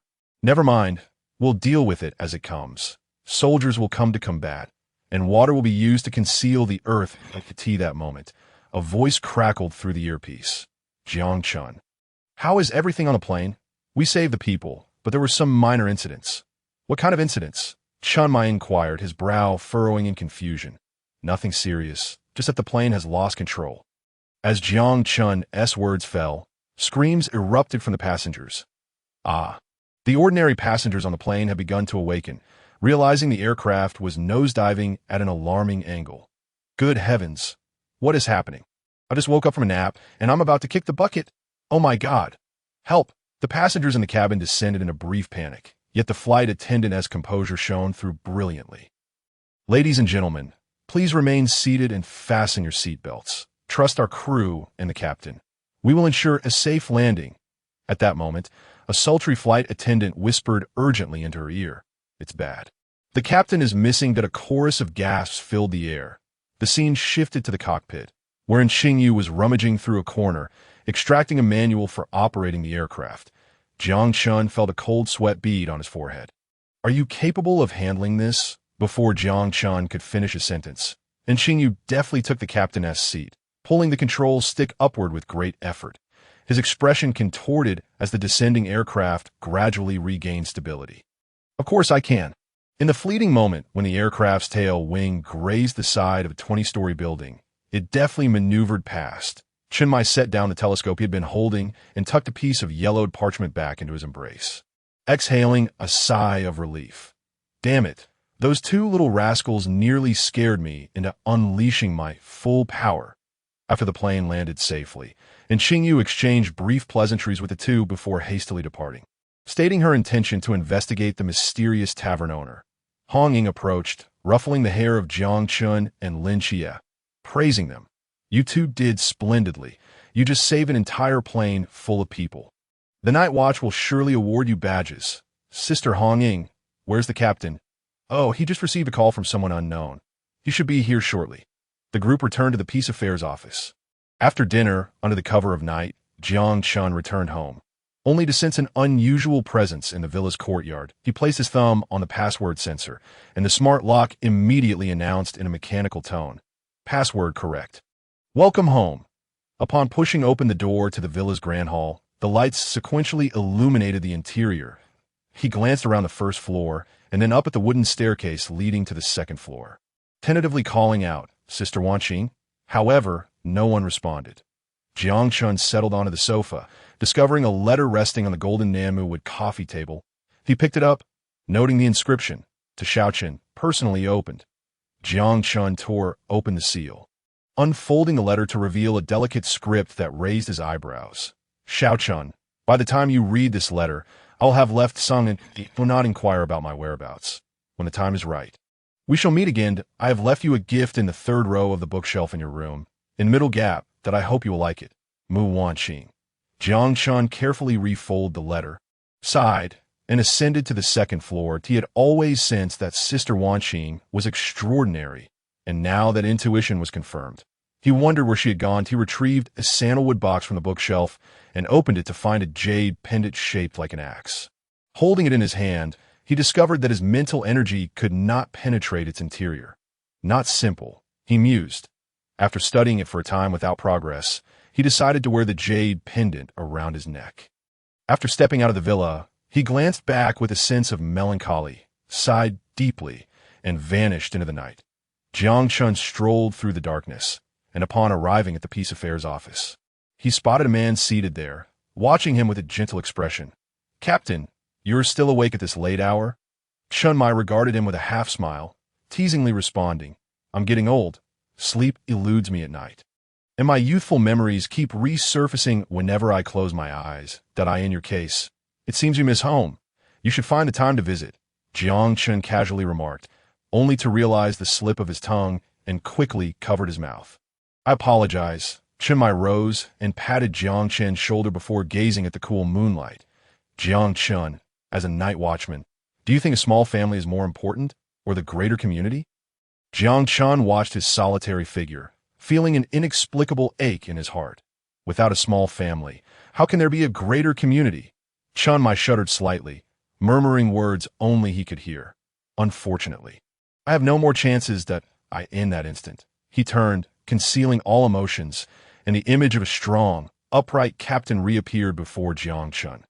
"Let us go. It's time for bed. I have new plans for tomorrow." The night passed without further conversation. In his dreams, Jiang Chen seemed to hear a voice urging him, "Run, run, get out of here." He jolted awake, realizing it was already 8 in the morning. The entire 136 team was gathered at the dining table, having breakfast when Captain Chenmai approached with a stack of documents. "Once you finish eating, prepare your belongings. We have been assigned special training for the Night Watch team in Songnan, and the capital city will allocate resources to help us enhance our abilities." Wu Xiangnan, skeptical, took the documents from his hand and scrutinized them, slowly relaxing his furrowed brow. Why are there only documents for us few? Where are yours and Chiye's? Chenmai unhurriedly poured himself a glass of water and explained. I came from the capital, and I have already benefited from the resources there. Returning now would serve no purpose. As for Qiyou, he is special. In a few days, a top-tier human will personally instruct him. So you needn't worry. Upon hearing that a top-tier human would come to personally train Lin Qiyou, the members of the 136 team felt relieved. After finishing breakfast, they began to pack their bags. Noticing everyone preparing to leave, Jiang Chen leaned closer to Chenmai and whispered a few words, a peculiar gleam flashing in the captain's eyes. As the group ready to depart, Zhao Kongcheng saw Jiang Chen with his hands in his pockets, smiling at them, and couldn't help but urge, Hey, why aren't you packing your things? Jiang Chen cleared his throat, and upon hearing the hint, Chenmai interjected, the top-tier human has temporarily requested that Jiang Chen stay behind. Han Ying waved her hand in slight regret, but then reconsidered. Receiving instruction from a top-tier human made the trip to the capital less significant. Xiao Chen, Qiyou, make sure to study hard. When I return, you must teach me a thing or two. Absolutely. Take care, Sister Hong Ying. Everyone, take care. After the members of the 136 team boarded the plane and departed, the atmosphere on the return journey became heavy. Lin Qiyou could no longer contain himself and asked, Captain, why did you and Jiang Chen deceive them? Chenmai fell silent for a moment, gazing at the dark clouds gathering over Songnan City. Qiyou, Songnan is about to undergo a transformation. A divine battle is imminent here. They lack the necessary strength and are overly attached to their emotions. If they remain, it might spell disaster. Lin Qiyou furrowed his brow, recalling his conversation with Meilin the previous night, where she mentioned that he would face trials soon and that divine beings would appear. Chenmai turned, observing the two spirited youths before him, his eyes filled with pride. Yet they darkened as he realized the urgency of the situation. If only he could grant them 10 years, then China would truly stand a chance against the Western deities. Rumble! Thunder roared in the sky, lightning flashed violently, and a light drizzle began to fall in Songnan City. Outside the city, a carriage hurried towards them. The driver, a young boy, wore a grave expression like a tea that moment. The skies over Songnan were shrouded in ominous clouds, resembling ferocious beasts fixated on their prey. Jiang Chen and Lin Qiyou stood behind Chenmai, their expressions grave, the city's edge. Warplanes circled above, and tanks surrounded Songnan. A middle-aged man in military uniform issued commands. Report, sir.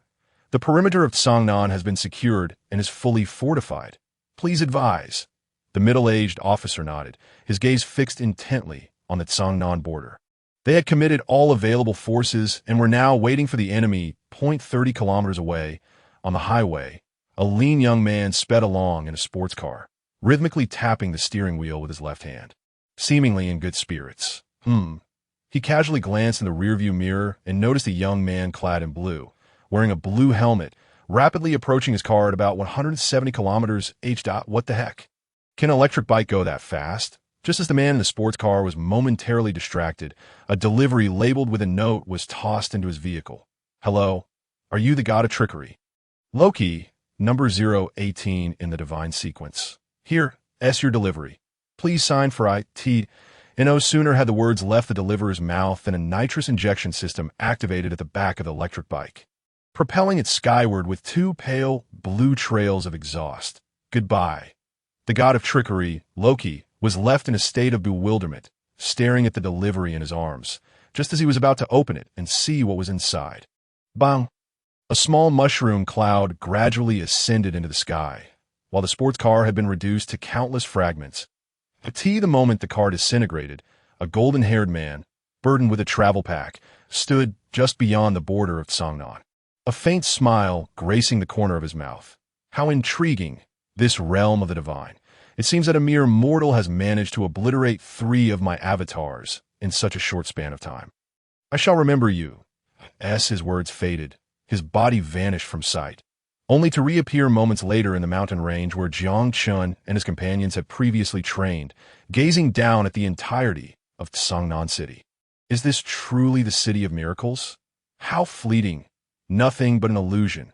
The golden-haired man inhaled deeply, his expression one of rapture that would likely lead any onlooker to deem him a pervert. I can almost sense the intoxicating aura of Shiva's resentment. How utterly captivating.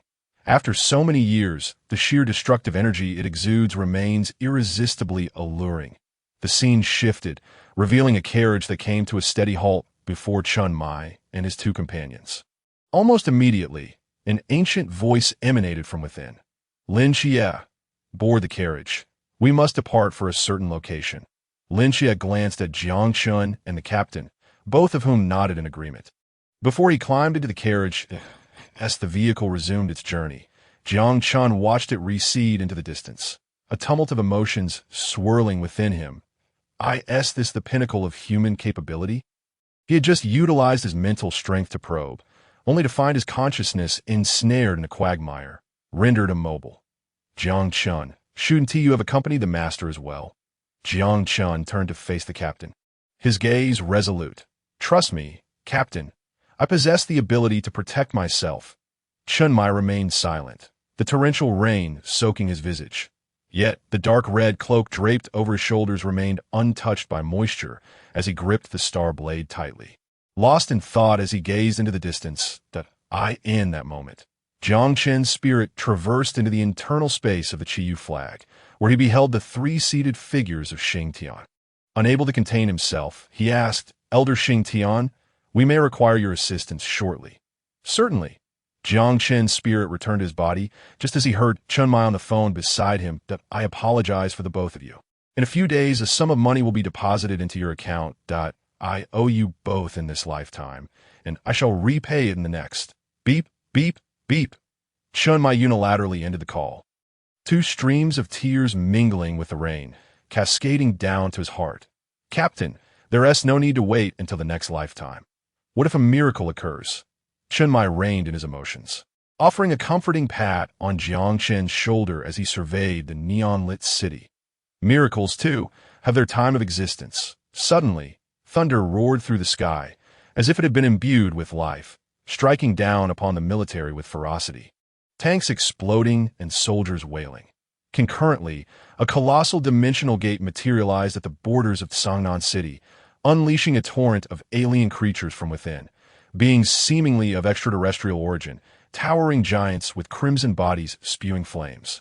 Effortlessly knocking helicopters from the sky, ice element snow wolves followed suit, their mouths unleashing blue energy beams capable of encasing tanks in ice. Attack, barked an officer, as artillery fire engulfed the battlefield, rockets and missiles launched en masse. Such measures proved effective against lower-tier dimensional creatures. However, when shells struck the fire and ice giants, they utterly failed to inflict any damage. The fire giant, seemingly enraged, exhaled scorching flames that ignited rows of tanks. And amidst the cacophony of explosions, the surviving soldiers wept over the corpses of their comrades. The officer observed the scene with a heart heavy with sorrow. Where's the special squad? Wasn't he had stated that reinforcements would arrive? As the roar of the frost giant echoed, numerous figures from the Chuan realm emerged from the dimensional gate, their numbers continuously increasing. That moment, a fighter jet soared through the sky, piloted by 8 young individuals. Among them, a striking woman surveyed the chaos below and declared with authority, fire giants and frost giants. This is undoubtedly the handiwork of Loki, the god of trickery. Captain, what should we do now? One of the men piloting the jet asked, his voice grave as he surveyed the intricate battlefield below. Destroy the dimensional gate, commanded Xia Simon, captain of the Phoenix Squad, her gaze fixed on the portal for which the elemental giants continued to pour forth. Understood. Watch me. A female voice resonated as one of the women in the rear of the aircraft ignited with fervor. Upon opening her eyes, she transformed into a blazing phoenix, while the other 7 leapt from the sky, landing deftly upon her back as they soared toward the dimensional gate. Without a pilot, the fighter jet plummeted like a bomb into the throng of beasts, resulting in the demise of several hundred ferocious creatures from the Qi realm. A man riding on the back of the Phoenix observed the spectacle with a twitching lip, lamenting the fact that their combat prowess was pilfered and yet had led to such utter devastation. Captain, this is a disaster. We may have to face a military tribunal, he warned. Xia Siming scoffed, responding defiantly. So what? Didn't we just go 2 months ago? What's the harm in going again? The scene shifted once more.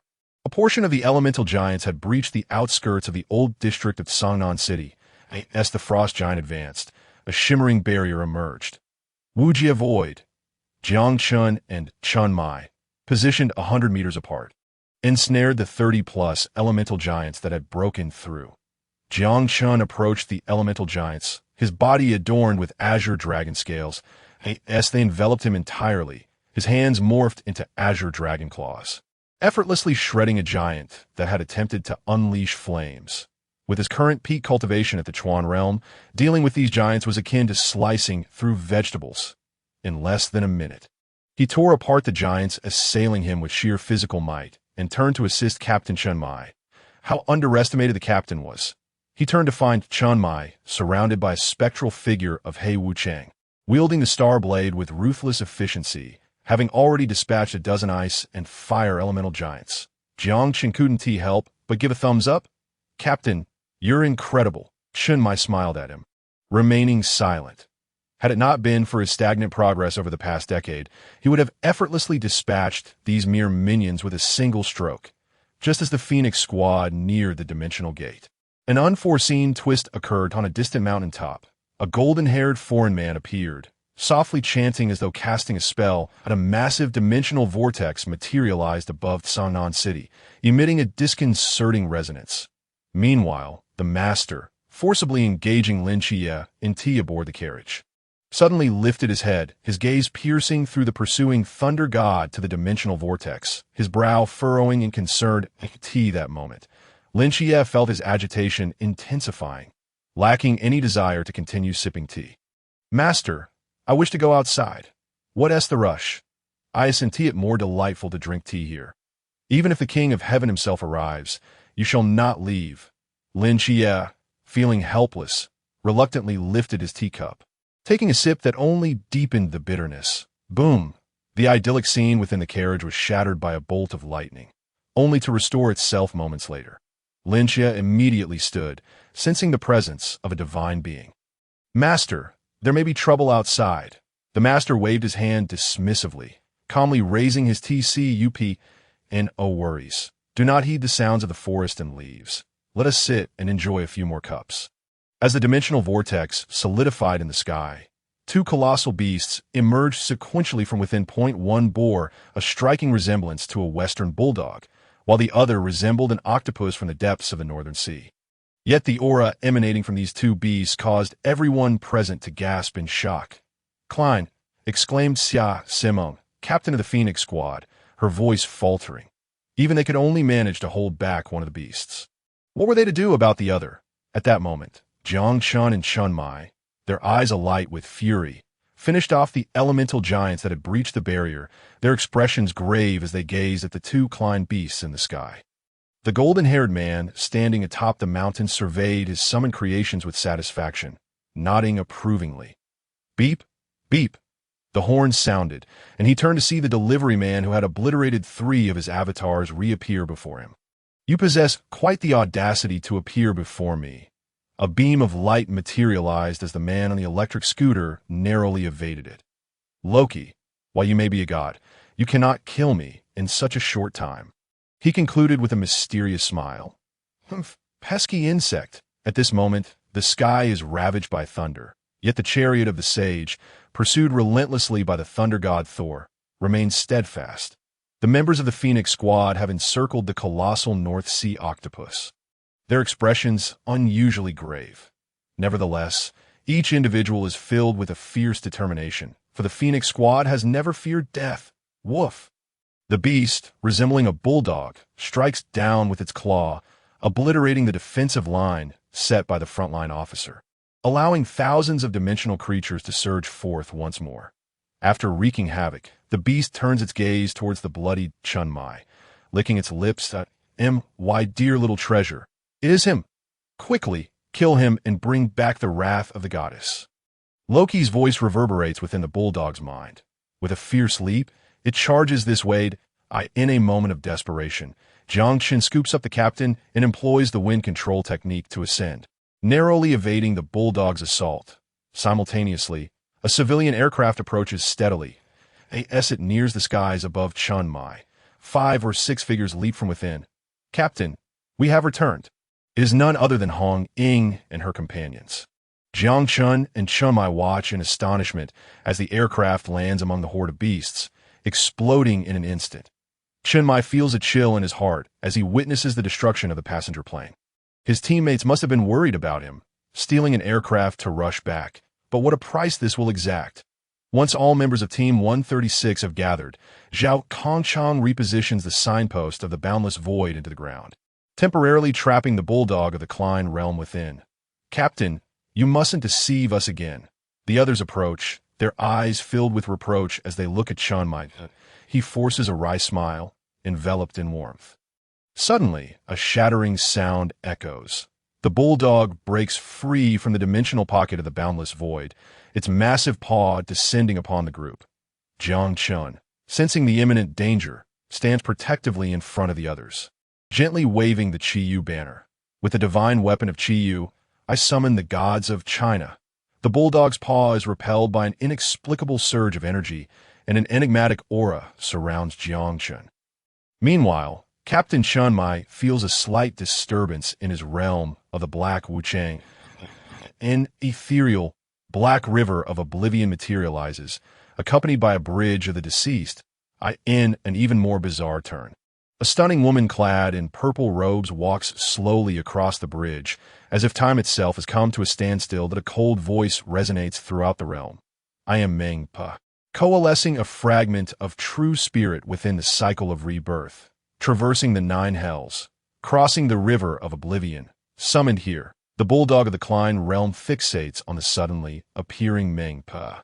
Feeling a pang of trepidation, shaking its head, it unleashes a deadly ray towards her. "Beware, Meng Xianzi.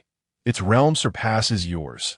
Jiang Chen warns urgently, for his own realm is merely at the Chuan level.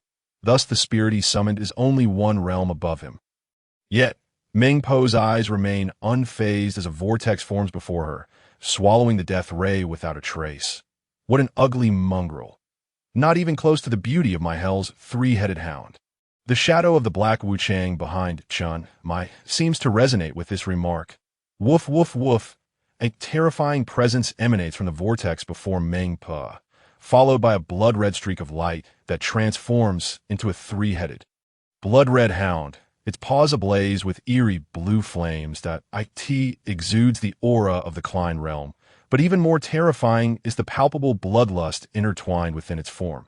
With a mighty leap, it pounces upon the bulldog summoned by the trickster god Loki, crushing it beneath its paws, and with a vicious display, it bites off the bulldog's head. As it turns, the blood of the Klein bulldog drips from its jaws, showcasing an unyielding arrogance in its gaze. The ferocity of the hellhound is now vividly manifested. After swiftly dispatching its foe, the hellhound sets its sights on the other Klein realm entity, the North Sea octopus, the members of the Phoenix Squad. Bloodied and bearing various injuries, reveal the true prowess of this octopus. "Captain, unleash that move. It's been too suffocating." Kongcheng wipes the blood from his lips and bellows. The octopus, a water attribute entity, possesses a certain dominance over their squad, having kept them on the defensive, rendering the usually decisive Phoenix Squad seemingly powerless, as if striking a fist against cotton. Xia Simeng furrows her brow. The octopus's tentacles can extend and regenerate even when severed. Truly a vexing adversary. Upon witnessing a companion's demise, the North Sea octopus seems to be spurred into a frenzy, roaring as it ensnares Kongcheng. The rest of the Phoenix Squad is taken aback. Suddenly, a figure radiating a murderous aura appears beside Kongcheng, raising a claw to sever the tentacle that ensnares him. The North Sea octopus displays a flicker of agony, astonished to find that the severed tentacle cannot regenerate. Several members of the squad swiftly catch the falling Kongcheng, casting grateful glances towards the hellhound. The hellhound's eyes gleam with crimson light as it leaps above the North Sea octopus, engaging in a fierce battle. Xia Simeng, witnessing this scene, feels a jolt of realization and quickly urges her teammates to destroy the dimensional gate. If they do not eliminate that thing, more mysterious beings will continue to emerge from within. Mengpa glances at Jiang Chen, her ruby lips parting. You are quite remarkable. Suddenly, as if sensing something, her gaze shifts to Captain Chunmai. Chunmai feels a surge of discomfort under her scrutiny. While the shadow of the Black Wuchang behind him begins to awaken the Black Wuchang, a truly unfortunate being at this moment. The North Sea octopus is being overwhelmed by the Hellhound, while the Phoenix squad successfully dismantles the dimensional gate. However, they have exhausted their strength and are now unable to continue the fight. In an old courtyard within the ancient district of Songnan City, Yang Jin's eyes widen in astonishment as he observes the scene. Beside him, the little black dog looks perplexed, unable to comprehend why someone would step in to assist it. Jiang Chen, who exactly are you? To summon even the remnants of Meng Pa from the underworld? His gaze shifts to the little black dog, a teasing glimmer in his eyes. What? Is another dog stealing your spotlight, making you restless? Yang Jin's attention crosses over to Songnan City, witnessing Chun Muzi being pursued by Thor, and the trickster god Loki being held at bay by a young man on an electric scooter, feeling a resurgence of divine power. He realizes that the spirit of Mengpa is incomplete and limited, and thus, these two true foreign gods require someone to deal with them. Let us go, shouty Yan. Yang Jin rises and strides towards the courtyard's exit. With each step, he breaks through the Pool realm, then the Chuan realm. And with 7 steps, a majestic divine power surges into the sky, dispersing the dark clouds above Songnan City. How dare mere ants transgress against my China? Yang Jin awakens completely, transforming into Yang Jian. A vertical eye appearing on his forehead, his heavenly eye. Yang Jian strides through the air as the little black dog howls towards the heavens, erupting in resplendent white divine light, its form expanding to an impressive size of 4 to 5 zhang. Its fur shifting from black to white. In a swift transition, as Thor's hammer descends heavily upon the sage's chariot, the sage himself is ignited with righteous fury. Lin Xie, still clamoring to venture forth, declares, very well, since this is your decision, I shall indulge your whims this once. The sage's aura sharpens, for he is the most formidable in defense among the human elite, yet his offensive capabilities are no less formidable. Lin Xie is gently propelled by the sage's palm, soaring past Thor towards the direction of Team 136. Thor furrows his brow, turning to summon the power of thunder in an attempt to strike him down. At that moment, the sage's figure blocks his line of sight. Your opponent me?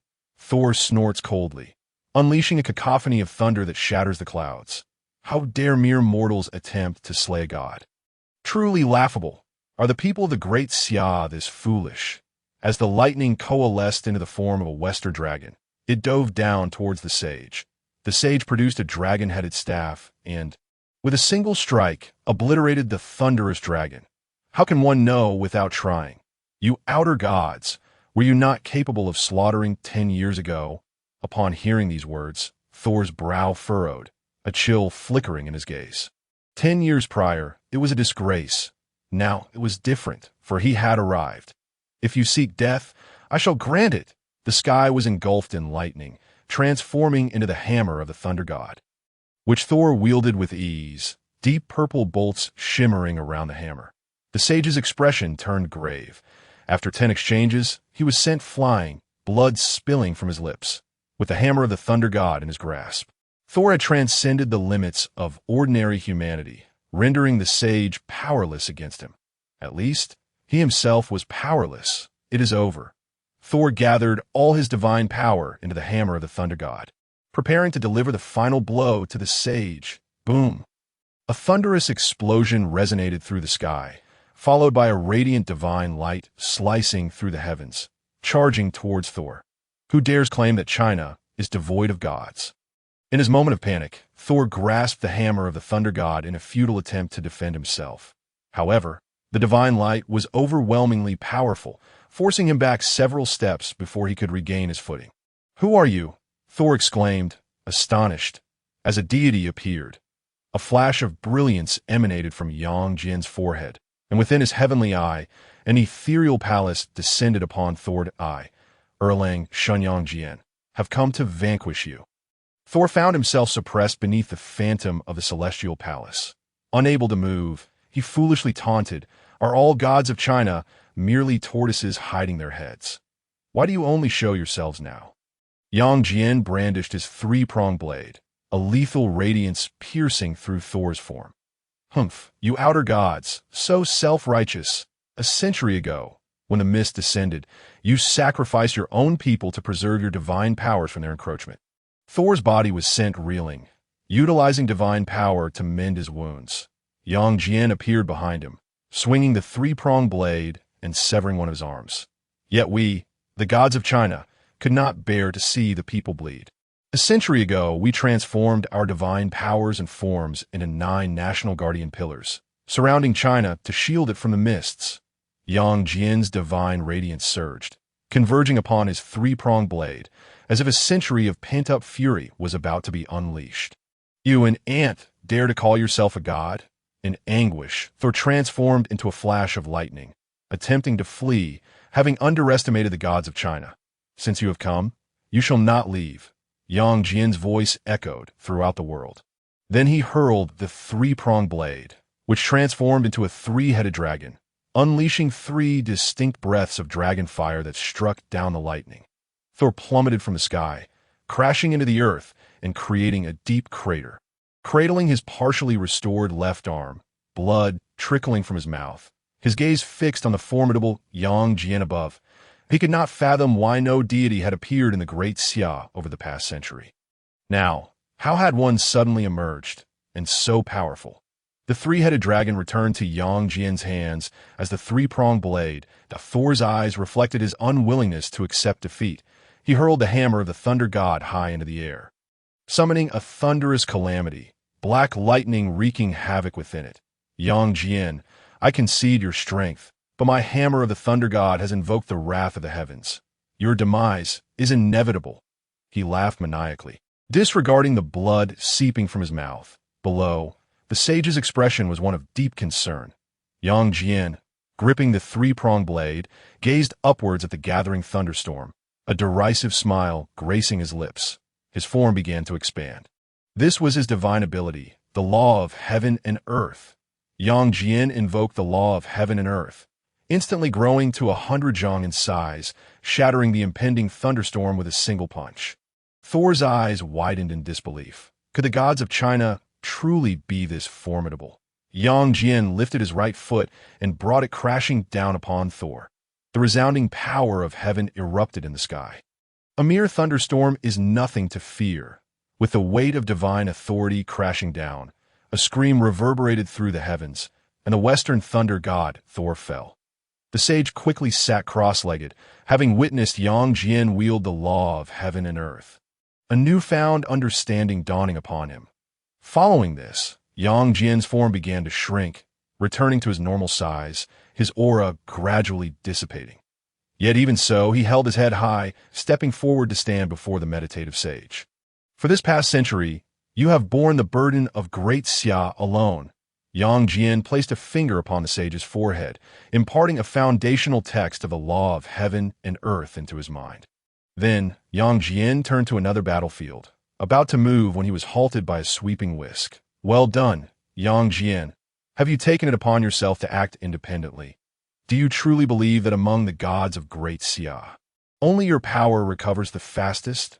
Yang Jian looked up to see a plump figure in Taoist robes, holding a whisk, approaching him. His eyes flickered with recognition. Heavenly Sovereign. The newcomer smiled, gazing compassionately at the dissipating divine power within Yang Jian. "You reckless youth, always seeking to show off, to summon the power of a century's cycle just to slay a mere insignificant outer god." Yang Jian chuckled awkwardly, replying solemnly, "It is primarily to intimidate the insidious.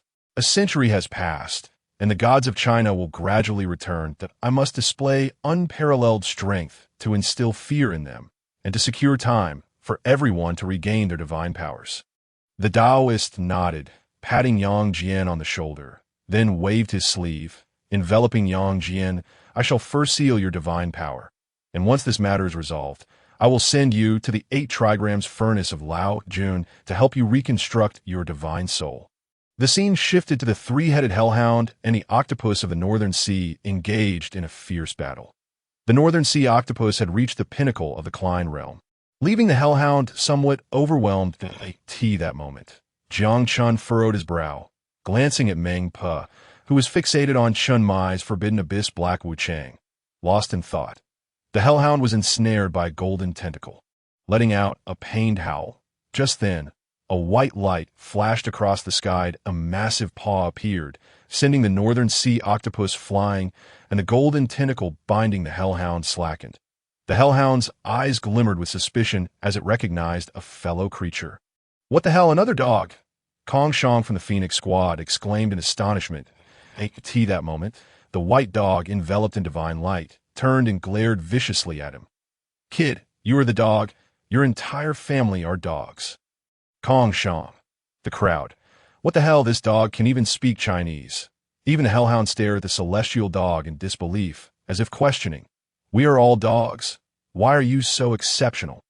The celestial dog opened its mouth, releasing a phantom of the heavenly palace, albeit significantly smaller than the one Yang Jian had conjured.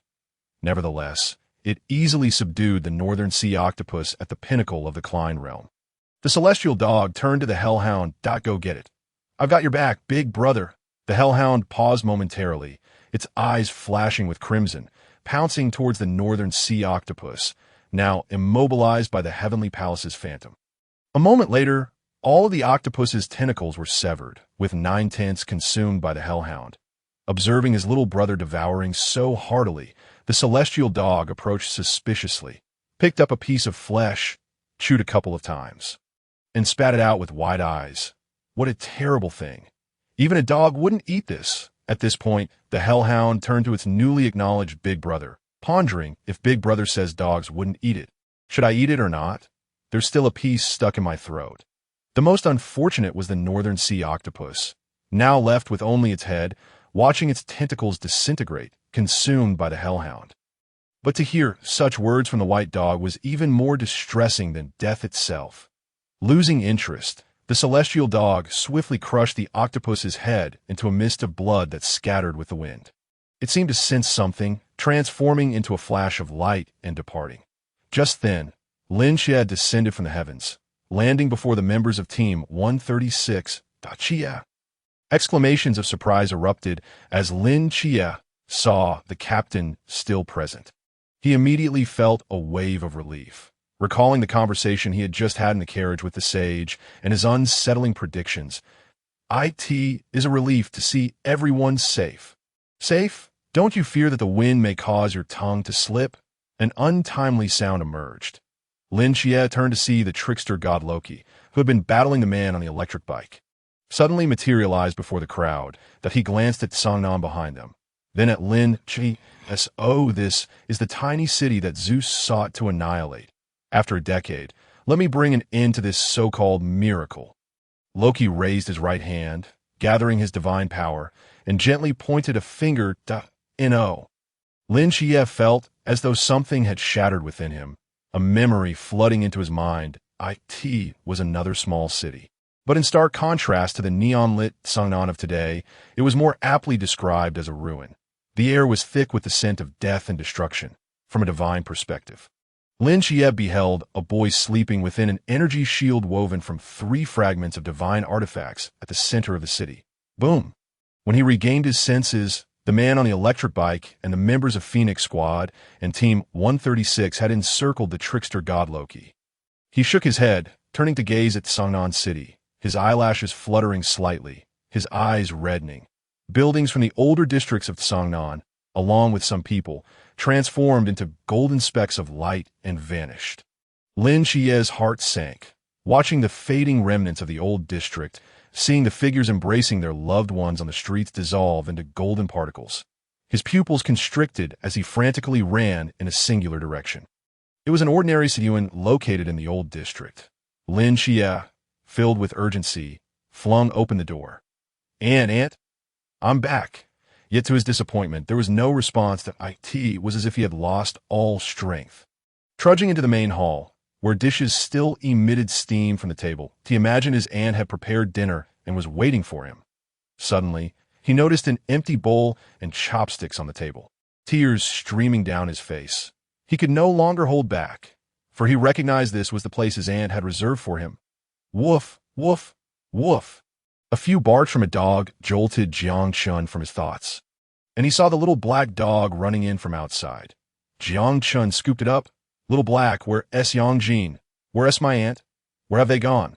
The little black dog's eyes flickered with a hint of sorrow, though it masked it well, wagging its tail and affectionately nuzzling Lin Xie. Lin Xie felt a pang in his heart, wanting to cry, but unable to. Suddenly, a wave of battle energy spread toward them from the sky. Lin Xie darted into the air above the Qiyou and slashed through the residual energy, fixing his gaze on the distant conflict, where he noticed several of his teammates had already sustained injuries.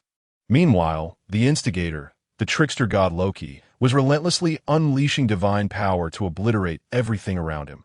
Watching this unfold, Lin Xie's eyes began to redden. Merlin, lend me your divine power. A pentagram appeared in the sky, azure energy pouring forth and entering Lin Xie's body. Chuanjing, Haijing, Klein, until another surge of intense energy awakened from his eyes, a sacred aura materializing from behind him in the form of a seraphic apparition. Boom! His power began to surge dramatically, reaching the pinnacle of humanity, ascending to divinity. In that moment, Lin Xie was eerily calm, fixating on the distant trickster god Loki as he slowly drew forth the Starblade. Once unsheathed, it was enveloped in a radiant golden light, a divine power radiating around him. "ITSU, all of you." Lin Xie's figure vanished from his original position, charging towards the trickster god Loki. After he departed, the little black dog's eyes sparkled as it retrieved a cloth bag from around its neck. The soul's return, it echoed, and as the words fell, the golden specks scattered in the sea and morphed into the likeness of his aunt, who cast a worried glance at the retreating Lin Xie before being drawn into the bag held by the celestial D. Oh, not worry, aunt. When the time is ripe, when the gods return, you shall be resurrected. That moment. Although the trickster god Loki was surrounded by Phoenix Squad and Team 136, the members' cultivation levels were far too low for them to confront him effectively. How dare mere ants provoke divine might? A massive hand of ice descended from the heavens, causing the members of Team 136 to bleed profusely under the pressure. Jiang Chen, clad in dragon scales, braced himself to prevent the hand from descending, while Chun Mai swiftly rescued several of them. Go to the basement. We'll handle this, Chun Mai instructed in a deep voice, though all members of Phoenix Squad were injured. Their eyes shone with determination. Captain Chun, retreat. Xia Simeng removed the emblem from her left shoulder, wiping the blood from its surface, her fingertips revealing a sharp edge. Just as Chun Mai was about to say something, a fiery energy propelled him backward. This energy was unleashed by one of the Phoenix Squad members, Kongcheng, who grinned widely as he removed his emblem. Captain Chun, you've done enough. Leave the rest to us. Chun Mai steadied himself, moved by the sight before him. Let this foreign god witness what it means to be a sentinel. The 8 members of the Phoenix Squad raised their emblems in unison, piercing them into their chests. Just as they neared their bodies, a wave of darkness enveloped them, rendering them immobile. Then a hoarse voice echoed, growing closer, I do not wish to see any more sacrifices. Jiang Chen withdrew the dragon scales from his body, looking toward the figure descending from the sky, his eyes reflecting shock that transformed into heartache. Chia! At that moment, the trickster god Loki flicked a finger, sending the young man on the electric bike flying. Sensing an overwhelming crisis, he urgently summoned divine power for defense. A blazing blade of energy, measuring several meters in size, struck him, and Loki snorted in disdain, stepping back as he struggled against the force. Lin Xie's gaze was icy as he unleashed several radiant slashes of divine light, finally forcing Loki to retreat. He touched the scorched mark on his chest, his expression filled with disbelief as he looked at Lin Xie. You are the Seraph's agent. Lin Xie? The only response he received was a series of dazzling blade strikes. Loki, like a cornered beast, darted about in desperation, that he deduced from the recent confrontation that Lin Xie possessed 3 forms of divine power. This left him perplexed. Wasn't he supposed to be a dual divine agent? He needed to escape quickly, The plans previously laid out for China required re-evaluation due to the emergence of Erlangshan today, compounded by the unpredictable variable that was Lin Qie. Just as the trickster god was about to flee, Lin Qie began to chant, summoning a hexagram above Loki's path. A dragon's roar resounded as an ice dragon emerged from the hexagram. This was Merlin's summoning magic, and given Lin Qie's current state, he briefly existed in the realm of the divine, elevating the ice dragon to the threshold of divinity. The ice dragon forced the trickster god Loki back with a single claw, despite its lower rank. As a dragon, its physical prowess was not to be underestimated. A beam of icy light erupted from its maw. Loki, unable to evade in time, was struck on the left leg, instantly freezing it. He channeled his divine power to shatter the ice. But just as he prepared to retaliate, his pupils constricted in terror as a blazing blade of divine light approached, piercing his heart. In a moment of crisis, Loki abandoned his divine form, his essence transforming into a stream of light in an attempt to escape. Lin Qie snorted coldly, pursuing on the back of the ice dragon, his six-winged angelic apparition unfurling behind him as the lingering divine power of Michael surged within him. Loki's essence collided with a transparent energy barrier. Damn it! Who is responsible for sealing off this space? Panic gripped him as he turned to see Lin Qie descending like a deity, the six-winged angelic apparition and the great sorcerer Merlin's spectral form looming behind him. Loki's legs buckled, and he knelt in surrender. Lin Qie, spare me. I am willing to submit to you. Lin Qie raised the star blade, radiating with divine light, and without hesitation, brought it down. Those who invade my China shall face no mercy. With a strike imbued with the might of the seraph, Loki's essence was obliterated, marking the demise of this avatar, which possessed 90% of his true power.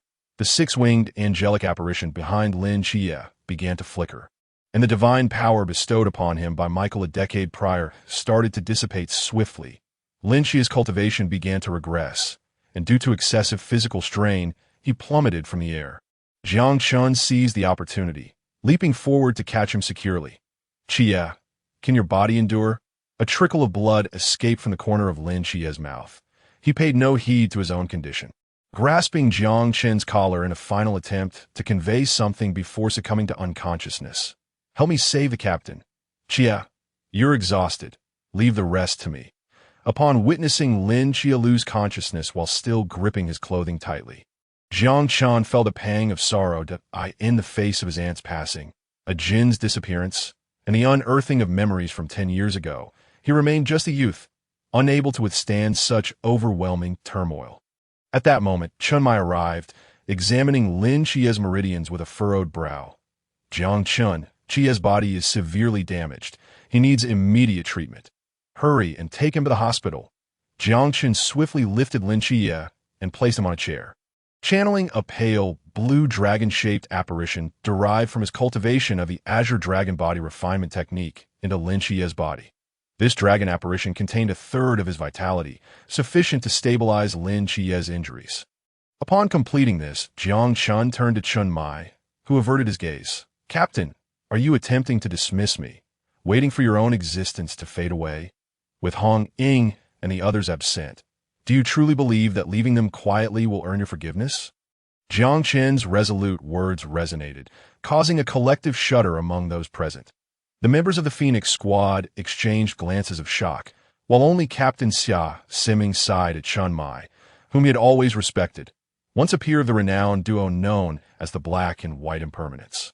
Alas, the wrath of Shiva proved too formidable, stalling the growth of a once promising prodigy, leaving him reliant on Lin Qie's earthly divine realm to survive in a miraculous manner. Chen Mai, head bowed, remained silent, placing a reassuring hand on Jiang Chen's shoulder before casting a glance at the unconscious Lin Qie, his gaze ultimately resting on the nearby Cangnan. Jiang Chen, if given another chance, I would still come here without hesitation. In my life, I have no regrets. As his words fell, Chen Mai's form began to transform into golden motes of light. Gradually fading, it seemed he recalled something, producing a yellowed parchment from his pocket and tossing it to Jiang Chen. Jiang Chen, when the higher-ups of the Night Watch arrive, give this to them. I've guarded it for 10 years. I must admit, I feel a bit reluctant to part with IT this moment. The lower half of Chun Mai's body had already become ethereal, and the members of Team 136, supporting one another, emerged from the basement, their hearts breaking at the sight. Hong Ying's tears fell freely. "Captain, you've deceived us so cruelly. How could you bear to leave us? Please don't go." Wu Xiangnan, typically steadfast and serious, found his eyes unusually moist, embodying the sentiment that men do not shed tears lightly. "Old Wu, from now on, these kids are in your hands." That Wu Xiangnan trembled, forcing a smile that was more painful than a cry. "Why don't you just stay? I'm afraid I won't be as good as you." "Captain," the word captain made Chun Mai's eyes flicker. He wanted to say something, but it was already too late. Just as the last vestiges of his true spirit began to dissipate, Jiang Chen anxiously turned toward Meng Pe, having concocted a plan since her appearance. Now, it all rested upon her. A chilling wind swept through the realm. Meng Pe's figure vanished from sight.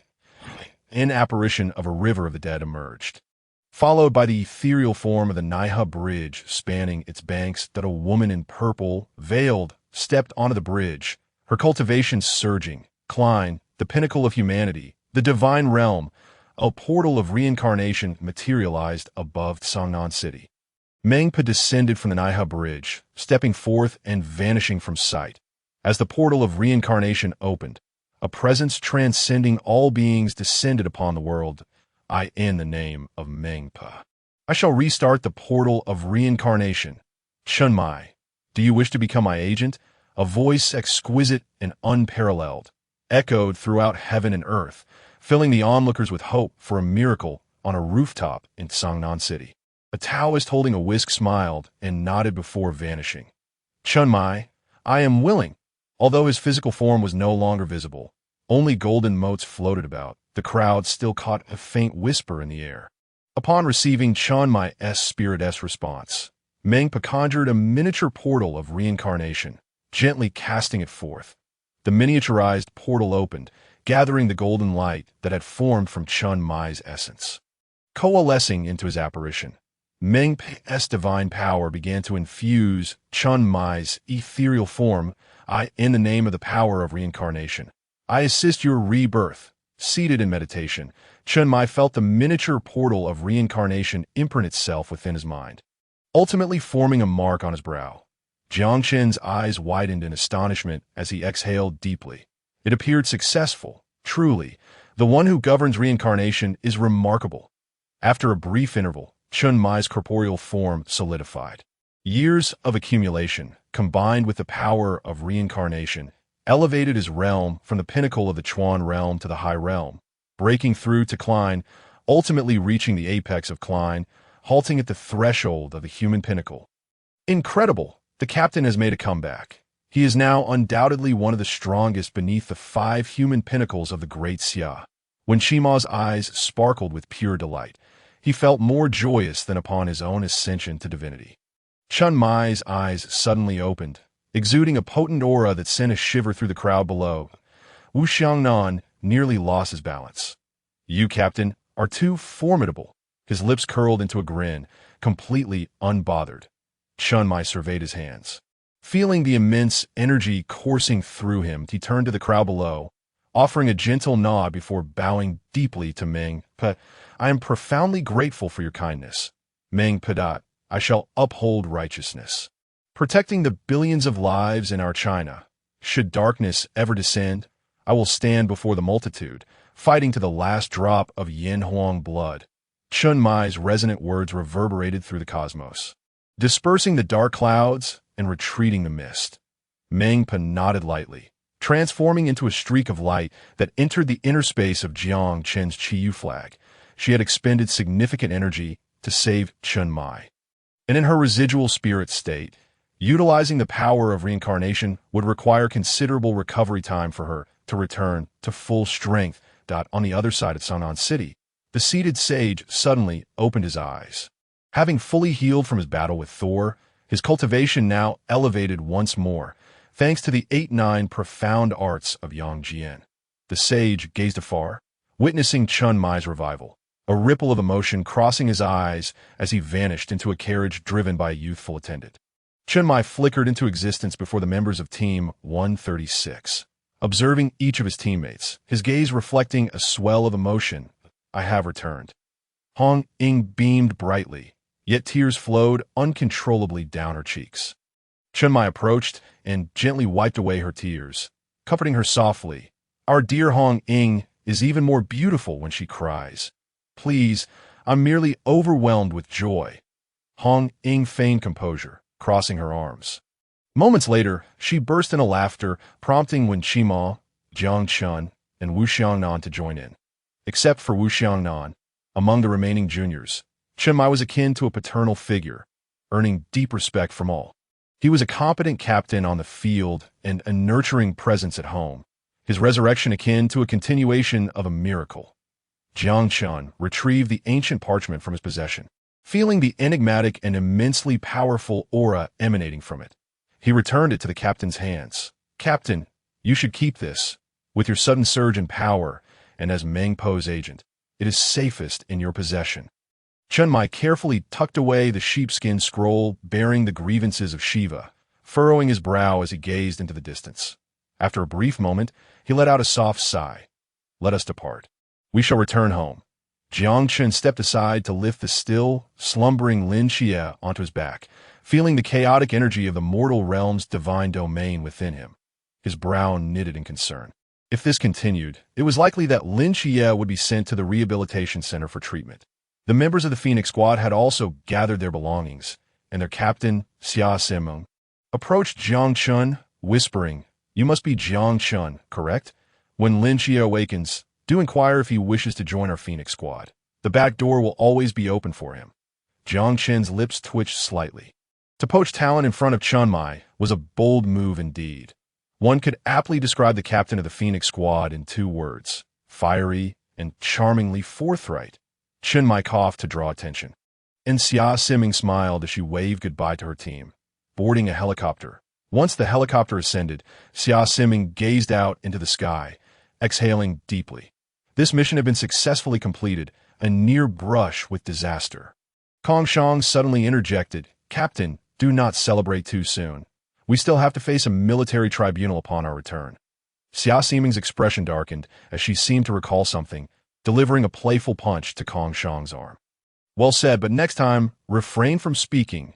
Given your commendable performance this time, you shall represent our squad when facing the reprimand. Kongcheng's face fell instantly. Medic, someone save me, upon returning to the Peace Affairs office. Team 136 found the place in disarray, bearing the marks of a recent battle. Xiaonan? Lung Xian? Where are you? Zhao Kongcheng kicked open a severely deformed table as he made his way toward the basement. Upon discovering the basement door ajar, his expression shifted dramatically. They had all sustained grievous injuries and retreated to the basement to recuperate, leaving Xiaonan and Lung Xian, who were the most severely injured, to rest while Hong Ying, Wu Xiangnan, and Zhao Kongcheng went out to provide support. Upon entering the basement, Zhao Kongcheng was met with an empty space. As he turned, he noticed a piece of white paper atop a table, inscribed with the words, Take care, everyone. Xiaonan has suddenly awakened. She is the agent of the trickster god Loki. This was not her intention, so she has decided to play along. She is a part of our team 136, and I cannot allow her to venture out alone. Thus, I will accompany her to Olympus. Oh, not worry. Lung Xian. Zhao Kongcheng's eyes widened in disbelief as he read the note twice, seizing the paper and rushing out. Captain, we are in grave trouble. Chen Mai glanced at the paper, seemingly unfazed, while Hong Ying, upon reading its contents, brandished her spear and strode outside. An invisible pressure emanated from Chen Mai, halting Hong Ying in her tracks. Hong Ying, I understand your desire to chase after them, but it is already too late. When I revived, my mental perception expanded instantaneously, and I caught a glimpse of them having already departed from Songnan, standing upon the shoulders of a frost giant. The spear in Hong Ying's hand clattered to the ground as she bowed her head in silence. Cough, cough, cough. Lin Xie's cough shattered the silence, prompting Jiang Chen to quickly set him down. Chia, how do you feel? Hong Ying subdued her sorrow as the others quickly gathered around. I could see that moment. Captain Chen might crouch down, placing his right hand on Lin Qiye's back. The mark of the cycle gate on his forehead began to emit a dim gray light, enveloping Lin Qiye. After a moment, he rose with a frown, letting out a resigned sigh that Qiye's mortal divine domain is far too powerful. For now, I have managed to suppress its divine might with the power of reincarnation. However, this cannot continue indefinitely. We must find a place capable of containing the divine ruins to allow him to gradually recover. Wu Xiangnan's eyes sparkled with inspiration as she declared firmly, I believe there is no place more suitable than the Rehabilitation Center. Hong Ying's fury ignited at the thought of confining Lin Qiye to the Rehabilitation Center. Old Wu, what do you mean by that? You must understand that those who are sent there are deemed the most heinous criminals. What if Qiye is bullied inside? Wu Xiangnan retorted. Goose. Chen Mai chuckled and interjected to clarify Wu's intent. Hong Ying, in truth, the confinement of those who have committed grave offenses is merely one function of the Rehabilitation Center. It also houses a psychiatric hospital boasting China's finest medical team, specifically equipped to treat certain guardians exhibiting abnormalities. Hong Ying thrust her spear into the ground, arching an eyebrow as she looked at Chen Mai. Captain, are you suggesting we incarcerate Qiye in a psychiatric hospital? Chen Mai replied, Did I say that? It appears I might have implied it, but it is indeed the best option for treating Qiye's current condition. Jiang Chen coughed gently, and after much persuasion, Hong Ying reluctantly acquiesced, clearly demonstrating her protective demeanor towards Qiye, fearing he would suffer any indignities. Half an hour later, a police car bearing the number plate 0002 came to a halt at the entrance of the Peace Affairs office. The visitor was the same middle-aged man from the previous tavern incident, who quickly approached Chen Mai to salute. Captain Chen, the master has sent me to escort Lin Qiye for treatment. Chen Mai surveyed the gathered individuals. Noting their apprehension, he turned to the middle-aged officer, smiling broadly. May family accompany him? At that moment, the eyes of Team 136, including Jiang Chen, lit up. The middle-aged officer seemed taken aback by this unexpected question. Pausing for a moment before responding with uncertainty, there are no regulations against it. It should be permissible. Just as the officer finished speaking, Zhao Kongcheng promptly retrieved a chair and pulled it over for him to sit down, while Hong Ying prepared a cup of coffee and presented it to him. Please hold on for a moment. We need to tidy up before we depart with you. The officer sat in the chair, holding the cup and staring blankly at the steaming coffee within. Half an hour later, Team 136 had stowed their belongings in the officer's trunk, with Zhao Kongcheng's large black box overflowing, the trunk door barely able to close. Zhao Kongcheng's right hand transformed into a dragon claw, striking down to press the trunk door in, miraculously managing to shut it. Damn it, did you really think old Zhao couldn't handle you? Inside the Peace Affairs office, the officer sipping coffee suddenly broke into a fit of intense coughing, veins on his forehead pulsating. After Jiang Chen placed Lin Qiye in the car, he took temporary charge of watching over him, while Captain Chen Mai and the others drove their own vehicle due to space constraints that on a vast asphalt road. The roar of engines filled the air as two SUVs raced forward like galloping beasts. The Rehabilitation Center was nestled within the Chilean mountains, an essential semi-militarized experimental base in China, serving as the primary prison for war criminals among the Guardians. After a continuous 6-hour drive, they finally reached their destination. The entrance was situated within a massive cave halfway up the mountain, and as they drove inside, a large, technologically advanced structure loomed before them. Armed guards and soldiers patrolled the area, and Jiang Chen noticed numerous fighter jets parked in a clearing behind the building, models he had never seen even in Songnan. We've arrived. The officer halted the vehicle and led the way. Jiang Chen, carrying Lin Qiye, followed closely behind, with the members of Team 136 trailing after him. They passed through several checkpoints until they arrived at a large iron gate, where a sign read, Chilean Mountains Sunshine Psychiatric Hospital. Jiang Chen's lips twitched. Should Qi awaken to find himself in the very psychiatric hospital that housed the gods, he might very well lose his sanity. As they stepped into the psychiatric hospital, Jiang Chen felt his mental power being instantaneously suppressed, a sensation shared by the others. Who is the patient? We need to conduct a brief intake, a robust female voice called out. Upon turning, Jiang Chen's eyes brightened at the sight of an attractive nurse. After the officer presented his credentials and Lin Qiye's identification for registration, they were halted before a massive metallic door constructed from special materials. A bespectacled man emerged, holding a medical file. You are Lin Qiye's family, correct? Please leave. Your presence will only hinder his recovery. What assurances do you have for his safety? Hong Ying inquired, feeling uneasy about leaving Lin Qiye all alone in this place. Little girl, rest assured, the higher-ups of the Night Watch place far greater importance on Lin Qiye than you can imagine. To be frank, Commander Yi Fan will personally oversee matters here in a few days. You can be absolutely confident about the safety concerns. Half an hour later, Jiang Chen and the others drove away from the Chilean mountains, heading towards Songnan City. Captain, why do I feel something's off? Wu Xiangnan murmured from the passenger seat. What are you trying to say? Chun Mai, focused on driving, paused momentarily at Wu Xiangnan's words. We personally sent Qiye to a mental institution.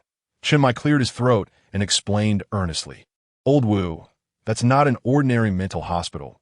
If it weren't for Commander Ye's presence there, we would never have placed Qiye in such a place. Now we can only wait for good news and hope that kid recovers soon. Zhao Kongcheng gazed thoughtfully out the window, prompting Jiang Chen to instinctively ask, Uncle Zhao, do you have something on your mind? Zhao turned his head and glanced at Jiang Chen, replying in a tone that suggested wisdom beyond his years. Children should refrain from prying into adult matters. Jiang Chen touched his nose, his consciousness entering the internal space of the Qiyou banner. Following this battle, his cultivation had successfully broken through to the Sea Realm, making him the second most powerful among the members of Team 136. Just behind the captain, Wu Xiangnan had been stagnant in his cultivation due to injuries inflicted by the outer gods of the Gaoshenyuan years ago, which had touched upon his essence. Jiang Chen noticed that Xing Tian appeared slightly taller, likely due to recent recovery.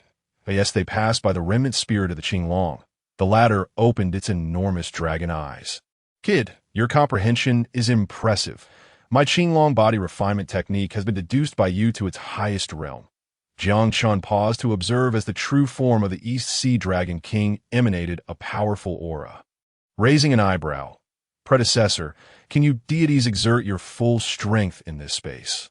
After pondering for a moment, the East Sea Dragon King shared his perspective.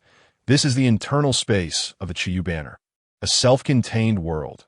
Although our powers can reach 90% of our true strength here, we still cannot withstand even a single attack from you.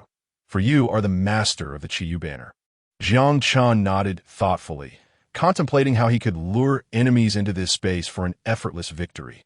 Suddenly, he felt a call from the outside world, his spiritual energy fluctuating violently, accompanied by an inexplicable pain in his face. His consciousness returned to his body, and upon opening his eyes, he found Zhao Kongcheng had slapped him. Uncle Zhao, what are you doing? Zhao Kongcheng chuckled, rubbing his hands together. It's time to get out of the car. You little rascal seemed lost in thought. I sensed something was off and tried to wake you, but no matter what I did, you wouldn't awaken, so I had to resort to this. Jiang Chen rubbed his face, realizing that was indeed the sensation, a fiery pain, strikingly real. The scene shifted to an abandoned factory beneath a sewer in Songnan City, but a young man clad in a black robe had one arm secured to an operating table. Surrounding this arm were flickering bolts of lightning, attempting to break free from their restraints. However, a high-power battery was operating, absorbing and storing any released lightning. The man in the black robe removed his hood, revealing a handsome face, a bright smile gracing his lips, his eyes sparkling with light. This is the arm of Thor. If I can graft the properties of its lightning power onto myself. Though fierce winds may rise, I shall soar through the skies. Since the members of Team 136 returned at Songnan City, they had not been idle, needing to assist the police in clearing up the aftermath left by the divine battles, those taboos beyond the reach of ordinary people.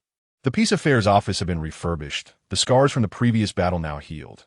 Yet the wounds in everyone's hearts would likely require time to fade. Jiang Chen, come in. Chun Mai's voice echoed from the office. Upon hearing the captain call for him, Jiang Chen set down the two 500-pound barbells he had been lifting, walking in with steady breath. Beside him, Zhao Kongcheng was also training, albeit with 200-pound weights. His shirt soaked with sweat. Why did the captain summon this kid? Hong Ying, dressed in a striking red sports outfit, put away her long gun, contemplating the closed door. Inside the office, Chun Mai addressed Jiang Chen. In light of your outstanding performance and rapid advancement since joining the Night Watch, as well as the unique abilities of the Divine Ruins, the higher-ups have decided to include you in an assessment concerning Lin Qiyue. This will also serve as a test for you. Upon hearing Lin Qiyue's name, Jiang Chen's brow arched. Was the higher-ups hastening their plans? The directive to establish the 5th Night Watch team was likely imminent. If all goes well, upon completing this task, Qiyou will be discharged, Chen Mai said with a smile. Captain, could you share some specific details with me? Rest assured I won't breathe a word. Jiang Chen leaned in closer, straining to hear. Chen Mai was about to speak when suddenly the office doors swung open and 3 figures tumbled in. Hong Ying, Wen Qima, and Zhao Kongcheng. Captain, we just happened to be passing by. Oh, you believe us? Zhao Kongcheng grinned, scratching his head nonchalantly. Behind him, Hong Ying tilted her head, clearly not one for deception. When Qima cleared his throat, mustering the courage to face Chen Mai. Actually, I came to say good morning. You dog-haired captain. With that, he dashed out in a flash. Zhao Kongcheng chuckled as he closed the door behind him. Chen Mai, Jiang Chen. Ahem. Let us return to the subject at hand. Chen Mai coughed. After briefing Jiang Chen about the tasks assigned by the higher-ups, he personally escorted him to the entrance of the fasting center, satisfied after seeing the caretaker dressed Jiang Chen in patient attire before leaving. His job was done. Now it was time to witness Jiang Chen's performance. Meanwhile, on the G24 road in the southeast direction of the fasting center, a police car sped along, with a fair-skinned young man wearing silver bracelets in the back seat. Appearing unusually calm, Jiang Chen found himself imprisoned in the stronghold of the offenders, where a multitude of taboo relic bearers congregated, their powers ranging from the Pool realm to the Klein realm, all suppressed to the level of ordinary people. Of course, some individuals of higher tiers still retained a semblance of their strength, even when suppressed to the level of an ordinary person. Jiang Chen had been sent undercover at the behest of the Night Watch as higher-ups, and thus he had willingly suppressed his own cultivation. However, having trained in the Qinglong body refinement technique, he observed the fierce-looking inmates in the exercise area with a mischievous smirk. Kid, what are you laughing about? What's so funny? An audacious little man approached, his sleeves rolled up, hands tucked into his pockets, and spat on the ground beside him. Jiang Chen's smile faded as he realized he had encountered an insufferable fool before even meeting Qiyou. Do you have any last words? Jiang Chen inquired with a grin, as if making small talk. The little man scratched his sparse hair, squinting to check for guards behind Jiang Chen. Noticing the absence of anyone, he sneered and snapped his fingers. Dozens of prisoners of varying heights gathered around him, their gazes menacing. Kid, what crime did you commit to end up here? Is there anyone backing you? The little man asked cautiously, needing to ascertain Jiang Chen's affiliations to avoid unnecessary trouble. Jiang Chen yawned, replying nonchalantly, I came in for theft. There's no one above, but there are plenty below. If you want to chat down there, I can send you off. Upon hearing Jiang Chen's insolent words, the little man waved his right hand, prompting his lackeys to approach Jiang Chen with fists clenched. Kid, the underworld isn't just about fighting and killing. Out here, it's all about power and connections. Today marks your initial foray into this world, allowing you to witness firsthand the depths of the martial realm. Jiang Chen chuckled softly, a fleeting flicker of pale, azure energy shimmering around him. After days of monotonous training with Zhao Kongcheng, the sight of these walking sandbags was exceedingly enticing. Come forth, I can hardly wait for you to strike me. Jiang Chen beckoned with a curl of his finger, knowing he must let them make the first move to maintain the upper hand, even if the guard arrived. Hey, brothers, loosen him up a bit. Over 30 individuals surged forward, some of them showing glimmers of avarice in their eyes, causing Jiang Chen's eyelids to twitch uncontrollably. What manner of people are these? In a clandestine hall within the fasting facility, several figures stood, one of whom, with hands clasped behind his back, observed the scene on the large screen with keen interest. Commander Yi, should I dispatch the guards to maintain order? Inquired a man with gold-rimmed glasses, who was none other than Dr. Li, responsible for treating Lin Qiyue. The middle-aged man before them was the supreme commander of the Night Watch. Yi Fan waved his hand dismissively. In no need. Chimai claims this lad has cultivated a physical enhancement technique. He is not as weak as he appears. Dr. Li responded with a soft "oh," and hurried to the computer to analyze Jiang Chen's techniques. As the screen shifted, it displayed Jiang Chen dispatching a child with a single punch, hardly anyone able to withstand his blow, even without transforming his hand into a dragon claw. Upon defeating all his opponents, Jiang Chen approached a diminutive figure and snapped his fingers in imitation. The small man trembled in fright and fell to his knees. My lord, please show mercy and treat me as inconsequential. Just let me go. Don't be shy. Weren't you rather arrogant? Is this what you call the martial world? The waters here are not so deep. The small man remained silent on his knees, his trembling legs betraying his fear. After Jiang Chen departed, the small man's subordinates hurriedly knelt beside him. Boss, who is this guy? How is he so formidable? No sooner had the words left his mouth than he received a slap across the face. Can't you see he isn't gone far? Keep your voice down. Understood, boss. Should we notify old Han? The square-faced man inquired cautiously, rubbing his cheek. Smack. Another slap followed, and he quickly covered his face with his left hand. Casting a bewildered glance at the small, and oh wonder we can't match him. It turns out my subordinates are all such useless trash. Why inform old Han? How does he treat us? Let this lad deal with him. The small man felt quite clever, stroking his head as he led his subordinates away. All of this was observed by Yi Fan and I behind a large screen. Commander Yi, when Jiang Chen made his move, I utilized a special device to scan his body and discovered a unique pale azure energy within his flesh, which seems not to have been fully unleashed. Strangely, this power is unaffected by the suppression of the Jinshu steel. Yi Fan's eyes sparkled with intrigue. This is a body refining technique that vanished alongside China's ancient deities over a century ago. This lad has evidently mastered various techniques.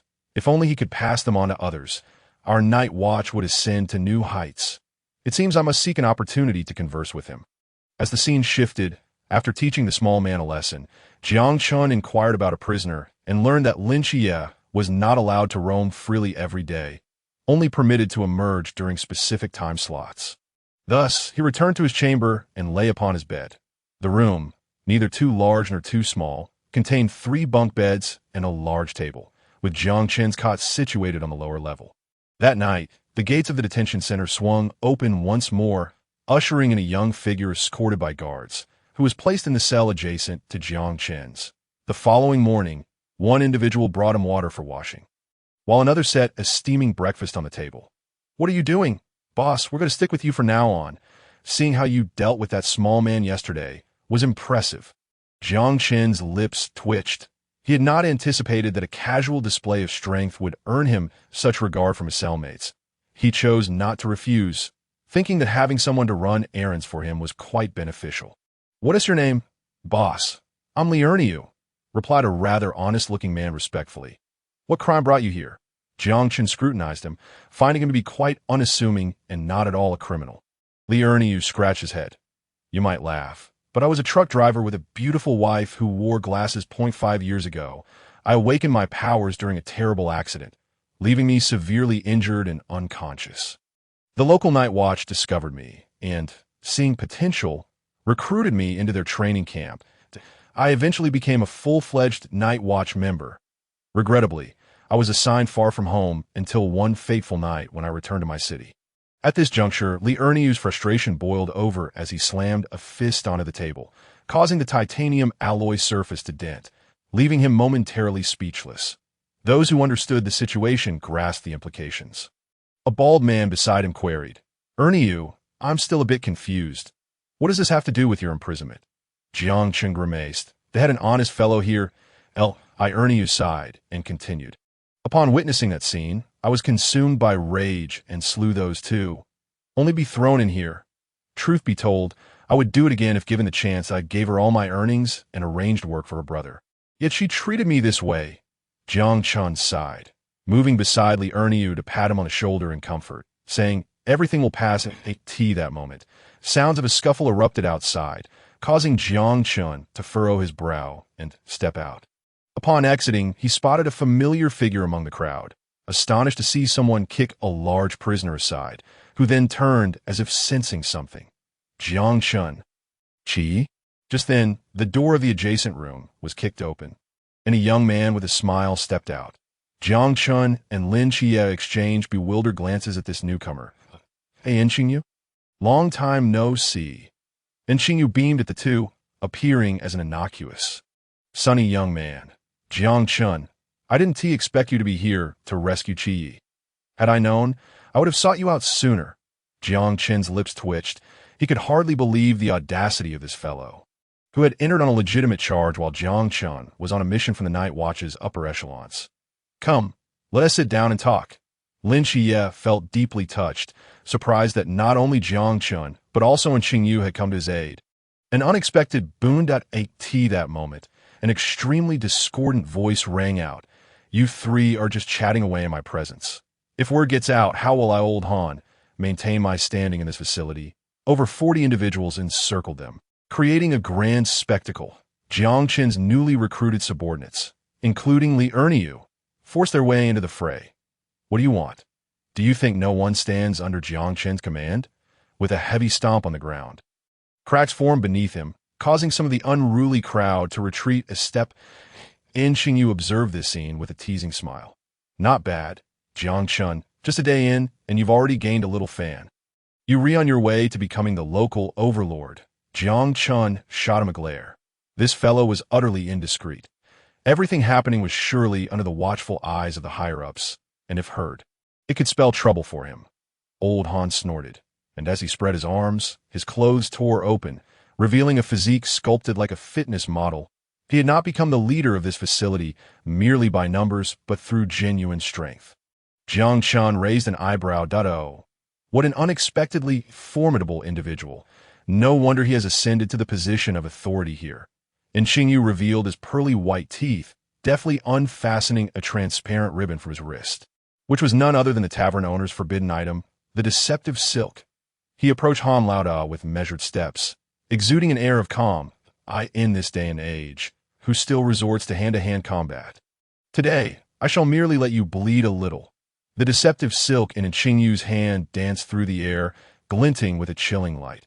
Lin Qiyue observed Qingyu advancing towards the physically imposing Han Jinlong, his gaze flickering to the 40-odd foreign miscreants surrounding them. Since they dare to make a move, they should be prepared to face the consequences. Li Erniu, seeing Jiang Chen's two friends engaged in a brawl, seized the opportunity to sidle up to him. Jiang Laoda, how capable are your friends? That Han Jinlong is the head of the entire fasting institution's gang, a force to be reckoned with. Well, just watch for yourself. I hope he doesn't end up killing that dragon, or it could be quite troublesome. Jiang Chen shrugged helplessly, never doubting in Qingyu and Lin Qiyue's prowess. Point one was a madman, the other a dual deity agent. Handling these petty thugs would be a trivial matter. Goodness, must you be so fierce? Lin Qiyue moved like a wolf among sheep, dispatching the hapless individuals beneath his hand in mere moments. On the other side, and Qingyu was equally swift and decisive. Although Han Jinlong's physical strength was unparalleled within the fasting institution, which was precisely why he held the title of leader, and Qingyu wielded the deceptive silk, making him the only prisoner possessing a forbidden item in the face of real harm. Han Jinlong found his body increasingly marred by wounds, as Qingyu effortlessly dominated him with one hand. Kid, if you have the ability, let us engage in a proper duel between men. What use is a forbidden item? Han Jinlong wiped the blood from his arm, indignation evident in his tone, and Qingyu raised the deceptive silk with a mocking lilt, replying, if you have one, you're welcome to use it. It's not forbidden. Han Jinlong gritted his teeth, the veins on his forehead throbbing. That it was utterly absurd. If he had a forbidden item, would he not use it? Upon entering the fasting institution, all had been confiscated. Who knew how this brat had managed to smuggle one in? After a moment, Lin Qiyue concluded the skirmish, noticing that Qingyu was still toying with Han Jinlong. He dusted off his hands and said, Jiang Chen and I are leaving now. Take your time. And Qingyu arched an eyebrow, suddenly exerting force with the deceptive silk, sending Han Jinlong crashing against the wall, where he fell and lost consciousness. Hey, 7 Knights, wait for me. At a large round table in the communal area, the three sat opposite one another. Jiang Chen, what crime brought you here? Lin Xie inquired, knowing that Qingyu had voluntarily surrendered to be captured. But what of Jiang Chen? As a formal night watchman of Team 136, it was implausible for him to be incarcerated without a significant transgression, and Qingyu also cast a curious glance his way. Jiang Chen's heart sank, strategically lifting his cup of water and sipping slowly, feigning nonchalance while internally panicking, replaying every conceivable crime in his mind. To be honest, I was wrongfully imprisoned. Did I ask that all?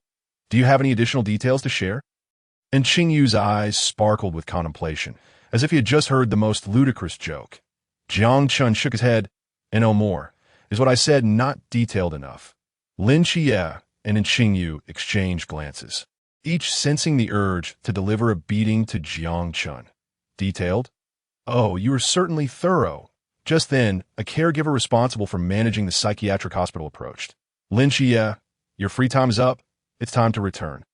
Lin Xie stood, nodding at the two to let us chat another day. Stay safe. Jiang Chen and Qingyu nodded, watching Lin Xie depart with the caregiver. Once Lin Xie was gone, Qingyu rose and approached Jiang Chen, keenly scrutinizing him. Jiang Chen, are you hiding something from me? Jiang Chen stood and stretched lazily, responding, Indeed, I have something to conceal from you. What is it? Actually, I am your long-lost half-brother. Jiang Chen laughed heartily, turning to walk away. Qingyu lowered his head, pondering seriously for a moment, then slowly lifted his gaze to observe Jiang Chen's retreating figure. Wait, is he out of his mind? Later that night, Jiang Chen had a dream about a disheveled old man who grasped his hand, repeatedly calling out something like little flower and little grass. Upon waking the next day, Jiang Chen felt his head spinning. It was exceedingly rare for him to dream. Yet here, he was in the fasting institution, experiencing such a phenomenon. As he rose to wash up, he encountered Qingyu, who bore dark circles under his eyes. Did you not sleep last night? Qingyu, toothbrush in hand, rubbed his sleepy eyes and complained. Ugh, don't mention it. The moment I closed my eyes, I dreamt of an old man chasing after me with 2 fish, insisting on forcing them upon me. I was pursued all night. Goodness, Jiang Chen couldn't suppress his laughter, inadvertently spraying toothpaste everywhere, then quickly compose himself, the smile fading from his face. What did this old man look like? Just as Qingyu was about to describe him, his pupils dilated as a scruffy old man in blue and white stripes entered the room. Toothbrush in hand, Jiang Chen noticed Qingyu's reaction and, out of the corner of his eye, saw Wu Laogo entering, but he remained calm, carefully approaching Qingyu and whispering, Is that him? Qingyu nodded silently.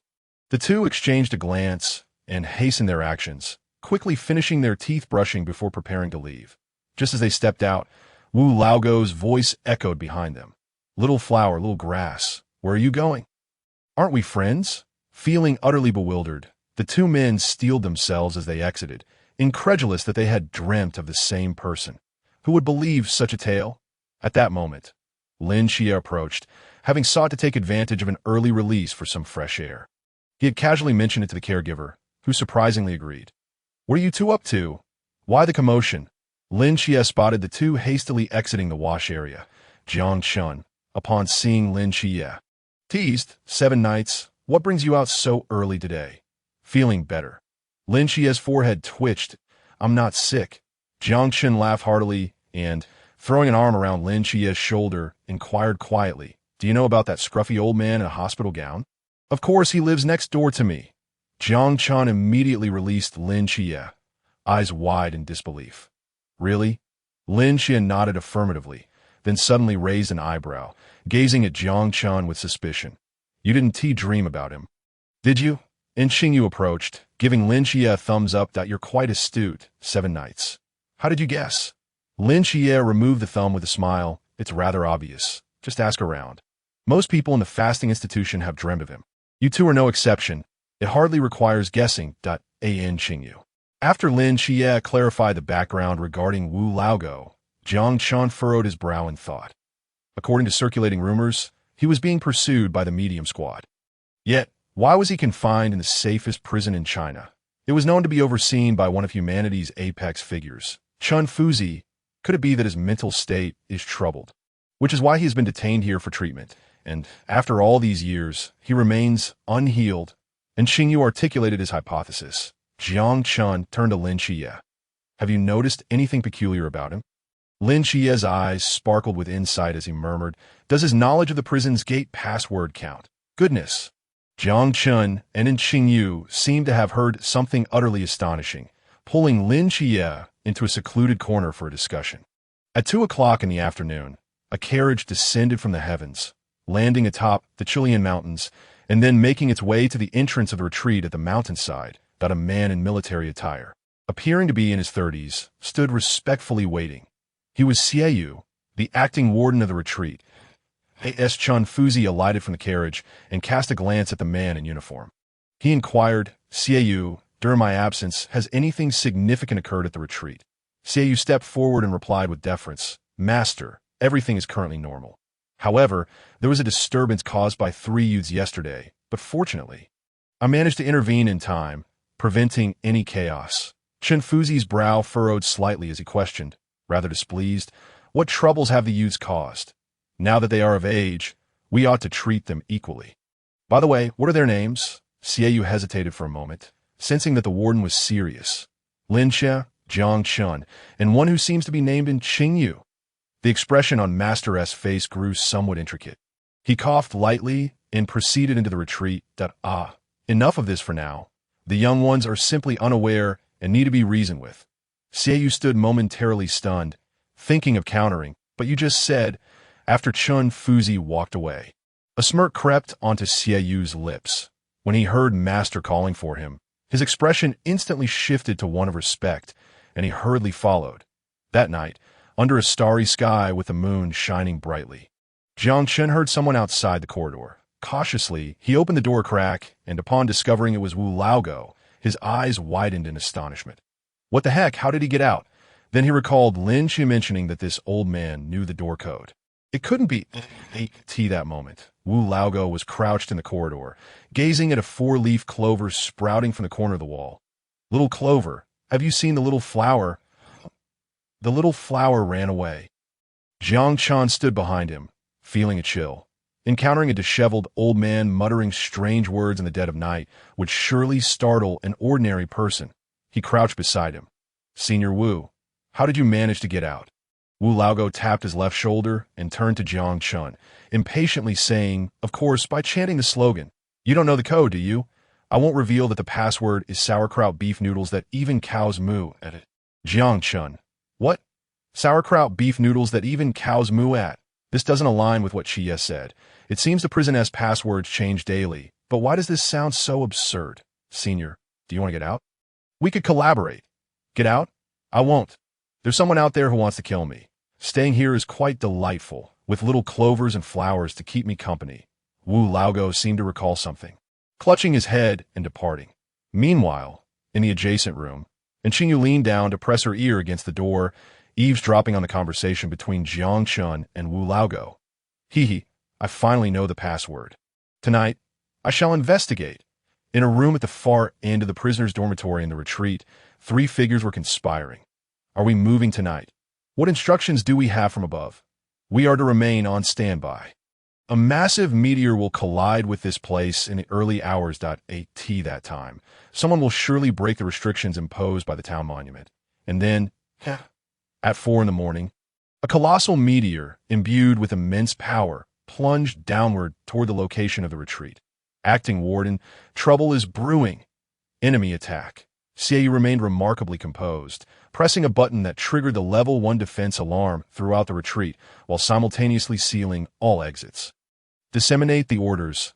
Let the external forces fire the electromagnetic cannons to shatter the meteor, and dispatch 2/3 of the guards immediately to search for suspicious individuals. A man clad in prison guard attire hesitated momentarily. Acting warden, if we deploy so many guards, what if an internal riot occurs? A riot? That's impossible. Under the suppression of the town monument, even those of the Klein realm must obediently lie low, unless there's a problem with the town monument. Do you think Master stationed here would not notice? Apologies, Acting Warden. I was overly concerned. I shall mobilize the guard for patrol immediately. Very well. Go. After watching his subordinate leave, Qiyou's eyes glimmered as he observed the meteor fragments disintegrating in the sky like shooting stars. Lost in thought, the scene shifted to the primeval forest of the Chilean mountains, where two figures were swiftly traversing the terrain. One of the figures, due to his considerable girth, found his pace slowing, ultimately having to stop and catch his breath. "Why are you running so fast, Lao Chao? Are you in a hurry to be reborn?" Chao Yuan paused, casting a disdainful glance at him. "Why don't you admit you're the one moving slowly before blaming him? We're nearing the destination. What do you suggest we do next?" Li Pang wiped the fictitious sweat from his brow and confidently asserted, "Next, we obviously need to rescue Qiyou." "You didn't think of that, did you?" Chao Yuan's lips twitched, realizing this fat man might be a bit clueless. "How do we save her?" "Of course, we'll break into the retreat." Chao Yuan felt as though his intellect was being ground into the dirt, inadvertently gripping the hilt of his knife, and a surge of dark, violent energy suddenly enveloped him. Li Pang sensed something amiss and hastily pulled out a sealing scroll from his spatial pocket and pressed it against him. Chao Yuan deflated like a punctured balloon, instantly returning to his normal state. "Lao Chao, what's wrong? Why are you getting worked up? Who angered you? I'll help you take revenge." Chao Yuan took a deep breath and turned toward the direction of the retreat. Li Pang scratched his head, feeling that this fellow was acting strangely today. Li Pang and Chao Yuan approached the outer entrance of the retreat. Two figures appeared to their right, resembling middle-aged individuals. The two parties locked eyes, and the air fell into an abrupt silence. "Hello," Li Pang greeted tactically, hoping to gauge the other's intentions. The two followers of the ancient god church exchanged glances, a flicker of confusion passing between them. Did this little fatso recognize them? "Hello, do you know us?" Li Pang, undeterred, slowly approached the two. "Of course I know you. The reputations of you two brothers are thunderous, and your appearances are truly remarkable." The middle-aged man paused, bewildered, as he realized he had no recollection of this chubby boy. Could it be that he was so famous that even he had developed fans? Li Pang, beaming, made his way within 3 zhang of the two. "Could you elaborate on your origins? Why do we have no impression of you at all?" The man with slightly bushy eyebrows took a step back, one hand reaching behind him as if to grasp a weapon. "Oh, be honest. I am the great-nephew of your 4th uncle's neighbor, aunt's elder sister's husband." Just as the two were momentarily stunned, a flash of golden light erupted, emanating from Li Pang's sealing artifact, ensnaring the two firmly. Chao Yuan approached, puzzled, and asked, "How did you realize they were suspicious?" "Not yet. Bind them first." The two followers. Chao Yuan, Li Pang displayed a self-satisfied, villainous expression, plucking a nearby tail grass and approaching the two followers. "Now confess honestly, who are you?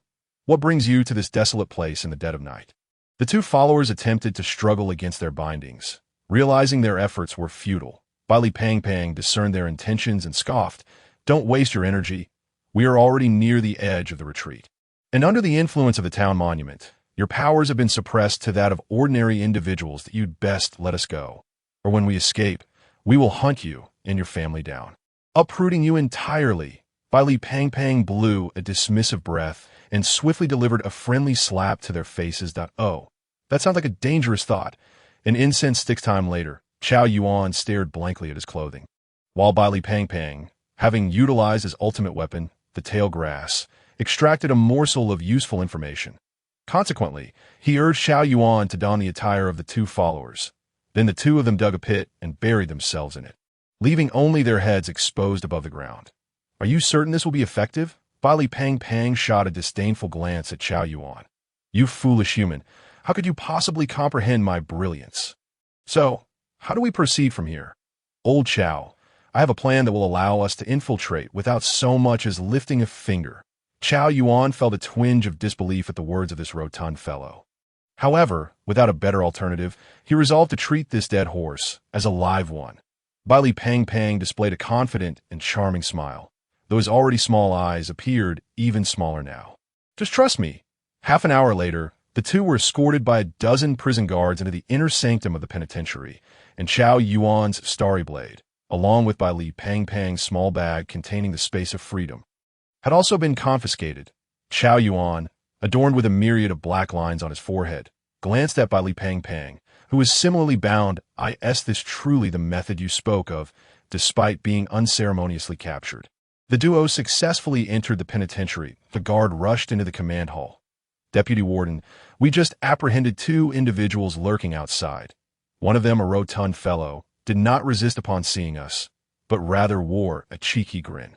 Qiyou raised an eyebrow, impatience seeping into his voice. Lock them in a cell and interrogate them about who sent them. Just as the guard turned to leave, Qiyou's brow furrowed. Today was indeed a special occasion. Why did these 2 choose this particular moment to arrive so brazenly? And moreover, the Lord of Mumbles had secretly briefed him on tonight's operation. Could it be that these 2 were sent by him? The more Qiyou contemplated, the more alarmed he became. Nearly jeopardizing his own people, he stood up, adopting an undeniable tone, and called out to the guard. Wait, bring those 2 to me. I, the warden, shall personally interrogate them. Understood. After Li Pang and Chao Yuan were ushered in, they exchanged glances, perplexed by the identity of the man before them, whom they did not recognize. Chao Yuan furrowed his brow. He had not encountered this individual during his previous capture. Qiyou waved his hand, signaling several guards. You may leave for now.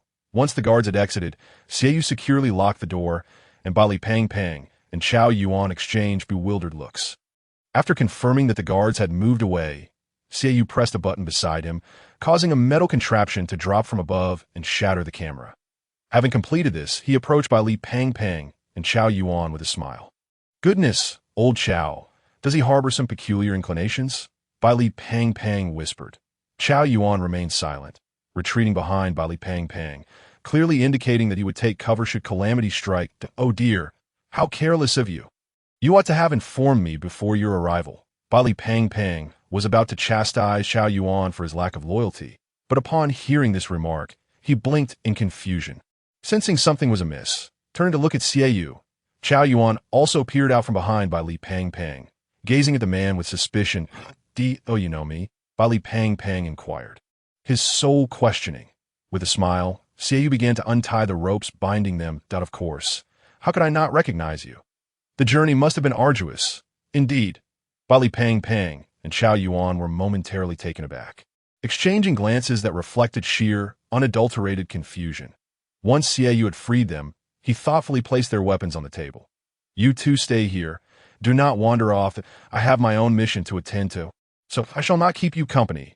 With that, he turned and exited, closing the door behind him without a backward glance. Li Pang slapped his chubby cheek, attempting to ascertain whether he was dreaming. However, his flesh jiggled too much for any clarity. Old Chao, what on earth is happening? Chao Yuan scratched his head, staring at Li Pang for a long moment, a spark of realization igniting in his eyes. Do you think it's possible that someone from your family has bribed this so-called deputy warden? Li Pang was taken aback. Could it truly be so? It didn't seem to align with his family's style. Was it truly an insider-esque doing? The scene shifted as Qiyou entered a control room within the penitentiary, skillfully entering a password before stepping inside. 1 minute later, a cell door containing prisoners swung open, shortly followed by a complete failure of the penitentiary's lighting systems. Plunging everyone into darkness, 3 figures stealthily slipped away into the night. I could see this moment. Jiang Chen lay feigning sleep on his bed. Upon sensing the power outage, his eyes gleamed in the darkness. Although the higher-ups had not explicitly stated his mission upon entry, he could infer some details, such as perhaps to catch a big fish. The night has granted you dark eyes, yet you have chosen to use them to vanquish the dead. Meanwhile, Lin Xie was reclining on the VIP bed of the Sunshine Psychiatric Hospital, engrossed in a game. Given the peculiar nature of the place, the power supply remained uninterrupted. Naturally, the penitentiary's AI-controlled security doors possessed independent power sources, ensuring they were unaffected by any power failures. The 3 figures quietly infiltrated a concealed room, only to find it empty upon opening the door. Are you certain you haven't made a mistake? The 6th seat of the ancient God Church's followers questioned. Perplexed, the 4th seat frowned. This is indeed the location. It's just that Chen Fuji's mental landscape is too potent, preventing any trace of the town ruin steel's aura from escaping. They held a genuine fear of Chen Fuji, and their willingness to take risks stemmed from the fact that the master was absent from the penitentiary. As soon as the words left his mouth, the 4th and 6th seats turned their gazes toward the 12th seat. The 12th seat displayed a conflicted expression before exhaling deeply. "Come forth." The 6th seat's gaze was cold and unyielding. Without hesitation, he used a small knife to slice open the 12th seat's chest, extracting a bloodied metal sphere from within. "Hold on. Once we break the town ruin steel suppression, you will be saved." All three possessed strength exceeding the sea realm, and both the 4th and 6th seats were above the boundless realm, as long as they could shatter the town ruin steel's restraints and regain power. This minor wound was inconsequential. After the 6th seat opened the metallic sphere with a unique technique, he retrieved 2 forbidden items from within. One was a blade capable of breaking through the master's mental landscape, while the other was a hammer entwined with crimson malevolence. The 4th seat grasped the blade and made a gentle cut, creating a fissure in the space before them. The master's mental landscape was effortlessly breached. Though the gap was too narrow and required several more cuts, the 12th seat lay on the ground, controlling his injuries, while the 4th and 6th seats entered the mental landscape, revealing a stone tablet inscribed with arcane symbols before their eyes. "Oomph! The penitentiary has been too comfortable for far too long. It is time to stir up some chaos." The 6th seat sneered as he raised the hammer aloft. The hammer, intertwined with blood-red malevolence, expanded in the wind and struck the town ruined steel, unleashing ripples that reverberated throughout the penitentiary, causing all the prisoners to blink in shock. Their cultivation levels surged back to the Zhan realm. Jiang Chen, feeling the resurgence of spiritual energy within him, realized that the commotion was underway. He needed to rendezvous with Qiyou. The 6th seat swung the hammer 4 times in quick succession. The iron hammer, entwined with crimson malevolence, shattered with a resounding crash. Meanwhile, the town ruined steel was riddled with cracks, yet it still stood resolute. "Damn, it hasn't shattered yet." The 4th seat clenched his fist, feeling the surging power of the boundless realm coursing through him. A slight smile gracing his lips. "So, I've merely returned to the boundless realm. That should suffice. Now, let this so-called penitentiary descend into chaos." After the 3 followers of the ancient god church damaged the town ruined steel, the sounds of prisoners attacking their cells echoed throughout the penitentiary. Despite the structures being crafted from special materials, the prisoners had regained a portion of their cultivation, some even returning to their peak form. Boom! A cell door was easily smashed to bits. Then 2, 3. More and more prisoners broke free from their constraints, exuding formidable auras, among whom was an individual whose cultivation had reached the sea realm. Jiang Chen, feeling his spiritual energy restored to its former glory, was taken aback. His cultivation had broken through. He had now reached the high realm, signifying that the next time he summoned a fragment of a divine spirit, its power could reach the boundless level. This greatly increased his chances. Suddenly, Jiang Chen's roommate, Liu, leapt from his bed. "Jiang Chen, my cultivation has been restored." Jiang Chen nodded. "What shall we do next?" Jiang Chen pondered for a moment. Liu's cultivation was not particularly high, merely at the pinnacle of the pond realm, making it perilous to take him outside. "That if you trust me, remain here and wait until everything concludes. You shall be grateful to me." Liu nodded solemnly, for after several days of interaction, he had come to believe in Jiang Chen's words without reservation. As Jiang Chen listened to the sounds of doors being violently kicked open outside, accompanied by alarms and the chaos of combat, he contemplated how to unlock the fortified door without causing damage to public property. Bang! The sound of a door being kicked open made Jiang Chen's lips twitch. It was evidently the work of that rascal in Qingyu from next door. Jiang Chen coughed lightly. Surely, the master and the others couldn't see him, could they? Bang! The sound of the security door being sent flying resonated.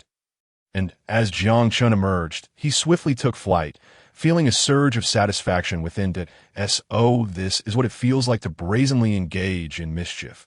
The scene shifted to the Sunshine Mental Hospital, where Qingyu stood before an imposing door made of special metal, approximately 10 meters thick. Lost in thought, he had just contemplated kicking it open, but now deemed that a tad unrealistic. An idea struck him, and he tapped on the intercom that a nurse approached. "What is it?" "The toilet is malfunctioning. Could you assist me in fixing it? Lin Qie replied with a bashful smile. The nurse hesitated for a few seconds before entering the unlock code and stepping inside, following Lin Qie into the restroom. After a while, the nurse emerged, adjusting her cap, and caught a glimpse of herself in the mirror, grinning as she remarked, "Would you look at that? Quite the resemblance." Indeed, this nurse was a transformation conjured by Lin Qie using the shape-shifting magic he had drawn from Mei Lin. The Real nurse was currently in a deep slumber within the restroom.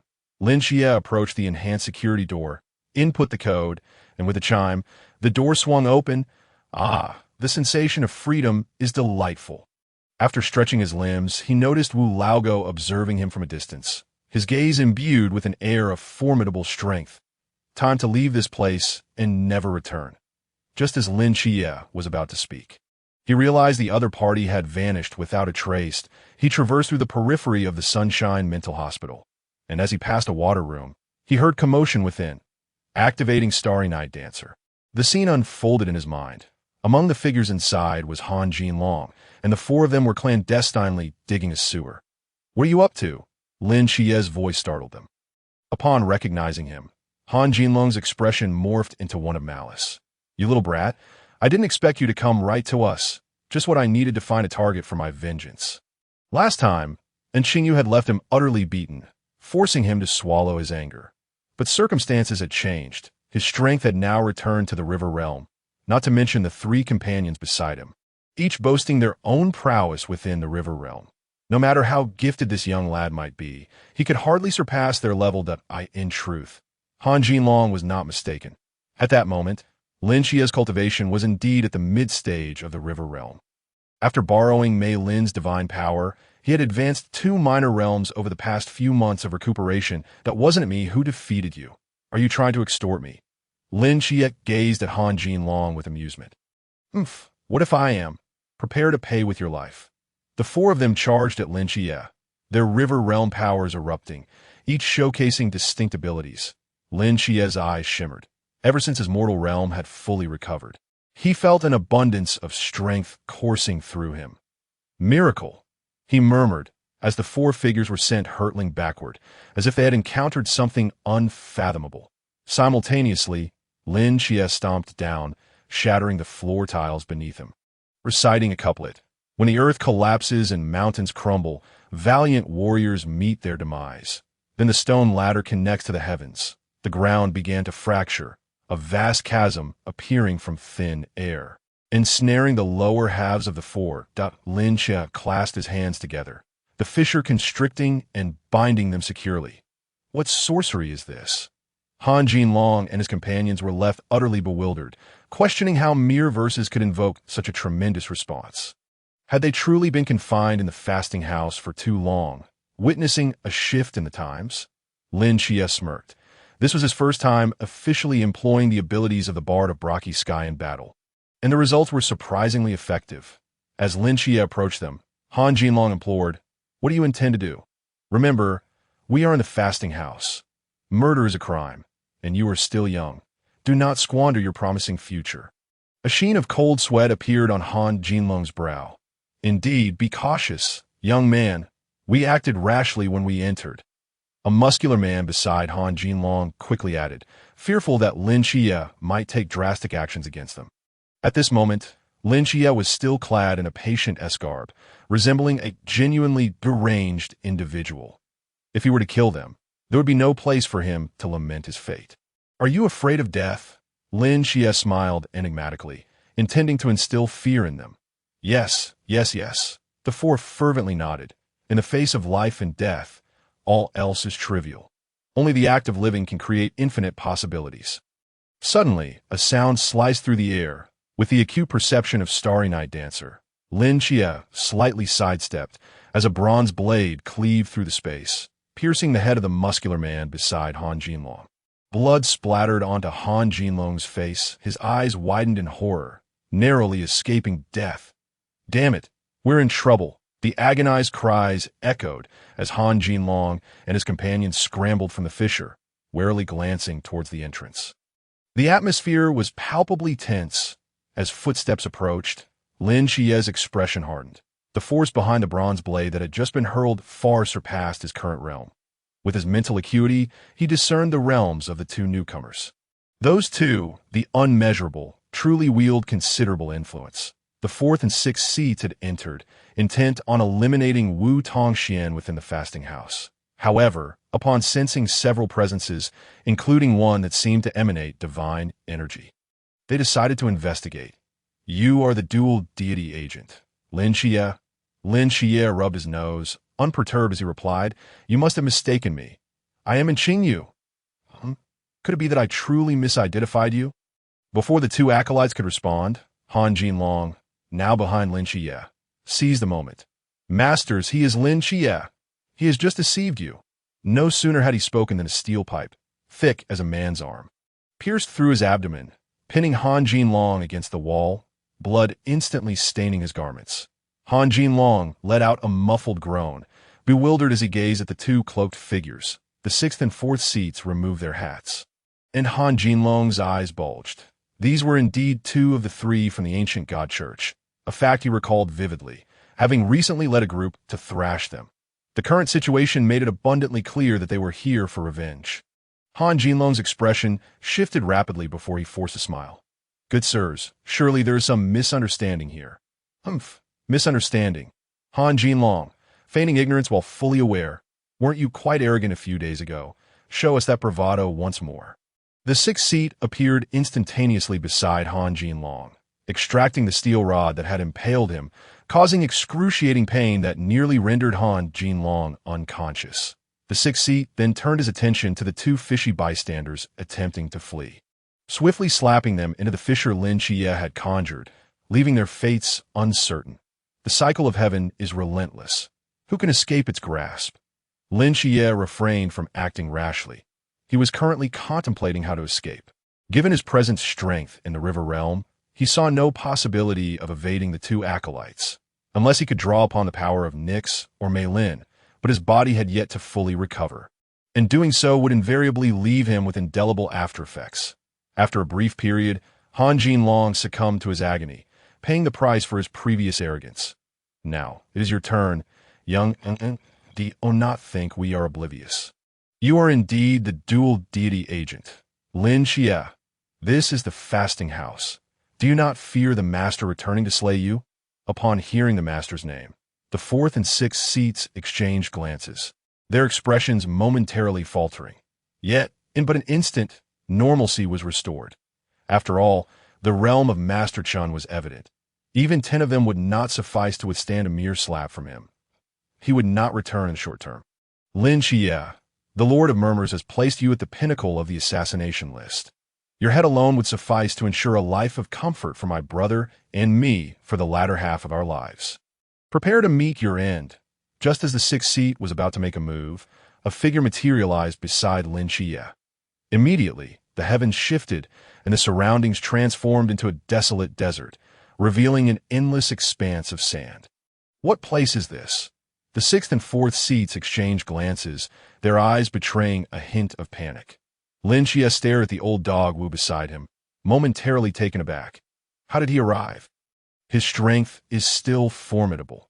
If it weren't for the oppressive presence of the town ruins monument, would he not have already ascended to the Klein realm? Goodness gracious. Old Wu, I know you're not ordinary. But I never anticipated you were this extraordinary. The old dog Wu adjusted his disheveled hair and cast a helpless glance at the two disciples opposite him. Had it not been for a few insignificant fish entering the fast, I would have preferred to languish in idleness every day.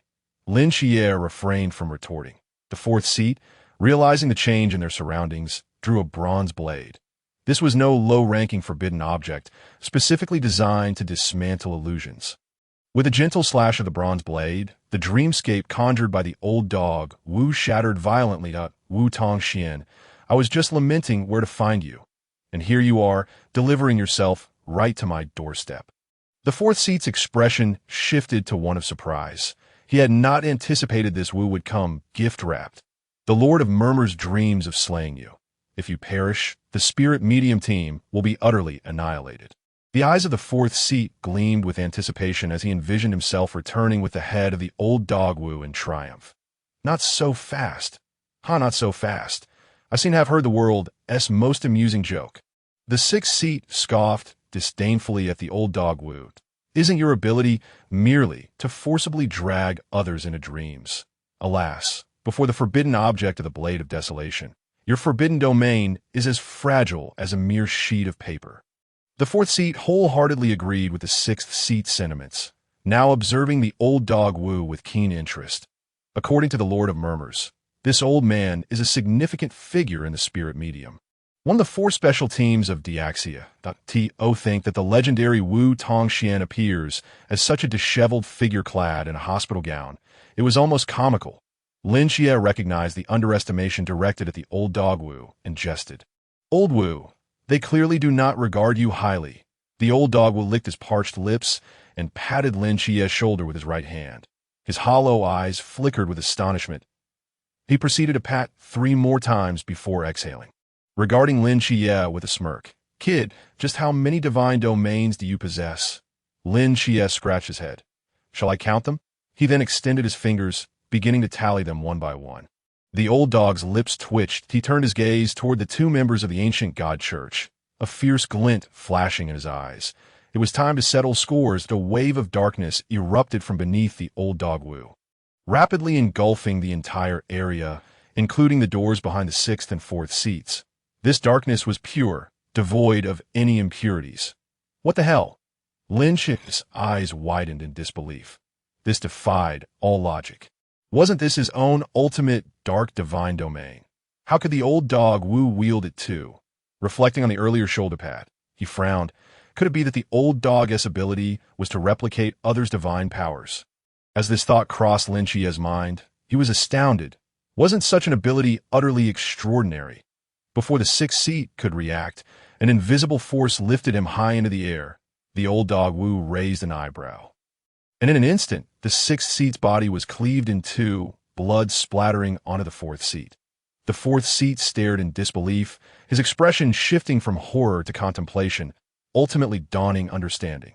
Well done, Wu Tongxian. It seems we have been deceived. The 4th seat gazed at the icy corpse of the 6th seat beside him, feeling a chill run down his spine, coupled with the fact that the old dog Wu had just employed Lin Xie's divine domain. It was a revelation that struck him like a bolt of lightning. When did I ever claim that my forbidden domain involved entering dreams? The old dog Wu now walked upon the air, his disheveled aura dissipating, and his peak boundless strength radiated in waves, forcing the 4th seat to retreat repeatedly. I understand now. Your forbidden domain is the legendary formlessness, one of the 7 great kingly domains. Wu Tongxian, you have hidden your depths well. The 4th seat gritted his teeth, feeling the ever-increasing pressure emanating from his opponent. Despite sharing the same boundless realm, the disparity was staggering. At this moment, the 4th seat was unwilling to accept defeat. His divine domain granted him control over metals. Pieces of metal in the room began to tremble, ultimately morphing into a colossal iron fist that hurtled toward the old dog Wu. Humph, an ant shaking a tree. He scoffed, and a wave of profound darkness enveloped the metallic fist. The latter began to deform visibly mid-air, folding into a resplendent metallic sofa that hovered behind the old dog Wu. He sat down upon it, surveying the 4th seat from above, akin to a sovereign of the night. Lin Xie was left dumbfounded. The disparity in the manifestation of the ultimate dark divine domain between the peak boundless old dog Wu and himself was staggering. Once I elevate my realm, I too shall surpass him. Lin Xie silently consoled himself. At this moment, the 4th seat was gripped by fear. He could hardly believe the overwhelming strength of Wu Tongxian. Especially after having replicated Lin Xie's divine domain, he felt pathetically weak, and cracks began to form in his confidence. Just then, a voice resonated from the void. Wu Tongxian, Lin Xie, splendid, truly splendid. The newcomer was the 2nd seat among the disciples, exuding a formidable aura, akin to Wu Tongxian, both being strong men of the Klein realm, though currently suppressed to the peak of the boundless realm. Even so, their presence far surpassed that of the 4th seat. As the 4th seat noted the arrival of the 2nd seat, his eyes brightened. Old Two, you've come. Withdraw. You're merely a useless pawn. The 2nd seat offered no regard for him, as competition existed everywhere. and being the second seat was built upon a foundation of accomplishments from amidst the dead. The fourth seat was thus relegated to the sidelines that he stood aside, watching the second seat confront the old dog Wu. A shadow of apprehension flickering in his eyes. The old dog Wu's expression grew serious as he conveyed telepathically to Lin Qie below. You must leave this place at once. I will hold them off. After a moment of waiting, he noticed Lin Qie had not responded. A fleeting glance revealed that Lin Qie had already made a hasty retreat, causing the old dog's mouth to twitch. This kid truly knows the score. Well, it's for the best. His departure will spare me the distraction. A palpable aura of absolute darkness began to emanate from the old dog Wu, his eyes transforming into the color of night. The second seat's pupils constricted sharply, a fierce glint flashing in his gaze as he charged toward the old dog Wu. A battle was imminent. Meanwhile, the fourth seat, seeking to seize the opportunity to pursue Lin Qie, was abruptly yanked back by a massive black hand and slammed in the ground, creating a deep crater.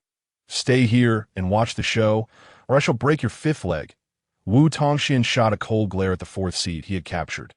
The fourth seat, seething with rage, felt belittled as Wu Tongxian seemed to regard him with utter disdain, even while engaging in battle. Diverting focus to reprimand another, but he drew a fiery red long knife from the void. Wu Tongxian, prepare yourself. The two resumed their fierce clash. The scene shifted as Lin Qie traversed the prisoner housing area, nearing the main entrance.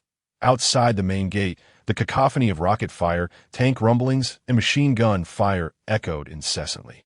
While within the gate, numerous prisoners of varying realms wailed like ghosts, their diverse colors and abilities swirling around, resembling a chaotic dance of demons. Lin Qie finally comprehended the situation. These vile criminals were attempting to escape. Brothers, let us break down this gate. The world outside is freedom. It belongs to us. Let us slay these self-righteous sentinels. I possess the powers of an extraordinary being. What is it to slay a few ordinary folk? My life holds greater value than that of these commoners. Why should I be here to face judgment? I refuse. Lin Qie's eyes narrowed slightly, realizing that among the leading figures, there were indeed those of the Sea Realm, which signified trouble ahead. At that moment, Bailey Pang Pang and Chao Yuan rushed over. Upon catching sight of Lin Qie's silhouette, their expressions brightened with joy. They had finally found him. Qie, we have come to rescue you. Bailey Pang Pang shouted exuberantly. Lin Qie momentarily froze, then registered how familiar that voice sounded. Turning around, he exclaimed, What the hell? Lao Chao. Pang Pang. How did you get in here? Bailey Pang Pang approached with a grin, while Chao Yuan, clutching a blade, followed closely behind, a smile playing at the corner of his lips. The reunion of the three felt remarkably surreal. Chia, don't get too emotional. Chao Yuan and I entered through legitimate means. It's all good. Lin Qie glanced past the two, nervously stating, I dare not move. Behind Bailey Pang Pang and Chao Yuan, a dozen individuals clad in prison garb approached, their realms varying, with the highest among them reaching the pinnacle of the river realm. What are you lot doing? Why aren't you wearing prisoner attire? In the abstinence facility, patients and prisoners had distinct uniforms, forbidding the mixing of other assorted garments. Due to the peculiar circumstances of Chao Yuan and Bailey Pong Pong's entry, they stood out conspicuously. Another reason was Lin Qie. Bailey Pang Pang turned around, noticing the menacing approach of several individuals, and rolled up his sleeves to reveal numerous green submariner watches. Hey, brothers, how about we become friends? One of the scar-faced men's eyes lit up upon seeing the watches. Kid, it's clear you're wealthy. I like making friends with generous folks like you. The scar-faced man rubbed his hands together and stepped forward, greedily accepting the watches one by one, his avarice evident. Chao Yuan exchanged glances with Lin Qie, both having surmised Bailey Pong Pong's intentions. As expected, a muffled grunt echoed, and the green submariners slipped from the scar-faced man's grip. Clattering to the ground, clutching his neck, he collapsed into a pool of blood. Tisich, is that all? Bailey Pang Pang nonchalantly tossed another watch onto the corpse. Goodbye, no need for a send-off. At that moment, the leader of the prisoners, a middle-aged man at the pinnacle of the river realm, snorted coldly. Trash, what time is it? And you're still falling for tricks? Grab that little fatty and the other two as hostages. As the prisoners charged forward, Lin Qie shouted, Pang Pang, get out of the way. Bailey Pong Pong's feet propelled him upwards like a shooting star, and in the interval of his ascent, Chao Yuan drew his blade, exuding an aura of the river realm. With a wicked smile, he charged forward. Lin Xie observed this scene with a slight smile. This kid has advanced from beneath his feet. A wave of darkness began to spread. Moreover, Lin Xie's pupils transformed into a golden hue, radiating an intense heat. At this juncture, the sole main entrance of the abstinence facility was blasted open, and the prisoners erupted in cheers, while the external military braced for a fight. Should these individuals break free, it would spell disaster for the ordinary civilians outside.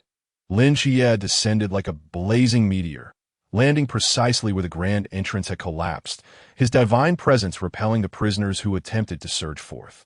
Rising to his feet, the phantom of six-winged angels emanated a sacred light in the night, a presence that was untouchable. Want to escape? Did you seek my permission? With Lin Xie asserting his dominance and dividing the battlefield. The military outside ceased their barrage, the commander staring in awe at the figure before him. Who is this youth? How can he possess such might? An officer standing behind him reverently replied, Sir, his name is Lin Xie, a dual deity agent currently receiving treatment at the Sunshine Mental Health Hospital. The commander's eyes sparkled with youthful vigor as he gazed at Lin Xie's silhouette. Muttering, Lin Xie, no wonder the master holds him in such high regard. Chao Yuan's aura coalesced behind him into a bizarre figure, making him appear more like a demon god. In a flash, he beheaded a river realm early-stage thug. Blood dripped from the tip of his blade, and with a peculiar smile, he directed his gaze towards the others. The prisoners across from him, witnessing Chao Yuan's demonic presence, felt their hearts race. What kind of monster is this? Chao Yuan's eyes brimmed with malice as he approached the opposing prisoners. Lin Xie grimaced at this scene. This kid had become even more ferocious after succumbing to madness. He cast a glance at Bailey Pang Pang, who was brandishing an endless array of artifacts, keeping the equivalent realm fighters at bay. The battle had commenced. Bailey Pang Pang, wielding his weapon, pursued 7 or 8 pool realm prisoners with imposing bravado, yet behind him. 3 river realm fighters were also in pursuit, akin to a mantis stalking a cicada, all hinging on a moment's notice. Meanwhile, Lin Xie and Chao Yuan took the lead, clashing with numerous river realm adversaries. Waves of lethal blade energy surged through the prisoners, the pool realm fighters unable to evade, falling as easily as watermelons before Chao Yuan's blade, that a river realm pinnacle blonde infiltrated the darkness. Stealthily approaching Lin Xie from behind while he battled 4 other river realm fighters, excitement evident in his eyes, as he crept within 3 zhang of Lin Xie. His movement halted abruptly, as if ensnared in quicksand. Unable to advance further, a chilling realization gripped him as he found his body unresponsive. It's nighttime, and you dare to sneak attack me. Do you think I can't see you? Lin Xie smirked coldly, ready to eliminate such a heinous criminal to prevent collateral damage upon escaping. Under the influence of the dark divine abyss, Lin Xie held the power of life and death over the blonde. Be a good person in your next life. With a swift motion, he ended the threat, the body crashing to the ground, devoid of breath. Since the restoration of the mundane divine realm, his combat prowess had reached an extraordinarily terrifying level. Now, at the mid-stage of the river realm, he was already invincible among equals. Suddenly, his pupils constricted as he leaped backward, narrowly dodging a spike that erupted from the ground, adorned with sharp black thorns that were evidently poisonous. Lin Xie looked up to see a short-haired, middle-aged man approaching, his gaze unervingly calm. Lin Xie's brow furrowed. The heightened perception of the starry night dancer alerted him to impending danger. Sea realm. This is going to be trouble. He was not the only one in peril. Among these prisoners, there were 3 in the sea realm, with the other 2 targeting Chao Yuan and Bailey Pang Pang respectively. A barefoot man confronted Chao Yuan, a mocking glint in his eyes. Kid, you're quite arrogant, aren't you? Chao Yuan's instinctive battle sense compelled him to face this man. The barefoot man frowned. This kid couldn't he possibly be a fool? Could he? That knife you have is nice. If you hand it over to me, I might let you go. Chao Yuan tightened his grip on the bloodied long knife, stepping closer to the barefoot man. Point. Three pitch-black blades of energy surged toward him, which the barefoot man shattered effortlessly with his bare hands, then sent Chao Yuan flying with a single palm strike. However, Chao Yuan felt no pain. He plunged his long knife into the ground to dissipate the force and charged once more. The barefoot man eyed Chao Yuan with suspicion. Something felt off as the boy's aura appeared increasingly formidable. He retracted his earlier statement. Could this kid be insane? Regardless, he was a genuine Sea Realm fighter. Chao Yuan was sent flying repeatedly, the gap in their realms evident. Even in his demonic state, he could not bridge the divide. After being struck down multiple times, blood finally trickled from the corner of his mouth. Li Pang, despite wielding numerous artifacts, found himself at a disadvantage, with only Lin Qiyem managing to hold his ground. Though inevitably, he too would face defeat with time. Amidst the external military, the commander was frantic that if he was not mistaken, these three young warriors were the prized treasures of the upper echelons. Should anything happen to him, it would surely mark the end of his journey. The commander raised his right hand, intending to issue a command for fire support. Yet, someone preempted him, descending from the heavens. A striking azure figure landed before Lin Qiyem and his two companions. Repelling the trio of sea-bound prisoners. It was as if Jiang Chen had perfectly replicated Lin Qiyem's earlier entrance, his body cloaked in Azure Dragon scales, hands transformed into dragon claws, advancing step by step toward the three sea-bound captives. Jiang Chen, you finally arrived, Li Pang exclaimed as he rode a cloud formed from a shimmering light. Quick, help me beat him up. This villain stole my toy. Jiang Chen surveyed the scene. Spotting a man with curly hair adorned with a dozen Rolex watches. In stark contrast, Li Pang's sleeves were tattered, and his watch had mysteriously vanished. Jiang Chen sprang into action, with a flash of azure light. One dragon claw pierced the man's chest while the other claw grasped his shoulder, tearing it away with a spray of blood. This spectacle horrified the other two sea-bound prisoners, who instinctively took a step back. How is this kid so formidable? He took down a sea-bound warrior in a single strike. The barefooted man furrowed his brow, realizing he was caught in a bind. Had he escaped through the front gate, he would have soared to freedom, but he had encountered three young rascals blocking his path. Though they were skilled, the disparity in realms was apparent, and they had managed to hold their ground, until Jiang Chen's arrival sent shivers down their spines. This was indeed a ferocious display. As the barefooted man contemplated his next move, a strange white thread emerged from behind him, coiling toward his neck. The eerie thread shimmered with a chilling aura. If ensnared, even a sea-bound powerhouse would find their neck a vulnerable target, potentially leading to their demise. However, the seasoned rogue clenched his teeth, raising his left arm to grasp the thread, yanking it forcefully.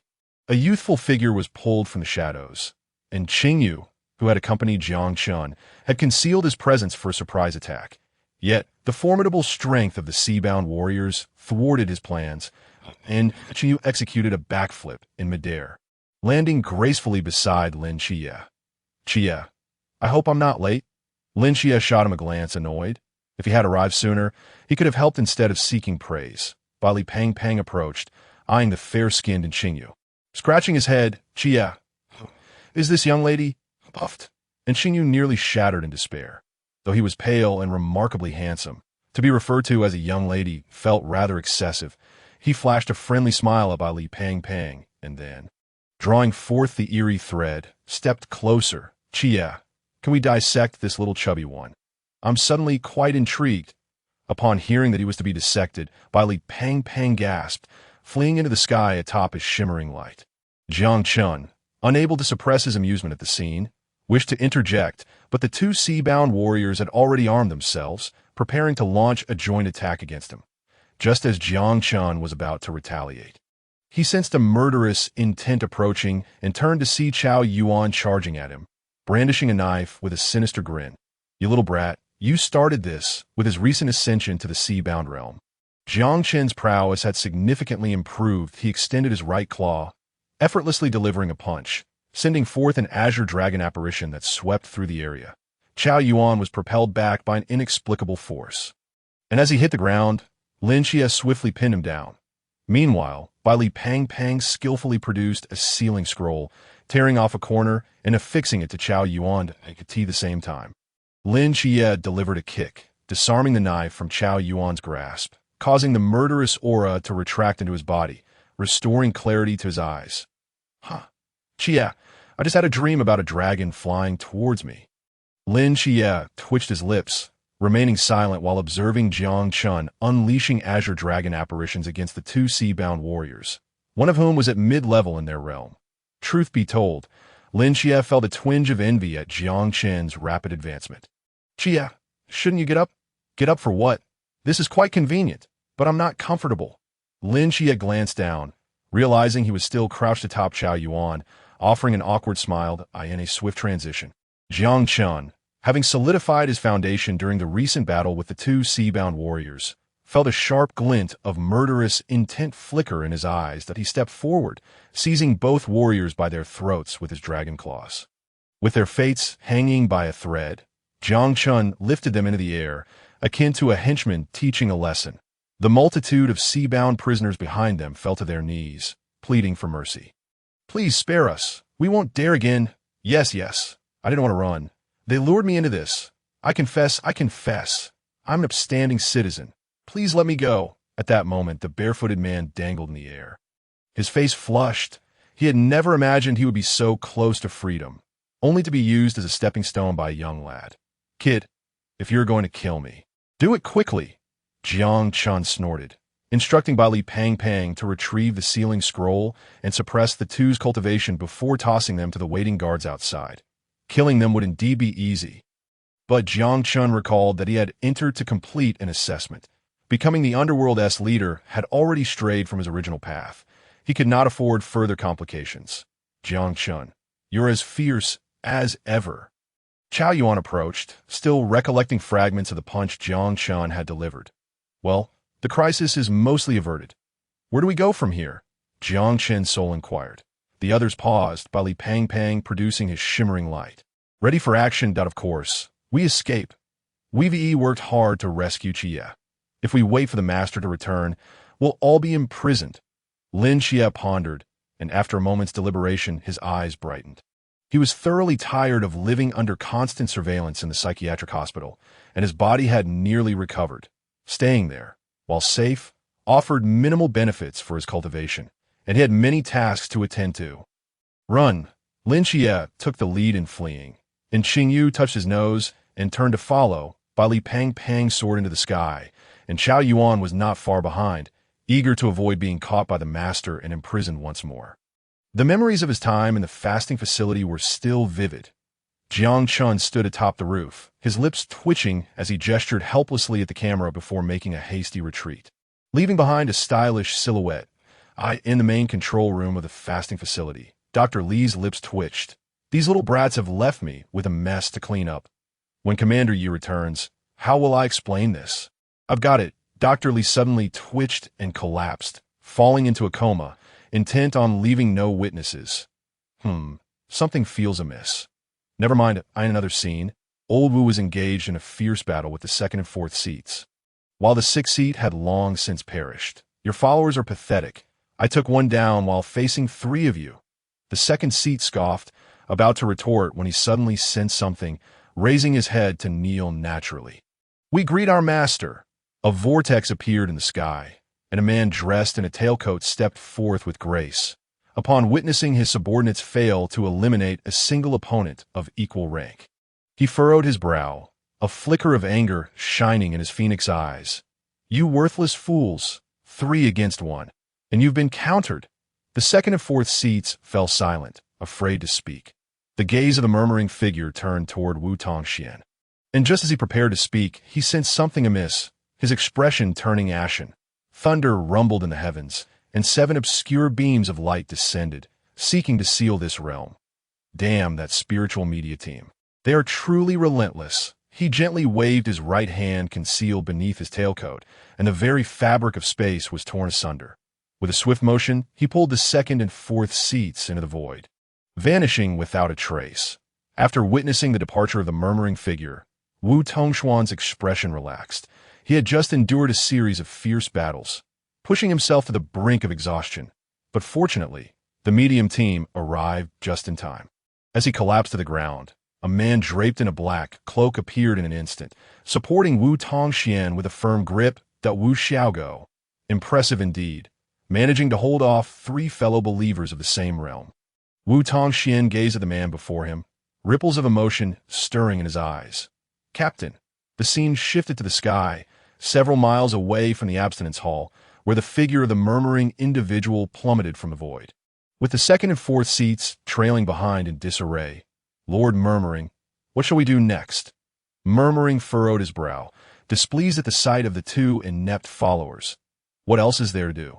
"Let us capture the jellyfish," he replied, cradling his head in anguish. The 2 followers exchanged glances. The chaos at the abstinence hall had been largely quelled, and a figure descended from the heavens, hovering above the scene of devastation. Lost in contemplation. "Can anyone enlighten me as to what transpired here?" Yi Fan inquired with a commanding tone. That moment, the commander approached briskly and saluted respectfully. "Commander Yi." The events unfolded as follows.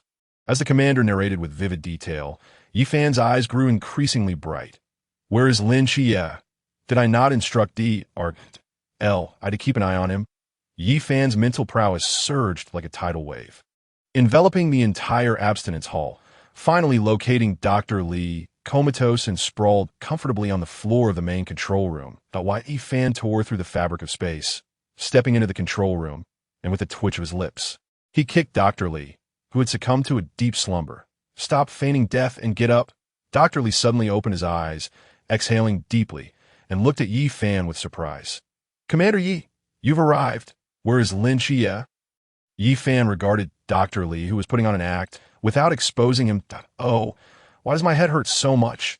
"Commander Yi, please hold on a moment while I check the surveillance. I must find out which scoundrel ambushed me. I will ensure they end up in a psychiatric ward." The surveillance footage revealed Lin Qiyue leading an escape from the abstinence hall, the screen freezing on the last frame, where Jiang Chen helplessly gestured at the camera. "That rascal," Yi Fan muttered, disregarding Dr. Li's antics, as he noted the timestamp on the footage, tearing through space to pursue Jiang Chen and the others. They found themselves in a primeval forest, illuminated by a lamp crafted from Li Pongpong's luminescence. Shining brightly amidst the darkness, Jiang Chen, "Do you think we will be pursued by the night watchman for fleeing like this?" Li Pangpang asked, a tinge of anxiety in his voice. "I doubt it." Jiang Chen replied, equally perplexed. When Chen Mai had notified him, the higher-ups had not provided extensive details, leaving him in a state of confusion. "What are you afraid of? Isn't your family quite wealthy?" And Qingyu remarked earnestly, her eyes glimmering with the impulse to dissect.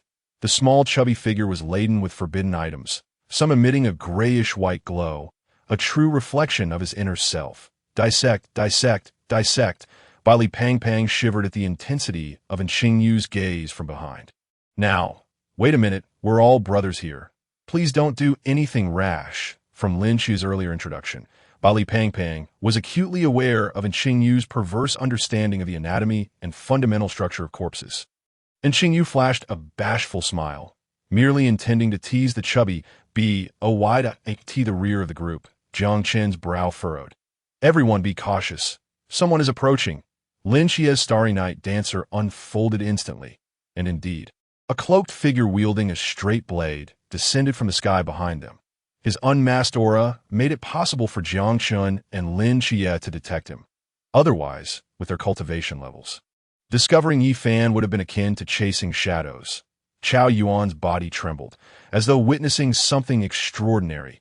"You youngsters are quite fleet of foot." Yi Fan landed before them, and Qingyu, holding a sinister thread, felt the overwhelming terror of a newcomer, sensing a suppression of the grayish energy within him, devoid of any signs of activity. "Jiang Chen, you've met Commander Yi." At Jiang Chen's words, the others, except Chao Yuan, tensed. Was this truly the supreme commander of the Night Watchman of Daxia? Yi Fan approached and patted Jiang Chen's shoulder. "Not bad. We've never met. Yet you recognize me." Jiang Chen chuckled. He had previously stolen a glance at Yi Fan's portrait on Chen Mai's phone. "But why are you leading your team to escape? Aren't you afraid of being captured and thrown into a dungeon?" Jiang Chen stammered that he couldn't very well admit that his teammates had fled, leaving him behind. Yi Fan, noticing Jiang Chen's embarrassment, cleared his throat and stepped in front of Lin Qiyue. You, the swiftest runner, is it? Is the treatment at the abstinence hall's psychiatric hospital unsatisfactory? Lin Xie scratched his head. How could it be unsatisfactory? I found it comparable to a presidential suite. No. Commander Yi, my affliction has been cured. I have more pressing matters to attend to. Yi Fan's aura intensified as he questioned. More pressing matters. Are you referring to seeking revenge on the Western deity Loki, or challenging Susanoo in Takamagara? Or perhaps searching for a way to resurrect your aunt and the entire Chang'an region? Lin Xie's gaze became vacant, speechless. He had not anticipated that his intentions would be so easily discerned by Yi Fan. Young man, one must take life one step at a time. Your current cultivation is too low. Yi Fan admonished. Those deities could slay you with ease. Your priority now is to hasten your strength. Moreover, you are already a qualified night watchman. You are aware of the rules, are you not? Lin Xie trembled, recalling the oath he had taken. If darkness should descend. I understand my mistake, Commander Yi. Should I have another chance, I would still flee.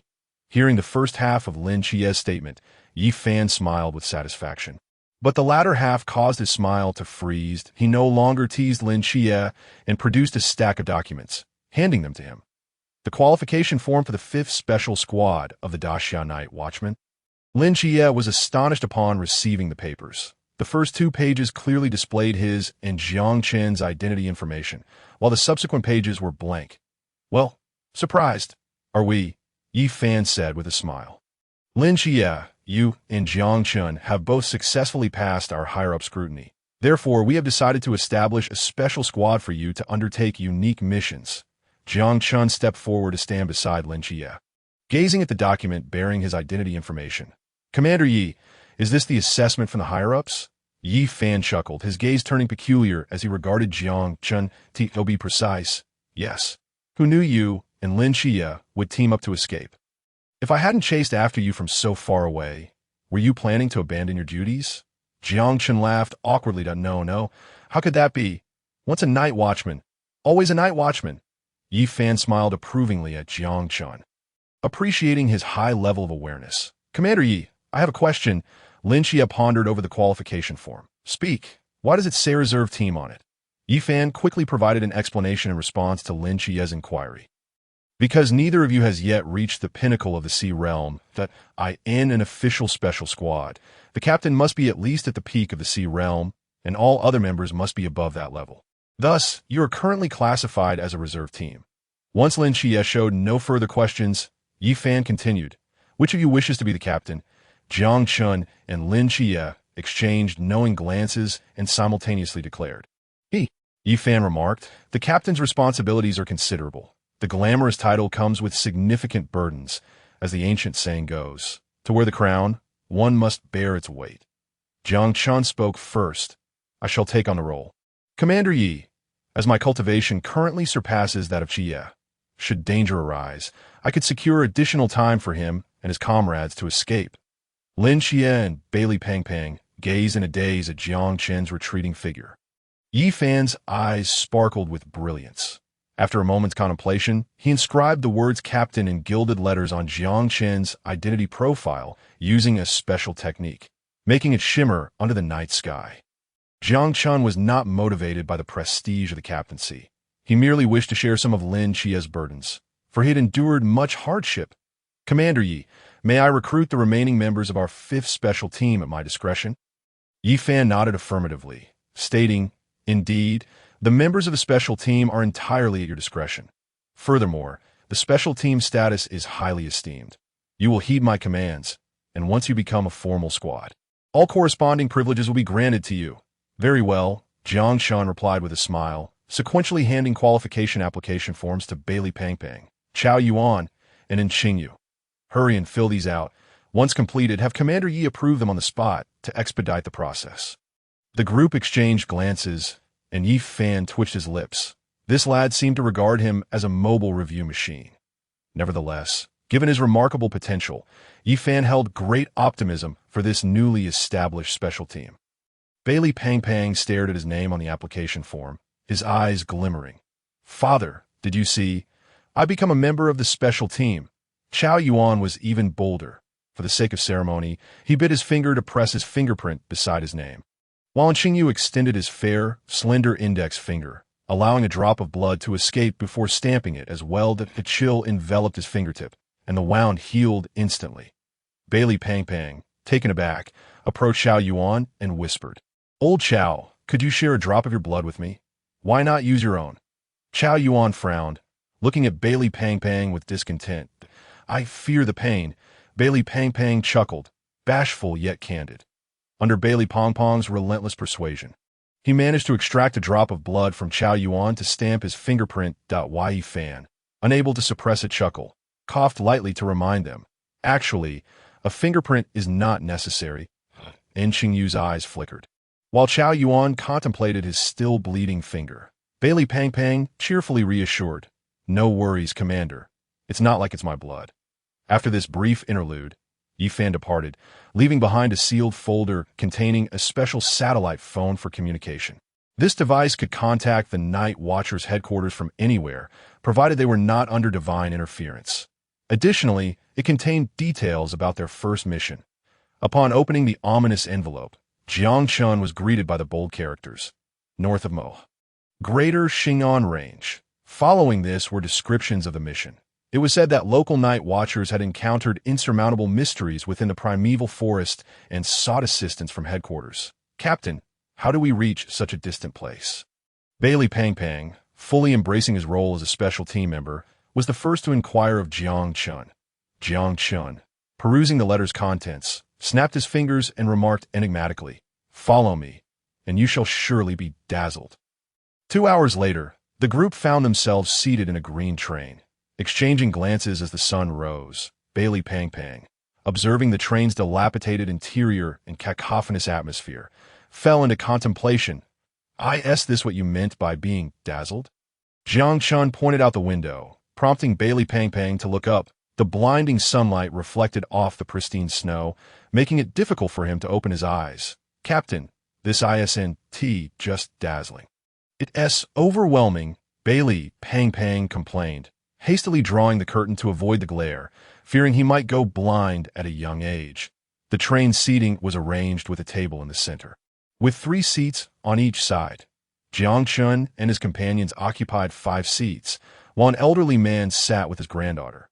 "Grandpa, I don't want to eat anymore." The little girl, no more than 5 or 6, protested as her grandfather peeled sugar oranges for her. Her cheeks puffed adorably. "Be good, Ting, just one more, and then there will be no more." The girl, named Ting, shook her head, having eaten plenty. The old man, helpless, repackaged the peeled oranges and set them aside. Jiang Chen noticed he refrained from eating any himself. After gently wiping the corner of Ting's mouth, she fell asleep in her grandfather's embrace, exhausted from the long journey to in the middle of the night. Bailey Pang pulled out a large bag of snacks and began to indulge himself in her dreams. Ting seemed to call for her father, waking with a start and crying, "Daddy, where are you? Ting misses you so much. Come hug me. I haven't seen you in ages." The old man opened his weary eyes and gently patted her back. Once her tears subsided, Ting's gaze fixed on Bailey Pang, who was munching on 3 bags of chips simultaneously. Realizing he had caught her eye, he chewed thoughtfully while extending an unopened bag of lime-flavored chips toward her. Ting shyly shook her head, but the drool glistening at the corner of her mouth betrayed her. It was only natural for a child to crave delicious treats. "Come on, take it. It's all right." After a moment of internal struggle, the little girl reached out to accept the chips. However, the old man suddenly pressed down on her tiny hand. "Young man, what are you trying to do to my Ting?" The sudden silence was palpable. Jiang Chen, noticing Bailey Pang's moment of hesitation with the chips, feigned a yawn and snatched the bag from him. After taking a chip for himself, he placed it into the little girl's hand in front of her grandfather. "Old man, it's all right. We mean no harm." The old man furrowed his brow, but remained silent, wanting to take the chips from Ting's hands. Yet, as he looked into his granddaughter's sparkling eyes, he hesitated.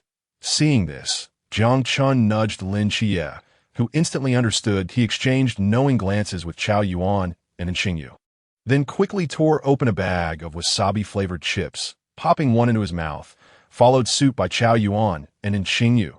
The old man's wariness began to wane. Ting, don't you want to thank your big brother? Thank you, big brother, Ting said cheerfully, her voice bright and cleared. Ah, good girl.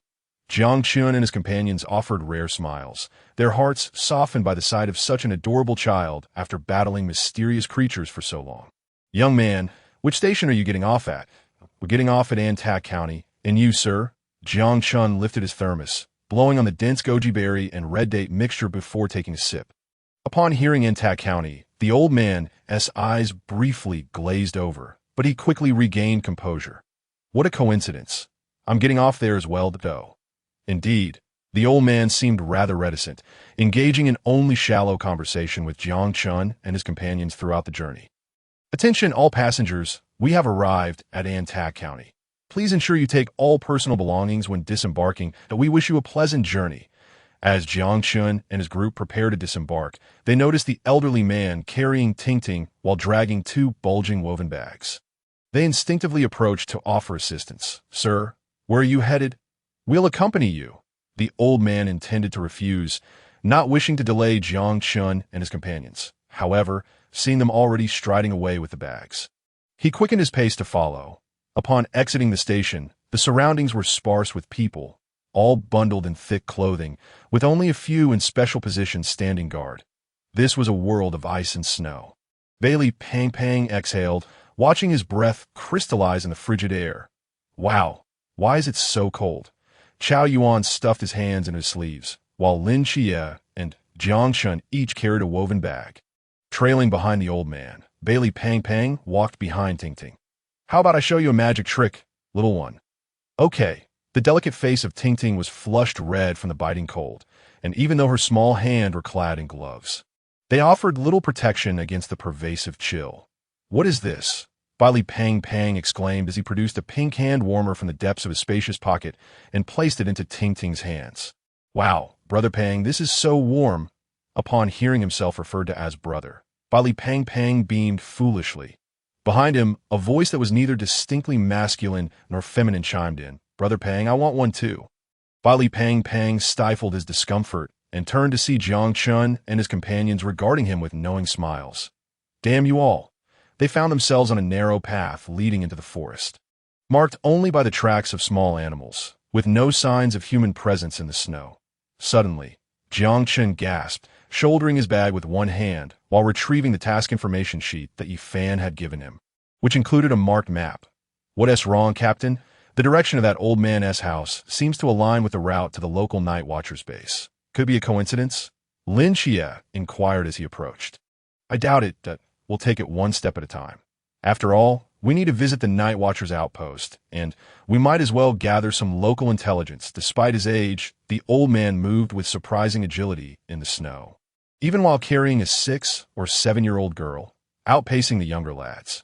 Noticing Lin Xie's slightly flushed complexion, and Qingyu removed his outer coat and offered it to him. Cha, put this on. My body harbors frost elements. This chill is but a trifle to me. After a moment's hesitation, Lin Xie accepted the garment and donned it. Half an hour later, the group reached the edge of the forest where the trees were blanketed in snow. Yet some evergreen pines stood tall and proud. Look, there's a small wooden cabin ahead. Bailey Pang pointed excitedly at a cabin with smoke billowing from its chimney. Jiang Chen looked up to see that the cabin's roof was laden with a thick layer of snow, and its walls were constructed from logs the thickness of a calf's leg. Even so, it was likely not particularly warm inside.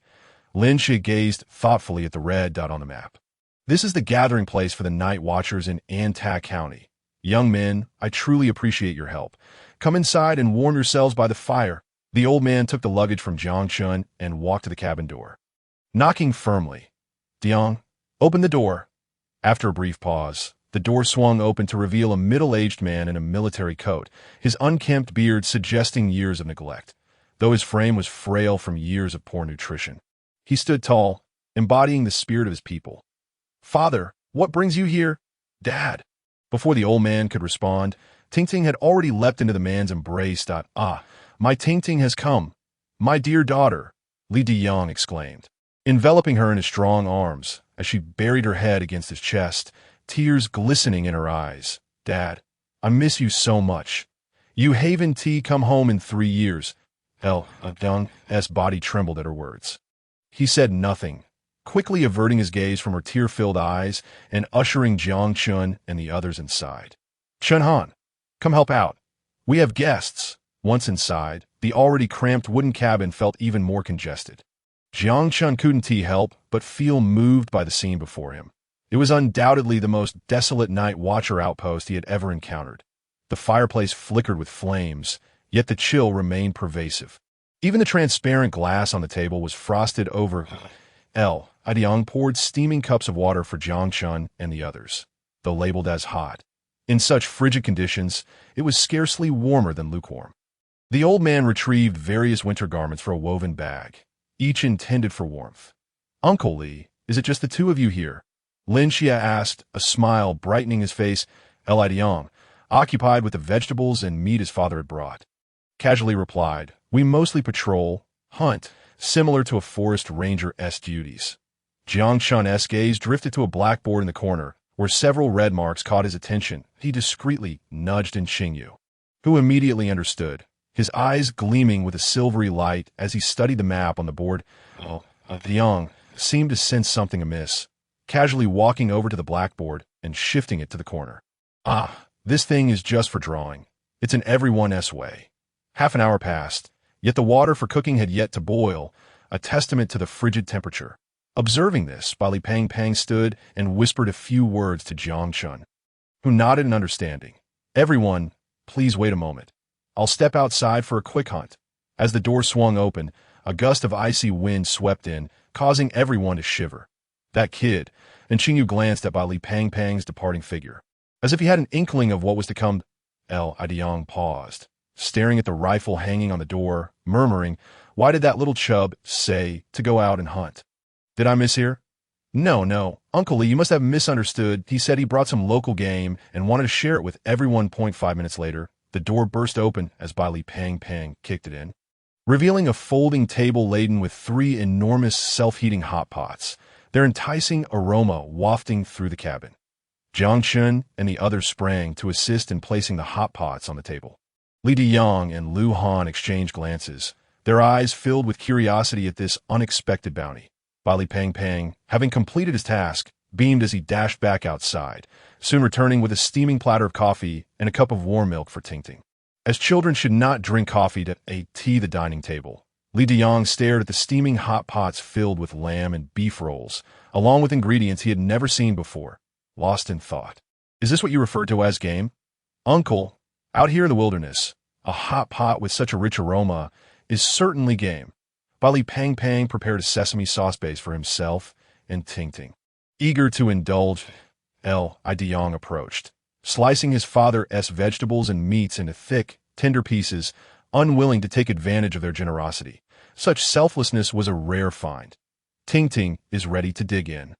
The little girl's mouth watered in anticipation, while Li Diyang, weathered by time, displayed a tender smile as he placed a piece of lamb roll into her bowl.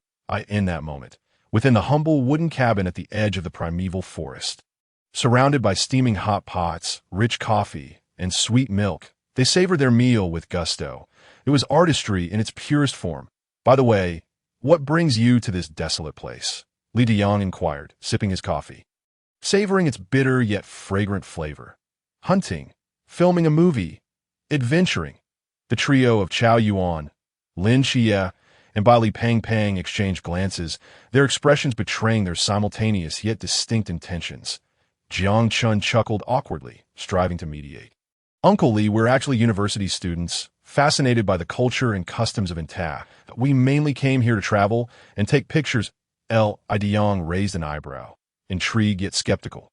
After all his years as a night watcher, he had never encountered young people venturing into the primeval forest for adventure. Regardless of your purpose, please don't wander off and avoid acting alone. That I know how young folks are, seeking thrills, but this place is different. It can be deadly. Li Pang slapped the table. What? There are deaths? Is that legend true? Li Diyang paused, momentarily taken aback by Li Pang's sudden outburst. What legend? Uncle, you don't know. Online, they say there's an abandoned logging site in this primeval forest. And at midnight, a woman in a red dress appears, wailing, "Return my life." Just as Bailey Pang Pang finished, he received a light smack on the head, turning to find Chao Yuan grinning at him. "What are you doing?" Chao Yuan coughed softly, leisurely placing a tender piece of beef into his mouth. "What are you looking at?" "It's not my fault." Bailey Pang Pang rubbed his painfully throbbing head, relieved that it wasn't injured. It wasn't until he spotted a small ice cube beneath his feet that he realized the temperature inside the room had risen, causing the ice on the ceiling to melt and fall. Once everyone had eaten their fill, the old man took Ting Ting and departed for a small inn in town, as the cold was unbearable. He was not overly concerned for himself, but rather feared for Ting Ting's well-being. After the old man left, Jiang Chen and the others also stood to prepare for their departure. "Uncle Li, we're leaving now. Make sure not to wander off. There have been sightings of large bears in the area this past month." Li Diang watched as Jiang Chen and his companions walked away, feeling uneasy about their restlessness and hoping they wouldn't cause any trouble. As the scene shifted, after walking for a while, and Qingyu utilized her frost skills to completely cover their footprints, aiming to avoid unnecessary complications. "Did you all see the map on the blackboard today?" Lin Xie and Qingyu nodded. Bailey Pang Pang exclaimed, "In that case, let's explore the location marked with the red arrow tonight." "What do you think?" Jiang Chen shared his thoughts. "I think it's feasible. Besides, we have no other leads at the moment." Lin Xie concurred. "I agree." And Qingyu raised her hand. Once they reached a consensus, they ventured into the depths of the forest under the cloak of darkness.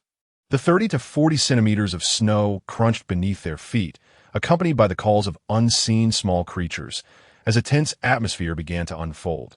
Lin Xie activated his Starry Night Dancer, ensuring that every movement within a 300-meter radius was within his perception.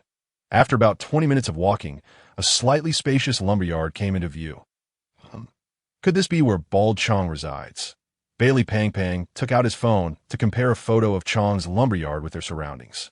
Just then, Lin Xie's expression shifted. "Wait, something feels off. That I think I've spotted something extraordinary." Jiang Chen's aura surged. If anything were amiss, he could guarantee he would reach his peak in an instant. Qingyu's eyes glowed with a grayish-white light. "What is it?" Bailey Pang Pang asked, trembling, while retrieving a string of consecrated charms from his spatial pocket and handing a set of beads to Chao Yuan. Chao Yuan received them, puzzled by his intent. "Haven't you been in a temple before?" "Quickly summon the great mighty heavenly dragon to deal with it." Chao Yuan. At that moment, a chilling wind swept through, followed by a haunting voice echoing in their hearts. "In people pass by. Young people evade. Vengeful spirits demand souls. Paper figures return to life." An eerie voice resonated around them, and Bailey Pong Pong's reaction was most pronounced, urging Chao Yuan to demonstrate his monkly abilities, only to earn a roll of the eyes from Chao Yuan. "Captain, this can't be real, can it? My Starry Night Dancer isn't detecting any signs of life." Lin Xie swallowed nervously, casting a strange look at Jiang Chen.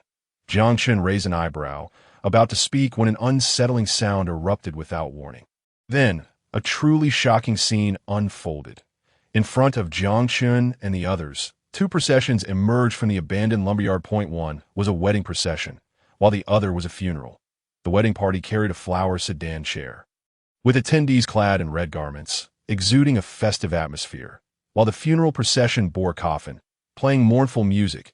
Although Jiang Chen and his companions could not see the scene directly, they sensed an unusual shift in the surrounding energy. Jiang Chen inhaled sharply, feeling a chill creep down his spine. I could see that moment.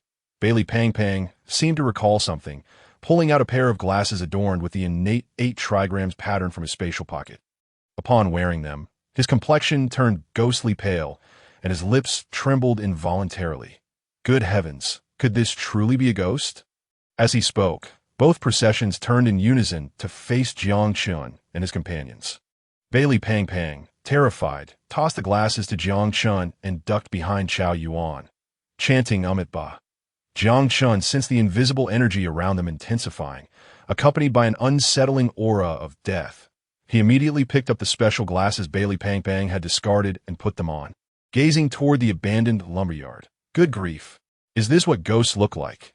A flicker of excitement crossed Jiang Chen's eyes as he beheld this ethereal existence, which was elusive to ordinary people, truly remarkable.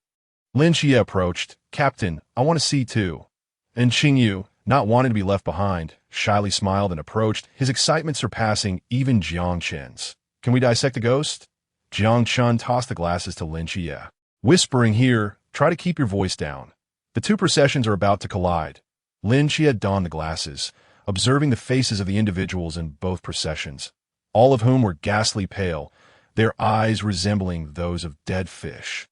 At that moment, the curtain of the wedding sedan chair was lifted, revealing a paper bride dressed in wedding attire, her cheeks painted with rosy hues, wearing a face more sorrowful than a cry as she gazed at Lin Xie. Goodness! Lin Xie felt his consciousness begin to waver. In a moment of crisis, a fierce golden light ignited in his eyes. The paper bride's eyes oozed blood, and she abruptly pulled down the curtain, emitting a piercing scream. Lin Xie instinctively shut his eyes, snatching the consecrated beads from Chao Yuan's hands. Shaken, he removed the glasses and tossed them to Qingyu. Qingyu pouted, thinking how timid Lin Xie was. Yet he smoothly donned the glasses without hesitation. His gaze shimmered with grayish-white light as he sought to analyze these so-called ghosts, perhaps due to the unique nature of the grayish-white energy within him. The injured paper bride's figure flickered, approaching Jiang Chen and the others. "What's happening? Are they gone?" Bailey Pang peered out, glancing at the spot where the processions had been. Qingyu's expression was peculiar. He wanted to speak but struggled to find the words. In his line of sight, the paper bride ghost stood playfully behind Bailey Pang, blowing ghostly breath at him. "Ahem, Pang, do you want to take a few steps closer to me?" And Qingyu tentatively asked. Bailey Pang rubbed his cold neck, puzzled as to why he felt chilly despite his heavy clothing. Hearing in Qingyu's idle question, he waved dismissively. No way. I'm safe here." And Qingyu thought the hefty fellow's intellect was rather concerning. Perhaps he hadn't been clear enough. He pointed behind Bailey Pang and tossed the glasses back to him. Bailey Pang caught them, turning around doubtfully. His body shuddered as he found himself face to face with a ghastly, grinning visage, its eyes leaking crimson tears. In that moment, their gazes locked, each other's eyes brimming with tears. Silence spoke louder than words. The sound of pig slaughter echoed through the woods. "I'll be damned." Bailey Pang, summoned by an unknown courage, swiftly drew a peachwood sword and struck. The paper bride let out a haunting scream, then transformed into a white, human-shaped paper figure and fled. Jiang Chen and Lin Xie, fully alert, rushed to Bailey Pang's side, vigilantly observing the location of the ghostly processions. Pang, don't be afraid. The bride ghost was chased away by you." Bailey Pang plopped down on the ground, panting heavily, cradling his head in disbelief at Jiang Chen's words. Seeing that the chubby fellow was genuinely frightened, Jiang Chen bent down to retrieve the glasses Bailey Pang had discarded. Surveying the surroundings, he was astonished to find that the wedding and funeral processions had vanished without a trace. "Wow, what an eye-opener. I've encountered a ghost for the first time. Coming to Antai County was not in vain." Jiang Chen marveled at the pervasive ghostly energy around him, praising the remarkable power of Bailey Pang's glasses. Bailey Pang, having regained some composure but still feeling weak in the knees, complained, "Aren't ghost brides supposed to be exceptionally beautiful? Why is it not quite what I imagined?" The crowd burst into laughter. After this brief interlude, several individuals became more cautious in their search of the surrounding area. Suddenly, Lin Xie detected a sign in the night. His starry night dancer could be likened to the eye of God. Except for the inability to directly see ghosts, all other living beings were beyond the reach of his perception. That I noticed a massive red ant scurrying deeper into the woods, carrying a small girl on its back.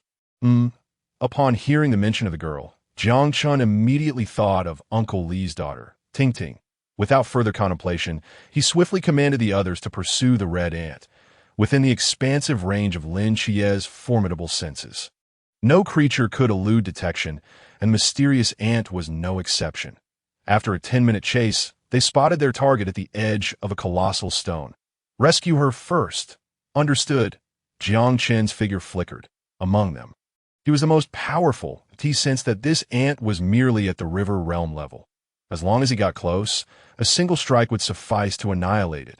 Lin Xie activated his realm of darkness.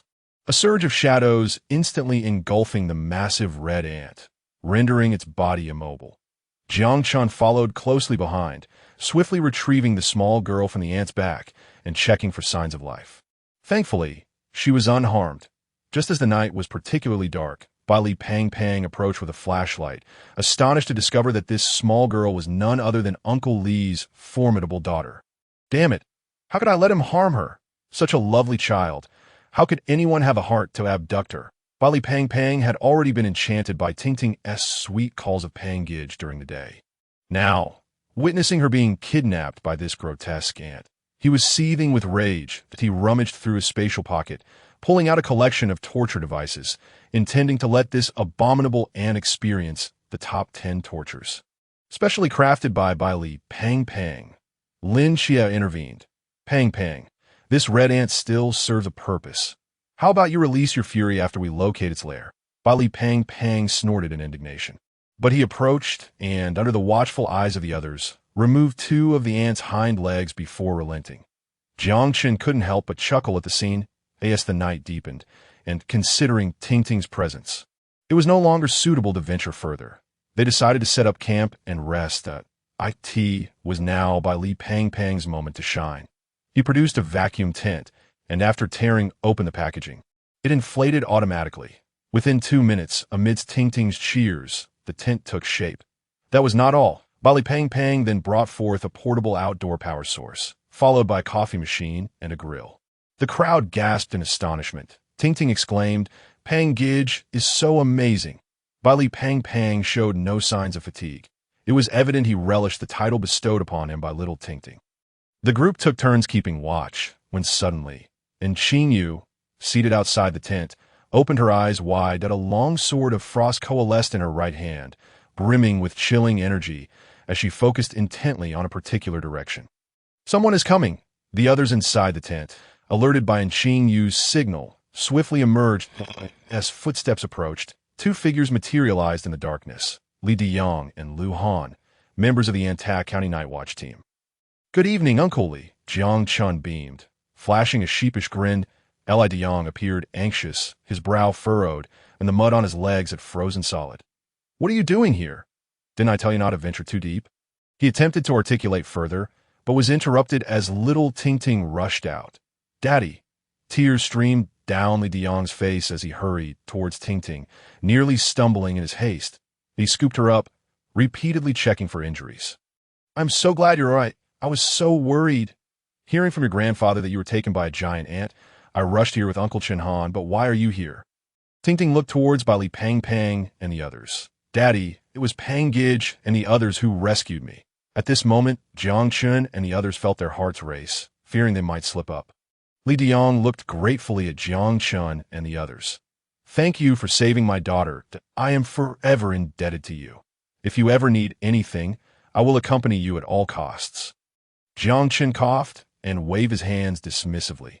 "Uncle Li, you're exaggerating. We're not strangers. Besides, we just happened to pass by here and found Tingting unconscious under a tree. We brought her along." Li Diyang seemed skeptical, sensing something was amiss.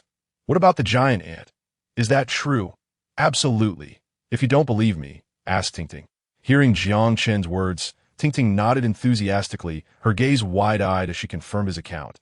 "Since everyone is safe, let us head back." Jiang Chen and the others exchanged glances, shaking their heads collectively. "You guys," Li Diyang regarded Jiang Chen and the others, initially perceiving them as good-natured youths, yet now they seemed rather disobedient. However, recalling how they had just saved his daughter, he sighed and turned to Chen Han.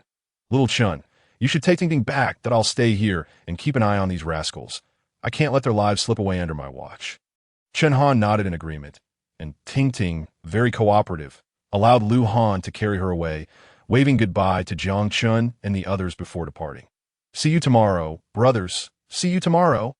Baili ban flesha mufarlismila. Waving enthusiastically. Suddenly remembering something, he rushed over to stuff a pile of snacks and a few packets of freshly warmed milk into Chen Han's arms. After Tingting and the others left, Li Diyang sat inside the tent, gazing at the array of peculiar items, deep in thought. Could it be that he had spent too much time in this remote place and had fallen behind the times? Uncle Li, relax and have a cup of coffee to warm yourself. Jiang Chen offered a steaming cup of cappuccino to Li Diang. Li Diang replied, "What exactly are you doing here?" He increasingly felt that Jiang Chen and the others were not ordinary characters. The mere act of rescuing Ting Ting from that giant red ant was not something typical individuals could achieve. He would never believe they were merely here for leisure, the as I have mentioned before. "Uncle Li, we are here for an adventure. To be frank, prior to your arrival, we encountered many ghosts here." Jiang Chen's tone lingered on the last word. Li Diang raised an eyebrow, then donned a peculiar expression. "Kid, I've lived here for decades. How could I not know if there are ghosts? Don't try to fool me." Jiang Chen and Lin Chia exchanged looks, both recognizing their shared helplessness, whether they spoke the truth or fabricated stories. They were met with disbelief. Life is truly challenging. To be honest, Jiang Chen had pondered this matter. Given tonight's experiences, the depths of this primordial forest were certainly extraordinary. Yet, why had Li Diang, who had lived here for decades, never encountered any ghosts? A sudden flash of insight struck him, presenting two possibilities. Either Li Diang was exceptionally powerful, so much so that ordinary spirits dared not approach him. Jiang Chen observed the ordinary-looking Li Diang, who was merely at the peak of the pool realm, lost in contemplation. The other possibility was that the spirits intentionally spared Li Diang. Regardless of the scenario, Uncle Li was certainly not simple. Just then, a rustling sound echoed from outside. Lin Chia's brow furrowed as he quickly warned, "Not good. We're surrounded." As the group rushed out of the tent, they beheld the encroaching darkness illuminated by pairs of green eyes. With the fiery red bodies of the ants starkly visible, Jiang Chen scanned the area, counting no fewer than 20 giant red ants. Among them were a few even larger ants, adorned with silver-white markings and exuding a more formidable aura. "Damn, so many at the river realm?" Li Diang's scalp tingled as he stepped outside. Vowing that this was the most shocking sight he had ever witnessed, he glanced at the youthful figures of Jiang Chen and the others. Unable to suppress a sigh, straightening his posture, he retrieved a sigil from a pocket that had been mended numerous times and quickly approached Jiang Chen and the others. "You lot, allow Uncle Li to carve a path for you. Remember to run for your lives, and don't look back." Just as he was about to plunge the sigil into his chest, a slender hand effortlessly grasped his wrist, snatching the sigil away in one fluid motion, leaving Li Diang bewildered. "Uncle Li, just sit down and enjoy your coffee. We've got this." Bailey Pang Pang brought over a chair, pressing the dazed Li Diang onto it, and kindly placed a cup of coffee into his hand. Just as Li Diang was about to utter something, his eyes widened in astonishment at the scene before him. Jiang Chen was enveloped in Azure Dragon scales, an overwhelming aura of the sea realm pressing down on the scene. Bailey Pang Pang drew out his shimmering sword, transforming it into a golden giant blade, while Lin Chia hovered in the air, darkness creeping ominously from beneath him, and Qingyu wielded an icy sword in his right hand, with flashes of lightning flickering in his left, and Chao Yuan grasped the hilt of his sword, gazing intently at the swarm of ants with a sinister smile. Jiang Chen bellowed, "Brothers, let's crush them." With Jiang Chen's command, Lin Chia and the others instantly shifted into battle mode, initiating a massacre of 5 against over 40. Chao Yuan was the first to charge forth with his straight blade. Exuding a dense aura of malevolence, the cross shattered a red ant charging towards him, and with a wicked grin, he lunged into the swarm, uttering nothing but sinister chuckles, since dissecting the thunderous limb of Thor. And Qingyu had gained 1/10 of his thunderous power. He opened his left hand, a destructive bolt of lightning coursing through his fingers, targeting 2 half-meter-sized red ants, which exploded in a flash of electric arcs. Seated on the chair, Li Diang was visibly moved by the unfolding spectacle. Who were these young individuals? If they were a special task force, why had there been no prior news of their existence? Jiang Chen transformed his hands into dragon claws, swiftly moving into the ant swarm and targeting 3 soldier ants, an anomaly among the red ants, distinct from ordinary worker ants, possessing significantly higher combat prowess and physical strength. Alas, in the face of absolute power, all was in vain. Jiang Chen tore apart the soldier ants with his bare hands. In the blink of an eye, 3 soldier ants lay lifeless at his feet. Lin Qie and his companions were tasked with hunting down the giant red ants of the same realm, while Jiang Chen focused on the more formidable soldier ants adorned with silver stripes. After 10 minutes, tranquility enveloped the surroundings. Bailey Pang Pang transformed his shimmering sword into a golden rope, binding the captured soldier ant beneath Jiang Chen's feet. He then clapped his hands and swaggered over to Li Diang, cheerfully inquiring, "So, Uncle Li, how did I perform?" Li Diang nodded in approval, his gaze fixated intently on the unique star blade that Lin Qie held. "Could you enlighten me as to which squad of the Night Watchers you belong? Why have I never heard of your existence before?" Just as Bailey Pang Pang began to respond, he recalled the need for discretion regarding their squad-S information, promptly silencing himself. At that moment, Chao Yuan exhibited an unusual demeanor, his aura rapidly waning. As he knelt on one knee, his straight blade plunged into the ground, gasping for breath. Bailey Pang Pang hurriedly retrieved the sealing scroll and rushed over. Chao Yuan raised his hand to halt her.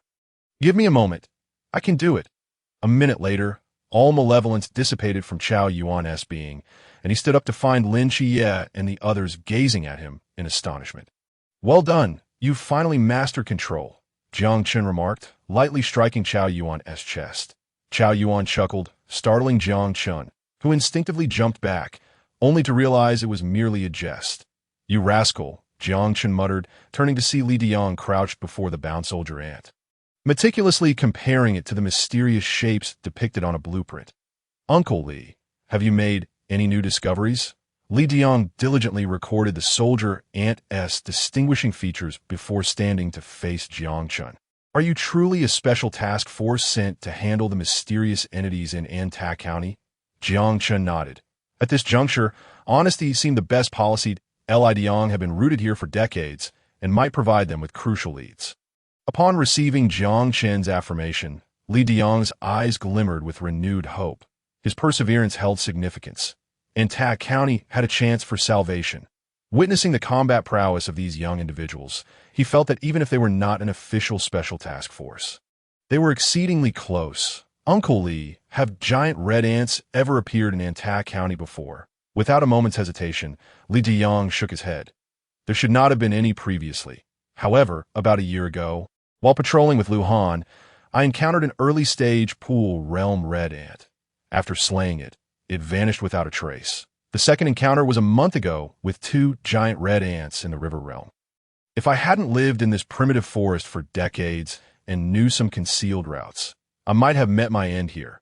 Jiang Chen pondered deeply, realizing that the next step would involve Uncle Li seeking assistance from the Night Watchers headquarters, prompting their dispatch to this location. At that moment, the soldier ant bound by Bailey Pong Pong's shimmering rope began to tremble violently, attempting to self-dash destruct. In a critical moment, Lin Qie activated his Dark Divine Ruins, enveloping the soldier ant's body and soul in darkness. Lin Qie closed his eyes, and after a brief moment, when he opened them, a beam of black light flickered. The soldier ant, too, opened its enormous eyes, but its pupils had turned entirely black. "Pang Pang, remove the shimmering rope. I have it under control," Lin Qie instructed, turning to Bailey Pang Pang. Bailey Pang Pang complied, retracting the shimmering rope with a wave of his right hand. Surprisingly, the released soldier ant did not exhibit the anticipated restlessness. Instead, it remained eerily calm. Lin Qie approached it and issued a command to lie down. The soldier ant complied obediently, lacking any unnecessary movements. "Qie, this technique is impressive. Can it lead us?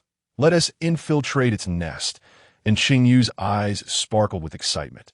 Everyone shared an uncommon consensus, and 10 minutes later, the makeshift camp vanished without a trace, leaving Li Diang in a state of disbelief.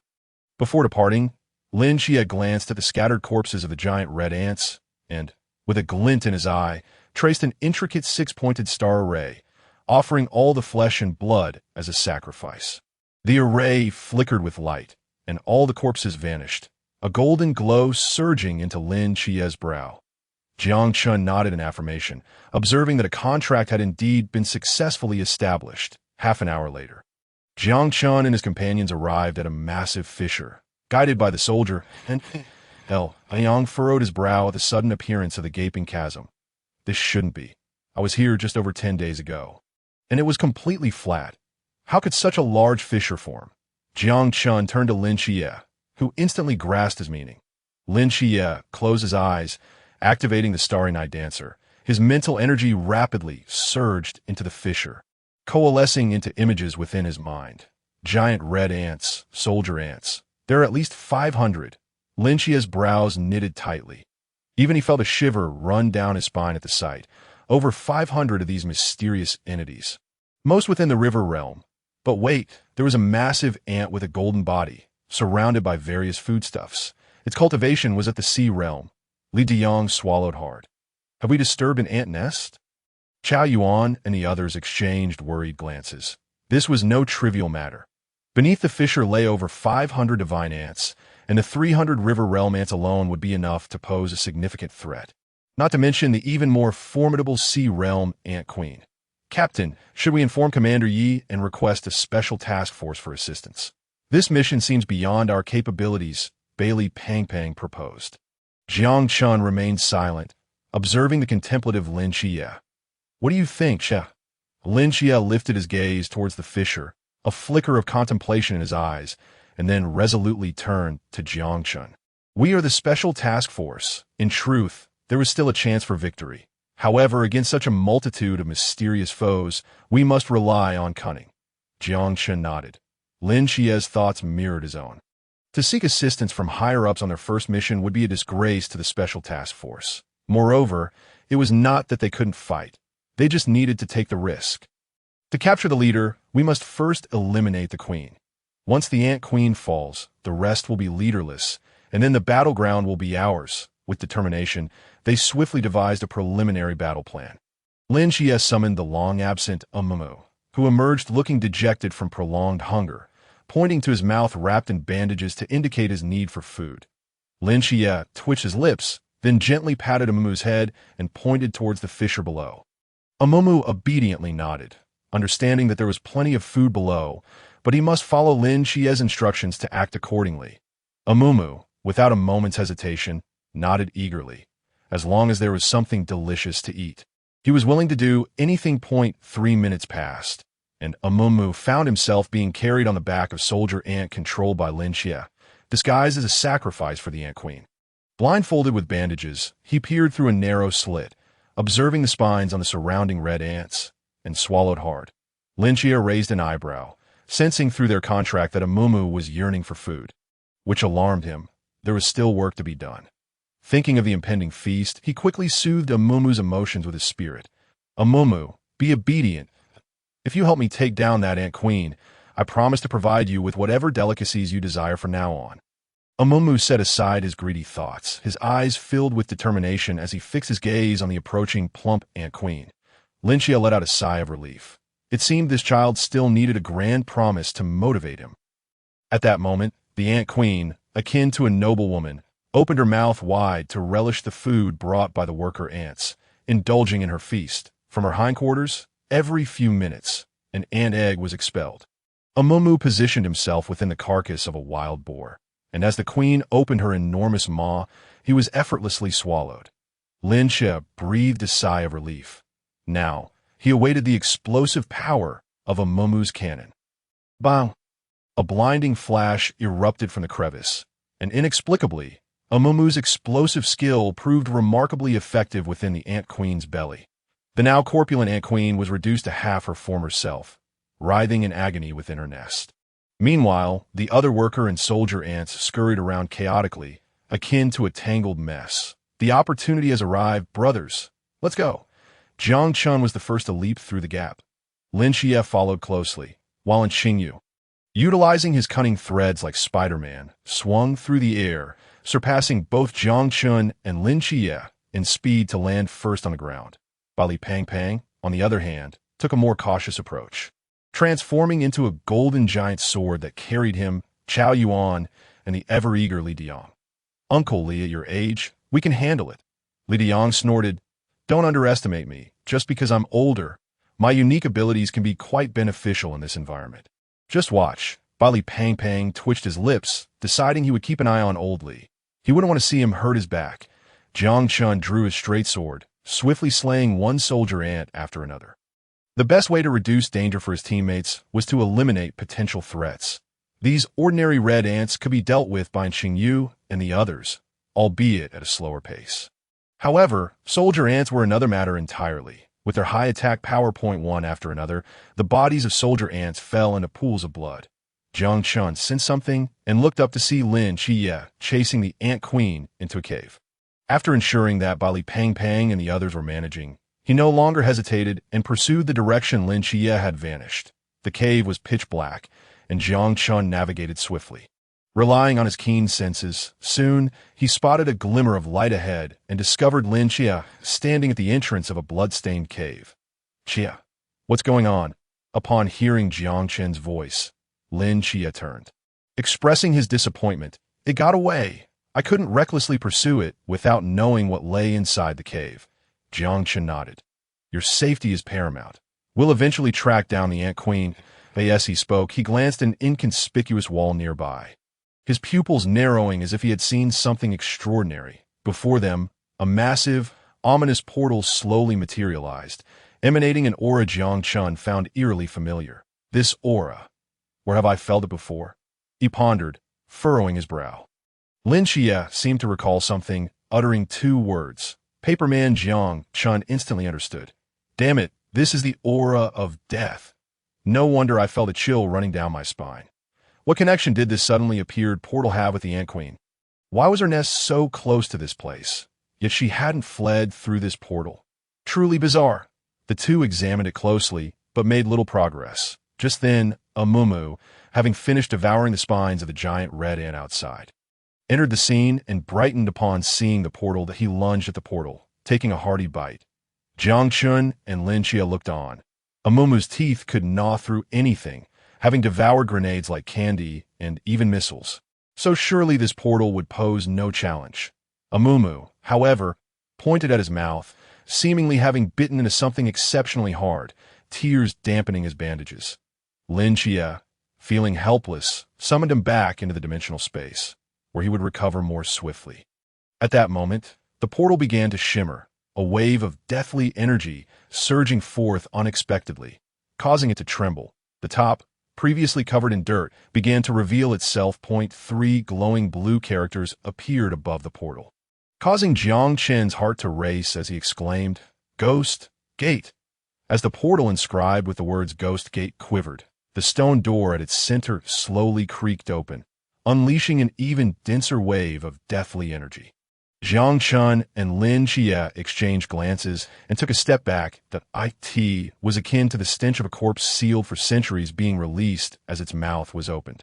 They would do well to avoid it, as the harm it posed to ordinary individuals was unknown. After several minutes, once the portal stabilized, Jiang Chen and Lin Qiyue stepped in one after the other. "Should we wait for them?" Lin Qiyue suddenly suggested. "Let's scout ahead. If there's danger, we can provide them with an early warning." Agreed. Lin Qiyue drew his straight sword and carved a mark on the wall. Then he and Jiang Chen gradually vanished from sight. The tunnel was shrouded in darkness, and Jiang Chen remained vigilant, his hand resting on the hilt of his sword. An exit ahead. Lin Qiyue's formidable mental prowess peaked at that moment. A point of light appeared before them. What? There's another portal. A massive bronze door stood before them, wide open, as if the Grim Reaper awaited his subjects to pay homage. What should we do? Lin Qiyue frowned, feeling as though his mental strength was hindered and unable to penetrate the enormous bronze door. The situation inside remained unclear. If they ventured in recklessly, no one knew what might occur. Jiang Chen patted his shoulder. In a world as vast as this, nothing is more important than audacity. With that, he left behind a striking silhouette and dashed inside. Moments later, a voice emerged from within. "Qiyue, come quickly." Lin Qiyue twitched his lips.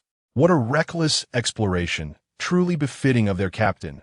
Upon entering, Jiang Chen discovered a small town resembling an ancient city, but it was engulfed in darkness, devoid of any signs of life. At the center of the town stood 5 enormous palaces, with an even grander black edifice towering above them. What on earth is this place? Could it truly be the underworld? Lin Qiyue murmured, sensing the lingering deathly energy, just as Jiang Chen was about to speak. An unexpected change befell the town. One by one, lights flickered to life in each household, astonishingly casting a ghostly blue glow. Under the illumination of the eerie blue flames, the town became discernible, and Jiang Chen frowned. What the hell? Is this some sort of ghostly spectacle? Captain, do you feel as though someone is watching us? Jiang Chen began to respond, but as he glanced behind Lin Xie, he spotted a row of paper figures with sinister expressions staring at them from a nearby street corner. Instantly, he grasped Lin Xie's arm and took off running. Lin Xie, taken aback by Jiang Chen's sudden action, was left bewildered until he turned to see a throng of paper soldiers in pursuit. What the hell? Jiang Chen felt a tug on his arm, raising an eyebrow as he smirked at the speed with which Jiang Chen fled. Lin Xie swiftly turned the tables, sprinting ahead and pulling Jiang Chen along as they raced forward. With the enhancement of the abyssal goddess ruins, their speed was remarkable as the two figures dashed down the street. The number of paper figures trailing them multiplied. This could not continue. We need to find a place to hide. Lin Xie felt his mental strength gradually depleting. Jiang Chen caught sight of an ancient and quaint courtyard ahead, and without a moment's hesitation, he kicked the door open and rushed in alongside Lin Xie. Once inside, the two locked the courtyard gate behind them and pressed against the door, peering through the cracks to observe the outside. They noticed that the paper figure paused for a moment before departing, and they couldn't help but breathe a sigh of relief. Damn it, it's finally gone. Being chased by a horde of ghosts wasn't so pleasant after all. Jiang Chen grinned, glancing at the surveying Lin Xie. He opened the main hall door of the courtyard, a chill creeping into his heart. After exchanging a cautious glance with Lin Xie, he began to explore carefully, observing the classical decor within the room. Jiang Chen felt that something was amiss, though he couldn't quite articulate it. After a while, he inhaled sharply and turned to Lin Xie with a question. Xie, do you think after hundreds or even thousands of years, dust would accumulate in a home? Lin Xie was taken aback for a moment, then swiftly wiped his right hand across the sandalwood table, discovering not only was there no trace of dust, but it was impeccably clean. What the hell? The two swiftly jumped into the courtyard, attempting to open the estate's grand door, but despite their efforts, it showed no sign of budging. Jiang Chen raised an eyebrow, drew his star blade, and struck the ominous door, leaving only faint marks. It seemed the small town was protected by a mysterious force that significantly diminished the strength of outsiders. Suddenly, a chilling wind swept through the courtyard, and all the doors and windows of the surrounding buildings swung open. A woman's voice echoed from within. In this abode of spirits, entry is permitted, but exit is forbidden. Lin Xie's hair danced in the wind as he activated his Dark Divine Ruins and Star Night Dancer abilities, only to be astonished to find he could not pinpoint the source of the voice. Jiang Chen seemed to recall something and shouted, Qiyou, use fire. A glimmer of determination flashed in Lin Xie's eyes as the Skybard was summoned. Exploding phantoms weep, let fire illuminate the unseen. He opened his palm, a fireball the size of a fist leaping within. As the flames ignited, the surrounding malevolent energy dissipated slightly. Jiang Chen exchanged a knowing glance with Lin Xie, who immediately comprehended the cue. They cautiously approached the side room. Just as they neared within 3 paces of the side room, the voice resurfaced, but this time it lacked its previous ferocity, instead conveying a plea for mercy. Please spare me. I have offended you both before, and I offer my apologies. In Jiang Chen's imagination, there should have been an elegant woman in ancient attire standing gracefully within the side room. However, the air before them revealed nothing. Not that it was empty, but rather they were incapable of seeing it. How careless of us. We should have brought that chubby, bespectacled one. Who are you? What is this place? Why can we enter this mansion but not leave? Lin Xie bombarded with 3 questions in quick succession. The scene shifted, revealing Bailey Pang Pang and his companions, who, after defeating the Red Ant Army, had followed the trail to the location marked by Lin Xie, staring blankly at the ghost gate before them. The ghost gate? Old Chow, pinch me. I need to know if this is a dream. Chow Yuan shot Bailey Pang Pang a glance, then kicked him on the backside. Ouch! That hurts. This isn't a dream, is it? This is the portal to the underworld. Why is it here? Qingyu's eyes flickered with a gray light. She attempted to analyze the portal of unknown material, but after a moment, she could only shake her head in resignation. Unknown, unknown, Unknown, Li Diang stood behind them, and upon seeing the three characters of the Ghost Gate, a fleeting glimmer of obscurity passed through his eyes before he regained clarity. What just happened to me? Look, this is a mark left by Qiyou. He and the captain must have gone inside. Bailey Pang Pang exclaimed, excitedly pointing at a pattern on the wall. Qingyu nodded, confirming it was indeed his mark. That in that case. Let's go in without hesitation. They stepped through the Ghost Gate. 10 minutes later, they found themselves in the eerie town without any surprises. As Bailey Pang Pang and the others emerged, they collided with a patrol of paper figures on the street. Hey there, brothers, you all carry on. We're just passing through, Bailey Pang Pang said politely, only to turn around and find his companions had already fled, prompting him to sprint after them. Old Chow, you ran off without me. Chow Yuan, who was ahead, turned back with a grin. Weren't you busy chatting with your distant relatives? Didn't want to interrupt you, Bailey Pang Pang. With his plump physique bouncing, casually glanced back, only to find the paper figures had merged into one entity and were drawing closer. In a moment of panic, he pulled out a flare gun and added a jet propulsion device to his back. With a whoosh, Bailey Pang Pang soared in the air, swiftly surpassing Chow Yuan and the others, leading the pack. Qingyu turned to Chow Yuan. Did you see that? A sow just flew by in the sky. Chow Yuan nodded in perfect agreement. I saw a massive pig.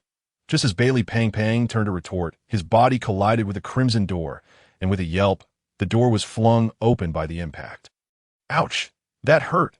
Chow Yuan and the others rushed over, while Qingyu took a glance at their surroundings before entering, realizing they were in one of the central 5 palaces.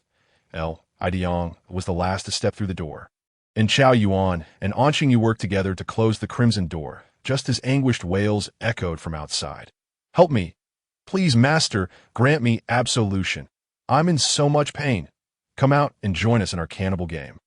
Various discordant voices resonated outside the door, reminiscent of a horde of vengeful spirits lamenting.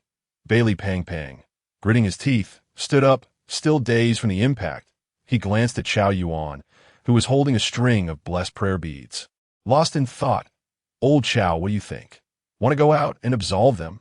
I support you. Bailey Pang Pang grinned mischievously. Chow Yuan lifted his head and tossed the prayer beads at Bailey Pong Pong's belly, causing them to bounce back. Absolve? Please. I've only learned a few calming chant from my master.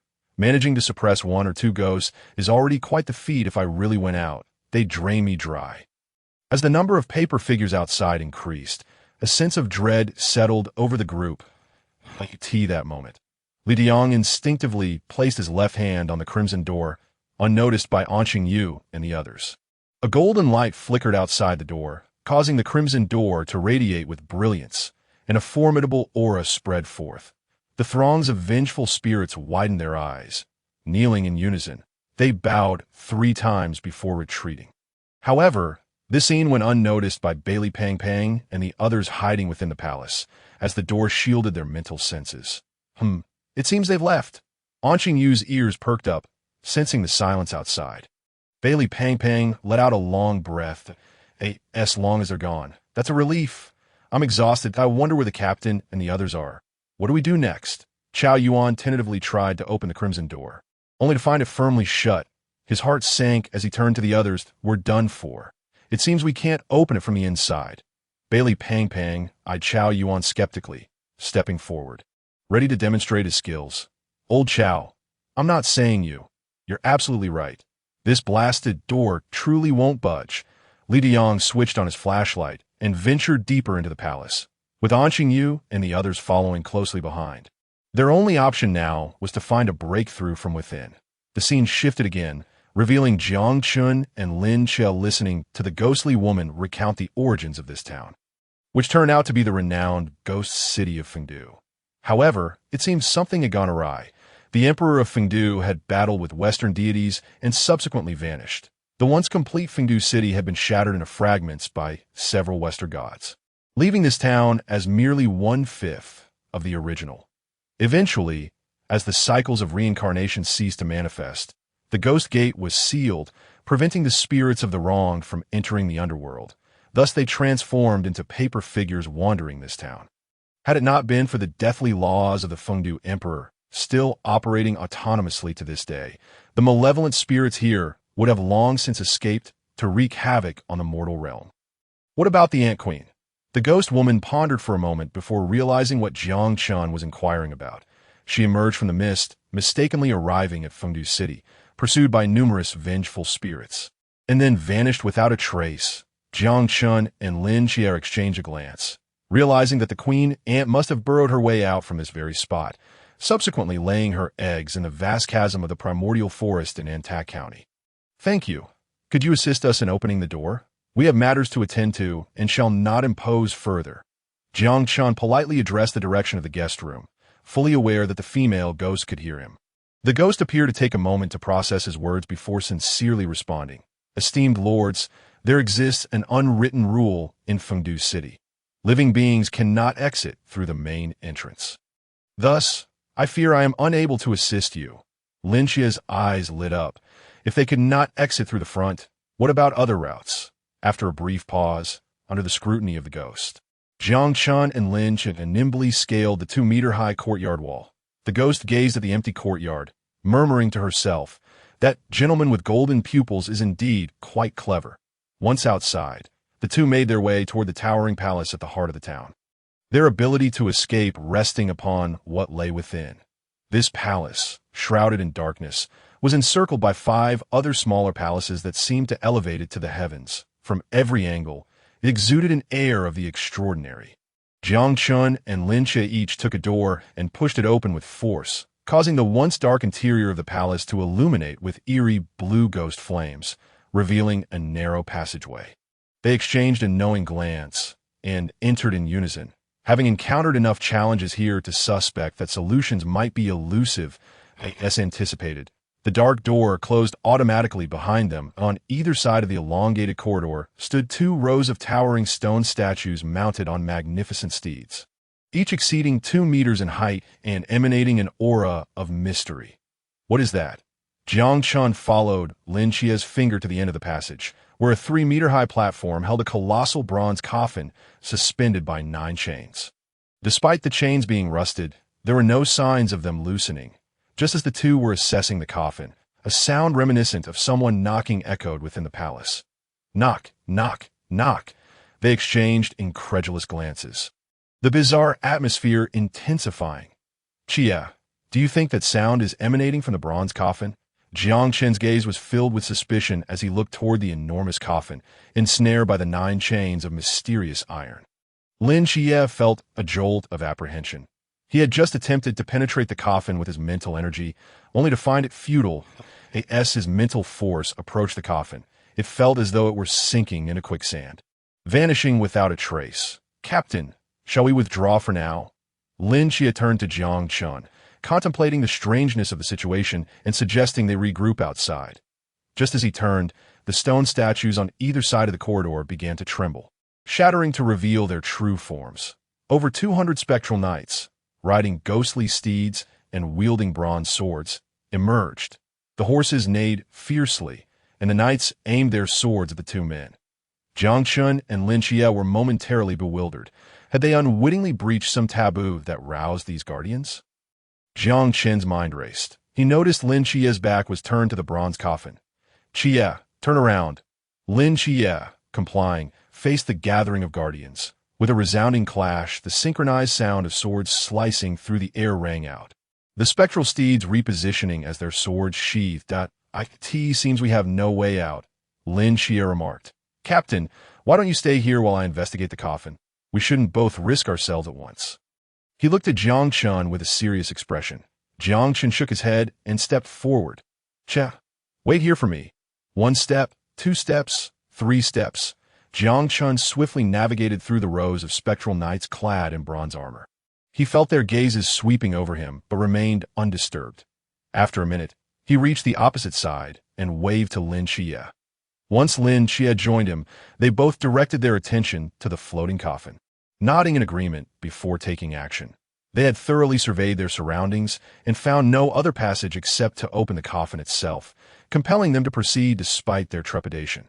The bronze coffin appeared to be restrained by some force, and Jiang Chen observed intricate patterns etched upon its lid, reminiscent of ancient sacrificial rites. Transforming his hands into dragon claws, he channeled immense power into them, forcefully pushing open the heavy coffin lid.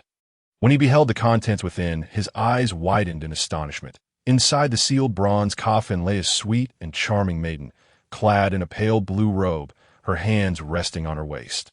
Exuding serenity and beauty, what on earth? Jiang Chen and Lin Qie exchanged glances, their consciousness shaken to the core. Who could this being be? Human or deity from an era long past, judging by the coffin and the palace's decor? It was surely over 2 millennia old.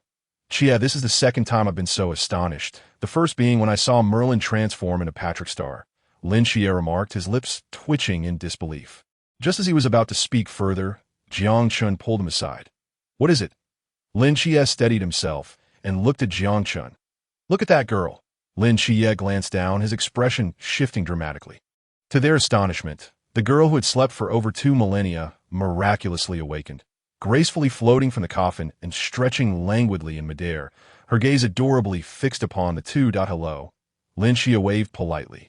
Recognizing the need to avoid staring, the blue-robed maiden opened her mouth as if to speak, but after a series of indecipherable sounds, Jiang Chen and Lin Qie could discern nothing coherent. She helplessly spread her hands and pointed to her mouth. Have you been asleep for so long that you cannot speak right after awakening? Jiang Chen inquired calmly. The blue-robed maiden nodded. Greetings, I am Jiang Chen, and this is Lin Qie. May I inquire your name?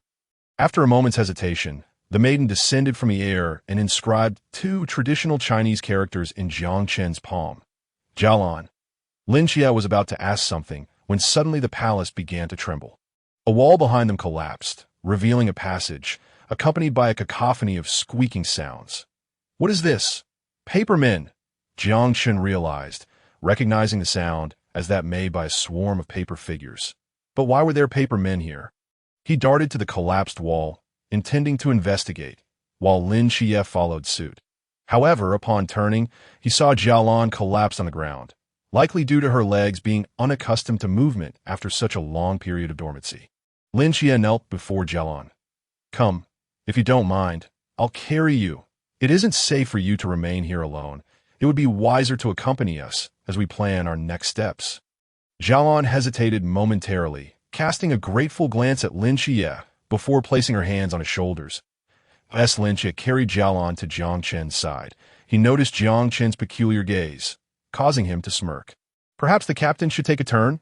Jiang Chen chuckled softly, remaining silent, yet his meaningful glance made Lin Qie's eyelids twitch uncontrollably. What is happening outside? Jiang Chen pondered before retracting his head from the wall. A throng of paper men is pursuing the queen ant. We should follow and see if we can lend a hand. The trio trailed behind the paper army, increasingly alarmed, though each individual paper man possessed limited power. Their combined might surged exponentially. The queen ant, already severely wounded by a Momu's missile strike, was now further diminished by the collective assault of the paper men, who had reduced a third of her form as she cowered in a room. Barely clinging to life, Jiang Chen furrowed his brow. Why have the paper men ceased their advance? He observed them milling about outside a threshold, seemingly hesitant, gazing at their prey just out of reach. The amalgamated paper figures released eerie growls. I understand now. Do you recall? These paper men are influenced by the laws of death in Fengdu, rendering them unable to enter any dwelling. I simply did not expect the queen ant to possess such knowledge of these rules. Qie, you and Jialan stay here. I shall assist. Jiang Chen's figure flickered as he approached the paper army, shouting, The Emperor of Fengdu is present. Why do you not retreat at once? The bodies of the paper figures froze in place, contemplating the veracity of Jiang Chen's words. Seizing the moment of their bewilderment, Jiang Chen unleashed his formidable strength from the sea realm, shattering the wall where the Ant Queen concealed herself, revealing her in a state of panic. As the paper figures regained their composure and prepared to hold Jiang Chen accountable, they caught sight of the intruding Ant Queen. After casting a fierce glare at Jiang Chen, they charged once more towards the injured Ant Queen, evidently harboring a greater animosity towards her. Jiang Chen deftly maneuvered behind the Ant Queen, encircling her alongside the paper army, effectively cutting off her escape route. In a neighboring palace, Li Diang, who stood in a corner holding a flashlight while gazing at the historical records of Fengdu. was momentarily entranced by Jiang Chen's voice. I am the Emperor of Fengdu. But who am I? He pondered. Just then, a gentle, deathly aura descended beside him, eliciting a cheer. Upon hearing Jiang Chen's voice, Bali Pang and his companions exchanged glances of surprise, and he kicked the heavy wall in an attempt to break free and join the others. However, he had underestimated the wall's sturdiness and spent some time groaning in pain while clutching his leg. Did I not hear you boast frequently about the many forbidden items you possess? Surely, you have something that could breach such a wall? Chao Yuan teased, gripping his sword as he scrutinized Bali Pang. The latter slapped his forehead as if recalling something. Old Chao, you truly are like a worm in my belly, but to be fair, I do have such a forbidden item, albeit a one-time use. Chao Yuan spat dismissively, casting a glance at Bali Pang's corpulent belly. Bali Pang then produced a marker-like object and drew a passageway large enough for a person on the excessively thick wall. With a resounding boom, a portal materialized, and Bali Pang poked his head through, catching sight of Jiang Chen outside. Captain! The trio swiftly traversed the portal to the other side. Meanwhile, Li Diyang remained lost in thought, his aura growing obscure. Upon hearing Bali Pang's voice, Jiang Chen's expression brightened as he turned to see Qingyu and Chao Yuan unharmed, letting out a sigh of relief. As long as you are safe. Leave the Ant Queen to me. You must head towards Qiyou. Jiang Chen observed the Ant Queen, half her body transformed into paper due to the paper figure's spells, drifting in the chilling wind. He awaited an opportune moment, a chance for a decisive strike. The paper figures, having exhausted their magical energy, fell back, while the Ant Queen rolled on the ground and, after a fierce roar, seemed to arrive at a resolution. Circles of crimson light emerged around her, followed by the appearance of a magical array above her head. Bloodline sacrifice. The paper figures sensed the impending danger and desperately assaulted the magic array, but could not breach it. Through the sacrificial offering of her progeny, the Ant Queen's shattered form began to mend, her depleted mental energy revitalizing. As an aura of boundless power descended, Jiang Chen had already positioned himself behind her. With a straight blade in hand, he discovered that the star blade could momentarily gather the deathly energy in this realm. At this moment, Jiang Chen's aura reached its zenith, although he was at the initial stage of the sea realm. The blade he wielded, infused with abundant deathly energy, surpassed the limits of the sea realm. Boom! A brilliant black light flashed as the Ant Queen's body was cleaved in twain, her soul simultaneously obliterated by Jiang Chen's strike, which was imbued with the essence of the deathly laws. The sacrificial ritual was interrupted, and the Ant Queen's body collapsed to the ground, stirring up a cloud of dust. Jiang Chen summoned the Qiyou flag, gently pressing it against the Ant Queen's corpse, which transformed into nourishment, flowing into the Qiyou flag and merging with the slumbering spirit of Mengpa, radiating a faint luminescence. Upon witnessing the demise of the Ant Queen, the paper army exchanged meaningful glances with Jiang Chen before departing the scene. When Bali Pang reached Lin Qiye's side, he was taken aback by the sight of the stunned Zhao Lan on Lin Qiye's back, unable to believe his eyes, and rubbed them in disbelief. What the hell? Qi, what is going on here? Lin Qiye's forehead twitched in irritation as he prepared to defend himself, but a remark from Chao Yuan thrust him back into the limelight. Well done, Qi, indulging yourself all alone. Lin Qi felt exasperated and turned to Qingyu, seeking sympathy, only to receive a thumbs up from her, feeling as though he was on the verge of collapse. Lin Qi lamented, "Wasn't my priority to save someone in a moment of urgency?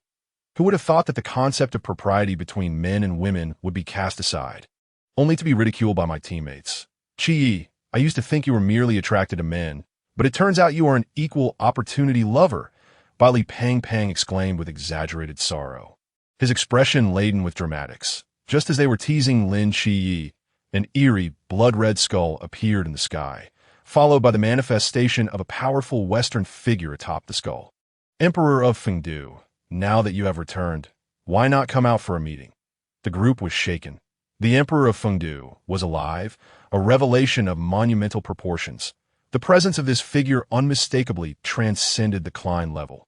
Reaching the divine realm, Jiang Chen's gaze sharpened as he focused on the spiritual projection of the Western deity.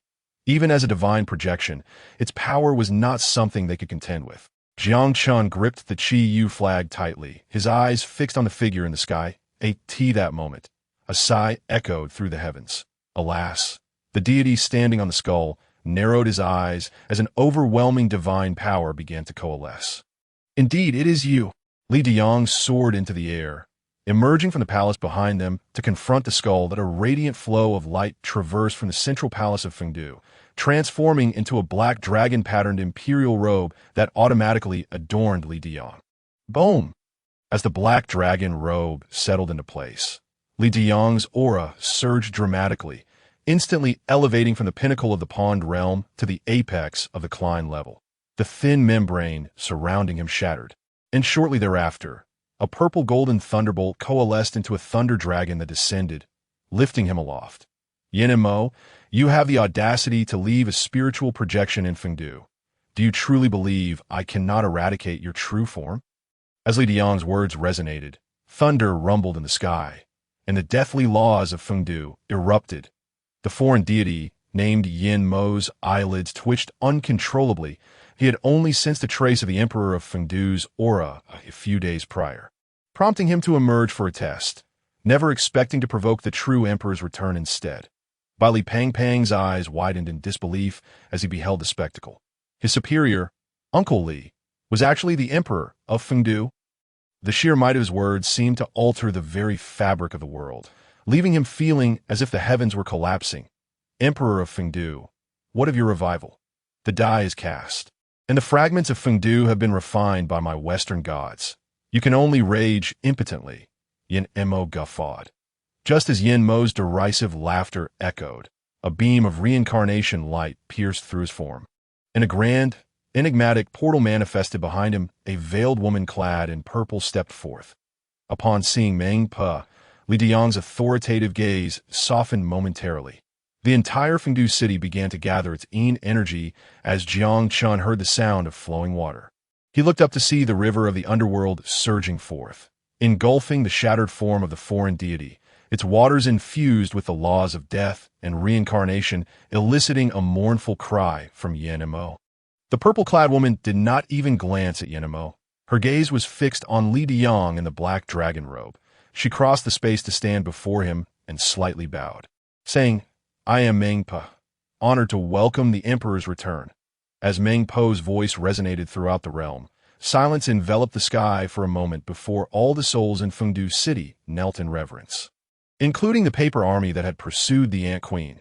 Welcome back, Emperor. Li Diyang stood atop the Thunder Dragon, observing the countless souls beneath him bowing from the depths of their hearts. The flicker of satisfaction crossed his eyes.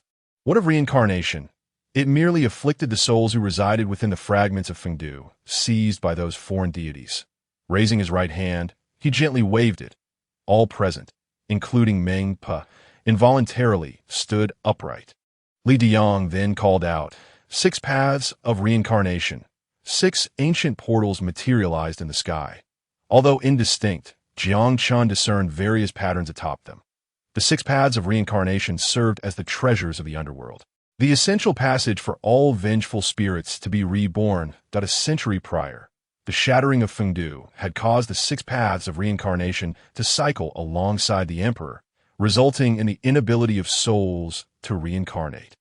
Now, the Emperor of Fengdu has returned, ready to reignite the 6 paths and reclaim control over reincarnation.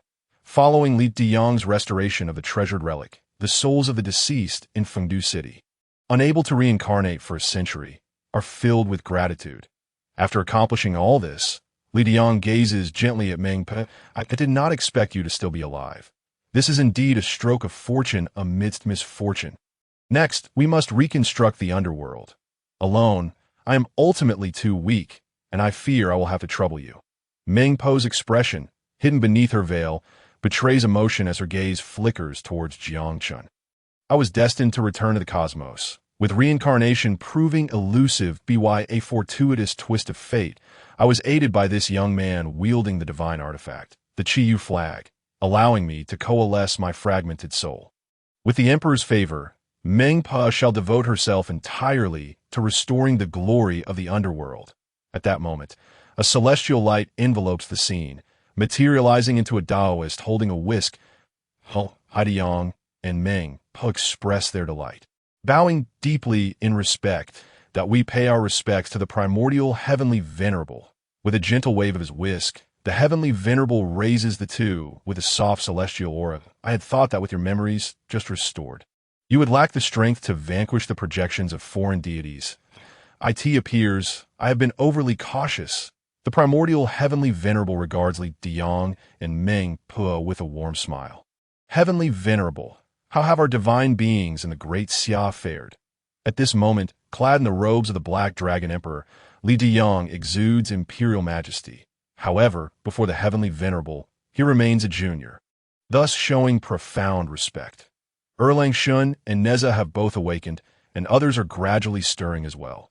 The peak of our great Xia's glorious era is not far off. The Emperor of Fengdu's expression shifts.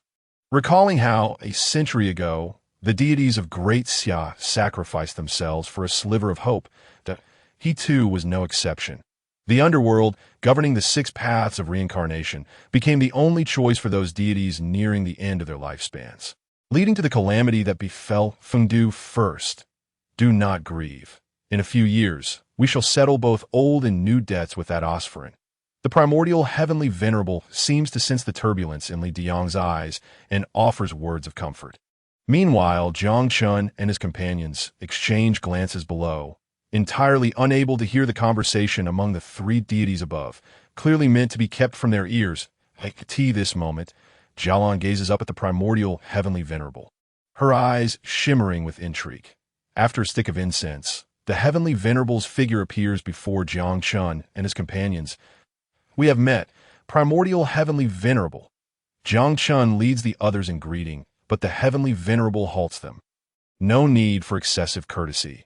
Our meeting is already a fateful encounter. With a flick of his fingertip, the heavenly venerable sends several beams of golden light, which penetrate into the foreheads of Chao Yuan and his companions. However, as the golden light approaches Jialan's brow, it is obstructed by a luminous barrier and bounces back. The primordial heavenly venerable's eyes flicker with curiosity as he observes Jialan for a moment before nodding. Choosing not to speak further, he then extends his hands, gently patting the heads of Jiang Chen and Lin Qi. A line of ancient characters materializes in Jiang Chen's mind.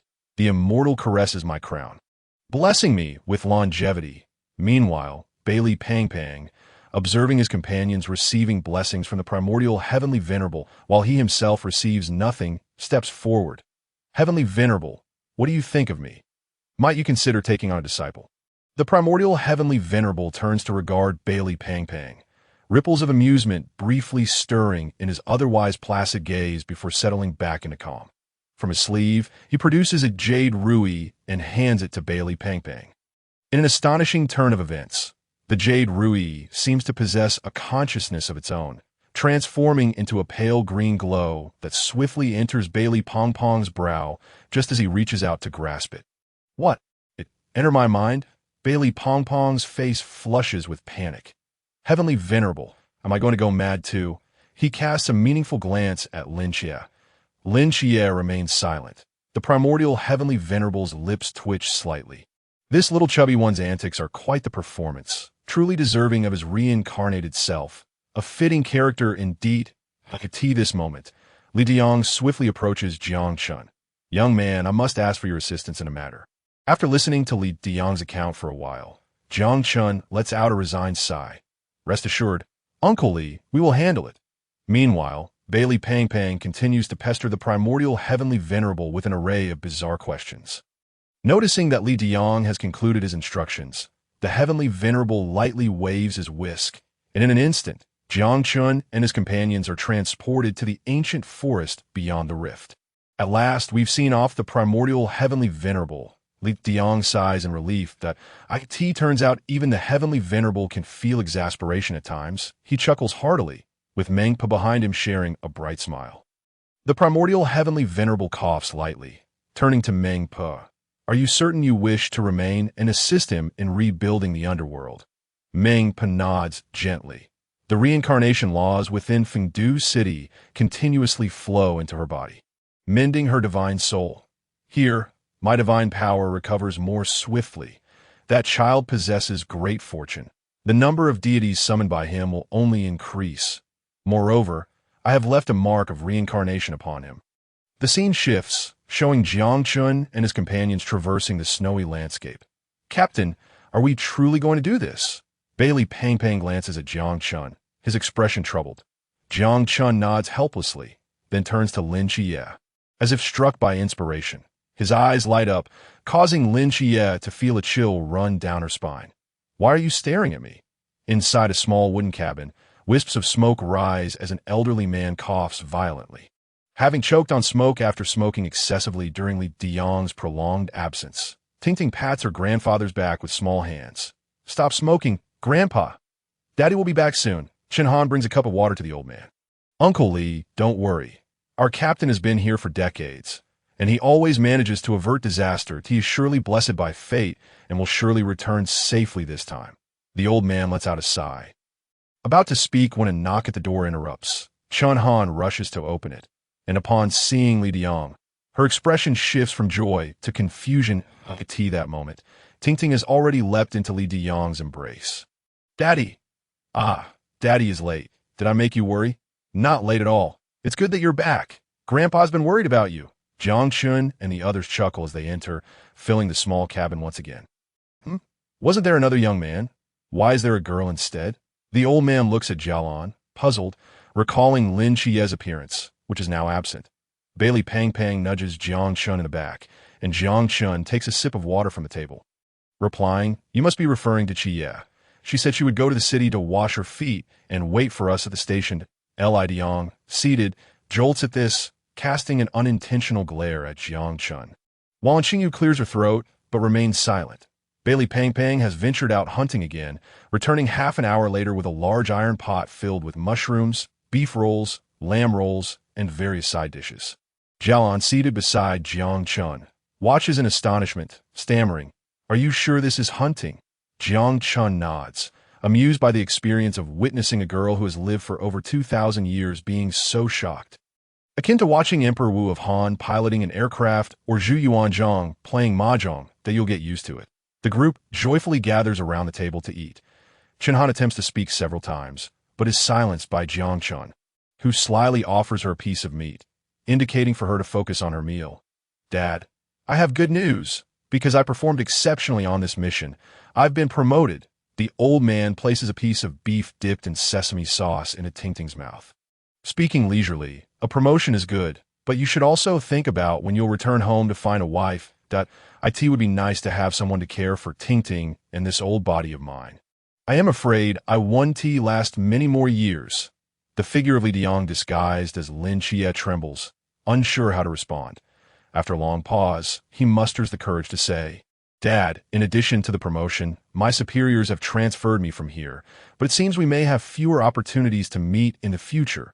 The old man's expression initially brightens at the news of Li Diyang's promotion, but then darkens upon hearing the latter half. Where have you been transferred to? To the Tulu Fan Basin. The old man slams his palm heavily on the table, causing the dishes to clatter. How can it be so far? No, I do not agree. Father, the matter has been settled.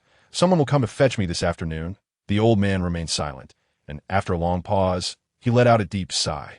As Tingting, engrossed in her meal, inadvertently let tears trickle into her bowl, she softly murmured to herself, Tingting must not cry. It would ruin her appearance if her face becomes blotchy. Jiang Chen observed this scene and wished he could bring Li Diyang back from the city of Fengdu. However, his rational mind reminded him that he could not do so, for there were wandering souls and malevolent spirits there that required Li Diyang's intervention. Moreover, with Fengdu in ruins and external deities lurking, the restoration of the underworld was urgent. After the meal, the old man seemed to come to terms with the situation, and as he was about to leave, he imparted numerous pieces of advice to Li Diyang. Tingting nestled her head in her grandfather's embrace before departing. Jiang Chen discreetly informed Yi Fan to issue a directive to the military in the city where the old man and Tingting resided, ensuring their safety. Naturally, The same protection would extend to the families of other night watchmen. That'd be why joining the ranks of the night watchmen to fight for the multitude, your family would receive special safeguarding. Jiang Chen noticed the old man's right pocket, where a bank card containing 3 million had been entrusted to him by Li Diang, a sufficient sum for their daily expenses. After the old man and Ting departed, Chen Han could no longer contain himself. He retrieved a shotgun hidden behind the door and aimed it at Li Diang, who was masquerading as Lin Qie. Who are you really? What have you done to my captain? Li Diang was enveloped in a faint blue 5-pointed star formation, restoring his appearance as Lin Qie. How did you see through my disguise? Lin Qie believed he had concealed himself well, so how could Chen Han have discerned his true identity? The captain has a distinct and potent smell of smoke from years of smoking, while you do not possess that scent. Lin Qie. Well, it seems what exposed me was not my acting skills, but rather an overlooked detail. I shall be more cautious in the future. When impersonating someone, I must first consider whether they are a habitual smoker. The sound of a bullet being chambered echoed ominously. Quickly, tell me where you have hidden Uncle Li. Chen Han, now overwhelmed with emotion, struggled to maintain composure after the recent departure of the old man and Ting. Now, his emotions erupted. He thirsted for vengeance for his captain.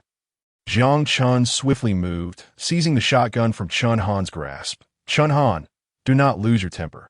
Jiang Chen revealed his night watchman badge, alongside Li Diang's, upon seeing the emblem engraved with Li Diang's name.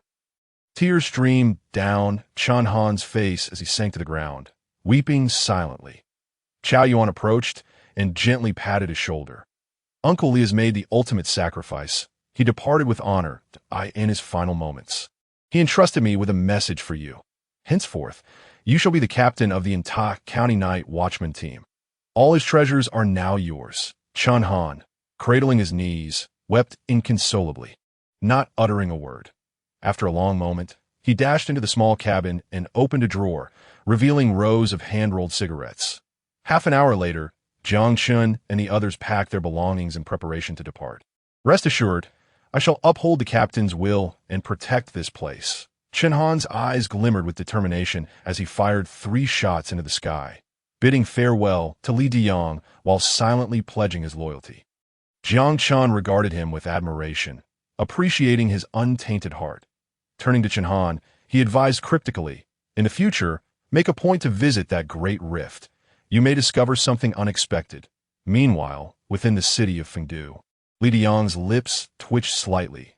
He had witnessed everything that transpired after Jiang Chen and the others returned, and resolving an unmentionable dilemma meant he owed the 5th Special Squad a favor.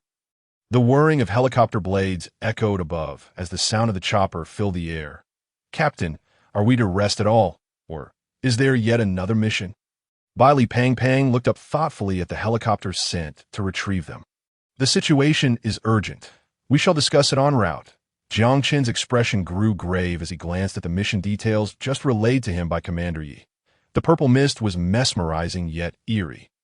And from Yi Fan's cryptic remarks, he sensed it was more akin to a conspiracy targeting the Phoenix Squad. On the helicopter, Jiang Chen presented the mission details to his teammates one by one. Captain, it states that Suzhou City has been largely enveloped by the purple mist. What, then, is the purpose of that creature? Chao Yuan's gaze fixated on the mysterious name in the mission report. Buyer, Clander. Jiang Chen closed his eyes in contemplation, then opened them after a lengthy pause. I suspect that the creature is merely a manifestation of the sea realm, and the local night watchman team captain, Qin Kai, is also of the sea realm, along with his teammates. Logically, they should not be vulnerable to this vile creature's machinations. And Qingyu's eyes glimmered with a pale light. Perhaps there are others using the creature as bait to ensnare a larger prey. The group felt a jolt of realization, recognizing the validity of Qingyu's analysis. Who do you believe the larger prey might be? Jiang Chen inquired, raising an eyebrow at Qingyu. Qingyu adjusted his glasses, the pale light flickering his eyes as he spoke with keen intellect. The upper echelons of the night watchmen are definitely excluded. Beyond that, it is difficult to ascertain. Perhaps the 4 major special squads. Since Jiang Chen and his team belonged to the 5th Special Squad Reserve, they remained undisclosed to the outside world. Thus, if the enemy truly lay in wait, it was highly likely that the conspiracy was specifically crafted to target the Phoenix Squad. Each of the four major special squads had distinct roles, with the Phoenix Squad specializing in addressing sudden urban crises. The group fell into deep contemplation, recognizing the complexity of the impending mission.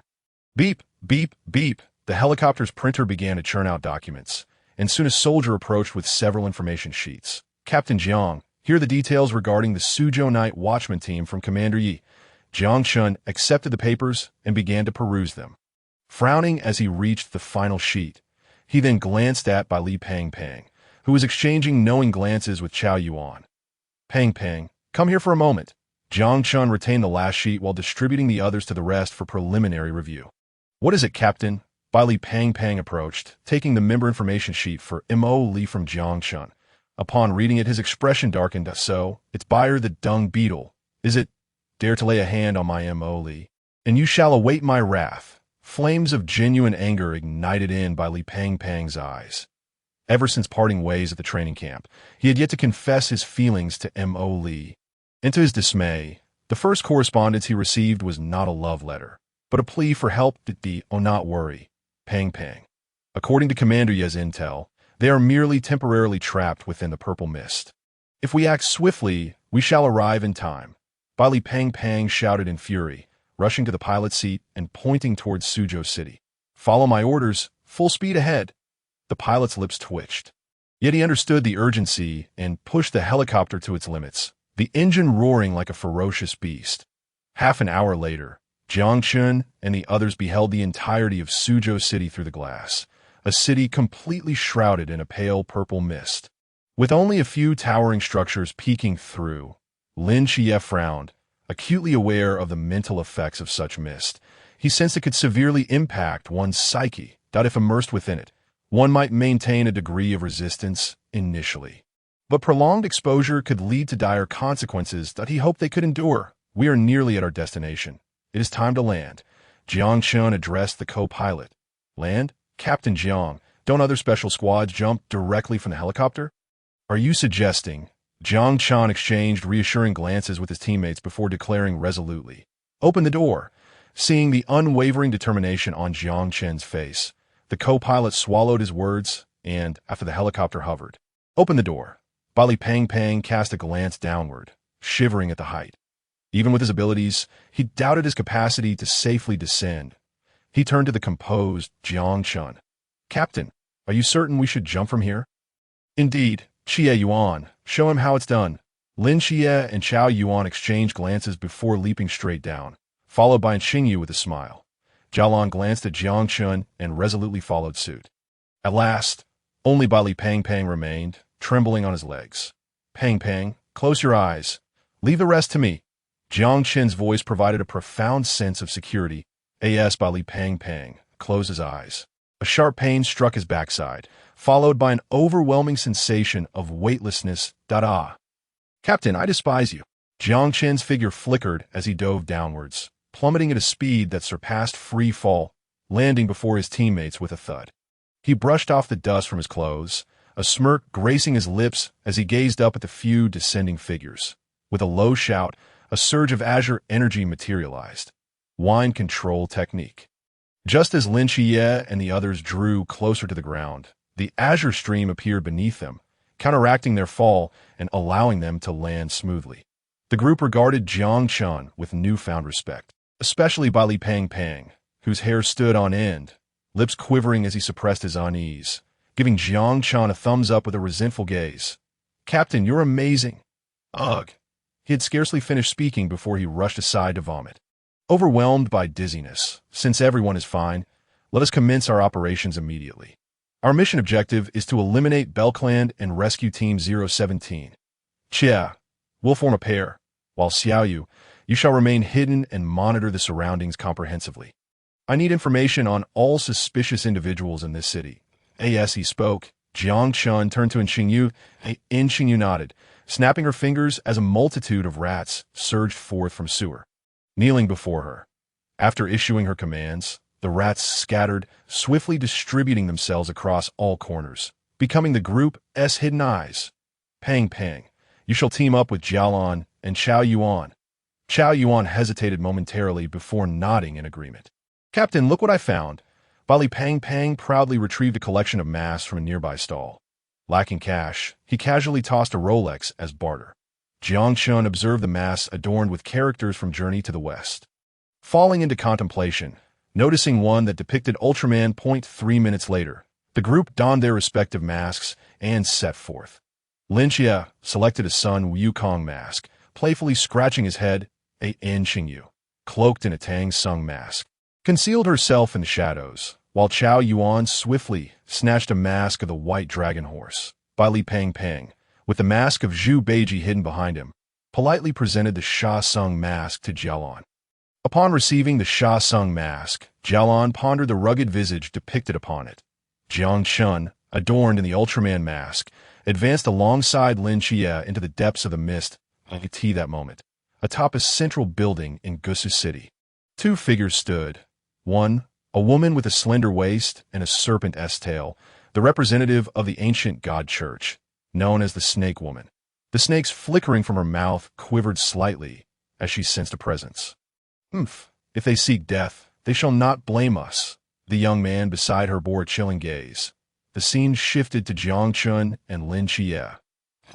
With Lin Xie's formidable mental perception, navigated swiftly through the mist. Suddenly, a rat perched on Jiang Chen's shoulder emitted a grayish-white glow. Speaking with human clarity, Captain, 500 meters ahead atop that building, there are two individuals, a man and a woman. The woman appears half-beast, with a serpent's tail, and behind them lie 3 2-meter-tall black boxes, emanating a powerful and sinister aura. Jiang Chen and Lin Xie exchanged incredulous glances. Snake Woman? It seems so. The man alongside her likely possessed strength on par with the boundless realm, which posed a significant dilemma. Jiang Chen's mind raced as he turned to Lin Xie. Xie, do you have your transformation spell ready? Lin Xie nodded, confident in his mastery of the spell, though it still paled in comparison to Merlin's prowess. Jiang Chen leaned closer to Lin Xie, whispering, "Next, you shall do this and that. Leave the rest to me." Lin Xie nodded solemnly before transforming into an inconspicuous rat and scurrying away. The scene shifted again as Bali Pang Pang and the others, guided by Qingyu's vision, arrived at a park, spotting a young girl with a guzheng, seemingly in deep meditation. "Miss, are you alone?" Bali Pang Pang waved his hand, overly familiar as he approached, rolling up his sleeves to reveal his Rolex. "Pang, be careful," Chao Yuan warned sharply. The girl's eyes snapped open, her large, bewildered gaze fixed on him as her right hand uncontrollably plucked the guzheng strings. Two transparent blades shot forth from the strings towards Bali Pang Pang. Hey. With a hearty laugh, Bali Pang Pang produced a broom from behind and deftly swept aside the sound waves. Just as he prepared to show off, the girl rapidly strummed the guzheng again, unleashing a barrage of flying blades that surrounded him. He managed to deflect some with the broom, but fatigue soon overcame him, sending him crashing to the ground. Darn it, anyone who claims that girls playing instruments are gentle and demure shall hear from me. This girl was anything but meek, as Bali Pang Pang faltered. Chao Yuan chuckled lightly, drawing his sword and transforming in one fluid motion, his aura swelling ominously. The guzheng girl furrowed her brow, sensing the unsettling energy in a shadowy corner behind her. A young man manipulated a puppet, its transparent strings dancing as the puppet mirrored Chao Yuan's movements. Just as Chao Yuan advanced with his sword towards the guzheng girl, he felt something tugging at his shoulder. Frowning, he sensed a surge of malevolent energy coursing along the transparent string, causing the puppeteer to collapse, eyes rolling back, frothing at the mouth. Kill. Chao Yuan struck the guzheng girl's strings with his sword, the clash ringing out as she was sent sprawling, blood spilling from her lips. Bali Pang Pang descended from above, brandishing a red rope to bind the guzheng girl, though his method was nothing short of questionable. After securing her, he glanced at Chao Yuan, who was inching closer to Jialan. Sighing as he retrieved the Chao Yuan's chastity lock and stealthily approached.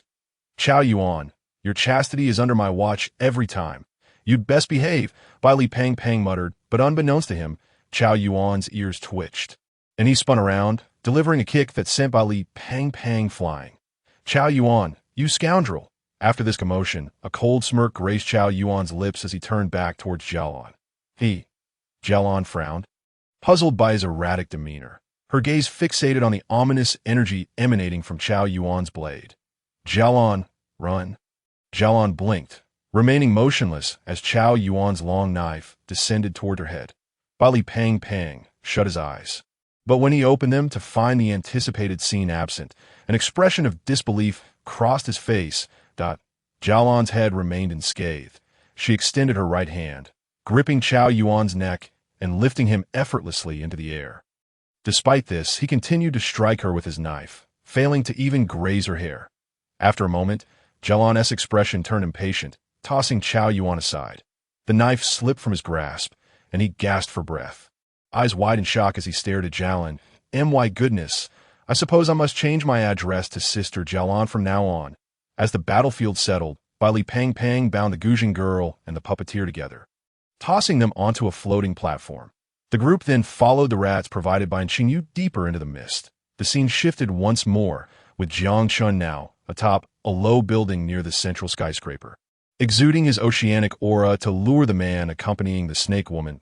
As swirling sands danced in the air, a young man in his 20s gradually emerged, standing atop two swirling vortices of sand, his boundless realm energy locking onto Jiang Chen. Ultraman, he gazed at Jiang Chen's Digga mask, lost in thought. You have violated numerous laws of galactic justice that I, on behalf of the Ultrastar of the M78 Nebula, hereby eliminate you. Surrender at once. Jiang Chen, in a rather melodramatic manner, proclaimed an elaborate opening statement before executing a grandiose gesture reminiscent of a powerful move from Digga, and then promptly turned to flee. The expression on the face of the man from the ancient god church transformed into one of extraordinary intensity as he beheld Jiang Chen's retreating figure, momentarily frozen in shock. After a brief pause, an overwhelming aura of boundless might erupted from him, obliterating the surrounding structures, as he transformed into a streak of shadow, pursuing Jiang Chen with a darkened gaze. Hidden in the shadows, and Qingyu observed this spectacle with astonishment. Their captain truly was formidable. To capture the attention of a being of boundless power, he was capable of such theatrics. Once the boundless being from the ancient god church was lured away by Jiang Chen, Lin Qie and Qingyu hastened deeper into the fog. The serpent woman had already taken 3 black boxes to eliminate Bali Pang and his companions, leaving the one responsible for creating the purple mist. Beer claned, isolated and vulnerable. An opportune moment to confront him that A.S. Bali Pang and the 2 captured members of Team 017 arrived at an abandoned parking lot. The sounds of struggle reached their ears. A female voice called out, Sun Wan, look closely. I am your teammate. Bali Pong's body trembled. He recognized it as Mo Li's voice. Old Chow, if I can't handle this, remember to come help me. If I can defeat him, then you needn't come. I, old pig, will handle it. With that, he summoned the radiant light, transforming into a rainbow-colored cloud, and swiftly made his way forward. I could see that moment. Mo Li was being forced back by Sun Wan, who wielded a long knife, blood continuously seeping from her abdomen, indicating she had sustained injuries. Li's expression was urgent, her blade trembling slightly in her grasp. After prolonged combat, her body was nearing its limits. Moreover, her teammate Su Wan was under the control of that detestable insect, and on several occasions he could have struck a lethal blow, yet she could not allow that to happen. Thus, in her repeated defenses, she sustained injuries. Sun Wan, Mo Li attempted to rouse her teammate's consciousness, but he seized the opportunity to kick her away, sending her tumbling from the 3rd floor. Mo Li. At that moment, Team 017's captain, Qin Kai, struggled to move his petrified lower half in an attempt to save her, but he was powerless, forced to watch helplessly as she fell to N.O. Qin Kai howled, desperate to activate his Night Watchman emblem for one last surge of power. However, upon realizing that the emblem had also been petrified by the serpent woman's Medusa's gaze, he screamed in a frenzied rage at Sun Wan, who had kicked Mo Li down. That is your teammate. How could you do this? In that moment, a A flicker of clarity returned to Sun Wan's vacant gaze, and the bloodied long knife fell from his hands to the ground as he cradled his head. Collapsing, the scene shifted as Mo Li felt her body plummeting, and she chose to close her eyes, believing her end was near. Just as her consciousness began to fade, a familiar face appeared in her mind, the foolish visage of Bai Li Pangpang. I wonder if he is all right. Suddenly, Mo Li felt a lightness in her body, as though the immense force of her descent was gradually diminishing.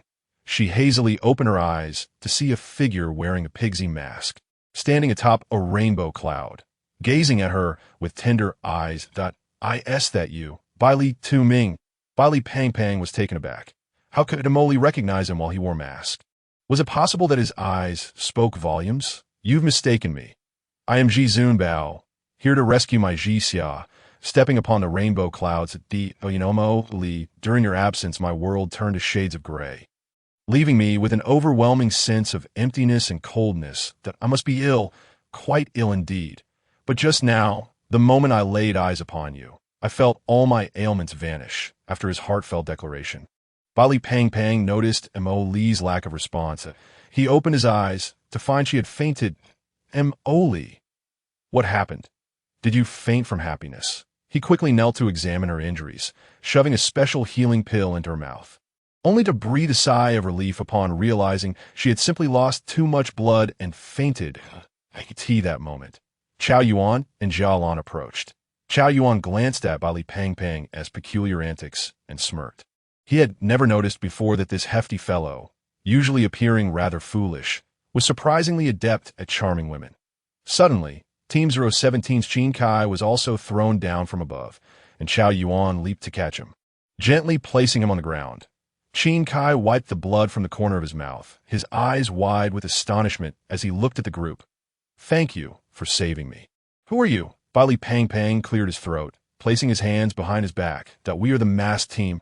Qin Kai responded, but the masked team is comprised entirely of Sea Realm members, and their masks are not from the journey to the West Style. Does this little fatty believe I am easily deceived, or is he simply naive? Zhao Yuan added, masked team, feeling somewhat offended. While the group was momentarily dumbfounded, a figure leapt down from the third floor, landing before them and stirring up a cloud of dust. Bai Li Pangpang coughed. He retrieved a multi-functional broom from his spatial storage and swept it lightly, dispersing the dust to reveal a bloodied and emaciated man. He appeared to be a puppet, his gaze hollow and emanating a faint purple light.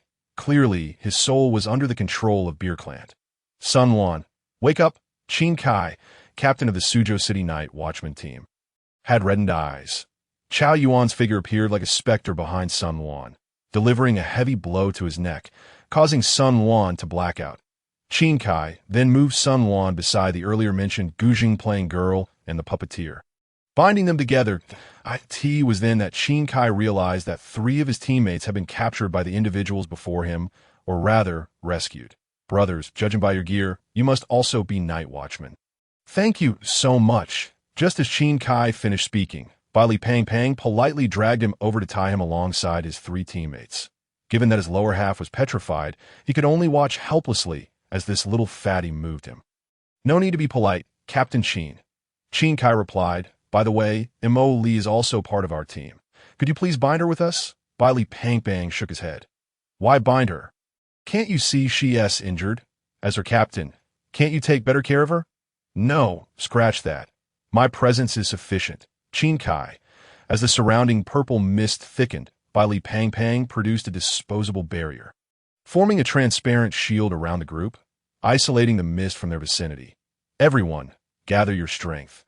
We will soon face a fierce battle. A fierce battle. Who are you going to fight, little brother? A voice filled with allure echoed from the mist beyond the barrier. Moments later, pairs of eerie eyes emerged from the purple haze, fixated intently on the group. Bai Li Pangpang rose, positioning Mo Li behind him, as the radiant light transformed into a golden sword, gripped firmly in his hand, exuding an aura of strength. Old Chao, don't you think those eyes look familiar? The two exchanged a knowing glance, a rare moment of synchronicity as they simultaneously declared, Medusa's agent, the serpent woman, as their words fell. The serpent eyes within the surrounding mist opened wide. Compared to a few months prior, this time, the serpentine gaze possessed an even stronger allure and lethality, even exhibiting some of Medusa's petrifying qualities. Goodness, it seems this beautiful serpent has grown significantly stronger. Bali Pang Pang hurled several disposable barriers, dispersing some of the surrounding mist. We meet again, young master of the Bali family. The serpent woman emerged from the purple mist, standing outside the barrier, observing the group with keen interest. Ugh, I certainly do not wish to see you. If you have any sense, you will leave promptly, or else you shall incur my wrath. Bali Pang Pang drove the golden sword into the ground, his presence commanding. The serpent woman smiled faintly, delicately sniffing in Jialan's direction, and said alluringly, that immortal aura is truly intoxicating. Heaven has not forsaken me. Although I miss the Phoenix team, I have encountered an immortal being with divine qualities. If I can merge your immortal traits with myself, how powerful shall I become? Greed gleamed in the serpent woman's eyes as she fixated on Jialan, as if intent on devouring her whole. Jialan furrowed her brow slightly. The serpent's gaze upon her was decidedly unsettling. The serpent woman extended her right index finger and gently touched the barrier. In an instant, a beam of white petrifying light began to spread, quickly enveloping the entire barrier, followed by a resounding crash. The protective shield conjured by Bali Pang Pang, utilizing a disposable forbidden item, shattered with a loud bang. Demon spawn, you dare to challenge me. Old pig, at that moment, Bali Pang Pang, donning the visage of Zhu Beiji, leapt into the air, wielding a 9-pronged rake that shimmered with light as he brought it down forcefully. Chao Yuan nearly burst into laughter. This rotund fool was too good at posturing. The 9-pronged rake was effortlessly caught by the spectral tail of a crimson snake lurking behind the serpent woman, emanating a wave of oceanic energy that left Bali Pang Pang astonished. No way. Speak honestly. Did you engage in some sort of yin-yang fusion? The last time I saw you, you had barely entered the Chuan realm. How are you already in the high realm now? The serpent woman let out a delicate laugh, relishing Bali Pang Pang's incredulous expression. That's so. Little lord, if you know fear, then promptly present your pig's head. It's worth a staggering 10 billion RMB. Bali Pang Pang curled his lip in disdain. Look at you, so naive and inexperienced. You think a mere 10 billion could buy my life? Oh no, my head. I'll offer 10 billion and want to procure the head of your ancient god's church's muttering dog instead. Upon hearing Bali Pang Pang's insult towards the muttering, the serpent woman's expression darkened considerably. The muttering was one of the 3 ancient existences of the ancient god's church, and, as a follower, she had sworn unwavering loyalty to it. Since you were so intent on courting death, do not blame me for being merciless. Harnessing her power from the high realm, the serpent woman summoned a multitude of Chuan realm poisonous snake projections that slithered towards the crowd. Old Chao, stop hiding and come help me. The captain of Team 017, Qin Kai, whose lower body had been petrified, looked on anxiously. As Chao Yuan reached for his weapon, he noticed that Jialan had already drawn the wooden bow she carried on her back to its full extent. Aiming directly at the serpent woman behind the snake projections, that a sense of crisis surged within the serpent woman, and she traced that feeling back to Jialan, her brow relaxing momentarily. How amusing. What can you possibly accomplish with a decrepit wooden bow? Whoosh!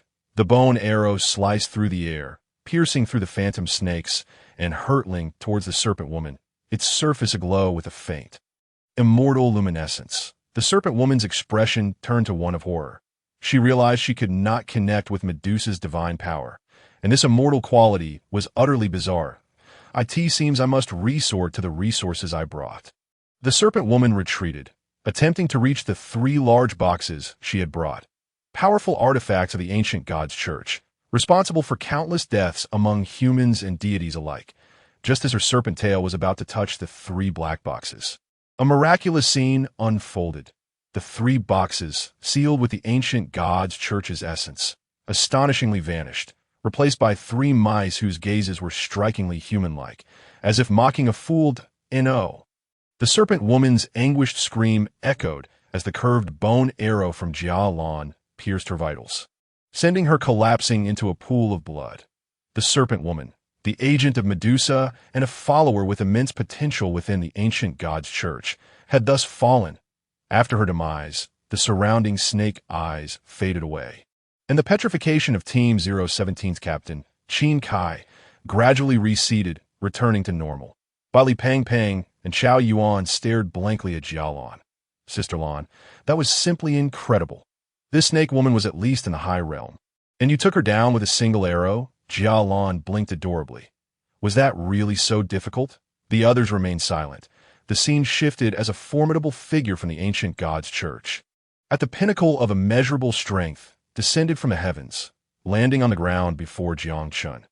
The powerful gust generated by his arrival dispersed the surrounding purple mist. He extended his right hand, conjuring a sea of sand that severed Jiang Chen's escape route. Kid, weren't you quite the runner? Let's see you try to flee again. Jiang Chen instantly elevated his energy to its peak, striding towards his adversary, his dragon scales gradually covering his body, revealing only his face adorned with an Ultraman mask, grinning as he threw a punch at the ancient god's church warrior. Did you really think I was afraid of you? You big fool. The two collided, and Jiang Chen was sent reeling back. Facing a being at the pinnacle of immeasurable strength, he felt somewhat lacking. The ancient god's churchman scoffed coldly, in the face of absolute power. Your actions resemble those of a clown. Jiang Chen, undeterred, noted that his opponent had merely lived a few more years than he. Once he reached that age, he could crush the man with a single finger. But since the other believed himself to be strong, so be it. Jiang Chen extended his right hand, and the flag of Qiyou appeared in an instant, which he waved gently to be the divine weapon of Qiyou. I summon the gods of China. The man from the ancient god's church furrowed his brow, and after waiting in vain for a while, he sneered. Kid, are you a joke sent by monkeys, with your Ultraman antics and your spells? Are you never going to end? Prepare to die. I have no patience to play with you any longer. A giant of sand coalesced and aimed a foot at Jiang Chen. He easily dodged but frowned. Why were there no remnants of divine souls manifesting? That shouldn't be the case. Was there no signal here? The sand giant let out a roar and charged again, just as Jiang Chen stood bewildered. A torrent of silver water cascaded from the heavens, scattering the sand giant, and down came a man clad in silver armor, treading the waves. The silver river obliterated the sandy barrier created by the ancient god's church warrior. I am Marshal Tianpeng, having condensed a sliver of true spirit within the 30,000 Zhang, celestial river, summoned forth. Jiang Chen's eyes sparkled. This unexpected arrival was none other than the renowned second brother. However, the world still perceived him as the pig-nosed, big-eared, rotund figure from the television series. The figure before him, however, was a far cry from that portrayal, towering at 8 feet, with a straight posture, handsome features, and a resolute demeanor. He embodied the ideal male model. Jiang Chen's heart raced. If the public were to discover this, it would surely be a slap in the face that a century had passed, and he wondered where the old friends might be. Marshal Tianpeng gazed towards the moon, a trace of melancholy crossing his face. The ancient god's church warrior snorted coldly and attacked the suddenly appearing Tianpeng. As he raised his hand, the sea of sand reformed, morphing into an earthen dragon that charged towards the 30,000 Zhang, celestial river, trailing Tianpeng. The light of a firefly dares to challenge the moon. A hint of displeasure crossed Marshal Tianpeng's brow as he withdrew the 9-pronged rake from the void, bringing it down with tremendous force. The space tore apart, the sea of sand receding, and the ancient god's church warrior was instantly reduced to a puddle of mud. Jiang Chen swallowed hard. Goodness, does second brother have to be this ferocious?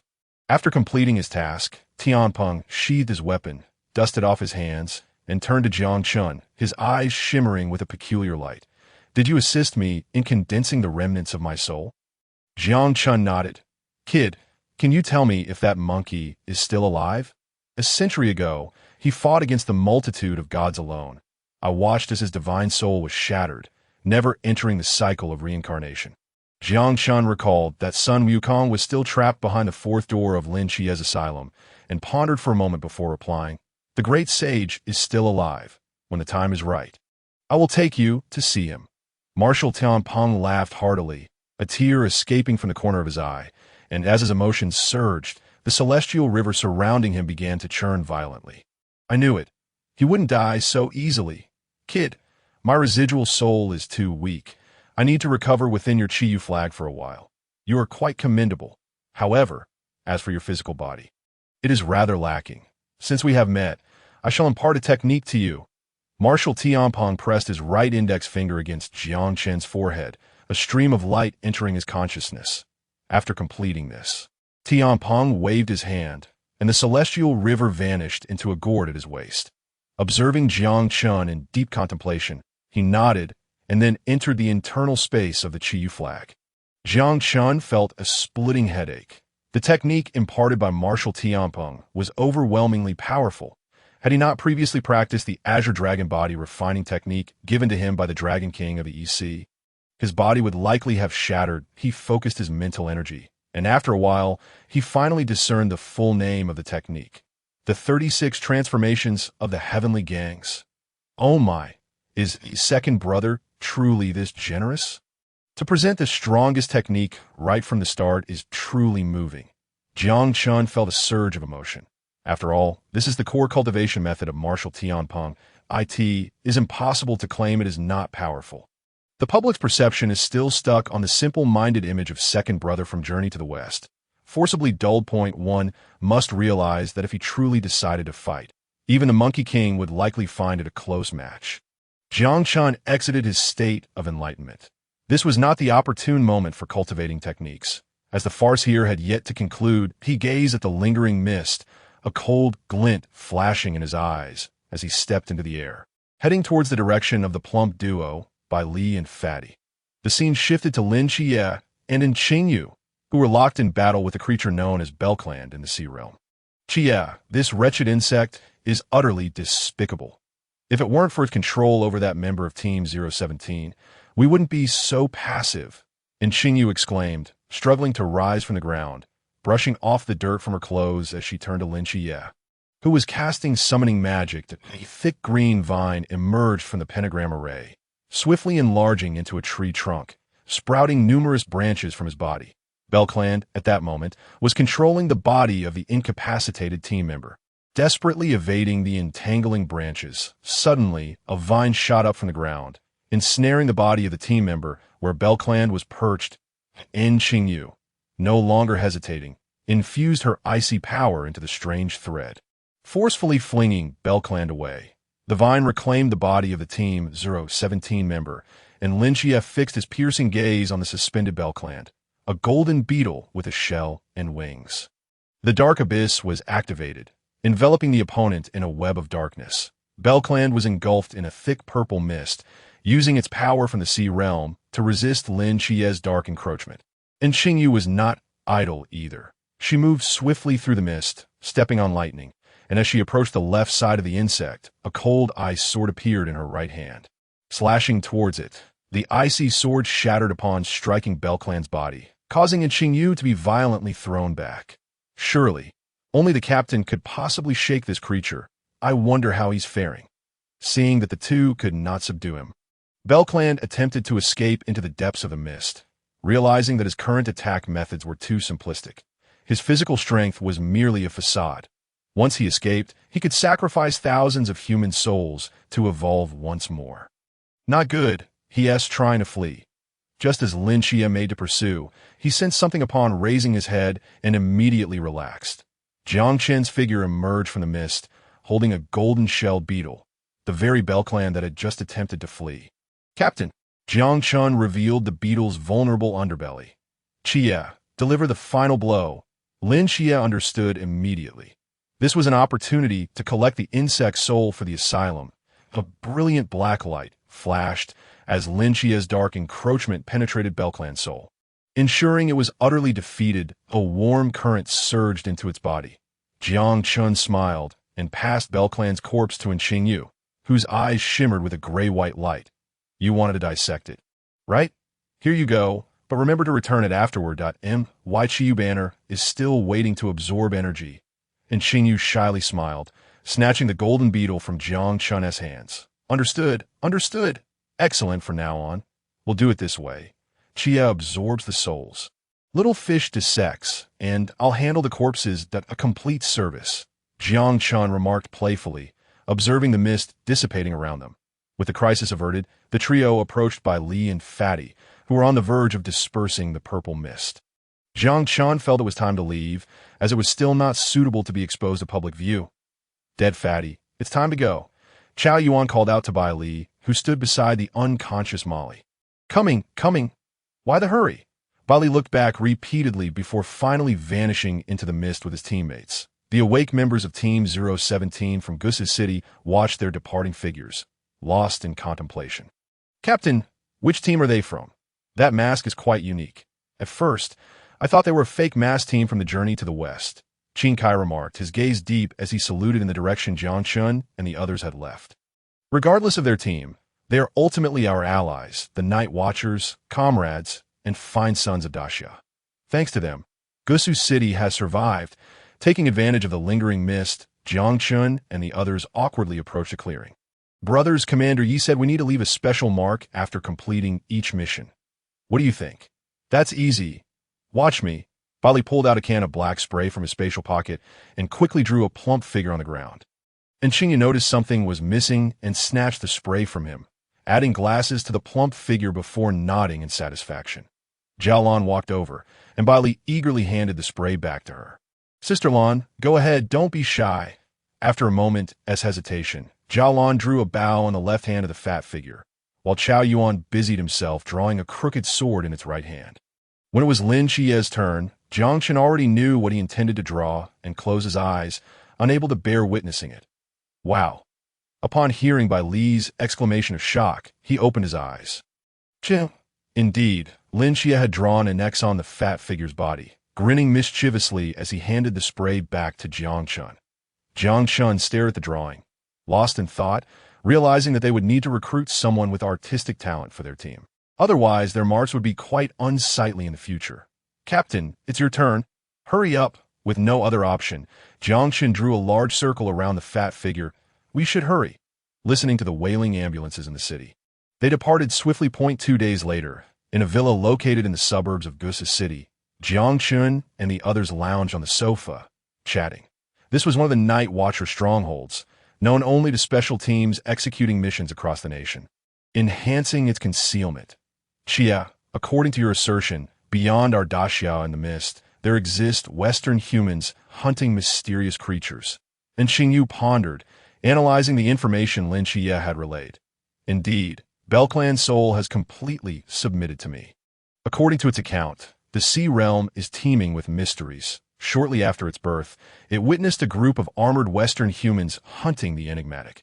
Their armor resembles a fusion of our Daxia's forbidden artifacts and forbidden ruins, allowing them to survive in the mist and granting them formidable combat prowess. Everyone fell into contemplation.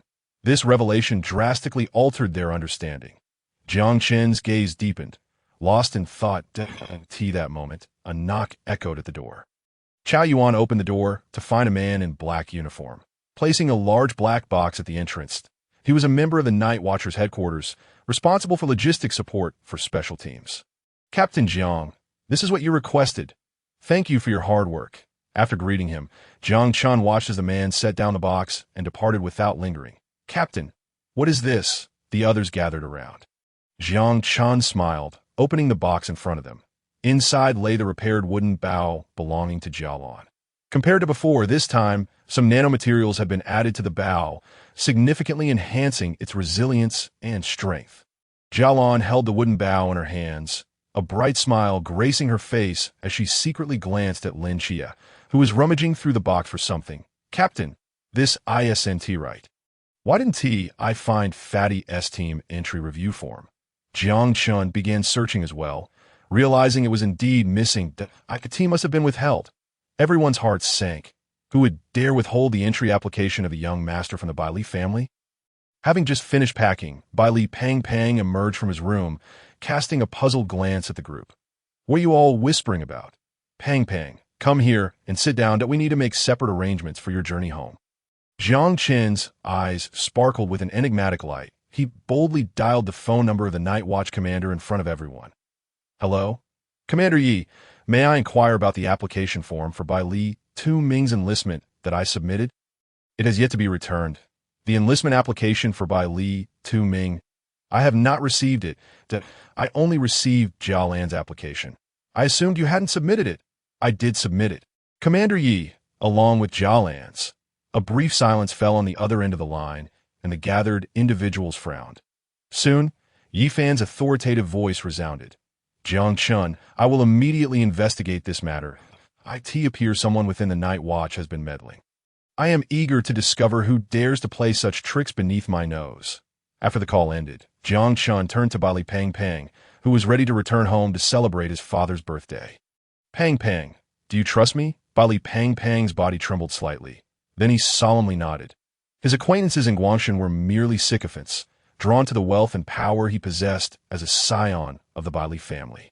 In the north, however, the people present were, aside from his father, those he trusted the most. Jiang Chen approached and patted his shoulder before handing him a phone. Place this in your spatial pocket. Be cautious when boarding the private plane. Your maid sister may not genuinely have your best interests at heart and might pose a threat to your life, that we will depart according to the itinerary you provided. This is precisely the scenario the mastermind wishes to see. Good luck, Pang Pang. We shall meet in Guangshan. Bali Pang Pang's gaze momentarily lost focus before he regained clarity, having gleaned some insights from the recent events. Yet he still had to feign indifference upon his return. After all, someone had to play their part, did they not? After bidding farewell to Bali Pang Pang as he boarded the private plane, Jiang Chen made a phone call on the way back. Qingyu, are you free? I need you to run an errand. Under a sky of blue and white, with a gentle spring breeze, Bali Pang Pang reclined in the plush seat of the private plane bound for Guangshan. Gently swirling a glass of fine red wine, he could tea that moment. A flight attendant clad in a short uniform approached, carrying a selection of desserts and fruits. Young master, please enjoy your meal. Bali Pang Pang plucked a grape from the plate and began to chew, scrutinizing the woman from head to toe. Who are you? Where's my maid sister? In response to young master's inquiry, my name is Jiang Er, your new maid. The previous one has been reassigned. Bali Pang Pang furrowed his brow, but remained silent. You may leave, he finally said. Jiang Er bowed and turned to exit, a cold smirk playing at the corners of her mouth as she passed through the cabin door. Bali Pang Pang munched on the grapes. He pondered how to navigate this predicament. All he wished was to return home to celebrate his father's birthday, yet there were always those who wished to thwart his plans, while Bali Pang Pang feigned sleep. The maid named Jiang Er quietly dialed a number. 3 minutes later, a chill ran down Bali Pang Pang's spine as an instinctive sense of unease washed over him. He leaped from his seat and dashed to the cockpit, only to find it empty. Just then, the cabin door swung shut behind him, and Bali Pang Pang calmly observed the unfolding events as the plot is finally revealing itself. When he turned to glance at the main screen, a shrill alarm blared from the cockpit. Warning! Warning! Unidentified missile attack imminent. In an instant, Bali Pang Pang drew his sword, transforming it into a golden giant blade that shattered the cockpit's glass, allowing him to soar into the air. 20 meters from the plane, an explosion erupted behind him. He looked back to see his private plane disintegrating into fragments and debris raining down from the sky. Who could it be? Who is so eager to eliminate me? Cold determination flickered in Bali Pang Pang's eyes as he descended rapidly on his sword. He could see this altitude of several thousand meters. His spiritual energy was insufficient to support a safe landing. So he needed to descend swiftly enough to reach the ocean's surface for a chance at survival. 3 minutes later, with just over 200 meters to the water, his sword vanished beneath him, leaving him momentarily stunned. A scream echoed from the shores of Guangshan. The massive object plunged into the sea with a resounding splash, sending waves crashing. Amidst the surf, a grouper flailed its tail, blinking its eyes before swiftly diving beneath the waves. Cough, cough, cough. Bali Pang Pang spat out seawater, coughing violently. Upon reaching the shore, he discovered it was an abandoned seaside amusement park, desolate and devoid of any presence. When he retrieved his phone to call for help, he was dismayed to find it had succumbed to a prolonged slumber, dripping water intermittently. Goodness, the captain truly possesses foresight, remembering Jiang Chen's instruction to place the other phone in his spatial pocket before leaving. He promptly retrieved it. After dialing a series of numbers, he hesitated, recalling Jiang Chen's warnings. At that moment, several familiar figures descended from the sky. The 4 elemental guardians? What brings you here to retrieve me? Did my father send you? Bali Pang's expression brightened as he approached the four, though he discreetly concealed his right hand, gripping his sword tightly. Greetings, young master. The four guardians approached from different directions, speaking respectfully, yet their aura was steadily rising. Bali Pang's expression darkened. Is this how you greet me? The water guardian, a middle-aged woman, glanced at him with a flicker of compassion before producing a forbidden artifact. The earth guardian stomped heavily, causing the ground beneath Bali Pang to soften, and sharp spikes began to emerge from below. Quick on his feet, Bali Pang's sword sliced through the earth spikes. But that was only the beginning, as the other three sprang into action. The fire guardian manipulated flames that encircled Bali Pang, while the wind guardian brandished a spear, lightly tapping it in the air. With a fierce gust, the flames enveloped him. His sword reverted to its original form, and the water guardian froze his legs, rendering him immobile. The wind guardian's spear lunged toward his chest. In a critical moment, Bali Pang broke free from the ice that encased his lower body, shifting slightly to the left as the spear narrowly missed him, piercing through his robe. Bali Pang remained silent, his breath growing heavy as he faced the relentless assault from the four guardians, teetering on the brink of hysteria. Why? Can anyone tell me why? You four have been secretly protecting me since childhood. I spent more time with you than with my father. I was raised under your watch. What has changed? Bali Pang's trembling inquiry stirred complex emotions within the four guardians. What are you four fools doing? Don't forget the mission. A young man wielding a makeshift sword approached swiftly from a distance, brandishing an iron rod, and Bali Pang recognized him as a member of the Bali family. The four guardians unleashed their full power, while the youth with the rod struck from the shadows. After 10 exchanges, Bali Pang was sent flying by a kick, the youth, still clutching the metal rod, approached with a mocking smile, while the water guardian's expression contorted in pain. Turning away, she said, "Young master, do you enjoy the scenery here? This is the grave I personally selected for you." A chill flickered in Bali Pang's eyes. He could not comprehend why the four elemental guardians, who had been with him for years, would betray him or why they sought to impede his return home. He clung to the hope of a perfect family. "Are you sent by Li Jing?" The youth with the iron rod regarded him with a mixture of pity and disdain, as if looking at a fool. "Does it matter, young master? Your subordinate will send you on your way." The metallic iron rod expanded in the wind, crashing down fiercely towards Bali Pang. At this critical moment, a figure emerged from behind a coconut tree, gently snapping his fingers.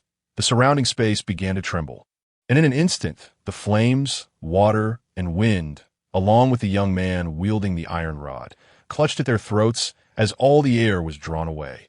When a few regained their composure and looked down, they found no trace of Bali Pang. Chase after him. He must not return home alive.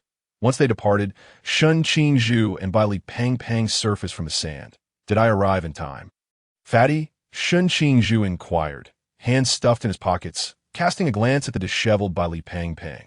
Bali Pang gave a thumbs up, then looked at Qingyu with a face full of astonishment. "Bro, how did you end up in Guangshan? Weren't you in the capital?" Qingyu raised an eyebrow. "I received a call from Jiang Chen this morning, stating that you were in trouble and needed my assistance." Bali Pang's eyes flickered with emotion as he glanced at the tallest building in Guangshan, where the Bali group was headquartered. "Thank you, Dado," to hear the young master of an ordinary family express gratitude. "How delightful." Qingyu smiled, walking over to pat Bali Pang's shoulder. "Are you still planning to return?" Bali Pang's body shuddered, and he bowed his head in silence. After a moment, he uttered 2 words, "Of course, I must return. My parents are waiting for me, and they will surely be delighted when I do." Qingyu recalled Jiang Chen's earlier words over the phone and glanced at the resolute Bali Pang.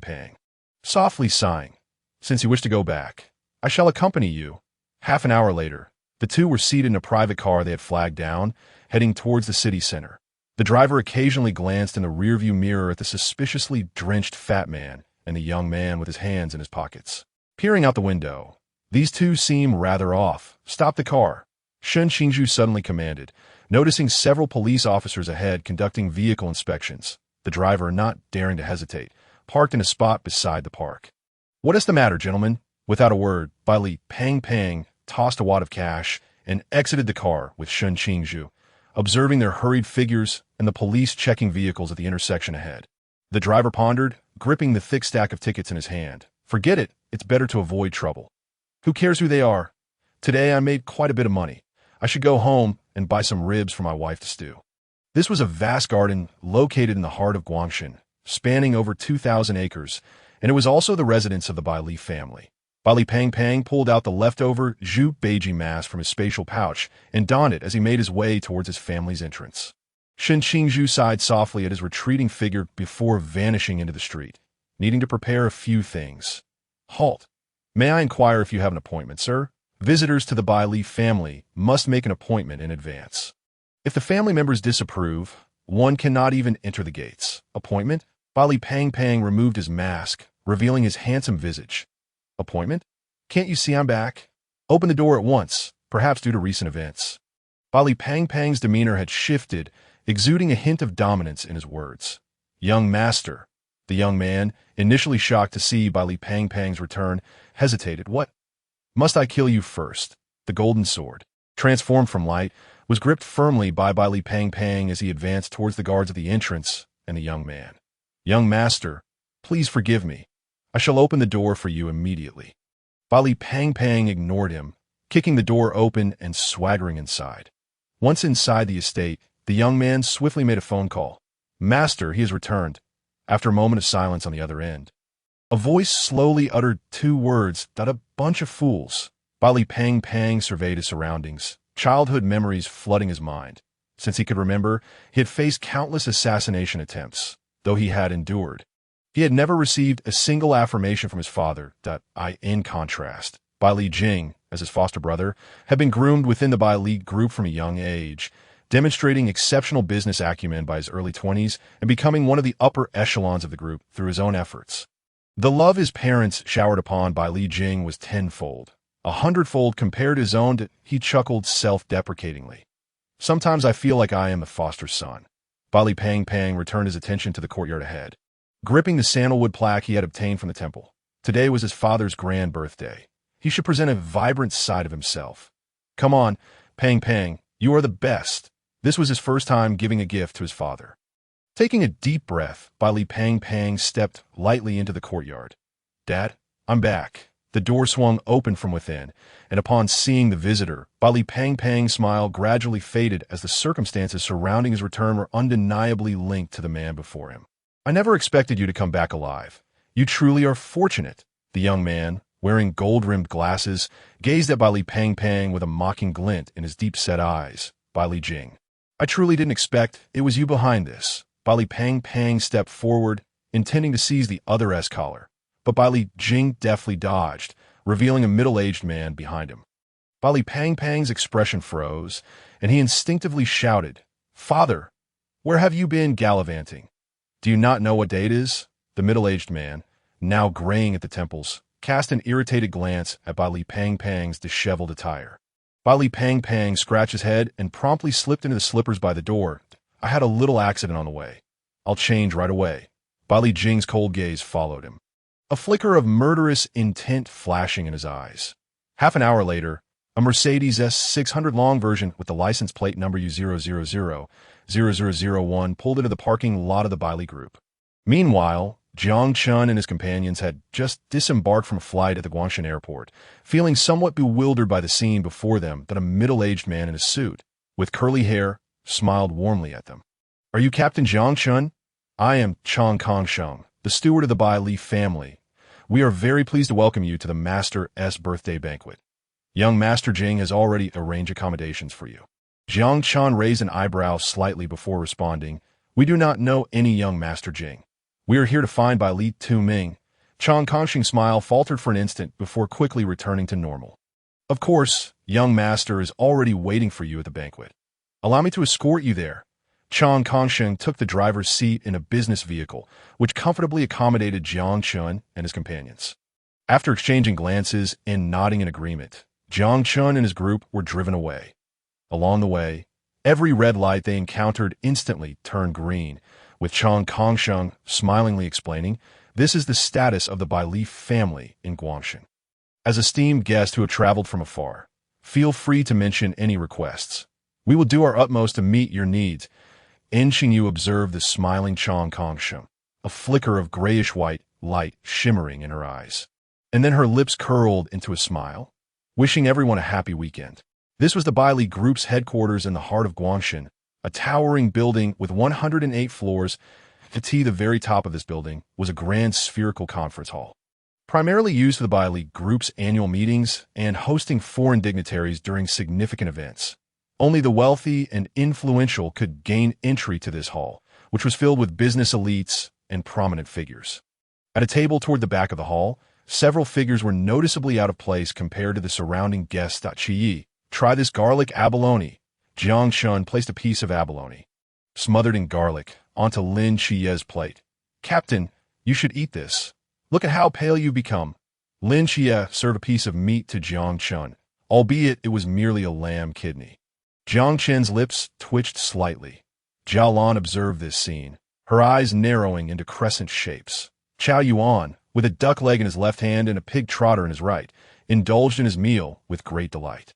And Qingyu's plate before him was impeccably clean, containing only a few roasted lamb kidneys that Lin Qiyu had placed there. His gaze occasionally drifted towards the first row, where several cloaked night watchers sat.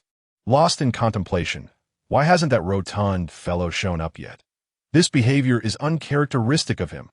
Qiao Yuan muttered in surprise as he continued to eat. Jiang Chen set down his chopsticks, lifted a glass of red wine from the table, and drank deeply, his eyes turning cold as he gazed at the podium at the front of the venue. He understood that Baili Pang was destined to face this calamity. However, he could not intervene at this moment. For it was a trial, a transformative opportunity that Baili Pang must endure to awaken the powers of his past life. Hang in there, Pang.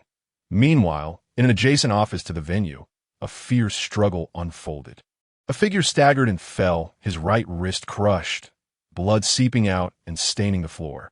Why can't I access my spatial realm or my psychic abilities? Baili Pang's face was pale as he fought to suppress the agony coursing through his body. At this moment, Baili Jing approached, his right arm encased in a green ring that transformed into jade armor. He wore a mocking expression.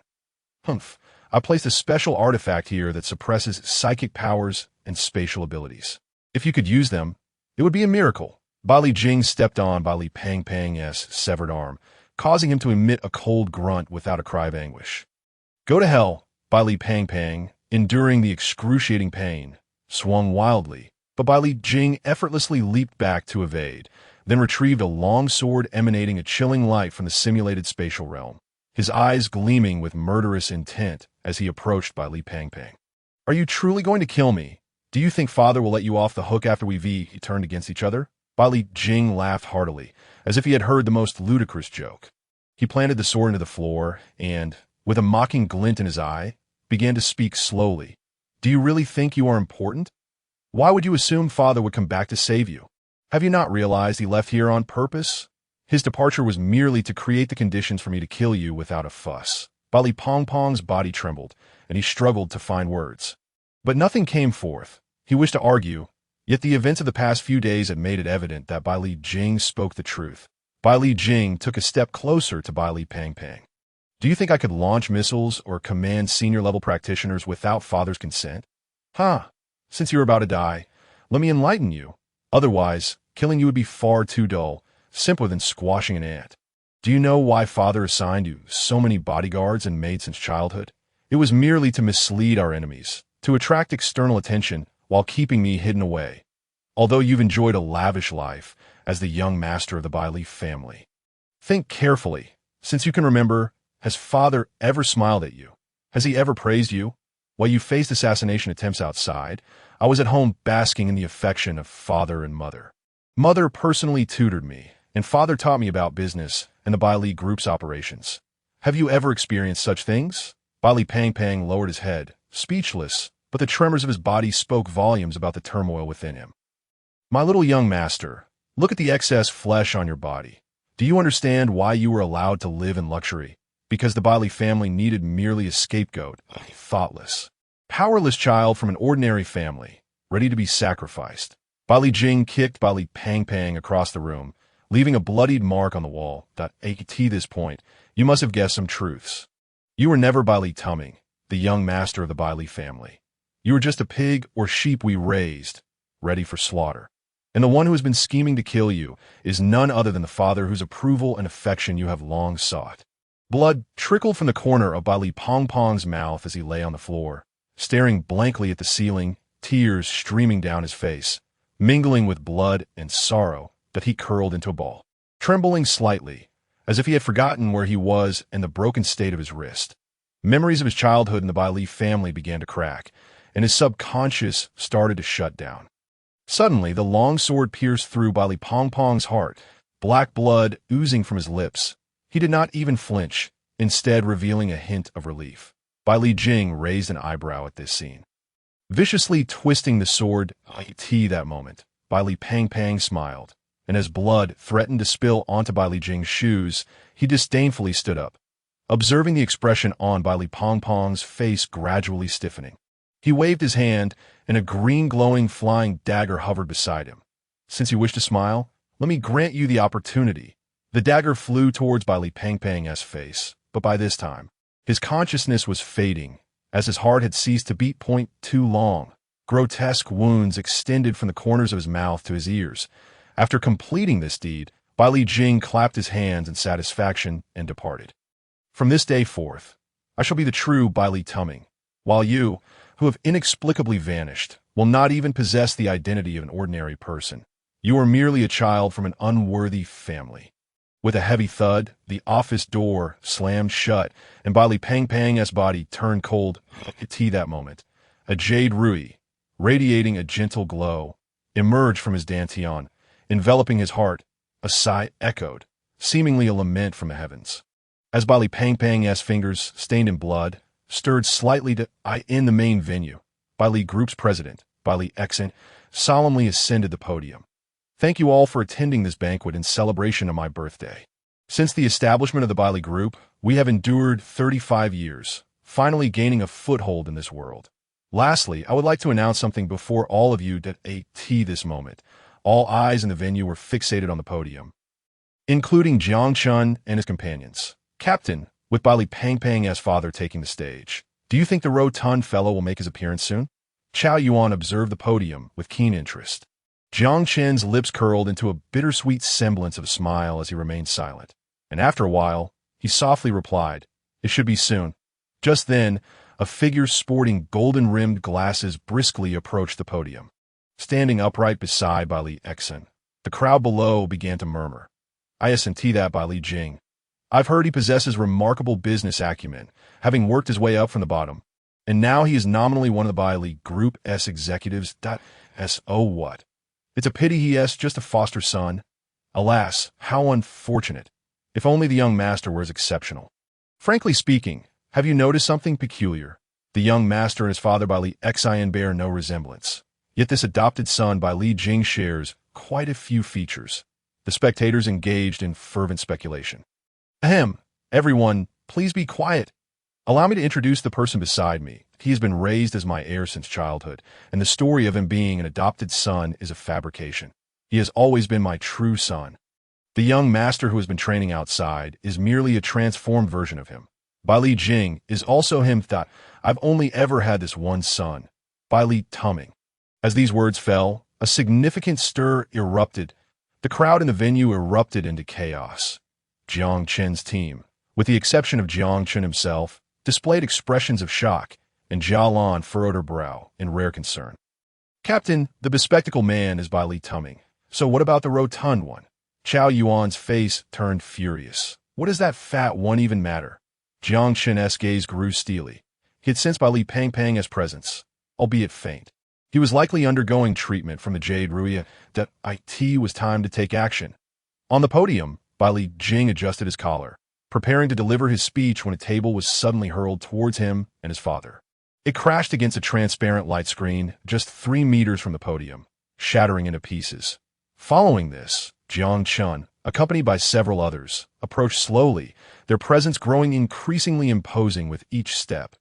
Bai Li Xian, hand over Bai Li Pang, he demanded with blunt authority. You know precisely whom I refer to. Whether your wretched son is Bai Li Tuming or Bai Li Jing, we only acknowledge Bai Li Pang. The tone of Chao Yuan was unapologetically straightforward. Bai Li Xian's expression darkened ominously. The many guests in the venue, intimidated by Jiang Chen and his companions, began to retreat in fear, while some seized the chaos to stir trouble. Chairman, what on earth is happening? Who are they? And who is this Bai Li Pang they speak of? Questioned a sharp-tongued female journalist from Shangjing, unafraid of the Bai Li family's influence. Bai Li Xian shot a furious glare at his steward, Zhao Kongcheng, who promptly understood and pulled out a plate from his pocket, pressing it gently. Jiang Chen felt as if the space around him had been frozen in time. Everyone in the hall stood still. The voice of steward Zhao Kongcheng broke the silence. Captain Jiang Chen, do you and your teammates wish to court death? Do you truly believe that with mere enthusiasm you can seek justice for that chubby boy? How naive. Naivety is not for you to judge that I know you're here to negotiate surrender. But sadly, you are unworthy. Jiang Chen waved his right hand lightly, and instantly, the flow of time and space resumed its normal course. The earlier events were but an illusion conjured by the Bai Li family's steward using forbidden artifacts, yet they had undeniably transpired. At that moment, Bai Li Xian's gaze turned icy, since Jiang Chen had so decisively refused. He commanded, teleport everyone to the 87th floor. Once this matter is resolved, we shall erase their memories of today, that if need be, we can simply host another banquet. As you command, replied Steward Zhao Kongcheng as he pressed a silver button on the wall. A large teleportation array materialized in the venue. Except for Bai Li Jing and his father, the 0-10 Night Watch team from Guangxin City, all others were transported away. Bai Li Xian, as a senior member of the Night Watch, you should be well aware of our identities. Are you not afraid of Commander Ye's retribution?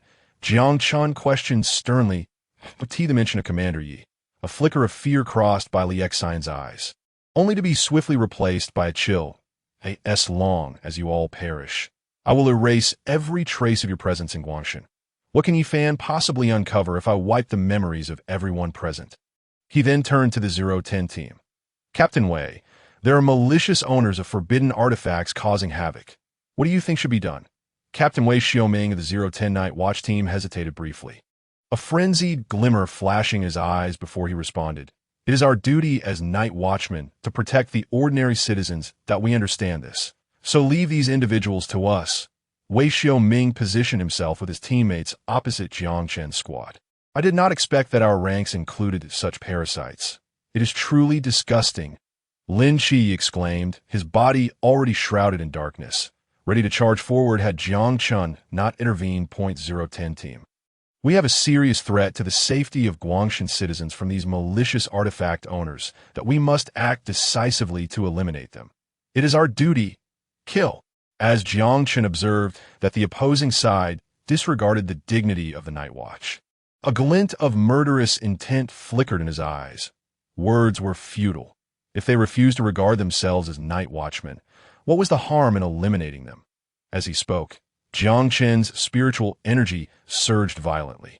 Pale blue dragon scales enveloping his body as he struck Wei Xiaoming, sending him flying in shock. You are quite young, yet already at the Sea Realm, was met with a wooden arrow from Jialan, who appeared behind Wei Xiaoming, piercing his left arm. Your opponent is me, Jialan declared.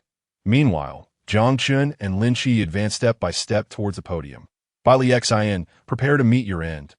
On the podium, Bai Li Xian, hands clasped behind his back, regarded the approaching duo with calm eyes, a glimmer of disdain flashing within.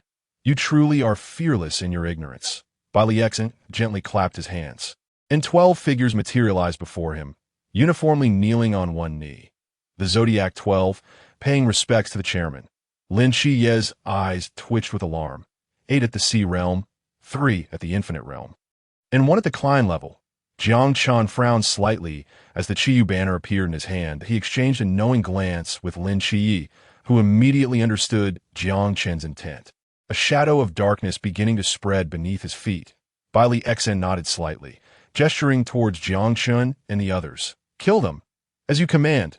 The 12 figures of varying builds and wielding different forbidden artifacts turned to face Lin Qi, and Jiang Chen. 1 held an ancient longsword, another a hammer crackling with lightning, while yet another brandished an odd ram's horn, all advancing towards them.